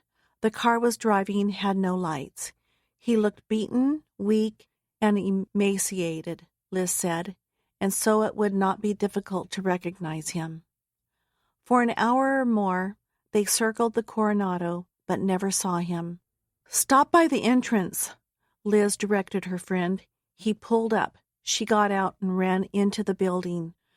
Liz was worried John might have gone inside and hovered near Tara's door, waiting for her to emerge. When she got to Tara's door, everything appeared to be okay. John was nowhere in sight. She thought about knocking but didn't want to wake her sister up. What comforted Liz was Tara's cat, whom Liz heard inside the apartment walking around. Tara had put a bell on his collar. Then Liz heard Cash, Tara's Australian shepherd, growling softly as he sniffed someone. Liz outside the door. "I was really totally tripping out," Liz said later, "but I was like, at the same time, okay, cool, she's inside with Cash and she's safe." As Liz walked out of the building, it occurred to her how surreal the situation had become. She kept asking herself if she was going crazy, if what she had seen back at the apartment was actually John Meehan stalking the front entrance. I actually wasn't crazy, Liz remembered. I thought, this is really happening. Liz went to bed at 4:30 that morning and got up 90 minutes later at 6. The first thing she did was call Tara. John's in the area. Please be careful. I saw him last night in front of our apartment building. The lights were off on his car. We followed him and then lost him. Be on the lookout for a white Camry. Oh my God, Tara said. Okay, I see. A white Toyota Camry. Most people meeting Tara for the first time say she is sweet, someone who doesn't bother anybody. She is very petite and speaks softly, almost in a whisper sometimes. She wouldn't hurt a fly is a cliche I have heard people use to describe Tara. Trauma has been a part of Tara's life since she was 6 years old. One night, Tara claimed she was awoken by an intruder. The guy who climbed through the window picked her up and started carrying her out the window. Tara screamed. He dropped her on the floor, jumped out of the window, and took off, never to be seen again. This could have been a dream. The only evidence of a possible break-in was an open window that had originally been closed. There was a lot going on inside our home at the time. I was fighting a lot with their father. Tara was having vivid, scary nightmares quite often. She had been reporting dark shapes that were ghosts or aliens in her room. So I do not know if the attempted kidnapping was a dream or real. Over the years, however, I realized that it doesn't matter whether the event really occurred. My daughter was traumatized. Whatever she was experiencing was real for her. Leading up to the night when Liz chased John away from the apartment, Tara had been having different friends sleep at her apartment. She was under the impression that John didn't know her address. I would have thought the same 5 months prior, but I took nothing for granted where John was concerned anymore. He knew where we all lived. There was no doubt. I also believed he was routinely stalking us. What I didn't know was that the gated entrance to the Coronado was constantly broken. This gave John access to the parking areas for the building. John undoubtedly went online to Google Maps or a similar site and studied the layout using the image capture function, as anyone with a smartphone could have done. So he knew every way in and out of the Coronado. If John had been unable to get through the gate, finding where Tara parked would have been a crapshoot. I kind of felt, Tara told me later, that John had been watching me ever since I'd been back in OC, Orange County. Not every day, but certainly on and off. I was always looking in my rear view mirror and checking out my surroundings, looking out for him. John had created an atmosphere of constant fear. He was all we thought about. There was one night when Tara sat down inside her apartment, pen and paper in front of her, and wrote a note to her ex-boyfriend. The note was brief and direct. If something were to happen to her, she wanted her boyfriend to take Cash. That dog was Tara's world, unconditional love aside. Cash provided Tara with comfort and protection. Cash went everywhere with Tara, and he was devotedly protective of her. An Aussie, as Australian Shepherds are known, weighs an average of 40 to 65 pounds, depending on gender.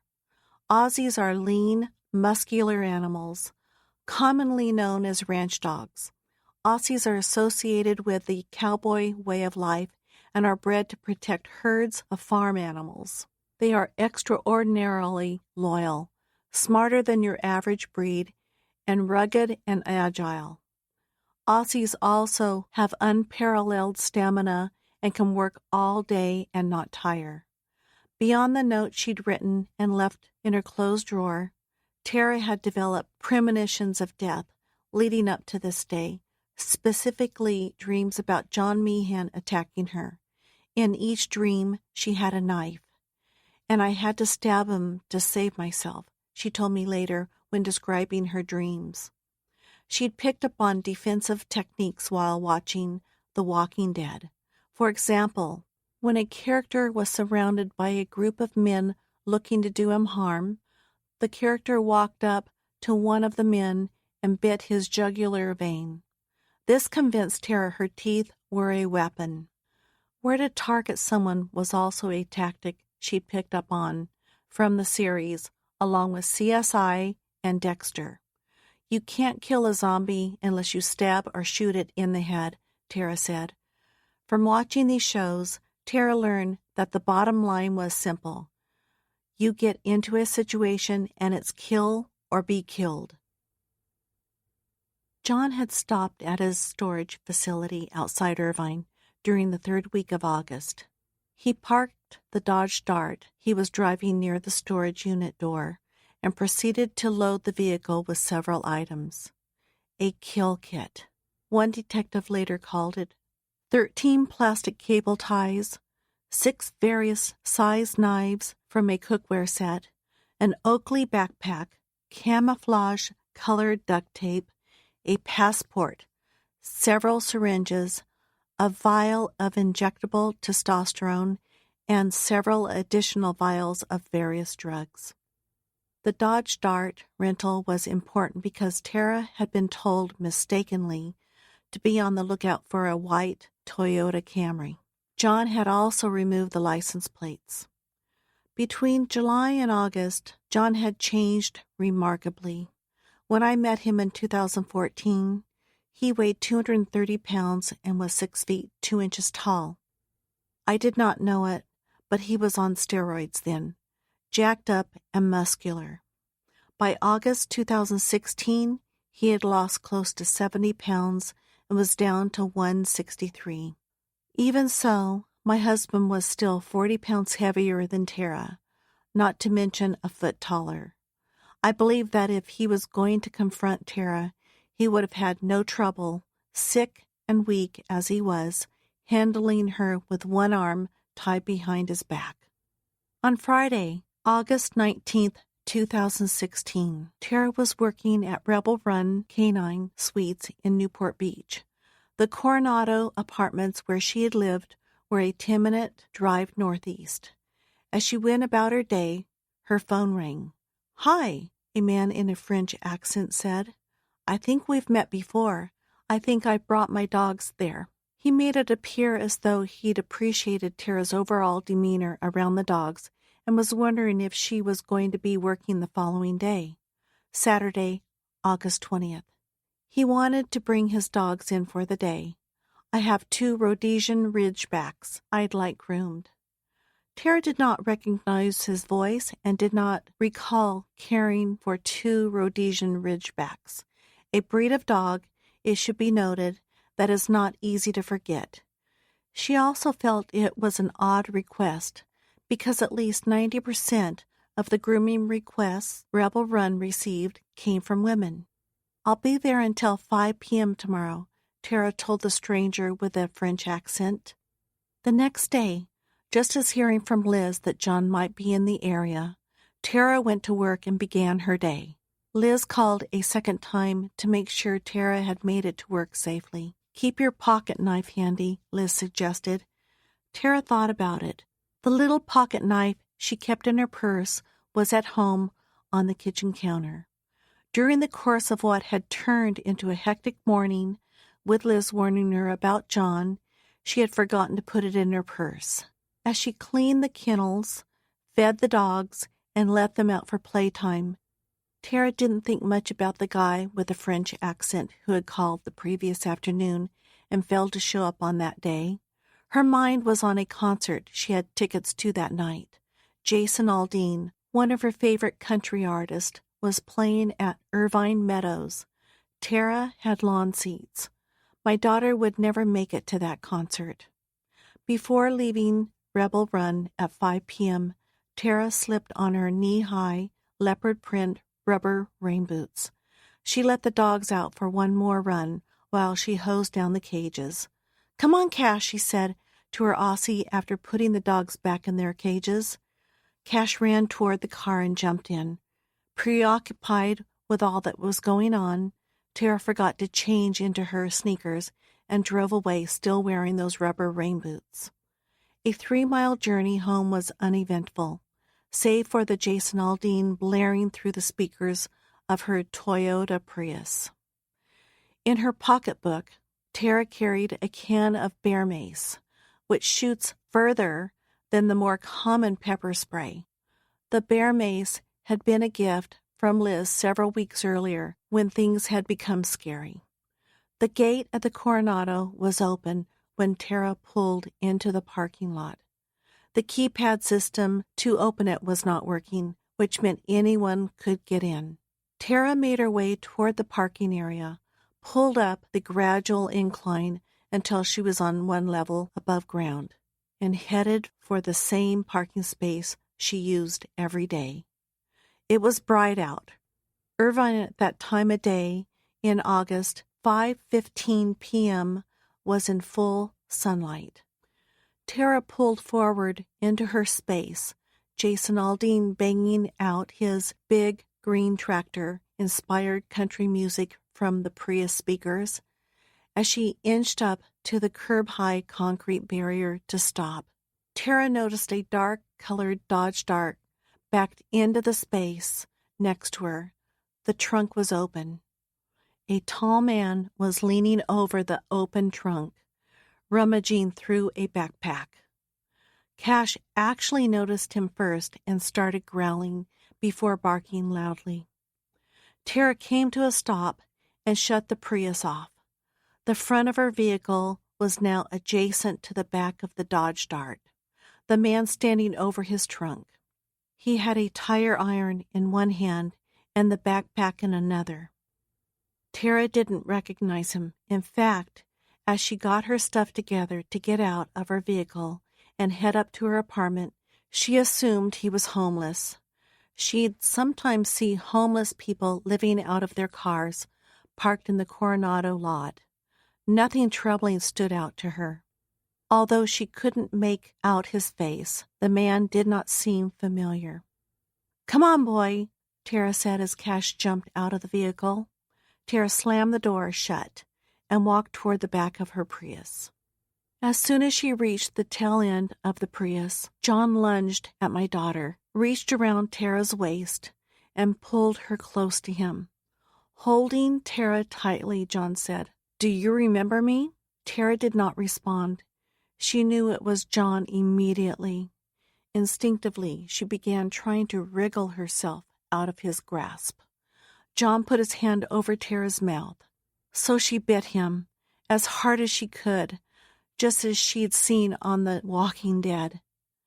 As they struggled, Tara felt her upper body thumped by several hard blows, which she believed were from John punching her. My daughter was wrong. Those heavy blows weren't from John's fist. John held a Del Taco bag with a still bony knife hidden inside, and he was now thrusting the bag-encased knife into my daughter. Tara crossed her arms over her chest and used her handbag to protect vital areas of her torso, once she realized what was happening.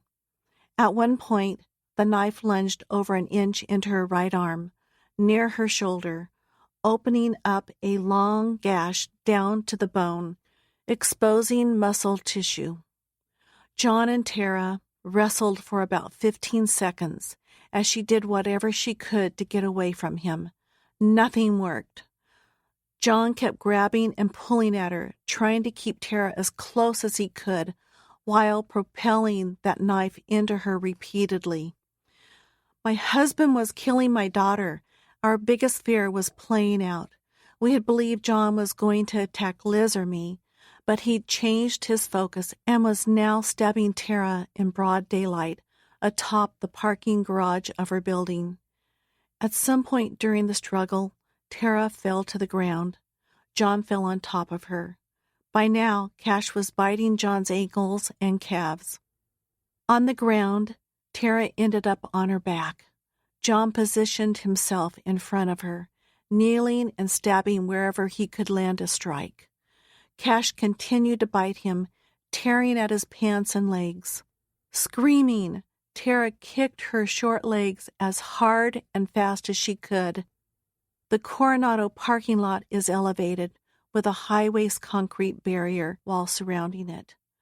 With the sky bright blue and the sun still high, Tara and John were on full display. Anyone paying even the slightest bit of attention and looking toward the parking lot from an apartment window would have seen them, not to mention heard Tara's piercing screams. On the north side of the area where they fought, overlooking the lot, were several rows of apartment windows. These particular apartments also had balconies. Thinking back now about what happened next, I cannot help but feel God played a role on this day. The courage my daughter displayed, along with the fact that she did not panic and went directly to her self-defense knowledge, was beyond humbling. Even while being stabbed repeatedly by a knife-wielding psychopath, my precious and petite daughter had given herself a chance to survive. 42. Fearless Hero. Skylar Sepulveda pedaled as hard as she could. Close to 5:30 p.m. on August 20th, 2016, the 14-year-old junior lifeguard in training was on her way home to the Coronado, cruising along on her pink beach bicycle, taking in the warm Pacific breeze after a tiring class. Rushing into her apartment, Skylar found her mother and gave her a big hug. "Hi, honey," her mother said. "How was your training?" Before Skylar could answer, she heard screaming coming from outside their third-floor apartment window. Skylar had a clear view of parking space SR 423, the spot Tara parked in every day. She looked out and saw a man kneeling over my daughter, plunging that bony knife into her. The parking space was directly in front of Skylar's apartment, across the elevated lot. Skylar and Tara had never met, but the fearless, heroic teen with ash blonde hair knew the ear-piercing shrieks coming from outside meant the woman on the ground was in trouble, which was when Skylar's lifeguard training instinct kicked in. The teenager backed away from the window and ran towards the door of her apartment. "Call 911!" Skylar yelled to her mother, fleeing the apartment. "I gotta go right now." Skylar didn't even put her sandals on. After grabbing the wet beach towel she'd put down while walking in the door, Skylar bolted 3 flights of stairs in bare feet, her swimsuit still damp from training. When she reached the ground level, she pushed the door open and ran up the parking garage ramp, directly toward Tara. This child never thought, "He has a knife, he could come after me." The only thing on Skylar's mind was helping my daughter. The fearless teen had put another person's life before her own, the definition of courage. "She's bleeding!" Skylar heard someone yell as she ran up the parking garage ramp. A crowd was gathering, summoned by Tara's screams. Back upstairs, Skylar's mom was on the phone with a 911 dispatcher. "There's a man up there with a knife and a girl screaming. My daughter is taking a towel to her right now because somebody yelled, 'She's bleeding,' so we're running over there right now with a towel." "Okay, and she's bleeding?" the dispatcher asked. "It's really bad." "All right, I understand. We have officers on the way." "It's like, Mom, somebody's screaming, somebody's screaming," Skylar's mother told the dispatcher, conveying what had just occurred. And then she saw this guy just raising his hands up and down, up and down. "Okay, all right." Skylar ran as fast as she could towards Tara. Several cowardly bystanders, literally watching John plunge a knife into my daughter, did nothing. Skylar acted on the unselfish, humble belief that another human being was in trouble and needed help. I thought it was incredible that people could witness other people being abused or even their life being possibly taken away, and they were just watching it happen and not stepping in to try and help. Skylar told Christopher Goffard on the Dirty John podcast. Tara was on her back, kicking at John as hard and fast as she could, as if pedaling an invisible bicycle. What helped her tremendously was the fact that she had forgotten to change out of those rain boots back at the kennel. Not only did the boots give her an edge on gripping the concrete, thus helping her push away from John, but the thick rubber protected her calves and feet from the knife as she landed kicks to John's upper body and head. Cash barked and bit at John. John kept flailing the bony knife above his head, plunging it up and down, determined to kill my daughter.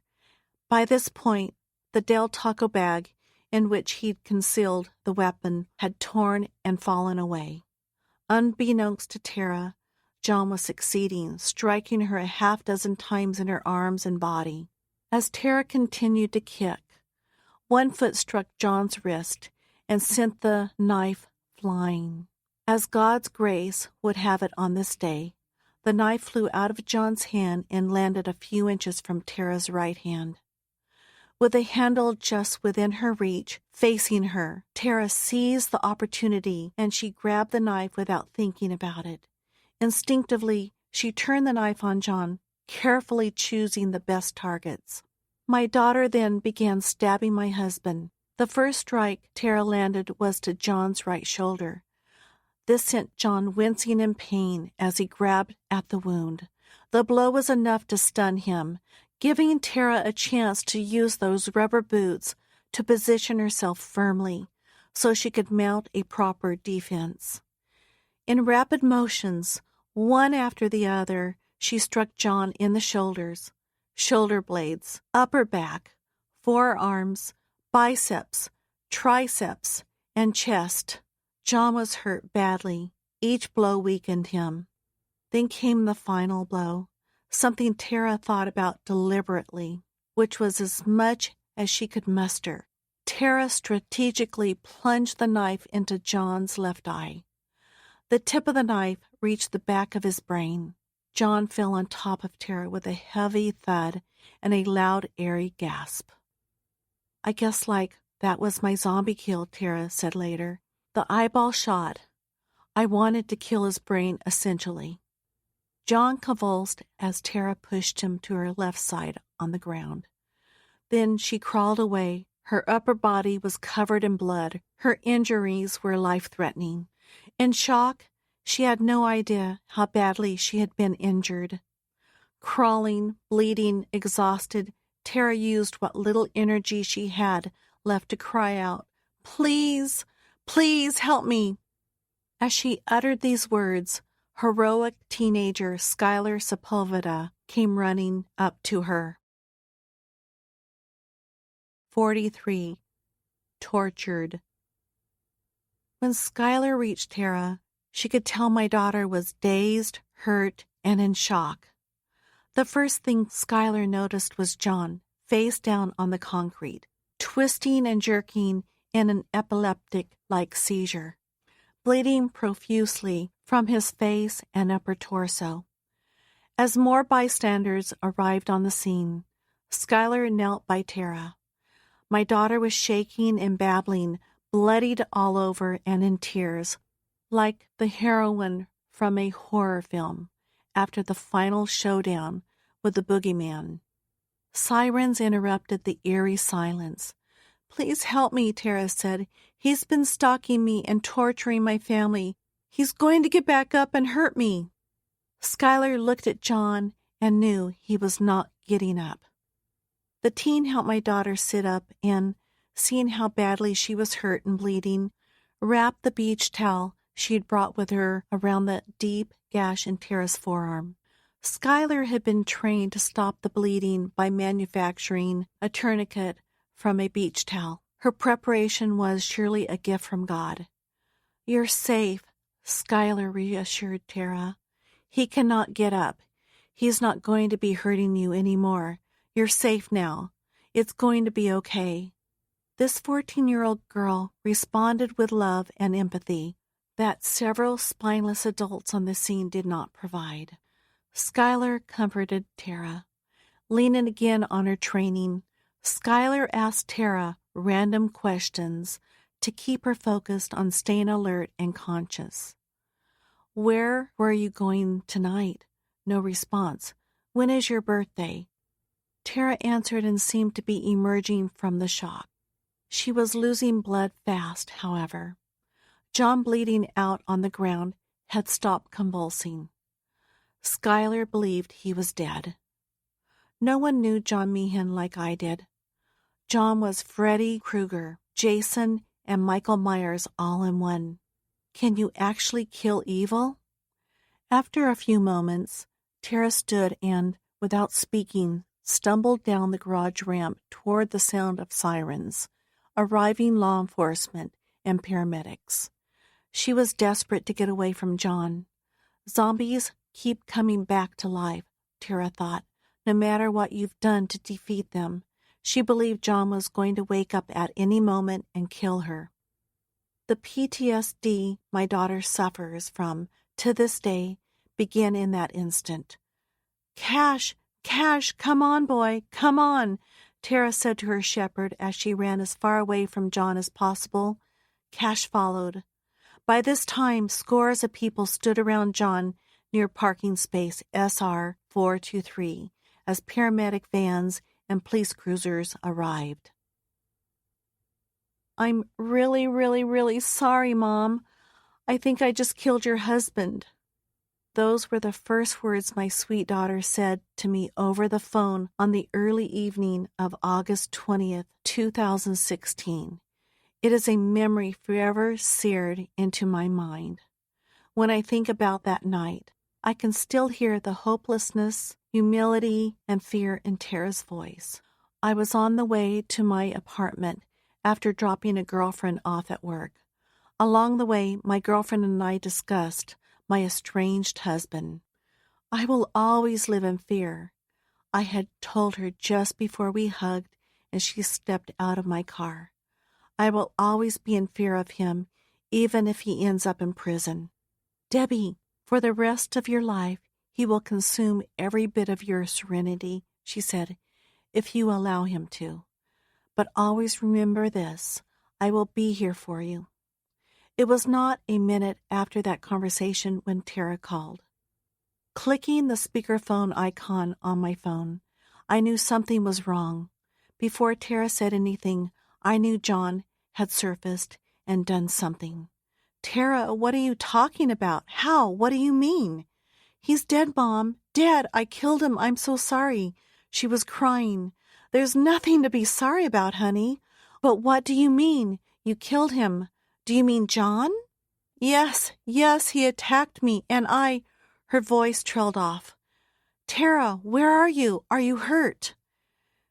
A vortex of emotion stirred in me as my 25-year-old daughter relayed what few details she could dredge up. Her voice was depleted of all energy, weak and cracking. As she faded in and out, I felt I was losing her. Tara, honey, talk to me. Are you hurt? What's happening? Are you okay? What do you mean you killed John? Where are you? It's okay. Just tell me where you are. I'm coming to you right now. I'm home. Come, Mom, please.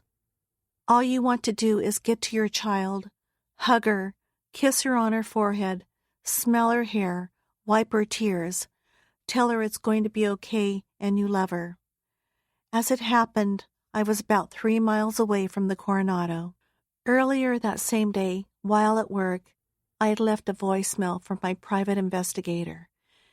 Is John ever going to be arrested for theft or arson, among many other potential charges? What in the name of God is going on? My private investigator never returned my call. Questions swirled as I drove toward my baby girl. Why had he attacked Tara and not me? Is he coming for all of us? Was Liz safe? Is Tara going to live? Tara, baby, stay with me. Hurry, Mom, please. I drove as fast as I could, and when I hit Irvine Boulevard, where the Coronado is located, I heard the sirens, I saw the fire trucks, ambulances, and paramedic vans near the building. As I pulled up to the parking garage, I could see additional fire trucks and EMT vans, along with what seemed to be a dozen police vehicles. People were everywhere. Why my child? I kept wondering. Why Tara? I just wanted to hold her. I don't even remember the drive. One moment I was on the phone, trying to gauge how badly my sweet girl had been injured and if she was going to make it, and the next I was staring at the parking garage in front of me. There were dozens of onlookers and first responders milling about. A haze of blue and red, flashing and spinning lights cut through the Irvine, California sunset. The sky, I can recall, was pink and purple, surreal. Men and women in yellow reflector coats stood, walkie-talkies in hand, directing traffic and keeping people back. My God, seeing the yellow crime scene tape flanking the garage near Tara's car was chilling and sobering. As I put my vehicle in park and flew out the door, the scene took my breath away, stunning me into complete surrender. I realized that our worst fear had come true. After all John's veiled threats, along with his taunting emails, texts, and calls, and his stalking of Liz the previous night, John had made his move. As I turned towards the garage and ran, an ambulance hit its lights and siren and burned out of the parking lot. "Tara!" I screamed, watching the vehicle speed away. An independent and driven woman with a passion for animals, Debra Newell is the easygoing, carefree, and shy child of my four. As she grew, Tara's attitude about her childhood became different from that of Brandon, Nicole, and Liz. Without hesitation, Tara's 3 siblings would say they had great childhoods, but Tara feels differently. Because I worked so much and she was the youngest, Tara spent a lot of time with nannies and grew up feeling neglected. I didn't get much financial help from her father, and I was forced to take on both roles, mother and father. All I could think about as that ambulance sped out of sight was that my daughter was alone, bleeding, suffering, and dying. I needed information. I had to find out what had happened, how badly she'd been hurt, and which hospital the ambulance had taken her to. The police pulled me back as I tried slipping under the yellow police tape. "Ma'am, you cannot go up there." I'm her mother. I need to get to her. Where is she going?" As the police held me back, I looked towards Tara's vehicle and saw what seemed to be a throng of first responders and law enforcement officers crowded around someone sitting on the ground. "Stand back, please." "My daughter, where's my daughter? She called me. She said she killed my husband." I had no idea what I was saying, who was around me, or who was sitting on the ground. Had Tara called me before help arrived, just after the altercation? Why hadn't law enforcement called me, or Liz? Why wasn't someone explaining the situation to me? Then a second alarming thought. Liz, oh my God, Liz, was she okay? A psychopath had taken control of every part of my life. Tara had been back in town for only a few months. The Coronado was secure, I had insisted. You'll be safe and close by. Now she was fighting for her life? It didn't matter to me if John was dead, honestly. We had all wished this anyway. He had hurt, maybe killed my child. What difference did it make now if he was gone? My only concern was Tara. I was actually hoping John was dead so that we wouldn't have to live in fear any longer. He didn't deserve to live another day to torment another woman. Even if he went to jail, I knew fear would dictate the rest of our lives. What a waste of life. John could have had it all. He was blessed with intelligence, opportunity, looks, and children, and he threw it all away. Why? As I paced back and forth outside the yellow police tape, I walked to an area where I could get a better angle of Tara's vehicle. The The first thing I made out was a woman sitting on the curb, surrounded by people. Then I saw her blonde hair, tangled and bloody. Tara! She was sitting up. They had placed one of those tinfoil-like blankets over her, just like you see on the news after a mass shooting. Tara's arms were bandaged up. There was blood all over the front of her shirt. She looked tired, pale, and scared. But alive! Oh my God, she's alive. John must have been inside the ambulance that sped away. In fact, I found out later he had no pulse when the paramedics reached him. He was not breathing. A few moments after the medics administered CPR, however, John's pulse returned and he was breathing on his own. John was taken to the hospital. Will I be able to make it to the Jason Aldean concert? Tara asked one of the medics after they got her into the back of an ambulance. Cash was allowed to join her and stay by her side. I don't think so, the medic told her, but we can put on some country music for you. Tara had stabbed John a total of 13 times. He might have been breathing, but John Meehan was brain dead after that strike Tara had plunged into his head. 44. No one dies alone. We dream in black and white for a reason, experts claim. Your unconscious mind is sending your conscious mind a message that a problem needs to be resolved. My entire life over the past several years seemed to be black and white. Now, however, as my daughter was being whisked to the hospital after being stabbed over a dozen times by my husband, I was seeing things in color, clearly. Tara was alive. She would be okay.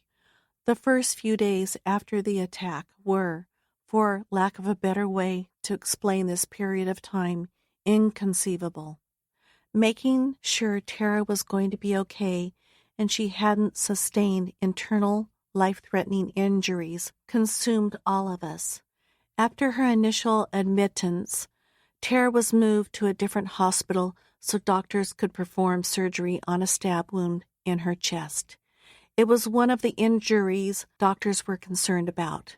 We were all very worried. My daughter might never be the same. As his wife, I was responsible for John, but my first priority was to make sure Tara was going to be okay. Screw John Meehan. I would make that call once I knew my daughter was safe and healthy.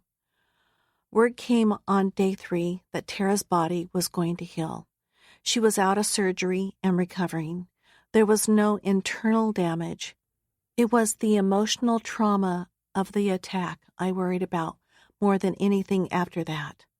My daughter had been through so much. She would have a long road to recovery from the emotional injuries as well as the physical ones. When Ben heard what had happened, he commented to the media, "Impossible. The last person on earth I'd ever think would send John to hell would be Tara."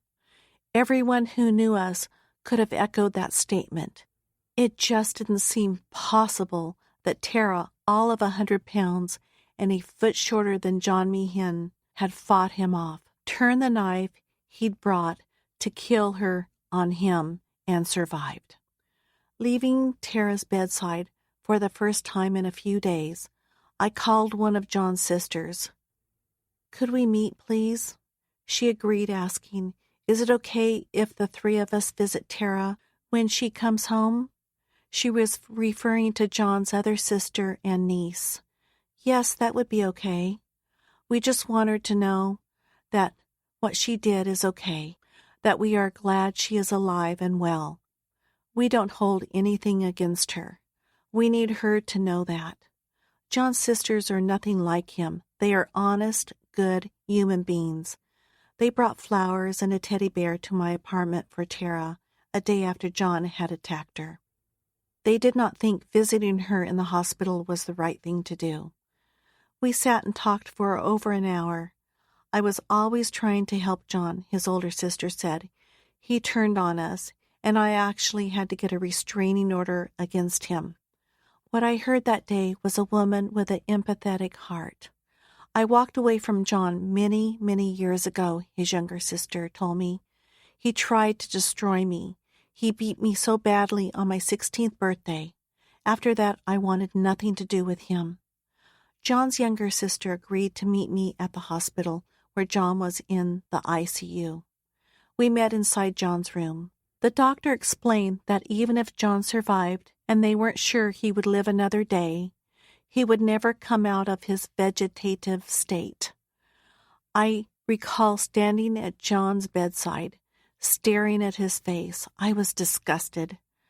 Here was a man hooked up to life support, an empty shell of a human being. He didn't even look like himself.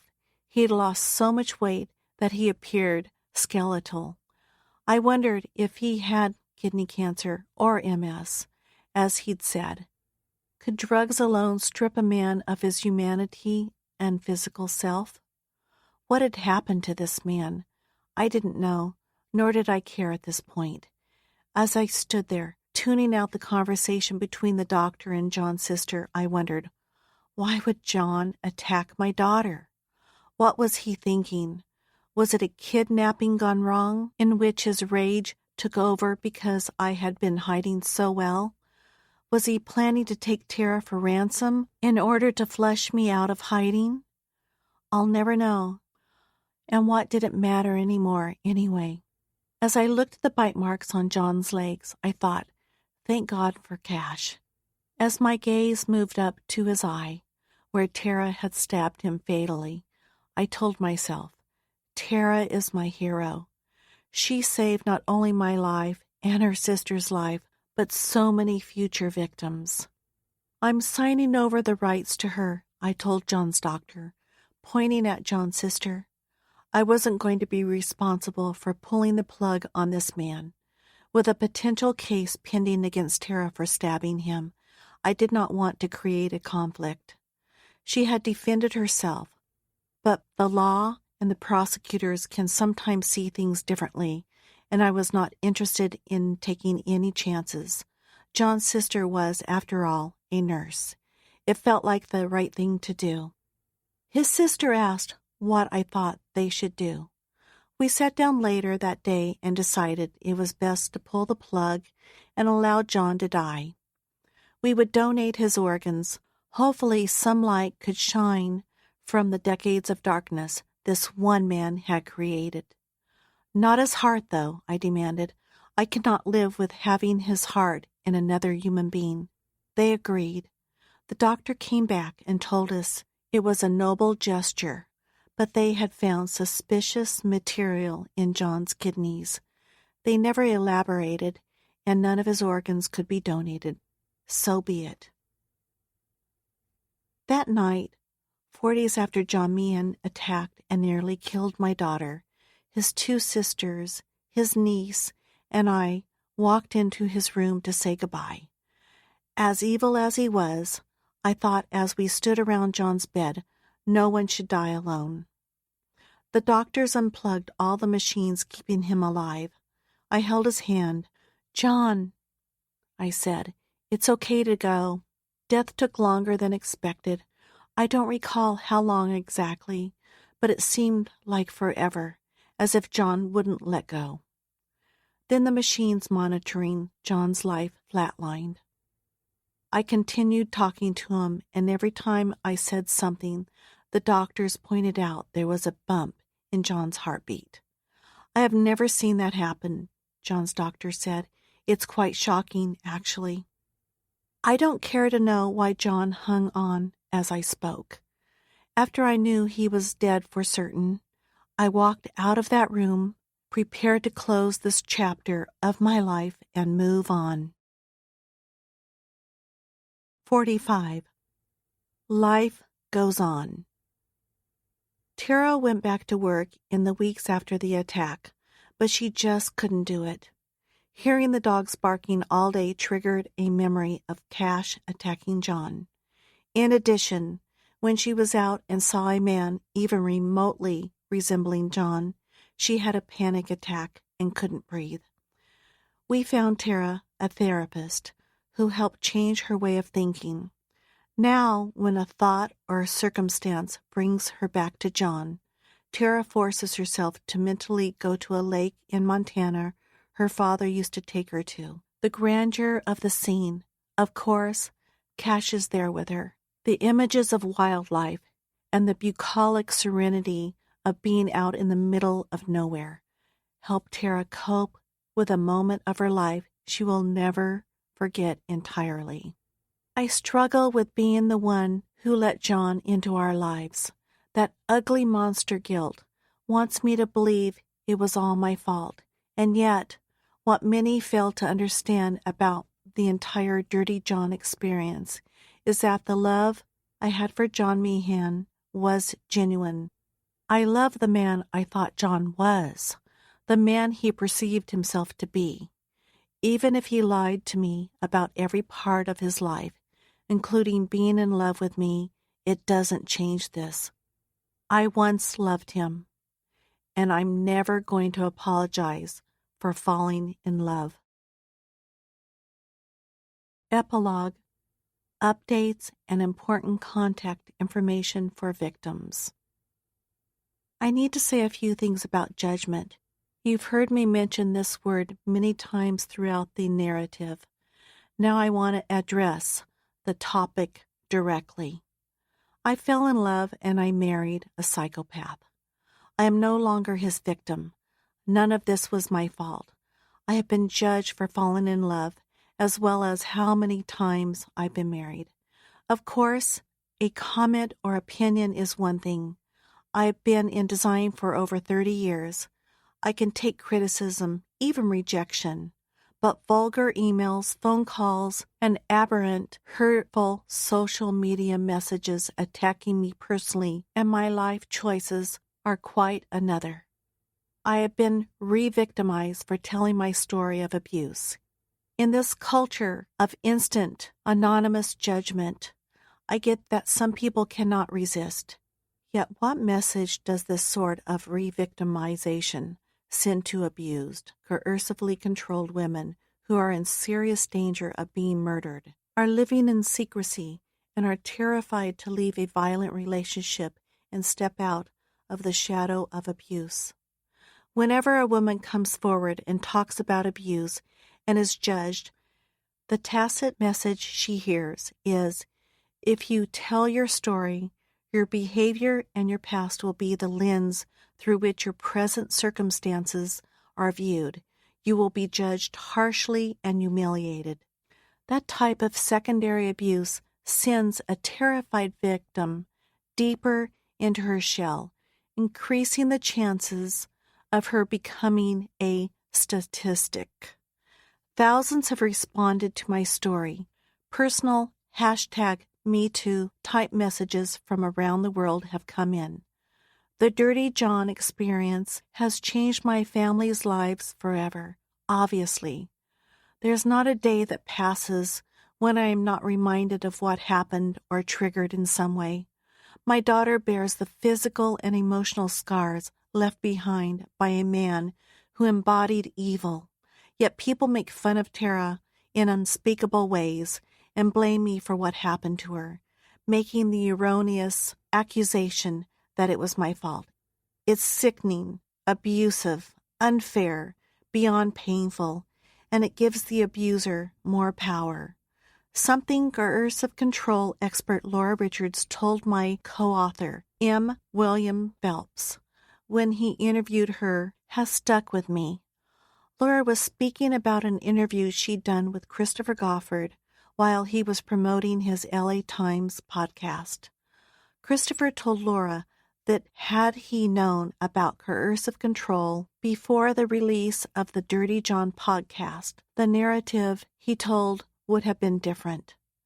Christopher's comment gives me hope that listeners of this book will understand the entire story and see past the salacious and dramatic moments to conclude that my family and I were John's final victims. During the years after my Dirty John ordeal, I educated myself about coercive control. That research led to a new calling in my life, to reach as many men and women as I could to help explain what they might be going through and offer empathy and a way out. Please visit Laura Richards' website, laurarichards.co.uk, which is the authority, in my opinion, on coercive control. Laura and I became friends in 2018. Since then, I have educated myself on all aspects of this dreaded, often silent, worldwide epidemic. What happened as I began running from John during those terrifying months leading up to his confrontation with Tara changed my outlook entirely. The urge to blame myself is always there. The type of judgment and abusive, denigrating criticism I endured after I went public with my story was unrelenting and extreme. More than at any other moment in history, too many people judge victims of crime based on their response to the situation. They are no longer simply victims. Society has created a rating scale in which the score victims receive reflects their response and reaction to being victimized. Every time someone judges and condemns the decisions I have made in my life and proceeds to blame me for what happened, it not only tears at my soul and scars me deeper, but also gives victimizers and abusers more of that power and control they so desperately crave. These days, Tara has been using her platform to help others struggling with PTSD. She hosts a podcast called Time Out with Tara, on which she offers practical, non-professional advice on PTSD, dealing with an abuser, and the red flags to look out for. She interviews self-care and domestic violence experts, as well as those dealing with PTSD. She shares her ongoing fight and story on the podcast and her Instagram. In 2020, Tara created her own yoga and charity event to benefit Dr. Phil and Robin McGraw's foundation, When Georgia Smiled. I recently opened a new showroom in Las Vegas called Ambrosia Home at Town Square, and my business, the true love of my life, is picking up. I speak about coercive control on panels and continue to appear on television shows such as Tamron Hall and Watch What Happens Live with Andy Cohen. In October 2019, I met with Los Angeles Mayor Eric Garcetti to endorse and advise on proposed legislation aimed at exposing and ending coercive control, which is on the rise in California and worldwide. Following that meeting, I sat on a panel of psychology and domestic abuse experts at the Family Justice Center in Los Angeles, which was followed by an open forum and panel discussion with residents and local media. On September 29, 2020, California Governor Gavin Newsom passed a bill introduced by State Senator Susan Rubio, expanding protections for domestic violence survivors by allowing them to use descriptions of psychologically damaging and abusive behavior, referred to as coercive control, as supporting evidence in California family court hearings and criminal trials, a major victory for abuse victims and survivors. Senate Bill 1141 added coercive control to the family code. The behavior described in the bill includes isolating the victim from friends, relatives, or other support, depriving the victim of necessities, controlling the victim's communications, daily behavior, finances, and economic resources, and many other behaviors causing severe emotional distress. If you are an abuse victim in California, you are more protected today than any other time in history. I'm grateful to be at the forefront of such groundbreaking domestic violence policy, and I look forward to working with my partners and allies to spread coercive control legislation across the nation. Senator Rubio said, "I thank Governor Newsom for signing this bill. My hope is that it empowers victims to come forward and it becomes something that our society understands and recognizes as domestic violence." SB 1141 advances the rights of domestic violence victims under state law. My office was proud to sponsor the legislation, and I thank the governor for signing the bill. Los Angeles City Attorney Mike Feuer added, "The bill was sponsored by the Los Angeles City Attorney's Office. Supporters included Crime Victims United of California, Elizabeth House, Free From, Pathways for Victims of Domestic Violence, Peace Over Violence, Strength United, and the YWCA of San Gabriel Valley." My passion now is to expose and help bring about awareness of what I and others view as a worldwide epidemic affecting millions of people, many of whom do not even realize what is occurring in their lives until it's far too late.